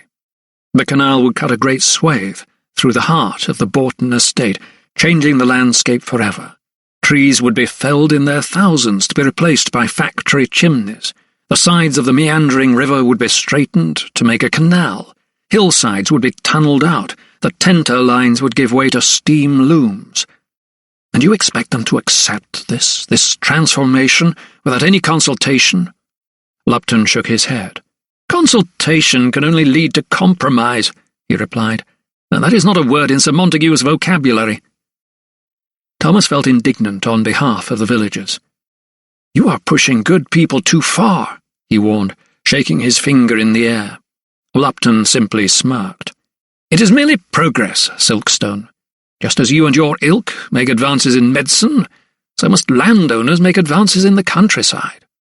Thomas arched a brow. "The difference is we do it for the benefit of mankind, and you do it for your own," he replied. At that moment there was a knock on the door, and Howard appeared to address Lupton. "There is a Captain Ponsonby to see you, sir," he announced. "Ah, yes, do show him in. Dr. Silkstone was just about to leave," said the steward with a leer. A fresh-faced young soldier stood by the threshold.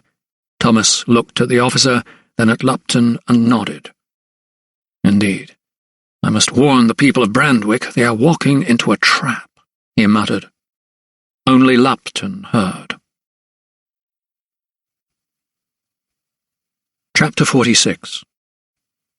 Thomas knew that he had to act fast if bloodshed was to be avoided. As he rode away from Bourton, he glanced back and saw smoke from the campfires rising over the ridge. He caught sight of the company of men being put through their paces in a field not far from the hall. He spurred on his horse and shortly arrived back in the village. There were few people about. It seemed that most had obeyed the order and retreated to their homes. Thomas was puzzled, however, to see that Walter Harker's window was opened wide onto the street. Thinking that the constable would be on duty at such a time, he decided to call on him. Knocking at the front door, he was answered with a long, low mumble and entered to find Harker seated by his hearth, downing a quart pot of gin. "Mr. Harker, you have heard some villagers plan to beat the bounds?" Thomas thought it odd that the village constable should not be policing his patch. Hearing the anatomist's words, Harker lifted his blurry gaze. "They need to do what they need to do," he mumbled. Thomas smelled the strong liquor on the constable's breath and looked into his bloodshot eyes. He realized he was too far in his cups to be of any use. Walter Harker was washing away his duty in gin. Thomas bent low and poured at his sleeve. "Where is Adam Diggott?" The constable grunted and supped more gin. "You know he is planning something and that Sir Montague has laid a trap." "I can't change nothing," Harker groaned, shaking his head. The drink had reduced him to a quivering mass, robbing him of his pride and dignity. There was a time, not so long ago, when Thomas knew he could rely on Walter Harker in a difficult situation. Now, however, he realized he would have to act alone. Riding to the edge of the village, to the Diggott cottage, Thomas found Abe asleep in a chair. He was alone. Gently he put his hand on his shoulder to wake him. The old man's eyes flew open, swimming in their sockets. A moment later they were focusing on Thomas. "Dr. Silkstone?" he croaked. "Yes, Abe. Do you know where Adam is?" Diggott gave a qualified nod, but no more. "Is he at the beating?" "I'm not to tell no one," came the reply. Thomas took a deep breath and explained. "I believe Adam and his friends are in grave danger. Sir Montague knows they want to tear down the fences, and the troops will be under orders to fire." Kneeling beside him, he touched the old man's arm. "Do you understand?" Abe grunted. Despite the faraway look in his tired eyes, he seemed a little more lucid. "The redcoats would shoot them?" "I fear so. I must speak with them and warn them," replied Thomas, his voice becoming more urgent. The old man nodded. "He went to the common, him and Zeb Godson and the others. You're right, they'll have them fences down, but I don't know how they plan to do it." Thomas rocked back on his heels and rose. "I shall find them," he said, "but if you see them before I do, tell them their lives are in danger." Adam Diggott was among friends. He knew that, but he also knew that in these straitened times, even those he counted as good friends might betray him to the authorities for a shilling or two. It was a risk he had to take, but so as not to make himself obvious, he took to wearing a disguise as he went about spreading word. Dressed as a peddler, his large-brimmed hat still pulled low, he was hawking his wares among the few souls who had gathered by the common and revealing himself to those he knew he could trust. Zeb Godson, Josh Thornley, and Will Ketch did not have to adopt such drastic measures. There was no price on their heads, but still they had to be guarded. Hands were cupped over mouths, voices were low, gazes direct. The plan was simple. That afternoon those villagers and commoners brave enough to defy the law and practice their ancient custom would gather on the main road to Oxford near Arthur's Hollow. The natural amphitheatre on the common was the only ground that was still accessible. The rest had been fenced off over the previous few days. There they would sing a song and begin to process up the slope toward the line of stark wooden posts that barred their way to the top of the hill.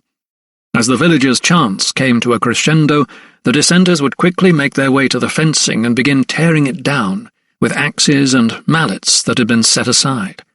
Posts and gates would be flattened before the troops got wind of the destruction, and the perpetrators would melt away just as surely as they had appeared. That was the scheme that had been conceived, and Adam Diggett and his cohorts had been gathering surreptitious support for it all day. Mingling among their neighbours, men and women of like minds, cottagers and woodsmen, country folk with the Brandwick soil in their bones and the water of the Bournes of the Chilterns in their veins, it had not been hard to persuade them of their cause. They'd been born to the rights to common land, and by God they'd die for them.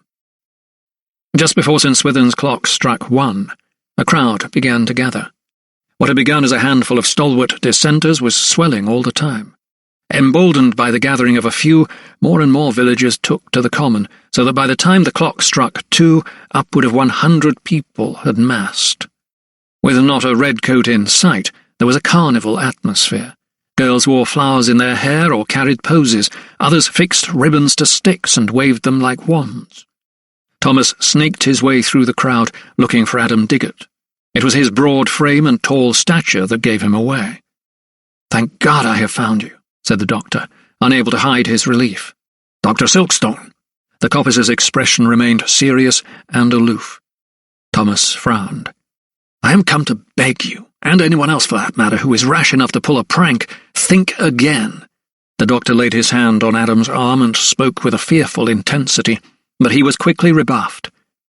"I know the redcoats are at Bourton, if that's what you mean, sir," came Diggett's reply. It was as if the soldiers posed no more of a threat to the procession than troublesome flies. He turned away.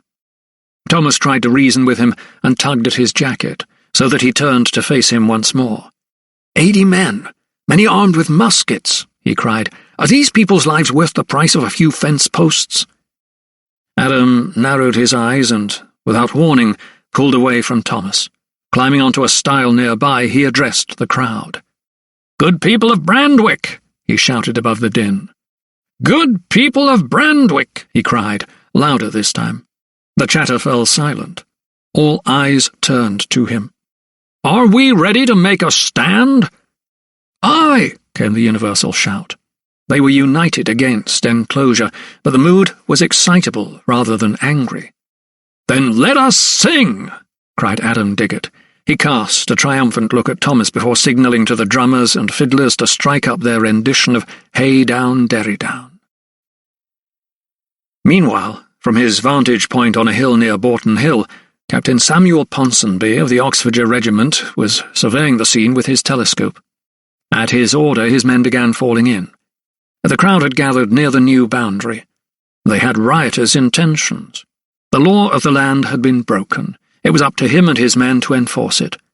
Within a few minutes, a second order was given to move out. The troops were on the march, their mission to protect the lines of newly erected fencing, whatever it took. Just as the first song came to an end, the crowd started moving up the slope. Hal Thornley, who'd been given the job of watching for the soldiers, brought word. "They're on their way," he panted. "Let's see where they station themselves," replied Adam, leading the crowd. "They'll expect us to go for the fencing on the ridge." He jerked his head toward the line that lay in front of them. "Yes," Zeb nodded. "But we won't," countered Adam. "We won't?" queried Will, Bess trotting by his side. Adam shook his head. "We'll surprise them by taking down the fencing that skirts Raven's Wood. 'Tis where they'll least expect it. There's a good half-mile we can get our teeth into there. We'll have it all down before they know it." Zeb and Will nodded in unison. "'Tis a good plan," said Josh Thornley. "Let's spread the word." And so it was that, while most of the villagers made their way up to the fencing on the ridge, another 36 or so broke off from the main group. The majority of the dissenters clapped in time to the music as they ascended the slope, causing a distraction for the others who broke off willy-nilly. heading west, toward Ravenswood. Meanwhile, Thomas had stationed himself on a ridge to the east of the action so he could see any troops approaching before the villagers below. It was not long before he too saw them, and he watched their arrival with trepidation. They spread out and stationed themselves around the perimeter of the common, as if corralling the villagers like sheep that could be penned in and shepherded at their will. But these man-made barriers, these soldiers, were well spaced out, with at least 20 yards between sentries. Keeping himself distant from the main body of the crowd, Thomas walked up the slope toward the long line of fencing that marked the newly claimed Bourton land. Stopping by Broad Oak, he looked back down toward the hollow.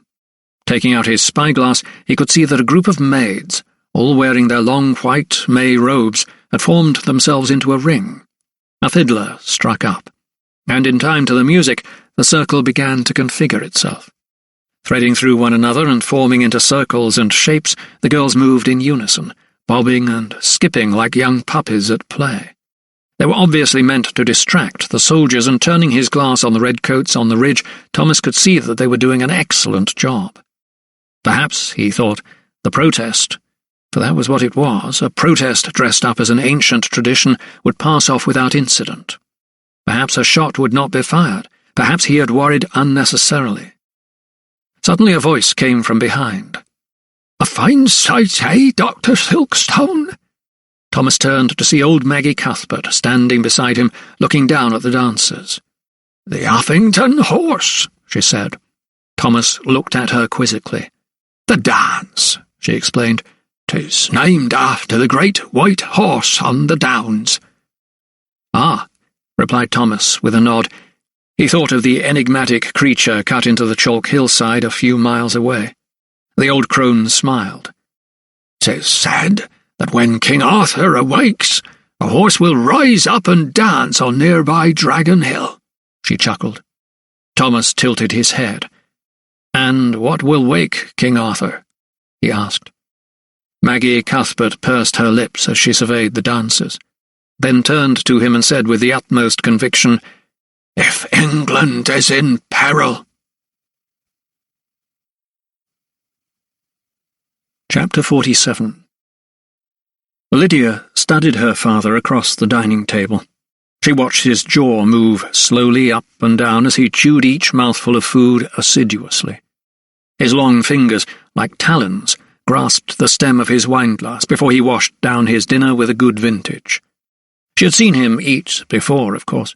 He had been a regular guest at the Crick family table during her childhood, conversing easily, holding sway and charming with his wit and repartee. She had respected him then, before she had known the secret that he kept with her mother. Those little asides, she had seen them share. Those trifling moments when one had brushed up against the other, thinking no one else had seen. They had all seemed so innocent to her and quite beguiling at the time, and now she knew the truth.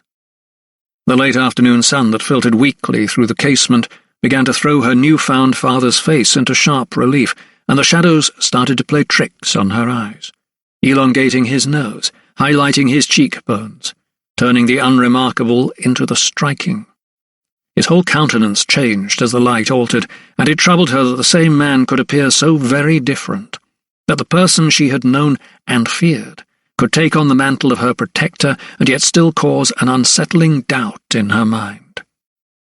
"You seem most pensive," he remarked, finally, placing his knife and fork side by side on his empty plate.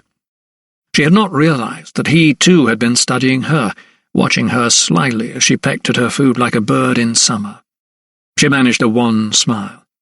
As a young child taking its first steps, she felt herself toddling toward him, arms outstretched. And yet, "I have much to think about, sir," she replied. She did not mean to sound impertinent, but she saw him arch a brow as he dabbed his mouth with his napkin. "Silkstone's visit has disturbed you."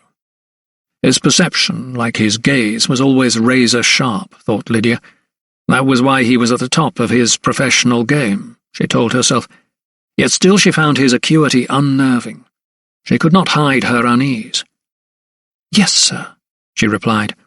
"I had wished to confront him, and yet I found myself locked in my room, Her voice was tinged with reproach, but he countered her obvious disaffection with a disarming reply.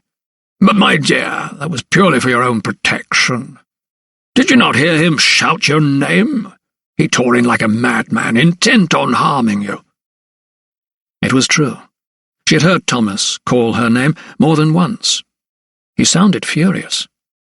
But what if he was desperate? What if those cries were not angry, but anguished? What if her father was lying to her? After all, his whole relationship with her mother had been based on a lie. If he had lived under a pretense for all those years, then surely there was nothing to stop him from adding to his litany of deceptions and manifest untruths. And yet she had seen Thomas's signature with her own eyes, been present when he had spoken with Dr. Cameron.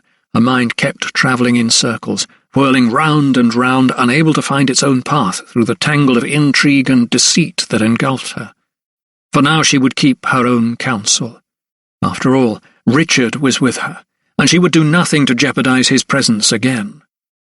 "Yes, I am most grateful to you," she replied. Thomas stayed on the hillside for a few moments longer after Maggie Cuthbert went on her way. It was a good vantage point. He counted upward of 40 soldiers strung out along the fencing, and could watch the dancers below too. He guessed the rest of the company would be patrolling the estate's perimeter. The band kept on churning out lively tunes, and the revellers continued to stomp and clap in time. But of Adam Diggott and his men there was no sign. He glanced to his left.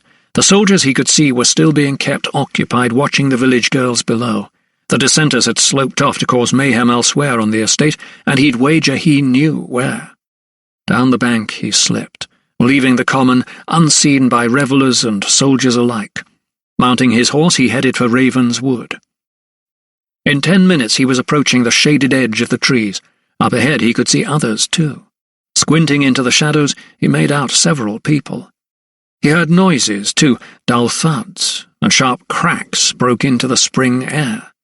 He hurried forward to see what was going on, and there, in the gloom, he could make out dozens of men and women uprooting fence posts or hacking at them with axes.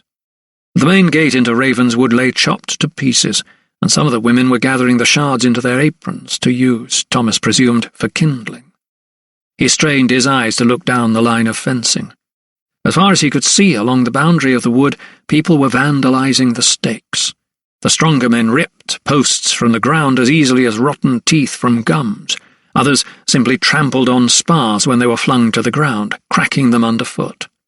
Some took obvious glee in the destruction, grunting and growling as they did so. Others were more workmanlike and methodical, settling into a rhythm of tugging, breaking, and throwing to the ground. All travailed with an intensity of purpose that came from knowing that their livelihoods were in peril. Thomas surveyed the scene with a quiet horror. He could not help but admire the villagers' tenacity and ingenuity, yet his overwhelming immediate feeling was fear for these brave but, he felt, misguided souls, and the consequences of their actions. The infantrymen were stationed not half a mile away.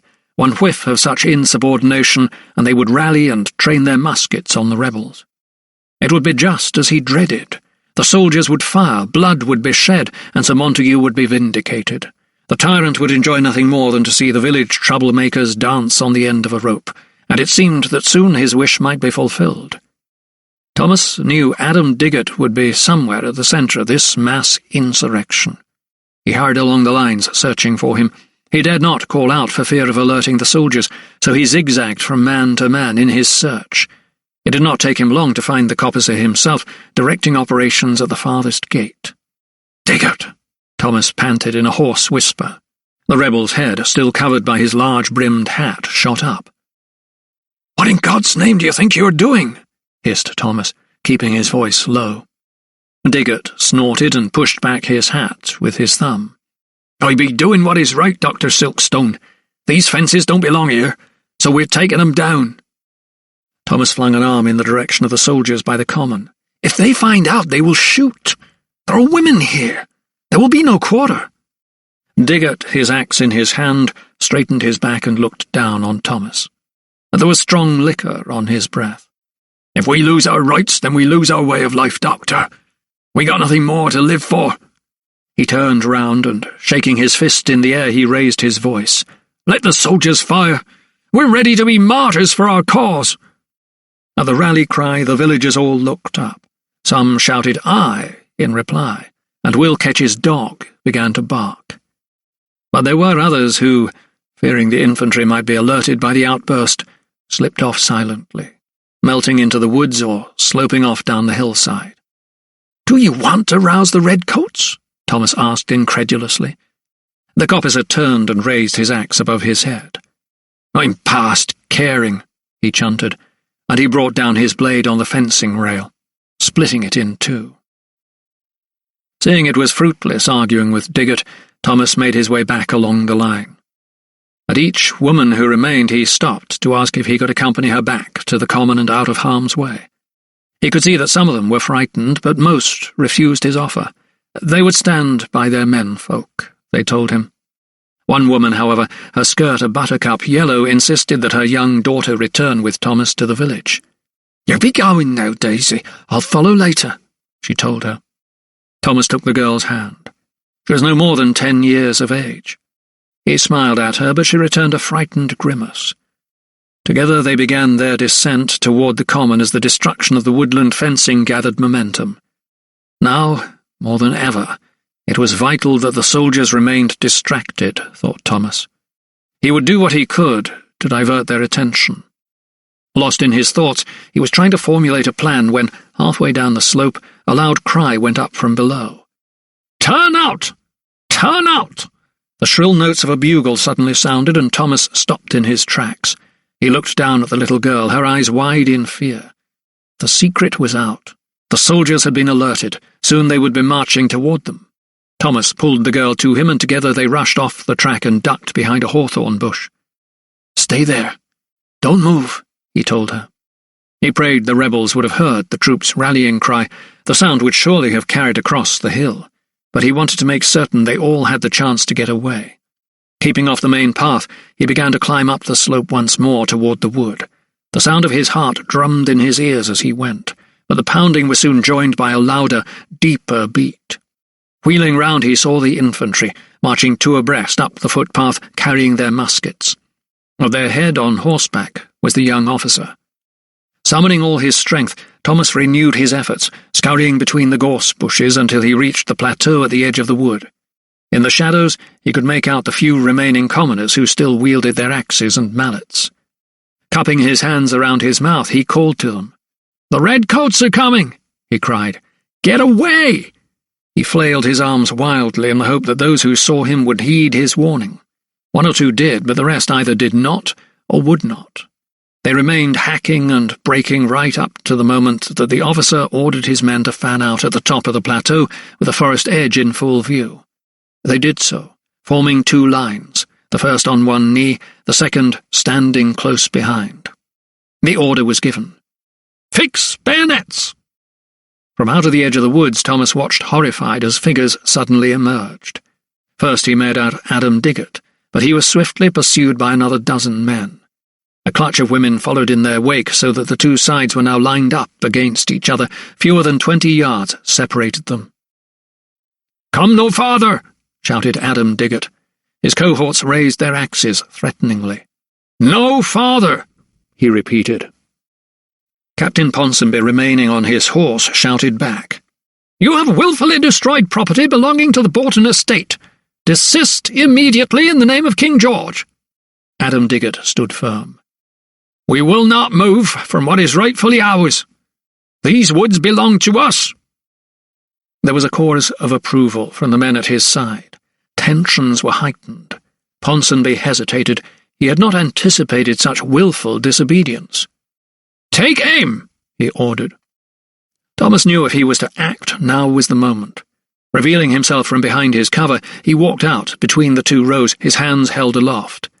The muskets suddenly trained on him, but he knew he must hold his nerve. "Captain Ponsonby," he called. The young officer shot back. "Make yourself known, sir." "I am Dr. Thomas Silkstone," he replied. "I was at Borton Hall this morning." Ponsonby, nonplussed for a second, nodded an acknowledgment. For an instant, tension slackened. "You may approach, sir." Thomas began to walk toward the officer. His pace was measured. One sudden move and he knew a nervous soldier might fire his half-cocked musket. He had barely gone 5 steps, however, when he heard something whistle past his right ear. He ducked instinctively as a broken fence post came hurtling through the air toward the officer. It hit the horse's flank, causing it to rear and let out a loud whinny. Will Ketch's bitch began to bark, too, and more missiles suddenly began flying about through the air, pieces of flint and shards of wood. They rained down on the front row of the soldiers. One was hit on the head and he fell. Another caught Thomas on the shoulder and he dived for cover. Under attack, the young officer panicked. He had lost control of the situation. As the villagers approached, armed with their makeshift weapons, he gave the order. "Above their heads! Fire!" The first volley cracked through the air and sprayed the trees, sending twigs showering to the ground, but the warning shots did nothing to dampen the villagers' ire. For a moment they froze amid the musket smoke, the gunshots ringing in their ears, but Adam Diggott would not be deterred. Lifting his axe above his head, he gave his own battle cry. "Forward!" he shouted. There was no time for anyone to make their escape. He surged forward together with 6 stalwarts, forcing the officer's hand. "Fire!" cried Ponsonby. This time there was no mercy. The second line of musketeers aimed their shot right into the band of villagers that rushed toward them, their makeshift weapons held aloft. Some of the women began to scream and held back, calling to their men. 3 fell instantly, but their fall did not make the others flinch. 3 more men came hurtling toward the soldiers, brandishing axes as the troops reloaded. Another order, another volley, and they too fell. Keeping low to the ground, Thomas wiped his forehead with his palm and looked at it. It was covered in blood. It was not his own. The tang of gunpowder filled the air and the smoke quickly cleared to reveal the carnage.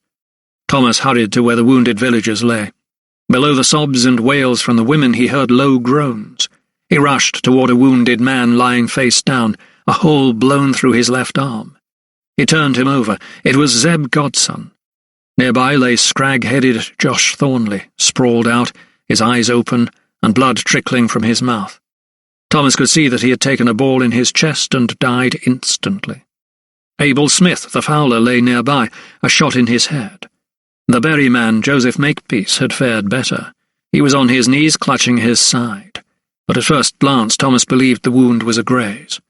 "Press against it," he told him. "Stay still and help will come." Next, he checked the pulse of another man whom he did not know. He was dead too, his guts, gaping, coiled like blooded snakes on the ground below. By him, a red-spattered boy whom he presumed was his son sat rocking to and fro.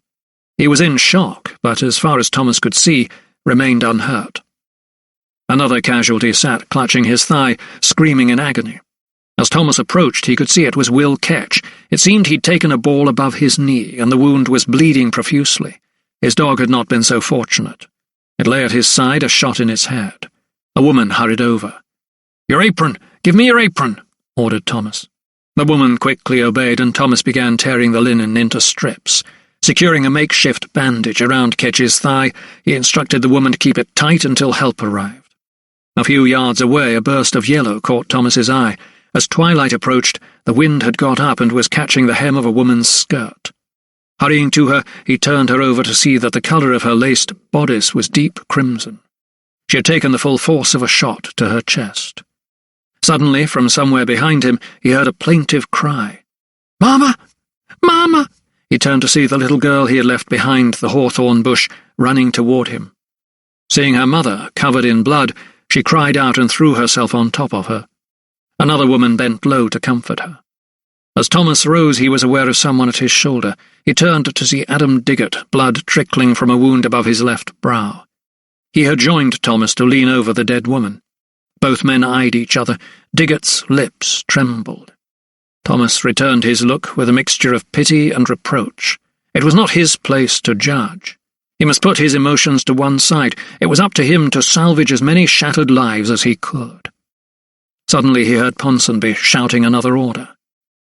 "Round up the rest!" the officer called from his mount. Even in the gloom, Thomas could see that the captain's pristine white breeches were spattered with blood. He saw several of the soldiers run at full pelt toward the woods in pursuit of the few villagers who remained. Adam Diggott went easily enough when confronted. He and 2 other men knew it was futile to resist arrest and offered themselves up without a struggle. The sound of the musket fire had caused panic among the revellers on the common below. Many of the men began to surge up the slope. The soldiers who did not pursue the stray rebels remained to confront the villagers who now converged at the top of the hill. When some of the women saw the bodies on the ground, they began to scream hysterically. A sergeant tried to restore order. "Go back to your homes now," he shouted above the din. "Go home!" The soldiers reformed and stood firm, their bayonets fixed and their glare on the crowd. The atmosphere was as taut as catgut until, one by one, the men started to turn and descend toward the common. "Go home," barked Captain Ponsonby, "and no charges will be pressed against you." The crowd, shocked and dazed by what they had seen, poured slowly down the path. 1 or 2 jostled against the soldiers, but they were rebuffed and were reluctantly driven back. Thomas remained, checking on the wounded. An earlier plea for help from the soldiers had gone unanswered. He felt overwhelmed, but he knew he must fight his own battle to stay calm. Ever since he arrived in England, he had needed to harden his heart to patients' screams as they underwent surgery, but even he had not heard the like of the unearthly wails of the battlefield before. "I need help over here," he called to Ponsonby, and this time the captain rode over to him in person. "We need to move the injured. We should get them to the inn," said Thomas, pressing hard on Zeb Godson's arm to stem the flow of blood as the woodsman groaned in agony. Even though it was growing dark, Thomas saw the young captain's revulsion at the sight of so much blood. He turned his head, then nodded. "Very well," he called to one of his men. "Sergeant, assign 6 men to help Dr. Silkstone care for the wounded," he said, adding, "but make sure they don't escape. They are all under arrest." "Very good, sir." The sergeant saluted, and soon those who were able to walk were being escorted down the hill, muskets at their backs, while a cart arrived to take the seriously wounded and the dead back down to the village. Thomas supervised the operation. Using the shirts of the injured and women's aprons, he had managed to rig up tourniquets to stem the flow of blood, but it was clear to him that at least 3 wounded men would draw upon his chirurgical skills. He was about to climb up into the cart himself when one of the soldiers who was ferrying the dead to the wagon called him over. "Doctor!" Thomas rushed over. Abel Smith, whom he at first had believed dead, was groaning. A low noise was issuing from his bristly beard. Grabbing a bandage from his case, Thomas was applying pressure to the head when he heard a woman's voice behind him. Turning, he saw Maggie Cuthbert. "You'll be needing my help," she called down to Thomas. He was glad of her offer. He had watched his father work in a field hospital in the Indian Wars, and he knew that the more assistance that was given, the more lives could be saved. Swift action was the key to such traumatic injuries. He allowed himself to smile with relief. "Indeed I will, Widow Cuthbert," he said. "Here." He rose, still pressing on Smith's head wound, and the old woman knelt and took his stead. Just as she did so, the air was split by a raucous cry. Simultaneously, Thomas and the widow looked up to see a raven circling overhead. They both knew it was waiting to taste dead flesh.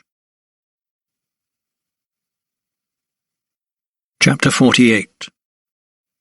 The cart trundled down the hill, bouncing and lurching without regard to its passengers, who clung to life by a thread. By the time they reached the 3 tons, word of the rout had already set the wheels in motion. Mr. Peabody, the apothecary, had been summoned and had brought with him an array of medicaments. He had even overcome his usual reticence to instruct Peter Geach and his staff to line up tables to receive the wounded. Outside the inn, an anxious crowd had gathered, so that by the time Thomas arrived, the soldiers had to clear the way to allow the injured to be transported inside. The tap room had been turned into a makeshift hospital. Mr. Peabody had already ordered pails of water, and a large kettle was steaming on the blazing fire. There were more injured than Thomas had at first feared. A long straggle of villagers with ferocious splinters in their hands or faces now presented itself. Thomas guessed they had been holding fencing stakes when the soldiers fired on them, sending shards of wood piercing like spears through their flesh. "Dr. Silkstone! Dr. Silkstone!" Peter Geach approached Thomas wearing the expression of a man on whom the sky was about to fall. "What is to be done?" Thomas knew that above all he had to remain calm. "I would ask that you provide me with plenty of your finest spirits, Mr. Geach," he replied. "Spirits, Doctor?" repeated the puzzled landlord. "Yes," Thomas replied firmly. "They will both dull the patient's pain and clean out the wounds. So none of your gin, Mr. Geach." "Very good, sir. But who will pay for my best brandy?" Thomas took a deep breath. Even in times of crisis, it seemed that Mr. Geach had an eye to the main chance. "I will see you are compensated," he said. The doctor knew he had to prioritize treatment. Now that the battle had been fought, there were new enemies to confront. Lurking unseen among the blood and guts of his patients would be the seeds of certain diseases, the rigours and wound fever that needed to be destroyed before they held sway. He set Widow Cuthbert to work cleaning and dressing minor wounds, which he would check on later. For the moment he knew that lives could still be saved if he acted quickly. With Mr. Peabody at his side, he began his task. First he tended to Will Ketch's leg. Laying him flat, he let the apothecary administer a liberal dose of laudanum before he inserted a gag between the man's teeth to silence his agonized cries. Cutting away his breeches, Thomas could tell immediately that the shot had missed the femur. Molly had paled at the sight of so much blood, but after a moment, to compose herself, she had rallied and fetched the doctor his medical case from his room upstairs, before attending to the kettle. Using his forceps, Thomas managed to remove several large pieces of splintered wood from Ketch's wound. There was little hope of the flesh knitting together again naturally. It would need suturing, but at least if he could prevent blood rot, the cowman stood a chance of survival. The ball had embedded itself deep within the thigh muscle. Incising the wound at such a depth not only would be exceedingly painful but, Thomas feared, might also cause even more trauma to the patient, possibly leading to wound fever. There were many surgeons who would, he knew, question his judgment, but he'd seen more men die of subsequent infections than of gunshot wounds themselves. Most of his fellows would advise he take the saw to the leg and have done with it too. Taking neither action was debatable, but it was a risk he was prepared to run. Satisfied that the wound was as clean as he could make it, Thomas sutured the thigh, leaving Mr. Peabody to bandage it. He moved on to the next casualty. Zeb Godson's weathered face had turned as pale as a corpse. The tourniquet had saved his life, of that Thomas was sure, but staunching the blood flow once and for all grew more imperative by the minute. The brachial artery in the arm had been severed, causing a torrent of blood to gush from it. The makeshift tourniquet he had applied was now dripping with blood, so Thomas quickly replaced it with a screw tourniquet from his case. It was his goal to dam the great flood for good. His senses dulled by gin and laudanum, Zeb Godson offered little resistance as Thomas probed his wound. Taking a ligature from his case, he got to work, managing to bind the blood vessel securely with catgut. Widow Cuthbert had moved in to dress the wound when suddenly an urgent plea went up from Mr. Peabody. "Dr. Silkstone!" he cried. The apothecary was standing over Abel Smith. He had lapsed into unconsciousness and his breathing was very shallow. Thomas felt for his pulse. It barely registered. Head injuries always presented their own problems. On inspection it seemed as though Abel had been hit by a musket ball just above the left temple. It should have killed him outright, but by some remarkable chance it had lodged in his skull. Thomas sighed deeply. "I fear trepanning is the only course," he replied warily. The procedure was precarious, but he was aware that another respected surgeon, Percival Pott, had employed the method in field hospitals on several occasions. He had reduced the risk of infection in head wounds by extracting blood from extradural and subdural spaces by cranial draining. Thomas realized that if he were to save the fowler's life, he would have to do the same. "I will need your assistance, Mr. Peabody," he told the apothecary. The little man looked askance. "But I am no surgeon, sir." "You have a brain in your head and a pair of hands, haven't you?" said Thomas curtly, without waiting for a reply. "Smith's life hangs in the balance." Next, Thomas called to the landlord, who was busying himself with supplying kettles of hot water.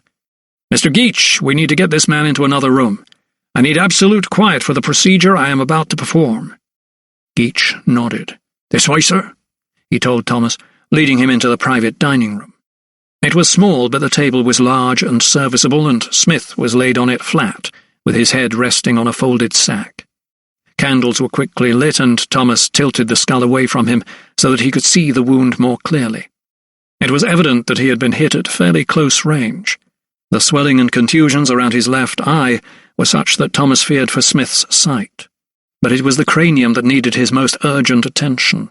The flint had cracked it, as if it were an eggshell, and a slice of bone the size of a walnut had been forced downward to press on the brain. Although Thomas had performed the procedure twice before with success, he had seen many other surgeons' patients die shortly afterward. Sometimes death came swiftly on the operating table, for others the surgery triggered delirium, agonizing headaches, or terrible seizures. He knew, however, that without treatment, Abel Smith's death was assured. Reaching into a case, the surgeon brought out his trepanation implements. Mr. Peabody's eyes widened at the sight of them, as if they were instruments of torture rather than healing. Thomas, however, remained focused. "Hot water, if you please," he directed, craning his head over to the kettle in the hearth where a good fire flickered. After cleaning the head wound, Thomas carefully shaved the area of the fowler's head around the entry point of the ball. And there it was, a fragment of lead embedded in the bone. Peabody watched, transfixed, as Thomas fixed the top of the trepan handle with his left hand and turned it cautiously with his right.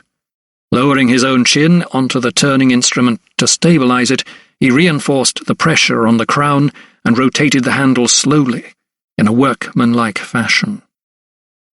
Tension seeped through Thomas's pores and appeared as dots of perspiration on his brow. No one dared speak. No one dared move. For a few moments it seemed that even the horse's hooves that clattered on the cobbles outside were stilled. The only noise was the whirring of the instrument as it tunneled through the bone. Each rotation of the trepan handle took the metal tip a little closer to this man's brain. Slowly but surely, the skull gave way to the trepan's bore, and a small disc of bone was extracted, bringing with it the embedded lead shot. Thomas straightened his aching back and gave a self-satisfied nod. "'Tis done," he said quietly. "Now all we can do is wait and hope the swelling of the brain goes down." Mercifully, the patient had remained completely motionless during the procedure. It would be several hours before Thomas could ascertain whether or not his gamble had paid off. "Call one of the women to sit with him," he said, wiping his bloodied hands on a towel. For the first time in 6 hours, Thomas looked out of the inn's window as the sky was lightened by the rising sun. It had been the longest night of his life, but he feared this new day just as keenly. Peabody had left the door ajar, and suddenly shouts from the tap-room confirmed the doctor's worries. Looking round the door, he could see a commotion in the hallway. Men and women were jostling with redcoats. Peabody returned with Molly and an anxious look on his face. "They're arresting some of the wounded men," he said breathlessly. "Taking them to Oxford, they are," blurted Molly, her face crumpled with concern. Thomas strode out of the dining room to see a clutch of villagers being herded through the main doorway. Rushing back to the window, he watched as the men, some with their hands tied behind their backs, were bundled into waiting wagons. Those who were injured were not spared. He saw Joseph Makepeace, his torso swathed in a bandage, and Zeb Godson, his arm in a sling, being prodded and poked like cattle. It seemed that most of the male population of the village was being rounded up and sent off for trial to the Oxford Assizes. The thud of heavy footsteps was suddenly heard coming down the passage, and the door burst open. 2 soldiers thundered in but stopped short when they saw Abel Smith lying on the table, the fluid still draining from his head. A look of disgust swept over their faces when they realized what they were seeing. One of them turned and retched. The other eyed Thomas. "Sir, this man is under arrest. We're to take him to Oxford to await trial." His delivery was garbled and lacked conviction, and he turned his head away from the table so that he did not have to linger on the fluid draining from Smith's brain. Had it not been made in earnest, the request would have been comical. Thomas snorted. "This man is going nowhere. If he is moved, he will die." He pointed to Smith's head. The soldier who had spoken gulped hard. "'Tis Captain Ponsonby's orders, sir," he replied almost apologetically. "Then I would speak with the captain," countered Thomas. "Tell him Dr. Silkstone would see him." Moments later the young captain was standing in the dining room. Thomas could see that his eyes were being drawn involuntarily towards Smith's fractured skull, which was now being drained of fluid through a cannula. "This man is close to death as it is, Captain Ponsonby. Any movement and you might as well tighten a noose around his neck," he told the officer in no uncertain terms. Ponsonby nodded. "You make yourself plain, sir, but I will need to station a man to guard him so that if he revives, he will stand trial." Thomas nodded. He knew that even if Smith lived and was transported to Oxford jail to await trial, he would probably contract a terrible fever and die before the hangman could get to him. He was doomed just like the rest of the dissenting villagers. Yet again, Sir Montague appeared to have scored a victory over the people of Brandwick. Chapter 49. Now, it just so happened that Oxford was making ready for St. Giles' Fair, a highlight of the city's calendar. Scores of carts and caravans had planted themselves on the ground, and an encampment of striped tents and sideshows had been erected during the day.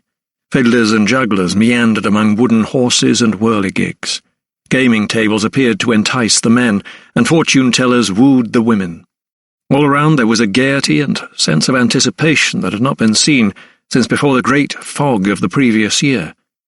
Into this feverishly excited atmosphere trundled the 4 wagons carrying 41 villagers from Brandwick and its surrounds. Thomas had decided to accompany the prisoners, riding behind them. He had maintained that at least 4 of them were too badly injured to stand trial, but he had lost the argument, and Captain Ponsonby, backed up of course by Nicholas Lupton, had won the day. They had been bundled into the carts on crutches or on makeshift stretchers and forced to brave the buffets and blows of the journey, regardless of whether they arrived at their destination alive or dead. As he saw the throng ahead of him, Thomas sensed there would be trouble. He had seen Oxford crowds turn ugly before. The city was not known for its restraint, and despite the fact that it was still early in the day, strong liquor flowed like water among the revellers. 4 horsemen of the Oxfordshire militia had ridden ahead, announcing the arrival of a platoon with their prisoners. It had been their task to prepare the way, but instead of causing the crowd to stand to one side in respectful reverence for the law, the prisoners' arrival only seemed to fuel the event's incendiary mood. Thomas knew their entry into the city would be risky, and that the officers had underestimated the strength of support for the villagers. Interestingly, he could see no musketeers in the ranks. Could it be they wished to avoid further bloodshed? He wondered. Overnight, word had spread from Brandwick about the destruction of the common fences and the arrest of those who had dared defy the new laws. Rather than condemn them, the citizens of Oxford and visiting country folk decided to show their support. As the militia approached, the men in the wagons raised the cry, "Brandwick forever!" The crowd took it to their hearts, and a chant struck up. "Brandwick forever! Brandwick forever!" The cry could be heard on hundreds of lips. Thomas surveyed the mob. Fists were raised against the guards, and lips curled. He dropped back from the main procession. He did not wish to be associated with a platoon of about 20 militiamen. "Brandwick forever! Brandwick forever!" From the mouths of men and women, youths and children, the cry welled up and rose into the air. Everywhere he looked, Thomas could see the people pressing round the wagons, slowing their progress. The drivers and mounted soldiers were whipping away those who gathered around them with their riding crops, but they were no match for the sheer numbers that surged forward. By now the procession had drawn level with St. John's College. Thomas remained by the Eagle and Child Inn, but had a good vantage point. Just a few more yards and the procession would arrive at Beaumont Street, and the way toward the jail would be clearer.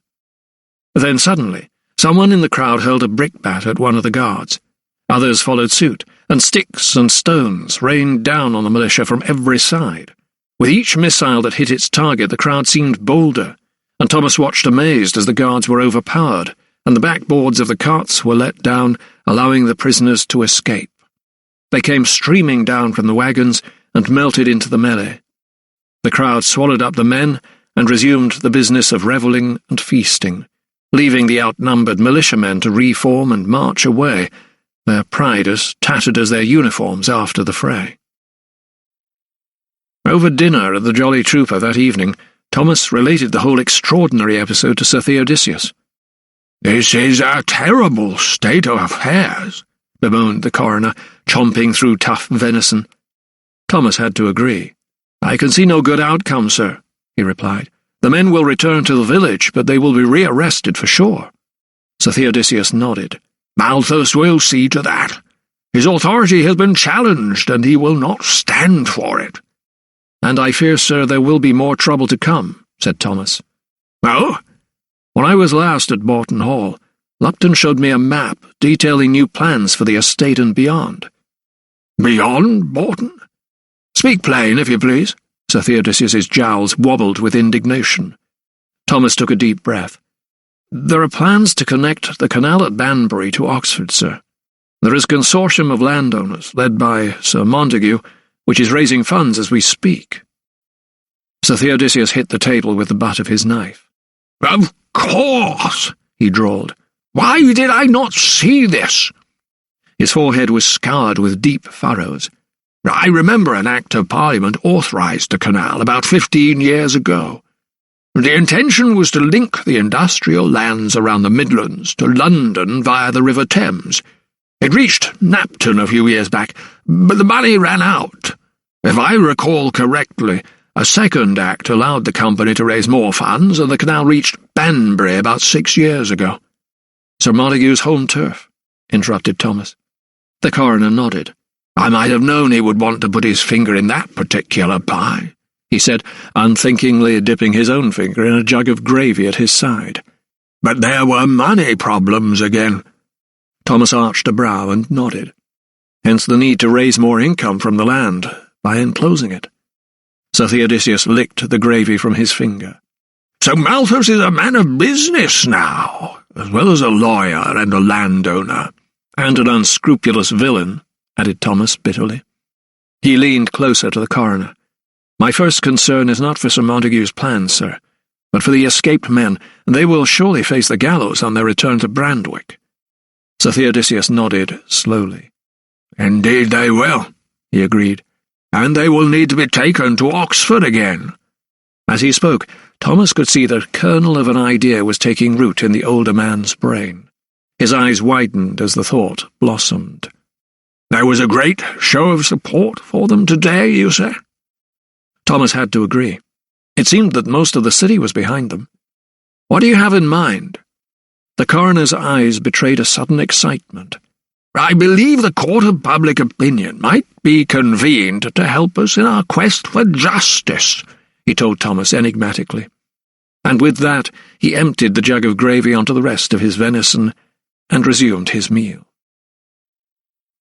Thomas returned to Brandwick early the next day. If all the arrested villagers had gone home, the injured ones would surely be in need of his care. His route took him round the edge of the common, and for the first time he could see the full extent of the havoc that the rebels had wrought. The neat rows of fencing that had criss-crossed the undulating grasslands had been uprooted. Staves and posts still lay where they had once stood, and some were even charred and blackened where fires had been set. What was most extraordinary, however, was that where the land had been cleared by Lupton's men, cattle had now returned to graze. A dozen or so chewed the cud peacefully, while turkeys and chickens pecked at the ground on the fringes. It was a sight that brought a smile to Thomas's lips. The people of Brandwick had spoken with one voice, and, almost overnight, had restored their ancient rights. As he rode into the village, he was surprised to see some of the men who only the day before had been shackled in the back of a wagon on their way to jail. 2 of those he had seen corralled were walking up the high street like free men. The question, he asked himself, was for how much longer? Riding into the yard at the 3 Tons, he soon learned from young Rogers that all of the escapees had returned to a hero's welcome late yesterday afternoon. "It were a sight to gladden the heart," the stable lad told the doctor as he took his horse. "I'm sure it was," agreed Thomas, dismounting. "And the injured men?" Rogers shrugged. "I don't know about them, sir." Heading straight inside, Thomas sought out the landlord. "Mr. Geach," he called as soon as he spotted him in the hallway. "Ah, Dr. Silkstone. Welcome back, sir," he replied. "You'll be wanting some refreshment." Drawing closer, Thomas managed to smile and waved a hand as the landlord thrust a tankard he was carrying in front of his face. I must first see to the injured," he replied. Geach nodded. "They're all together, sir. 'Tis not our best room, but—" He tilted his head awkwardly. "I will see that you are reimbursed any expenses," replied Thomas sharply. Geach led him along the dark passageway to a room at the back of the inn that, judging by the number of crates and barrels, was usually used for storage. "Here we are," said the landlord cheerfully. "All still alive?" Thomas arched a brow and Geach took his leave. Abel Smith and 2 others lay on the floor on thick straw. Although he would have preferred beds inside the inn for his patients, Thomas was satisfied that the conditions were as clean as could be expected, and that the blankets provided were adequate. Mr. Peabody, who had kept vigil during his absence, looked up from Smith's side. Mistress Geach had doled out bowls of peas pottage for the men, and Maggie Cuthbert was coaxing some down Hal Thornley, who had suffered a stake through his abdomen, although it had missed his vital organs. "How fares he?" asked Thomas, bending low by the youth's side. The widow nodded. "He grows stronger," she said. Thomas checked his wound. He had sutured it, and a yellow crust was beginning to form. "We must keep the dressing clean and dry," he told her. Moving on to Abel Smith, he inspected the head wound. As far as he could see, the swelling of the brain had lessened considerably. The patient had even returned to consciousness for a brief period that morning, according to Mr. Peabody. Thomas felt as satisfied as he could that the remaining men were all in a stable condition. He was just about to leave the room when the landlord's wife entered. "Doing all right, are they?" asked Mistress Geach, craning her neck to watch Thomas at work. "I don't like the sight of blood myself. Turns my guts up, it does. Still, there'll be some good news when the others have their meeting." Thomas looked up. "Meeting?" Mistress Geach gave a nervous giggle. "You've not heard, Doctor? Adam Diggett has called a commoners' meeting this evening in this very inn." She smiled broadly at the thought of even more customers. Thomas considered the news. Adam Diggett was making a bold move, flaunting the mass escape in Sir Montague's face. He had to be confident of support to call such a public meeting. "We'll be rushed off our feet again, I can tell you." "I'm sure you will," he replied. His only fear was that the militia might call in as well. Chapter 50. Sir Montague Malthus stood brooding by the study window, his black-garbed frame silhouetted by the pale evening light. He was awaiting Captain Ponsonby. Close by sat James Charlton. The chainman's shoulders were hunched, and he kept twisting his kerchief between his fingers like a nervous schoolboy awaiting a caning. His right eye remained bandaged, and now and again he would press it as if to ease the pain it was causing him. His left wrist was also tightly bound. Dr. Fairweather had tended to him after his attempt to take his own life. Now Howard made the announcement, and the captain entered the room with the trepidation of a soldier who fears he is about to be tried in a military court. Malthus remained looking out of the window in a show of studied indifference. Charlton did not rise. With his sound eye he regarded the soldier only briefly before his head fell into his hands. "Sir Montague," said the captain, saluting the lawyer in the hope that he would turn to acknowledge his presence. Seeing after a moment or two that his gesture had carried no sway, he let his arm fall limply to his side. Another awkward moment passed. Then the lawyer finally turned to face the officer. Fixing him with a piercing gaze, he dispensed with the usual courtesies and came straight to the point. "You have let me down, Captain Ponsonby," he said flatly. "Sir, the young officer began nervously. Sir Montague's hand swatted away any anticipated excuses as if they were irksome gnats. "Do not try to defend your men or yourself. What happened in Oxford yesterday has made your troops a laughing stock." "I apologize on behalf—" The lawyer repeated the earlier gesture. "Save your excuses for your commanding officer, Captain Ponsonby," he said laconically, adding viciously, "and your father." He walked over to his desk and seated himself. "My good friend the General will be most disappointed when he finds out about your shoddy handling of the situation." He fixed the young soldier with a glare that made him squirm like a fish on a hook, then inclined his head. "I will give you one last chance to redeem yourself and your men," he said. "Sir?" The young officer shifted where he stood. Picking up a piece of parchment that lay on the desk, Sir Montague handed it to the captain. The wanted men will all be attending a meeting tonight at the 3 Tuns. Here is the reissued warrant for their arrests, and an additional one." Taking both warrants, the officer scanned the second document and looked up, puzzled. "But this is a warrant for murder, sir." Sir Montague gave a shallow nod. "I am fully aware of that, Ponsonby. New evidence has come to light." He turned his head toward Charlton. The soldier's eyes followed his and settled on the young surveyor whose head remained bowed. "Adam Diggott will be at tonight's meeting, and you're to charge him there." His large hands suddenly opened a desk drawer.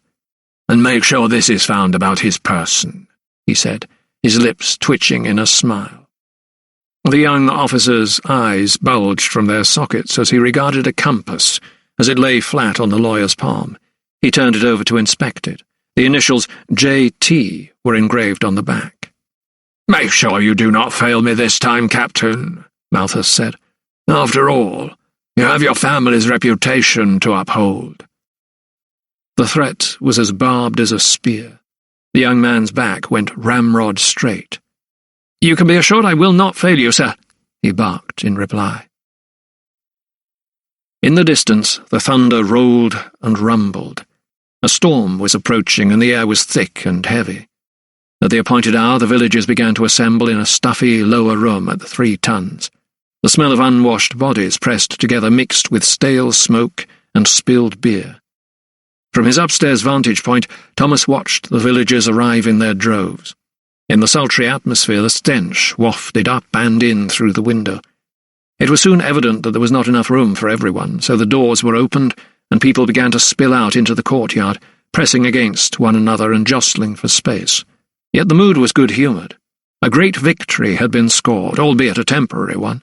It seemed the commoners' voices had been heard, and the good denizens of Oxford had been swayed by their cause, for the moment at least. The power was in the people's hands, but they knew it could escape from them as easily as grains of corn between their fingers. Moving to a reception room at the back of the inn that overlooked the courtyard, Thomas leaned out of the window to view the proceedings. Adam Diggott was the first to address the crowd. Clambering up onto an upturned barrel, his head still swathed in a bandage, he seemed to have grown even more in stature, as if his recent encounters with authority had only strengthened his resolve. "Fellow commoners," he began, "I speak to you now as a free man." A great cheer rose from those assembled. "But I know I will not be for much longer." He lowered his voice accordingly, and people shook their heads and cried, "Shame!" Diggott continued. "Some of those who fought with me the other night have gone. Josh Thornley, Josh Price, and Martha Winslet. All good people. They must not have died in vain. Their blood nourishes our land." More voices were raised in support. "That is why I'm asking you to spare what money you can to pay to defend our rights through the courts." Such a notion was news to Thomas, and, judging by the reaction, to the rest of the crowd as well. "You say we need to pay some fancy lawyers?" asked Joseph Makepeace. Adam Diggott nodded. "I say we need a charter with our rights set down to restore Brandwick Common to its ancient state, how it was after the lady rode round the common with her burning brand, and gave the land to our ancestors." "And then we'll be left alone?" A woman's voice rose above the rest. "Aye, that be the plan. Remember, we have the law on our side," replied Diggott. "Our forefathers had tended this earth for generations, until him at Bolton took over." He scowled at the very thought of Sir Montague. "But this way our rights will be set down for all to see, and we'll no longer be living under this shadow that threatens us all." Thomas scanned the faces below. They seemed thoughtful but not entirely convinced. "And where will we find such a lawyer?" asked Will Ketch from the crowd. "That'll be a good question," replied Diggott. But before he could answer it, a shout suddenly went up. "Militia!" cried a voice through the archway, and the news was answered with panic. The crowd divided. Some took refuge inside the inn, others scampered out of a side gate. But Adam Diggott remained standing on his barrel as the troops approached 4 abreast through the archway, Ponsonby at their head. "Adam Diggott, I arrest you in the name of King George." Thomas looked on. He knew it would be futile to challenge the officer. The officer seemed resigned. He even held out his hands for the shackles as the soldiers came for him. Only a few of the villagers stayed to watch. Many had fled for fear of being apprehended themselves. Of the handful that remained, however, one man who was not familiar to Thomas dared to question the troops' actions. "On what charge do you take him?" he cried. Ponsonby looked distinctly uneasy, anxious that the remaining stragglers might turn on his men. "For the murder of Geoffrey Turgoose," he announced. Hearing the charge, Thomas shot up. "Captain!" he shouted through the window, but Ponsonby made no reply. Although he had expected the charge, it was clear Diggott would not go quietly. Instead, he started to struggle. "I ain't murdered no one," he yelled. "You can tell that to the judge," snapped Ponsonby.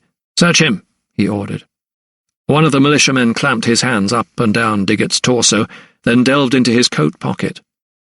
"Here, sir," he cried triumphantly, brandishing a brass compass. Diggott's jaw dropped open. "What? No!" He stared wide-eyed at the compass. "I had never seen it before. I never!" His protests, however, carried little weight with the soldiers who advanced on him. Just as they were about to loop their arms through his to lead him away, however, he lunged at the nearest redcoat, sending him off balance. He raced toward the street, outrunning the handful of soldiers who pursued him. Ponsonby ordered his men to fire, but they were slow to load, and by the time the first volley of shots rang out, Adam Diggott's figure was but a blur amid the shadows of the houses. "After him!" the captain ordered, as a dozen soldiers fanned out across the slope at the village's edge. Their quarry had disappeared into Raven's Wood, but they would track him down. Adam Diggott may have been the most wanted villager, but he was by no means the only one. Other men were being rounded up too. Thomas rushed back to his room and looked out over the high street. Soldiers were going from house to house, rooting out the rebels who had escaped their clutches once before. Running downstairs, he called after the officer as he rode out of the courtyard. "Captain! Captain Ponsonby!" he shouted. The young officer turned at the sound of his name and looked down to see Thomas tugging at his bridle. "You are making a grave mistake, Captain!" Ponsonby struggled to control his horse in all the chaos. It shuffled and nodded in protest. "I have my orders," he replied above the melee, adding firmly, "and I have evidence. You can have your say in court, Dr. Silkstone." And with that he gave the call to his men to move out the wagon. Adam Diggott might be temporarily at large, but at least this time there would be no escape for his fellow dissenters. A large crowd of mainly women and children was gathering around the waiting wagons as more and more men were bundled into them. Thomas strained to watch above the chaos. Bodies now pressed against him as mothers and wives frantically tried to reach their sons and husbands. In among all the chaos, however, Thomas recognized one man. Wearing a black frock coat, he was tall and lanky, with flame-red hair, and he wore a patch over his right eye. It was James Charlton.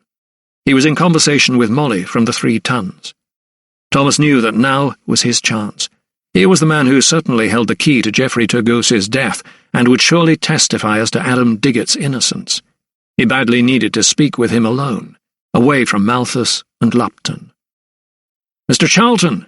Mr. Charlton!" he called, trying to make himself heard above the cacophony of sobs and wails.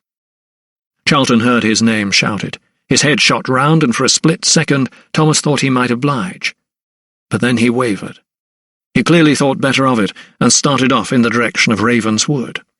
The first of the wagons jerked forward as it moved off, blocking Thomas's path, and in another second James Charlton had disappeared altogether from view. Chapter 51. From the refuge of his upper room at the 3 Tons that evening, Thomas watched the rain drive hard along the high street. Rivulets had begun to form, coursing down from the woods and depositing stones and broken twigs on the roadway. For a while, hailstones as large as balls of shot hammered down on the roof, and the gusting wind sent an empty barrel rolling across the street. The thunder Thomas had heard rumble an hour or so before now vented its full rage over Brandwick, rattling windows and setting dogs barking. Every few seconds, sheet lightning would illuminate the sky, making it as bright as day. The storm raged on into the hours of darkness, preventing Thomas from sleeping. Not that he would have been capable of rest even if it had been a calm summer's evening. Lydia is alive. Lydia is alive. He kept repeating the phrase as he lay on his bed to remind himself that he should be the happiest man on earth. He had been functioning as if on opiates smoked by Chinese men. His brain had been in a dark place until that thought had flooded it with light, and yet he still carried with him a terrible burden, as if a millstone were round his neck. Yes, his beloved was alive, but where was she, and, more important, in what state? The memory of her held captive in Bedlam flashed before him once more, her shaved head, her gaunt features, her eyes, reproachful. She blamed him for her misfortune. Sir Montague had managed to turn her mind against him. Had it not been for his own persistence, perhaps she would never have allowed herself to accept his proposal of marriage. As a foreigner, and an American, moreover, he had had no right to venture into the hallowed echelons of the English aristocracy. In a society that valued birth over merit, and wealth over intellect, he should have known he was trespassing on alien territory. During the small hours, the wind seemed to abate, and the thunder was reduced to a distant rumble. The withdrawal of the storm meant that its clamour was replaced by the steady dripping of water as it trickled through the ill-fitting window frame and fell onto the floor below. The unremitting flow was every bit as distracting as the roar of the wind and the clapping of the thunder. Sighing deeply, Thomas rose and placed a ewer underneath the window to catch the water. Such practicalities seemed to pull him back into the moment. He had battles to fight on 2 fronts. At first light he would ride to Oxford and visit the Brandwick men, who once more found themselves behind bars. Bart Bailey, the fuller, was a solid, practical man, and as reliable as the cuckoo's call in April. Yet even he found it difficult to rise the following morning after a broken night's rest. Along with most of the other residents of Brandwick, he had been kept awake by the buffeting wind and driving rain, not to mention the rolls of thunder. That was why the villagers were not in the least fazed when the stocks at the fulling mill had not begun pounding when the bell of St. Swithin's tolled 6. Yet it was not Bailey's tardiness that was the reason for the silence of the valley. The heavy rain meant that he had opened the sluice gates during the night, and not even a mere 3 hours' sleep could keep him from starting up the stocks. On this particular morning he had risen as soon as the day dawned and walked the few yards from his cottage to the mill house. He did so eagerly. The storm had been so fierce that he knew the surge of water from upstream would be great. The river would be in full flood, no doubt, and the mill wheel would be turning at a fierce speed.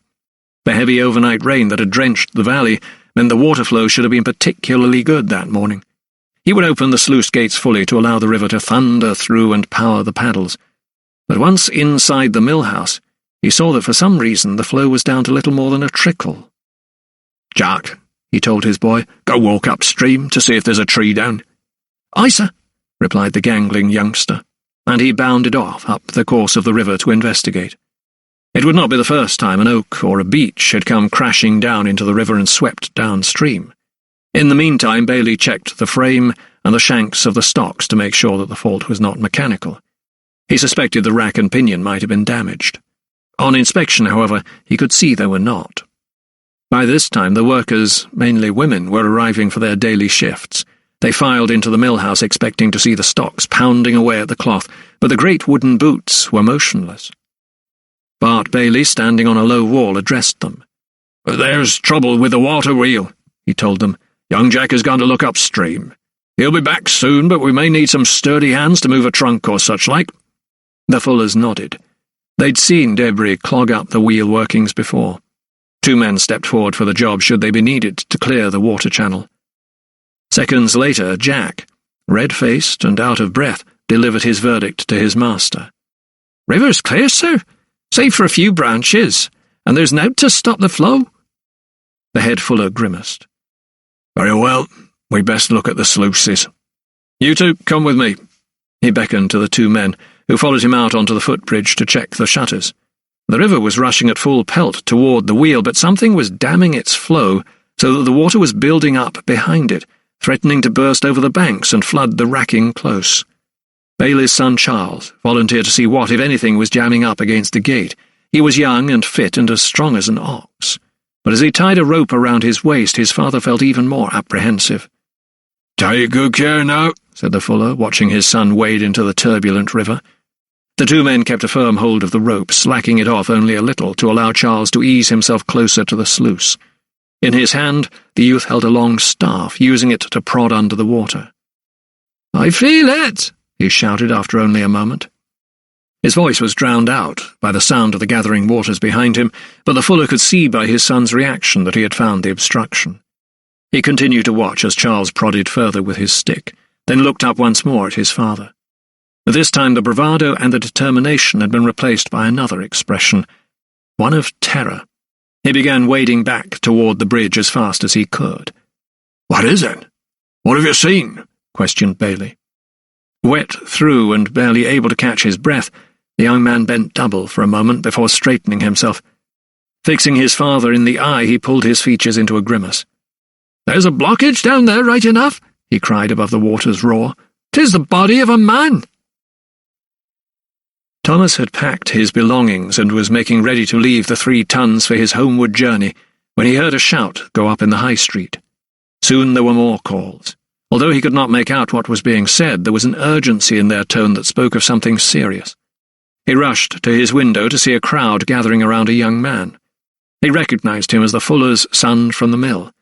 He was trying to reach the door of the inn. It was then, as he approached a little nearer, that Thomas could hear what he was saying. "Dr. Silkstone!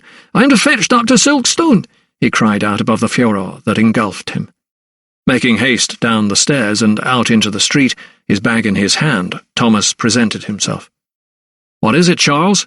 What's happened?" Breathless and distracted, the young man suddenly seemed relieved to have found the doctor. "Oh, sir," he cried, "my father says you to come straight away. There's a body, sir, stuck in the sluice it is." The crowd suddenly parted, allowing Thomas to follow the youth up the high street, past the racking close and into the mill. Several women were clustered at the entrance. One was in tears. When they saw the doctor approach, they drew to one side to allow him access. Inside, Thomas saw the fuller and another much younger man with wet hair and clothes, crouched over something on the flagstone floor. "I believe I am needed, Mr. Bailey," called Thomas as he approached. The fuller wheeled round. "Thank the Lord you were here, sir," he blurted, taking Thomas by the arm and guiding him closer. "You'll need a strong stomach."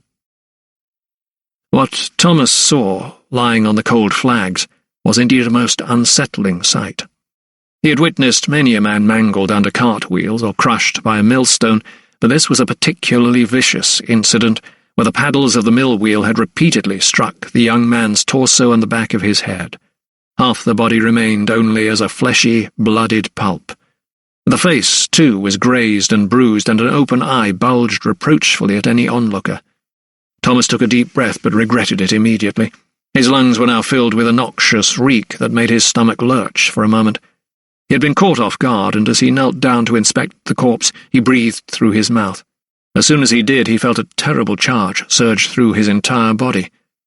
It was the tattered black frock coat that confirmed to Thomas that he was dealing with no ordinary mill accident. "What happened?"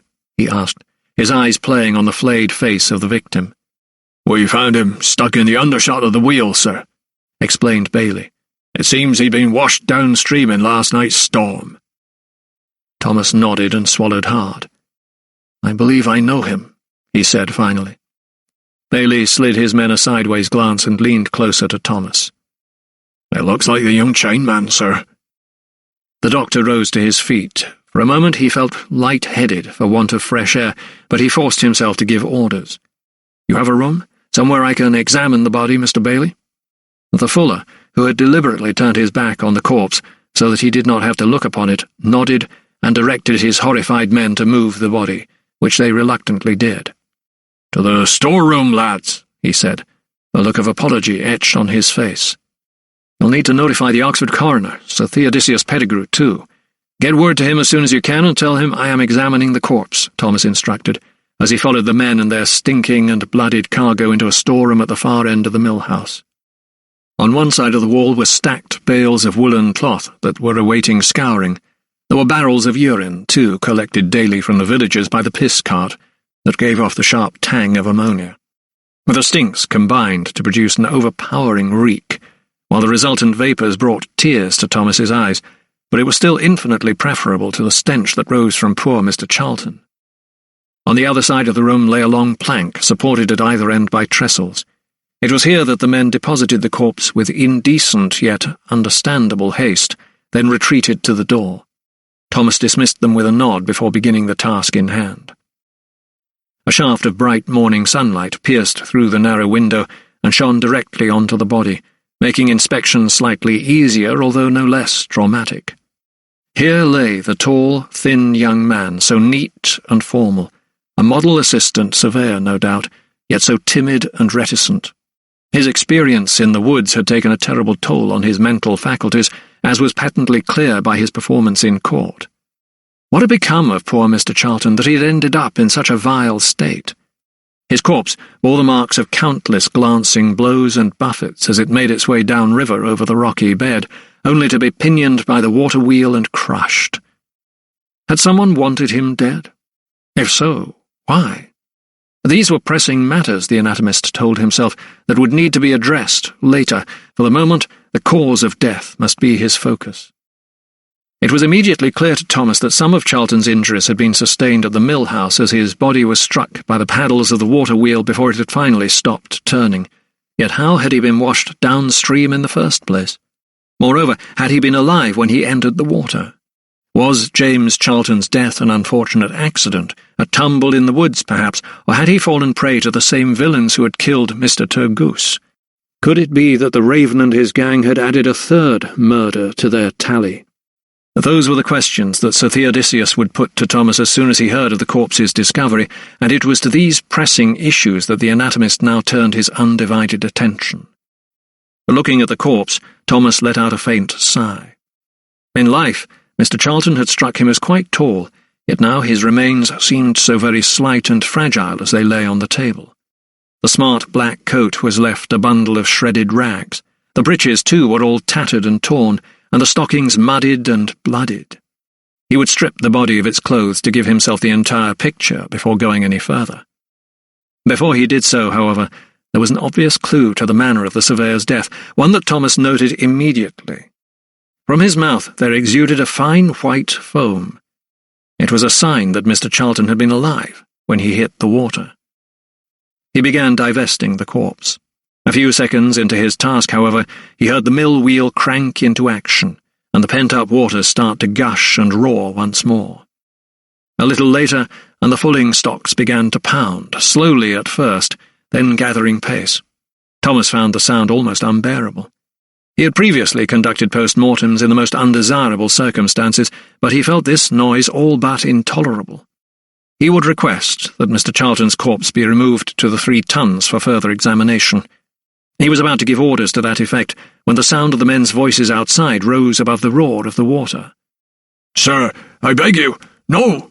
Mr. Bailey was pleading with someone. Seconds later, Nicholas Lupton came barging through the door and stormed toward Thomas. "You have Charlton?" he barked, before pulling himself up suddenly within a few feet of the cadaver, driven back by the stench. Thomas, momentarily caught off guard by the intrusion, composed himself. "I believe so, although no formal identification has been made," he replied, his voice raised over the rhythmic thud of the stocks. Lupton, struggling for breath in the foul-aired room, reached for a kerchief from his pocket and clamped it over his mouth. "I feared this would happen," he cried. "Now all hell will break loose. He'll hang for this, and not before time." Incandescent with rage, he strode back toward the storeroom door. Perplexed, Thomas called out to him. "Who, Lupton? Who will hang?" he asked. The steward turned. "Diggott, of course. Who else could have killed Charlton?" The anatomist frowned. "Adam Diggott? But I thought he escaped." Thomas recalled yesterday's commotion and seeing the coppicer fleeing into the forest. The steward clenched his jaw. "My men found him cowering in Ravenswood in the early hours," he replied. "He's as guilty as sin." His voice was tinged with a victor's disdain. Thomas felt suddenly roiled. He did not believe for a moment Adam Diggott could be capable of murder, and yet, admittedly, he was the most obvious suspect, and his capture fitted Lupton's plans so perfectly. Too perfectly. Just as the steward began to make his way out once more, Thomas called to him. "One more thing, Lupton." "Yes?" "When did you last see Mr. Charlton?" Lupton frowned. "After I returned from Oxford. Mid-afternoon, I suppose. And what sort of state was he in? The man was a wreck as usual, came the barked reply. Thank you, said Thomas. Such information might not have been specific, but it might prove helpful in pinpointing the time frame of death. It might also prove invaluable in solving this particularly unsavoury death. Chapter 52. Word had been sent ahead to prepare a room at the 3 Tons to receive Charlton's body. Geach had offered the game larder, a cold room with a flagstone floor that could easily be sluiced. The lack of a good source of daylight was a concern to Thomas, but a plentiful supply of tallow candles had compensated. By now Walter Harker had been informed of the death, and he joined Thomas for the post-mortem examination. In his capacity as village constable, he had seen some grisly sights over the years, but still he was shocked at the severity of Charlton's injuries. The back of the young man's skull had been smashed to a pulp by the mill wheel, and his left leg, what remained of it, was mangled and broken. Normally in such cases, Thomas would look for signs of a struggle, bruising to the face or skin under the fingernails. As he examined the arms, however, the doctor's attention was immediately drawn to the left wrist. Taking his magnifying glass, he peered at a deep laceration. It was recent, but not so recent. The wound had been sutured and was possibly no more than a week old. Yet while the outward appearance of the corpse was most shocking, Thomas knew it was its inner workings that held the key to the chain man's death. That was why he wasted little time in incising the chest cavity. He retrieved a small saw from his medical case. Beginning at the clavicle, he made a Y-shaped incision and opened the rib cage so that he could examine the lungs. They appeared heavy and overinflated, a sure sign of death by drowning. Slicing through the trachea, he found what he suspected, more of the fine foam he had seen oozing from the young man's mouth. "It seems that Mr. Charlton was alive when he hit the water," he told Harker, who was peering over his shoulder. As Thomas pried further into the lungs, there was more evidence to back up this theory. A quantity of silt and some splinters of twigs were also present. The river was a raging torrent after last night's storm, full of mud and debris. If Charlton had been in the woods during that storm, he may have stumbled and lost his footing, sending him plunging into the water. Thomas knew 3 options now presented themselves. Firstly, that the chain man had slipped and fallen into the water, in which case his death was an accident. Secondly, that he had jumped into the water with the intention of killing himself. Or thirdly, that he had been pushed into the water, in other words, that he had been murdered, whether by Adam Diggett or by a person or persons as yet unknown. Yet there was one more avenue Thomas wished to explore. "The candle, if you please, Constable," he said, directing Harker to position the taper so that its light was directed toward Charlton's left ear, the one least damaged. Bending low, his magnifying glass in hand, Thomas inspected the auditory canal. It was bloody. He motioned to Harker to raise the candle over the nose. The nasal cavities were filled with blood, too. He stared once more at the dead man's face and tried to remember it in life. He recalled seeing Charlton less than 24 hours before at the inn, as he witnessed Adam Diggett being arrested. The thundery air had been still and close, and his freckled face had been moist with sweat. He had mopped his brow with a kerchief. It was then that Thomas remembered the patch that had covered his right eye. There was no trace of it. The force of the water must have swept it away. "More light, if you please, Mr. Harker," he called. The constable held the taper just above Charlton's head so that the light fell directly onto his forehead. "Interesting," muttered Thomas, scrutinizing the area. The tissue surrounding the socket was bruised, yet it was clear to the doctor that the injury was not post-mortem. He lifted the lid. The white of the eye was very red, and there was yellow discharge exuding from the tear duct. "I need to remove the eyeball," Thomas announced. "Will you hold the candle steady for me, Mr. Harker?" The constable nodded. He seemed unfazed by the request. Selecting forceps, Thomas eased the gelatinous ball out of its socket and snipped the stalk of the optic nerve before dropping the eye into a dish. It was as he suspected. A small piece of metal had pierced the cornea. Using tweezers, he teased out the offending shard. no wider than a fingernail. Nevertheless, it was big enough to cause serious damage.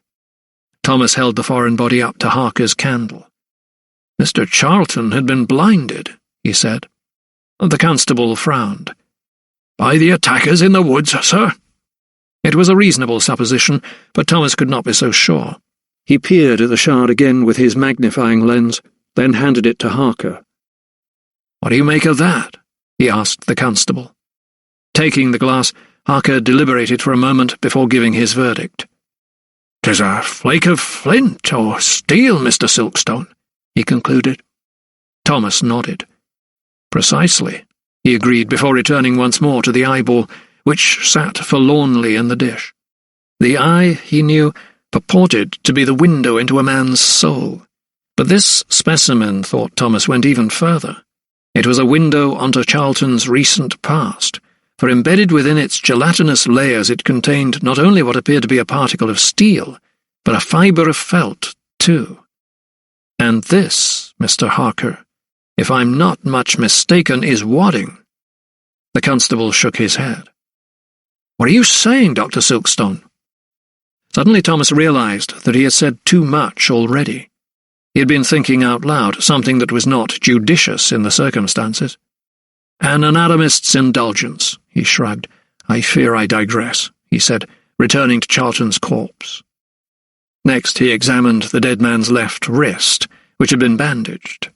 Thomas recalled that in court the chainman had claimed he had been attacked.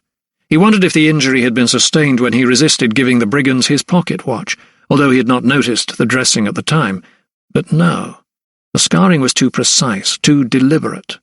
There was no doubt in Thomas's mind. The wrist had been deliberately slit to sever the radial artery. Suddenly it all made sense. The young man's agitated mental state, the lungs full of water and debris, the blood coming from the inner auditory canal and nose indicating hemorrhaging, and finally the cut artery. All these were indications that while in an unstable mental condition, James Charlton deliberately took his own life by jumping from a height into the river. He could even envisage the place above the gorge in Ravenswood that was most likely his launching ground. Thomas thanked Harker and dismissed him. He needed time alone to think. Charlton's body had spoken to him, although what it had told him was of such a momentous nature that he wanted to be entirely sure of the facts before he confided in anyone. It seemed that in death this corpse had revealed what the chainman himself refused to acknowledge in life. Corroboration of this theory would, of course, be needed, but he knew it would be possible to obtain. Chapter 53. Once again Thomas rode up Borton's Drive. He was anxious to inform Lupton of Charlton's autopsy findings as soon as possible. Howard came out to greet him on the steps as Will Lovelock appeared to see to his horse. The doctor dismounted and acknowledged the apologetic bow from Howard. "Mr. Lupton has instructed me to tell you he has no wish to receive your report, Dr. Silkstone," the butler told him with a look of embarrassment. It was just as Thomas had feared. The steward wished to deprive him of the chance to face his adversaries once more. He took a deep breath and shook his head. "Then he is in luck," replied Thomas. "Sir," replied a puzzled Howard, "I have not committed my findings to paper yet, so I am able to deliver them to your master verbally," he said. The butler opened his mouth in a half-hearted attempt to protest, but Thomas barged past him and headed straight for the study door. Bursting in, he found Lupton seated at the desk. Looking up, the steward smiled wryly, as if he had anticipated the intrusion. He leaned back in his chair. "Silkstone," his eyes latched on to Thomas. "You really are too trying. If you come with one of your reports, I'm not interested. Adam Diggott is in my custody." Thomas glowered at the man, so at ease in Lydia's seat, like a cuckoo in another's nest. "How can you be so sure that the coppicer is your man?" Lupton let out a laugh. Come, he chided. "Any fool can see he has the motive. Charlton witnessed Diggott shoot to a goose." Thomas shrugged. "I'll admit it is very convenient, but 'tis not what happened." Suddenly the smile was wiped from the steward's face. "Oh?" The anatomist nodded. "I believe I know how Mr. Charlton died." Lupton snorted through flared nostrils. So do I. By Diggott's hand. Not so, countered Thomas. The steward narrowed his eyes. Do you expect a jury to believe your science over the hard evidence? Thomas was quick to correct him. Evidence that is circumstantial. The fact that both men were in the woods last night proves nothing. Without standing on the usual courtesies, the doctor made his way to the window and looked out over the lawns. Lupton watched him with a frown. Well, man? Thomas remained facing the window. Yes, I do know how he died, but, more importantly, I believe I know why. He heard the scrape of Lupton's chair on the polished wooden floor as he rose and walked toward him. Thomas wheeled round. You must think me most foolish, he challenged. Again there was a wry smile from Lupton, only this time it was followed by a mocking laugh. I'm sure I don't know what you mean, Silkstone, he replied, standing by the mantelpiece. You see, in life Charlton may have been able to keep his secret, but in death it has been divulged. Thomas's words caused the steward to furrow his brow. I do not follow you. The doctor fixed Lupton in the eye. There was no ambush in the woods, was there? No attack by highwaymen. The steward held his nerve and adopted a look of puzzlement. What are you talking about, man?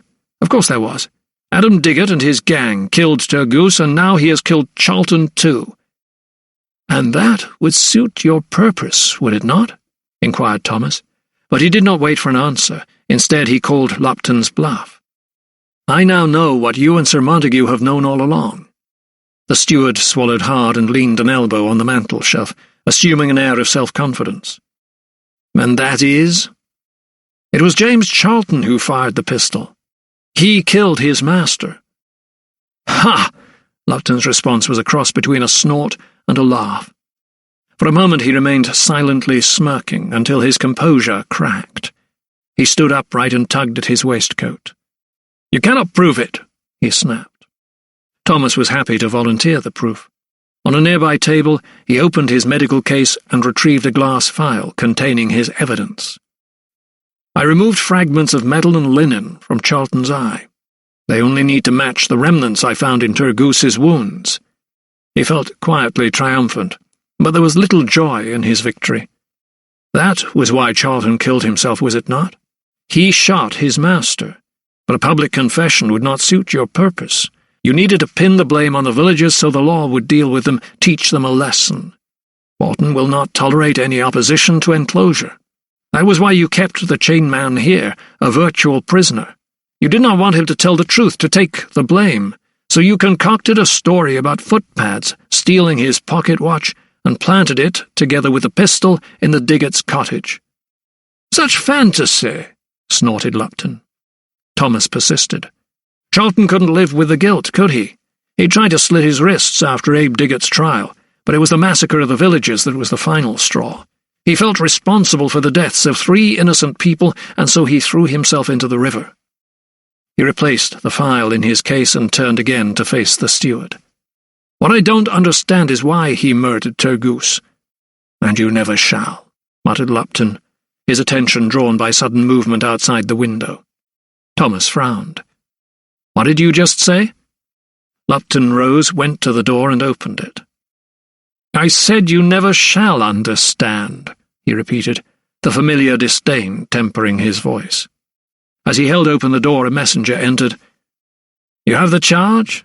Asked the steward. The courier gave a shallow bow and held up a piece of parchment. I do, sir, he replied. Lupton allowed himself a moment of self-congratulation. Excellent. Then we can proceed. See that it is delivered to the governor of Oxford jail, along with the prisoner. The messenger bowed and within a second was gone. Thomas shook his head in disbelief. Have you not heard a word of what I've been saying? There was no murder. The coppicer is innocent. There was a note of exasperation in his tone. Charlton killed himself. Lupton shook his head and clicked his tongue. I doubt the judge will agree when he sees Adam Diggott stand before him and hears how he tried to evade arrest. Thomas's eyes widened. So he is to be charged with Charlton's murder as well as Turgoose's? There is a pleasant symmetry to it, is there not? Said the steward, walking over to the fireplace. "But you know he is innocent," Thomas protested. "Not only can I prove that Charlton killed himself, I can prove he killed Turgoose too, and you know it." Yet Lupton refused to be drawn in. He threw Thomas a scornful look. "Save your theories for the courtroom, Silkstone. Adam Diggett and his co-conspirators are as good as dead already," he said, reaching for the bell cord. Howard appeared almost instantaneously. "Show Dr. Silkstone out, will you?" For an instant Thomas considered refusing to leave until he had been heard, but he was forced to silently acknowledge any defiance would be futile. Instead, he simply nodded. He would have to rely on his scientific findings to reveal the truth. "I shall see you in court in Oxford, Lupton," he said.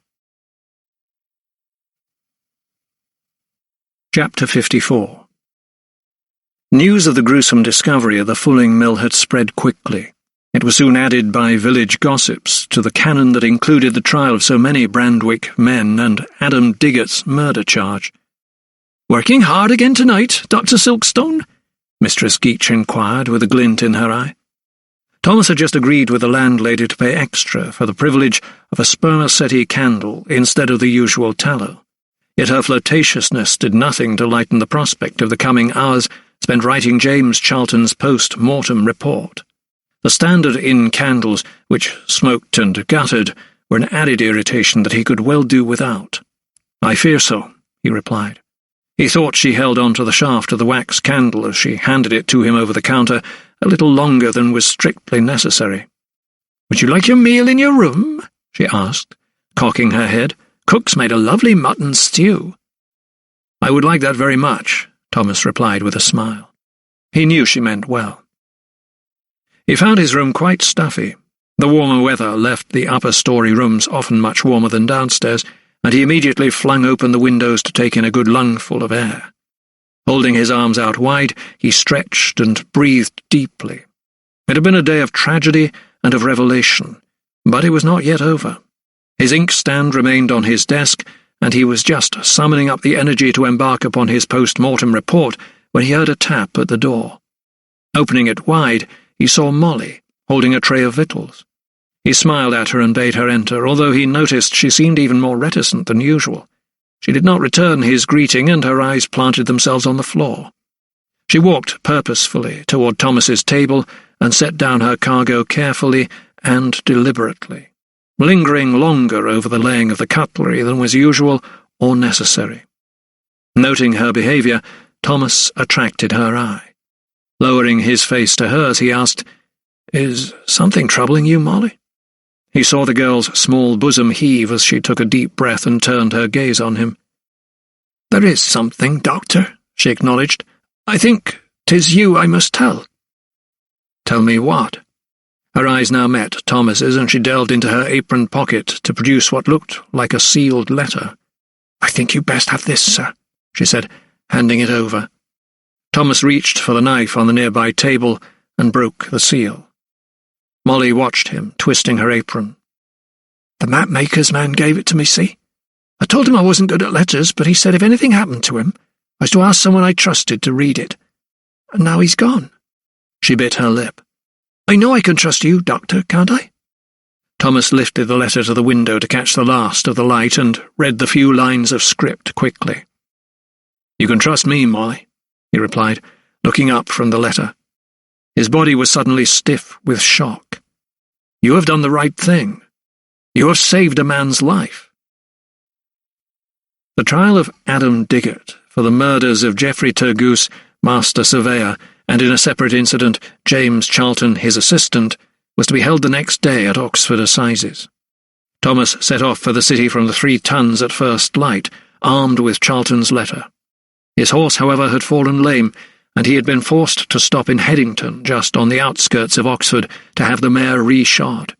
He therefore arrived a few minutes after the proceedings had started, and walked in just in time to see Seth Talland, the guard, take the witness stand.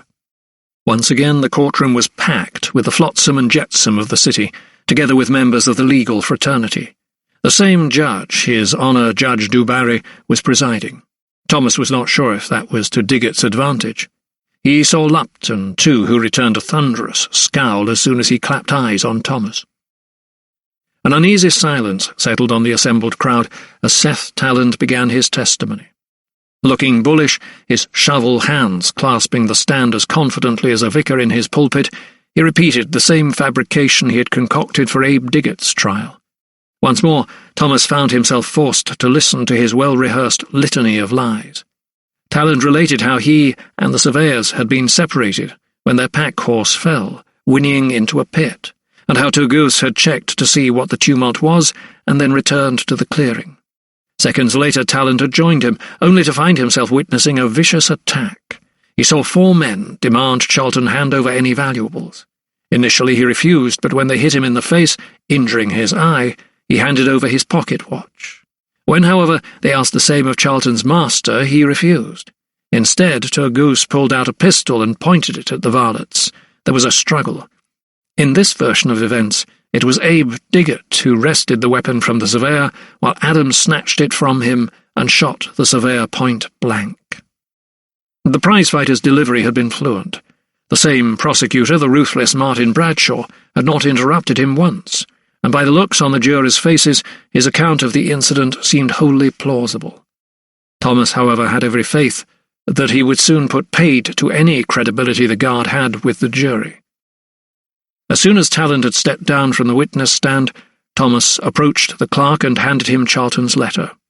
In a low voice he told him it was vital evidence and must be presented to the court immediately. The clerk, scanning the paper, concurred, and a moment later the missive was set before the judge himself. "The court will adjourn," said Du Barry, reaching for his gavel. In the judge's chamber, Thomas explained how he had come across the letter and how Molly Trott, the serving girl at the 3 Tons, was waiting in the courtroom. She was, he said, prepared to testify as to how the missive came to be in her possession, and Charlton's parting words to her before he walked up to Ravenswood on that fateful day. Once again the judge called the court to order, and the meek and diffident girl from the tavern reluctantly took the witness stand. Once the formalities were over, Judge Du Barry announced that new evidence had come to light. He fluttered Charlton's letter in the air. "Tell us how you came by this, pray tell, Miss, The judge squinted at his notes. "Miss Trott." As she looked about at her hushed audience, Thomas feared the maid would buckle under the glare of their hostile stares. She licked her cracked lips and shifted nervously, but he managed to catch her eye and gave her a smile which seemed to reassure her and confirm her purpose. "It were when they was taking the men away, sir," she began. The judge frowned. "You must be more specific, Miss Trott," he told her.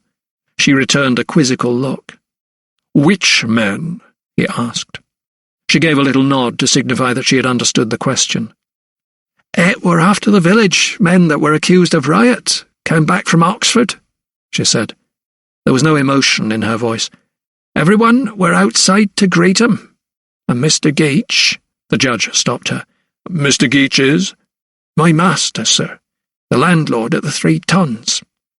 He tells me to go outside and take some gin to the men on the house, like. So I goes, and I see the soldiers come again to take them away. And there was panic, and while I'm watching 'em, Mr. Charlton comes up to me." Again Judge Du Barry interrupted. "How did you know it was Mr. Charlton?" Molly, turning her head to face the judge, replied, "Mr. Charlton and his master were staying with us, sir, while they made their maps. Mr. Charlton always showed me great kindness." "I see. Carry on," instructed Du Barry. "So Mr. Charlton, he seems distracted and upset when he sees the redcoats back, and he comes up to me and hands me the letter." "And what did he say to you?" "He says, 'Molly, if anything should happen to me, then you're to give this to someone you trust.' I says, 'Sir, is something wrong?' And he looks at me real strange and says, 'I'm going to put it right.'"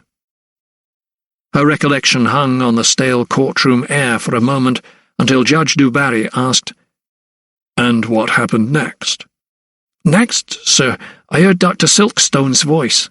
He were calling out to Mr. Charlton, but he just ignored him and turned and started walking away quick." Her delivery was deadpan and melancholy, and she held the courtroom enthralled. "That was the last I seed of him until I heard he were gone." Judge du Barry arched a brow. "And when you heard he was gone, Miss Trott, what was your reaction?"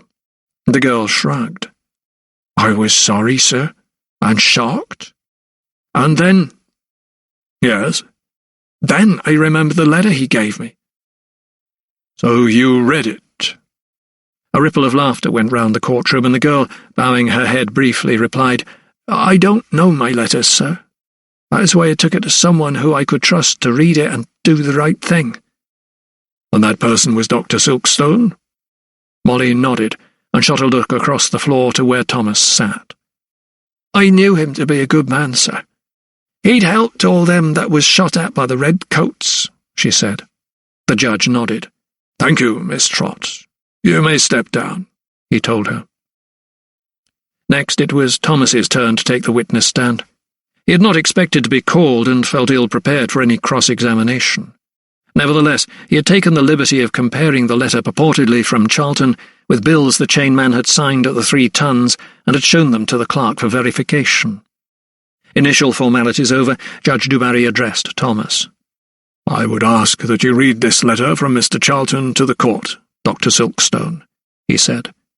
The missive was passed across from the bench to Thomas, and in a clear voice he began, "To whom it may concern, I write this letter in the sure knowledge that when it is next read it will be after my death. My own folly and cowardice have drawn me to the conclusion that I have no honourable course but to take my own life. I cannot expect forgiveness from those who have been compelled to deal with my self-inflicted misfortune, but I do crave their understanding." At this point Thomas looked up and saw that the courtroom was hanging on his every word. Somewhere a fly buzzed. He resumed. "On the afternoon of April 20th, I found myself extremely nervous. The local villagers had been trailing us and tormenting us. We were in fear of our lives when we entered the woods, and when I heard the horse whinnying, I was convinced we were being ambushed. Mr. Turgoose, seeing my distress, put me in charge of his pistol, little knowing that I was not fit to have it. He left me alone to see what had happened, and when he returned I mistook him for a brigand. God help me, it was me who fired the shot that killed Mr. Turgoose. I do not recall much that followed immediately afterward, only that I was in shock and great pain when fragments flew into my eye when the pistol discharged. Our guide, Mr. Talland, helped me back to Borton Hall. It was all my fault, and I alone should be judged for my actions. I was forced to perjure myself in court in the case of Abe Diggett, but I cannot stand by and watch as another innocent man is charged with the murder of Mr. Turgoose. I therefore own up to my reckless crime, and hope that my confession will ensure the dismissal of any case brought against any other man, and a subsequent pardon." Thomas looked up to address the captivated court directly. "I go to my Maker in the hope that he will grant me forgiveness for my most grievous sins. James Charlton." For a moment it seemed that time in the courtroom stood still, as everyone reflected on what they had just heard. Finally, Judge du Barry spoke. "Thank you, Dr. Silkstone. That was most enlightening," he said before addressing the defendant. "I have no choice but to say, Adam Diggett," the coppicer straightened himself in the dock, "I hereby dismiss all charges against you. You are free to go." Thomas felt his whole body suddenly lighten. A heavy burden had been lifted from his shoulders. Geoffrey Turgoose's death had been a tragic accident. As if Charlton's torment at his own mistake was not enough, Sir Montague and Lupton had forced him to comply with their elaborate charade to cover up the truth. It suited Sir Montague's purpose to mark the villagers as lawless murderers, so that his own brand of justice could prevail. And now he and his allies had been revealed in court as nothing but liars and tyrants. He allowed himself a smile, but it was only a flicker before it snagged on Lupton's gaze. The steward was standing, talking with Prosecutor Bradshaw. He wore the dazed look of a man not used to defeat. The brief encounter reminded Thomas that despite this immediate victory, his battle with the Borton estate, and Sir Montague in particular, was far from over. Chapter 55. The journey from Draycott House to Borton Hall was almost at an end. It had passed smoothly enough. Richard had slept for much of the way, while Lydia had contented herself with looking out of the carriage window at the familiar countryside, or conversing now and again with Nurse Pring. The rolling hills were clothed in bright spring green, and the sun was coaxing the leaves in the beechwoods to unfurl. She was taking simple delight from the vista. She was going home. Suddenly, however, she heard a great rattle up ahead, and her pleasure was rudely curtailed as the carriage lurched, plunging her forward. The coachman cussed loudly and was forced to pull up the horses to allow another carriage to pass at speed on the right-hand side. Lydia's head whipped round to see a passenger inside, railing at his driver to go faster. For a moment she thought she recognised the man, but then decided she must have been mistaken. "All well, your ladyship?" the footman called down from his perch. Richard had taken a tumble, but thought it rather amusing. Nurse Pring was fussing over his clothes, which had gone askew. "All well," Lydia assured him, smoothing her skirts. Yet she could not pretend that she did not feel apprehensive.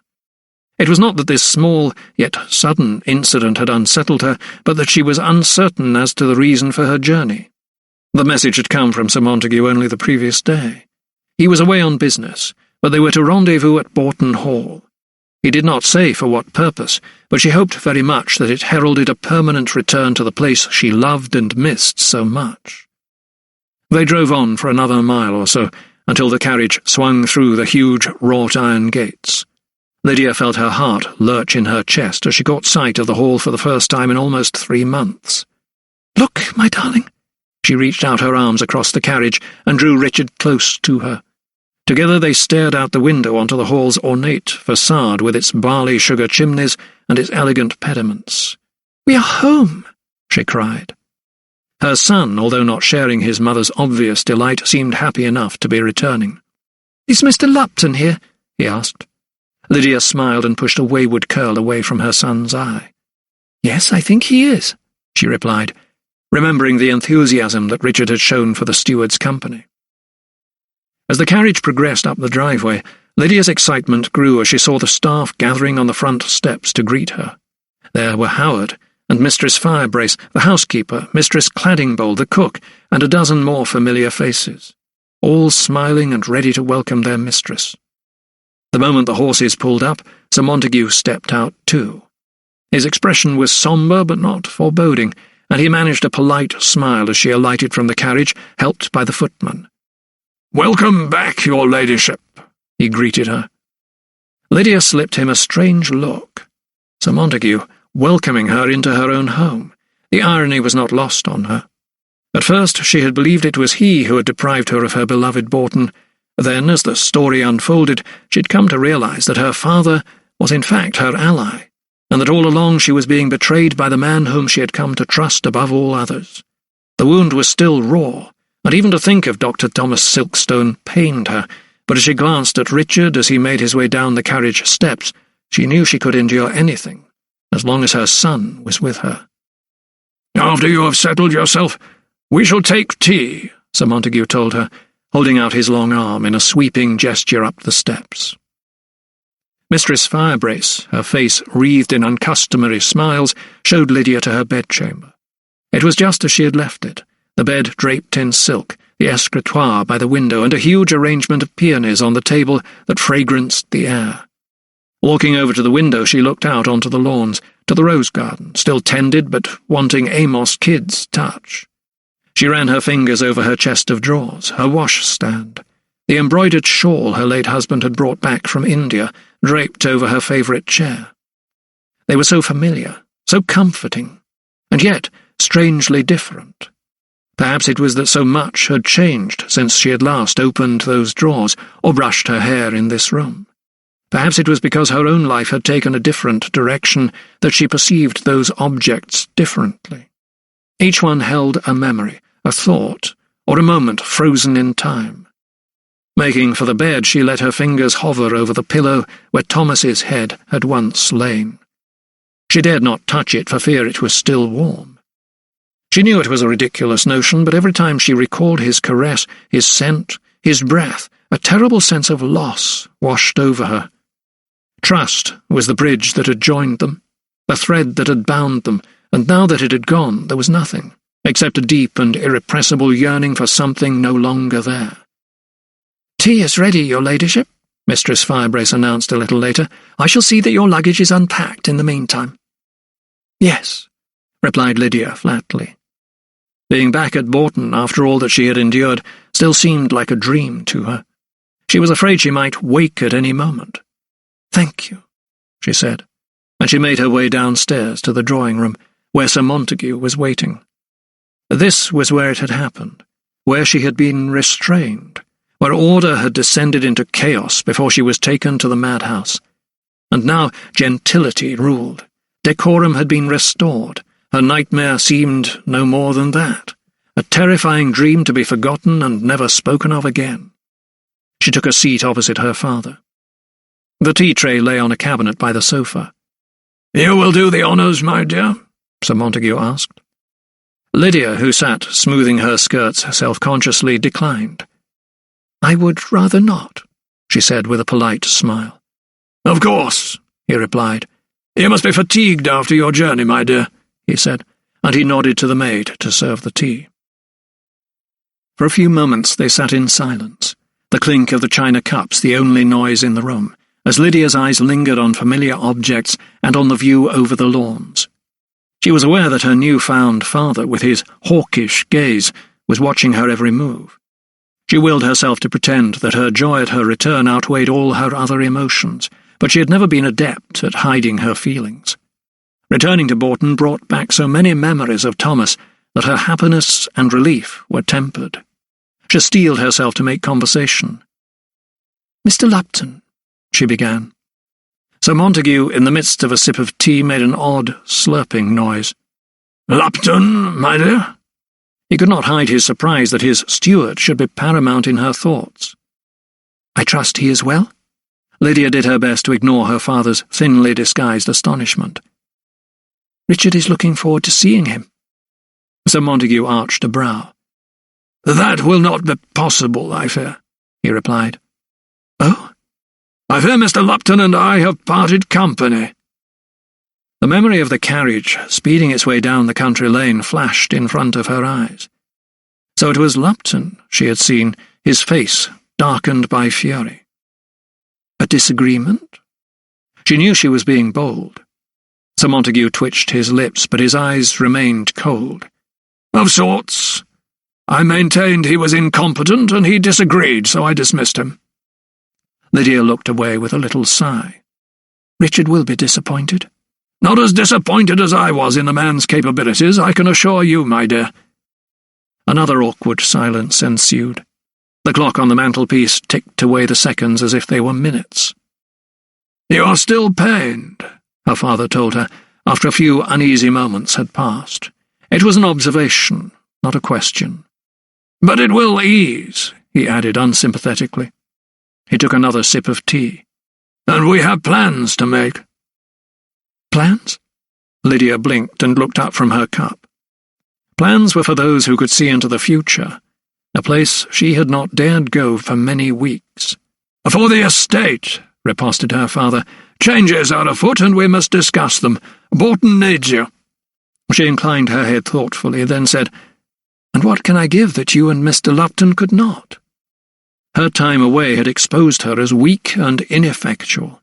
Bourton could be run just as efficiently, if not more so, without her. She was an irrelevance. "I'm sure you have ideas, my dear." She knew his words were calculated to make her feel at ease, but in truth she felt overwhelmed. She managed a weak smile, but for now she was content to live in the moment. Thoughts of Bedlam, betrayal, and Thomas still whirled around in her brain, sapping her of her strength and any confidence she had previously acquired. Yet, as if her father had read her mind, the past reared its head once more. "I know Silkstone has left you bruised, but surely you must now see how he tried to use you.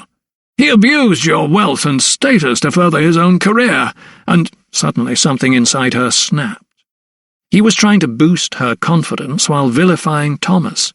The nerve was still raw, and he had touched it directly. "He saved your life," she interrupted. Taken aback, her father's bushy brows lifted. "He did indeed save my life, and for that I am most grateful. But he did it for his own gain. By saving me, he made both of us indebted to him." He took another sip of tea. "A cold and callous calculation," he added, returning his dish to the tray. Lydia knew that everything he said made perfect sense. After all, his lawyer's cunning ensured that all his arguments were neatly taken care of, all objections swiftly overruled with the finality of a judge's gavel. She knew, too, that she needed time to herself. What was it the Reverend Lightfoot had told her after her brother Edward's death so long ago? Time is a great healer. At this moment her wounds were still exposed. Time would, no doubt, heal them, but she also needed the balm of space. She rose. "Forgive me, but I need to go to my room," she said with a nod. To hear her father go through a catalogue of Thomas's faults and failings was too much for her to bear. Sir Montague got to his feet too. "Of course, my dear," he replied. In Lydia's absence, Mistress Firebrace had supervised the unpacking of her luggage. Her scent bottles had been returned to her dressing table, along with her hairbrush and mirror. Her favourite novels had been arranged on her bookstand, and the painted dressing screen positioned in its rightful place. Yet rather than ease her anxiety, such familiarity only reminded her of Thomas more. Her room had returned to its former self, and Thomas had been a part of it. Moving over to the escritoire, she recalled the times she had sat there composing letters to him, her words pouring like summer rain on the page. She had laid her feelings bare, exposed herself to him, and he had cut her with all the precision his surgeon's scalpel could muster. Her fingers played on the top drawer, smaller than the rest. In one swift move she opened it, and there, lying bound by a blue ribbon, were his letters. She had kept them all, testaments to a love she had believed so real and true. Seizing them, she untied the ribbon as she walked over to the fireplace. Then, one by one, she began feeding them to the flames, and watched through glassy eyes as they crackled and spluttered and disappeared. So lost in her own grief was she, that she did not hear footsteps and the opening of the door. In fact, the first she knew that someone was behind her was when she heard a voice. "Welcome back, your ladyship." She turned to see Eliza, her eyes welling with tears, standing in the middle of the room. Instinctively, Lydia hurried forward and took her by both hands. "Oh, Eliza, how I have missed you," she cried. "And are you, your ladyship? We thought you was dead." Lydia took a step back and let her maid's hands fall. "Dead?" The word bounced off her tongue. "Why, yes, your ladyship. We was told you died. Sir Montague put a notice in the news sheet and—" "Dead?" repeated Lydia. She slumped down on the nearest chair, her face suddenly pale. Eliza crouched down beside her. "We didn't know what to think, your ladyship. There was a funeral and—" Lydia shook her head. "I have been unwell," she acknowledged. "But why would Sir Montague say I was dead?" In her joy, Eliza could not think to question. She shrugged. "I do not know, my lady, but you are here now." Lydia, however, could not put her questioning to one side so easily. Her happiness at seeing her maid once more had been blunted, dealt an inadvertently cruel blow. If she was still dead, to all intents and purposes, then did Sir Montague plan to keep her dead, unable to reveal herself once more to the outside world? Could it be that he intended to bury her alive at Bourton? She tried to shrug off the ridiculous notion. "But of course you will let everyone know in the village that I am still alive." A nervous laugh escaped from her lips. Walking over to the grate, Eliza had taken hold of the poker. At Lydia's words she turned and looked grave. "We are sworn to secrecy, your ladyship. Sir Montague says we must tell no one that you are here." Lydia looked wide-eyed at the girl, as if she had suddenly hammered another nail in her coffin. She watched Eliza mend the fire in silence, with a rising feeling of fear. A moment later the maid had straightened herself and was moving away from the hearth when she noticed the remaining letters on the mantel-shelf. She switched round and fixed her mistress with a questioning frown. "You are burning Dr. Silkstone's letters?" she asked. Lydia realized her maid had seen her read them on countless occasions. The script was so familiar to her, and the girl had even bought the ribbon that bound them from Brandwick Market herself. Lydia's gaze fell as if she suddenly felt ashamed. She did not address her maid directly. "I am," she replied, the confession clearly paining her. Eliza shook her head. "But why, your ladyship?" Lydia felt a wave of despair surge over her. "Because I fear he has betrayed me, Eliza." "Betrayed?" repeated her maid, frowning. Lydia sighed deeply, and her eyes moistened. "He was the one behind my admission to Bedlam." Eliza's face registered the shock. "He was the one who signed the certificate that committed me. I have seen the papers myself." Again Eliza shook her head.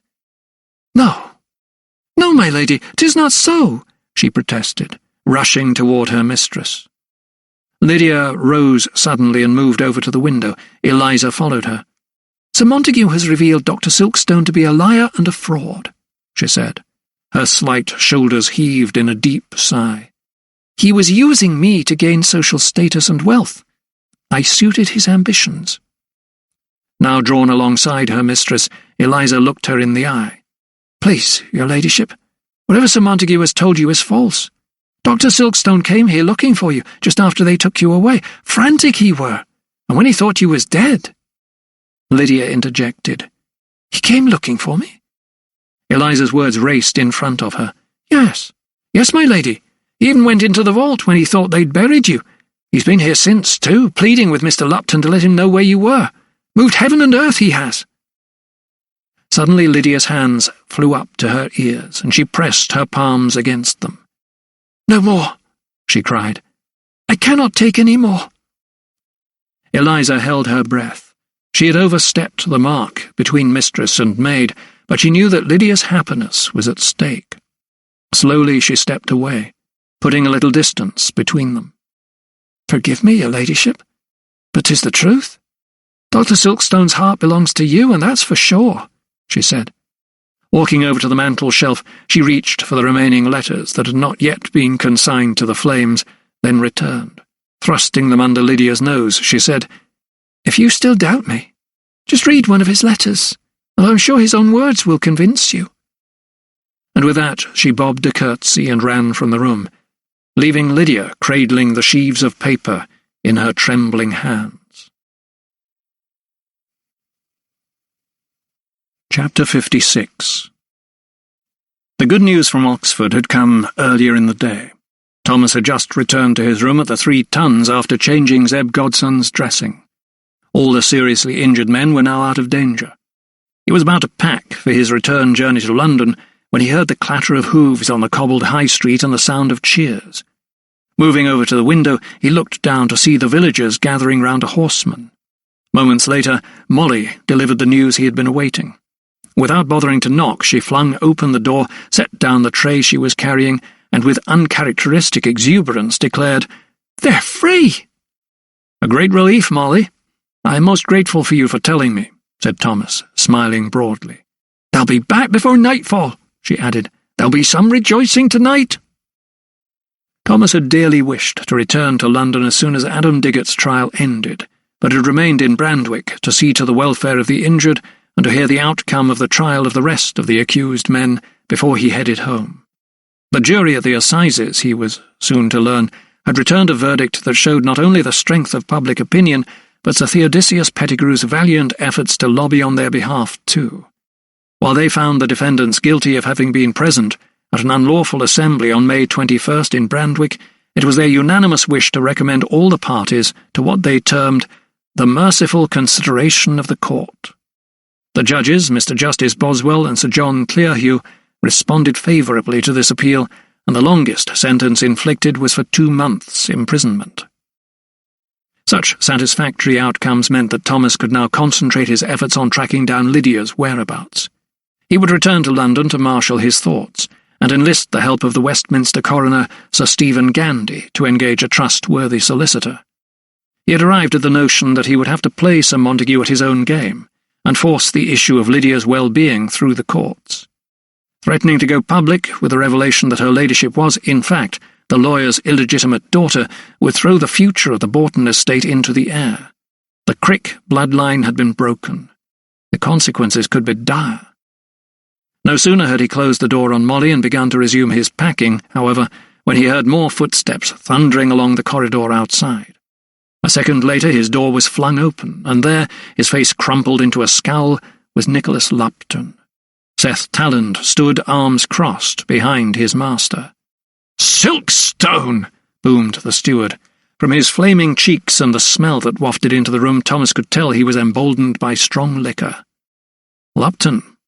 Not wishing to inflame his passions any further, Thomas remained calm. "To what do I owe the honour?" The steward snorted. "Honour? What would you know about honour? An honourable man has guts." He swayed slightly as he spoke.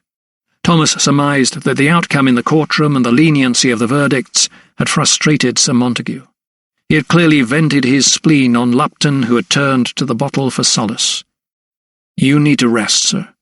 I shall call the landlord, who will find you a bed," said Thomas, walking toward the steward. His suggestion, however, was swiftly rebuffed. "How dare you tell me what I need?" thundered Lupton, slamming the door jamb with his gloved hand. "You are the cause of all this. Had you not set your sights on a woman not of your class, none of this would have happened." Thomas could see that Lupton's fury would not be easily assuaged. "Please, Lupton." He moved closer, an arm outstretched, but the steward batted it away. "You can have her now. You're welcome to her." He lowered his voice, as if he was resigned to his loss. Thomas knew that he had nurtured his own designs on Lydia. He knew, too, that he must surely be privy to her whereabouts. He seized his chance. "Where is she, Lupton? Why don't you tell me? You have nothing to lose now." It was all he could do to stop himself from grabbing the steward by the coat and shaking him into submission, but he restrained himself. Lupton looked deep into Thomas's eyes, and his face suddenly broke into a broad smile. "You really care for her, don't you? You want to know where she is more than anything," he jibed. Thomas was so close to him he felt his liquor breath hot against his skin. Thomas bit his lip, but Lupton continued to twist the knife. "Admit it, why don't you?" he taunted. "Or is it that you are a coward? A cowardly colonist? Yes, that's it." As he spoke, he pulled at the fingers of the glove on his right hand. "You, sir, are a coward, and if you want to know the whereabouts of Lady Lydia, you will have to fight like a man." Suddenly he drew back his glove and slapped Thomas hard across the cheek. "I challenge you to a duel, Silkstone," he cried. Shocked, Thomas staggered slightly, his hand nursing his stinging cheek. "A duel?" he repeated. "And Talland is my witness," replied Lupton, glancing at his henchman. Emboldened by his challenge, the steward strode into the room, his eyes scanning its contents. Suddenly he turned. "I shall commit her ladyship's location to paper, and put it in a sealed envelope.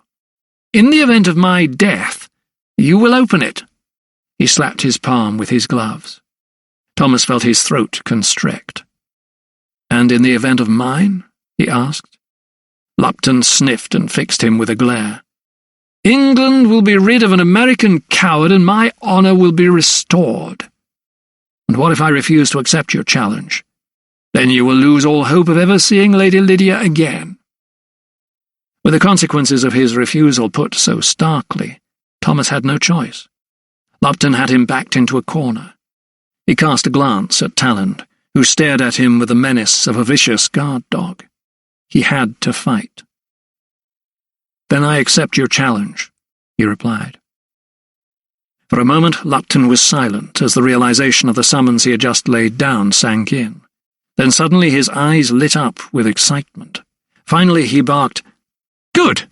Pistols at dawn on the common." He threw a look over to the table. "Enjoy the rest of your meal. It may well be your last." Lydia had made her excuses. She had spent the early part of the evening in the nursery with Richard and Nurse Pring, although she had not joined in his play. She admired herself too deep in her own thoughts. Dinner, the little that she could eat of it, had also been taken in her room, and now, by the light of her lamp, She read the remainder of Thomas's letters, the ones that had escaped the flames. His words raised a smile, but they also triggered tears. She studied his signature at the bottom of the sheet of paper she held in her hand from an early missive. His tone had been more formal, as befitting their relationship at the time. He had signed himself Dr. Thomas Silkstone, anatomist and surgeon. His signature was there for all to see, and for her father to plunder. She knew now that Eliza's words were true. In the early hours of the following morning, before the sun had risen above the hills, Lydia was woken from a light sleep. She had stayed awake for most of the night, reading Thomas's letters, her eyes straining in the candlelight's weak glow, and she had wondered. In her head she kept hearing him call out her name in the hallway at Draycott, and the more she wondered, the more she doubted. She recalled how, just before he had mounted his horse outside her window, she had seen him take something from his pocket. The thought had struck her like a bolt of lightning. Could it have been the locket she had given him all those years ago as a keepsake? Suddenly she felt her bed shaken and someone press hard on her shoulder. Opening her eyes and blinking away the darkness, she saw Eliza standing over her, looking anxious. She raised her head from the pillow. "What is it?" she asked through the fog of sleep. "'Tis Dr. Silkstone," came the maid's breathless reply. "He's to fight a duel." "What?" The news jolted Lydia into the moment. She threw off her bed covers. "Mr. Lupton challenged him last night." "Lupton?" Lydia leapt from the disordered blankets that signified a restless night's sleep. "Why?" Eliza rushed to fetch her mistress's chemise. "Molly heard him last night." "Molly?" asked Lydia, stepping into her petticoat. "She works at the 3 Tons. She heard him arguing, and then Mr. Lupton, he says if the doctor ever wants to see you again, you'll have to kill him first." Lydia's hands flew up to her mouth. She could barely register Eliza's words. So Thomas had remained true to her. Everything that Sir Montague had told her was a tissue of lies. "How could I have doubted him?" she asked, as the maid laced her stays. "Oh, Eliza, I should have known better than to believe." Her voice trailed off wanly. "'Tis no time to fret, my lady," Eliza told her firmly. "Lovelock's waiting with the carriage. If we hurry, we'll make it before a shot is fired." Rushing downstairs, mistress and maid bundled into the conveyance, and Lovelock set the horses off at a gallop. They thundered along the drive, then veered left to take the road that led to the common. Lovelock knew the spot. Arthur's Hollow had long been a popular place for duels. Lydia's late brother had killed a man there over a gambling debt, and injured another. They arrived as the mist covered the ground like gossamer. Light was beginning to penetrate the gloom of a chilly May morning. Looking out of the carriage window, Lydia could see 2 clusters of dark figures standing huddled on the grass several yards apart. It would be useless to take the carriage farther. The ground became boggy at this point, so Lovelock was forced to pull the horses up behind the ridge. Opening the door, he apologised to Lydia. "I'm sorry, your ladyship, I can't take you yonder. You'll have to go on foot from here," he told her. Sweeping down from the carriage, Lydia lifted her skirts and hurried as fast as she could over the heavy, dewed grass. Her feet kept sinking into the moss as she went. Following behind, Eliza struggled to match her pace. Soon they had climbed the ridge to get a better view. From the vantage point, she strained her eyes to focus through the mist. They were not too late. There were 5 men, 2 standing back to back, with another close by, and one at either end of the hollow, separated by a distance of 50 yards or more. She could make out Thomas, standing taller than Lupton, but slightly stooped. She veered in his direction, but as she did so, the men began to walk away from each other in straight lines. 5 paces. 10. She started to run. "No!" she cried, but her words were lost on the chill air. 15. 20. "No!" she cried again. "Fire!" came the call. Thomas's pistol fired first, but it seemed that he had aimed deliberately too high. Lupton remained standing, steadfast. He took aim. "No!" screamed Lydia once more. This time her voice carried down the hollow, and Thomas, for a split second, turned his head. It was enough. A loud crack shattered the air, but he did not see the ball as it left the barrel, nor the smoke in its wake. All he could see in that moment was Lydia rushing toward him. her arms outstretched. All he could hear was her voice, calling his name. All he could feel was the sharp jab of a lead ball as it pierced his chest. Postscript. In 1787, the first act to enclose an area of wetland and grassland known as Otmore, just northeast of Oxford, was lodged. Legend had it that Our Lady of Otmore rode a circuit round the moor while an oat sheaf was burning and gave the area within it to the people of Otmore in perpetuity. Consequently, any moves by local landlords to enclose the land met with strong opposition from the villagers. Matters finally came to a climax on September 6, 1830, when around 1,000 people walked the 7-mile circumference of Otmore in broad daylight, destroying every fence in their way. The Riot Act was read to them, and the Oxfordshire Yeomanry was summoned. The rioters, however, refused to disperse. Several were arrested, and 41 were transported to Oxford jail. The prisoners' arrival in the city happened to coincide with the famous St. Giles Fair, and the crowd turned into an angry mob and helped those charged to escape. At a later trial, the judges showed mercy to the recaptured Otmore men. The longest sentence handed down was 2 months' imprisonment. Though the villagers held out for their rights for many years, the land was finally enclosed from 1835. More recent threats to the natural area included a government proposal in 1980 to route a motorway across Otmore. A major campaign resulted in the adoption of an alternative route. Since 1997, much of Otmore has been made a Royal Society for the Protection of Birds nature reserve, with many acres being returned to marshland. It is also home to a large population of rare insects and plants. This concludes the reading of Shadow of the Raven, a Dr. Thomas Silkstone mystery by Tessa Harris. Copyright 2015 by Tessa Harris. This book was read by Simon Vance. This unabridged recording was published by arrangement with Kensington Publishing Corporation and was produced in 2015 by Blackstone Audio Inc., which holds the copyright.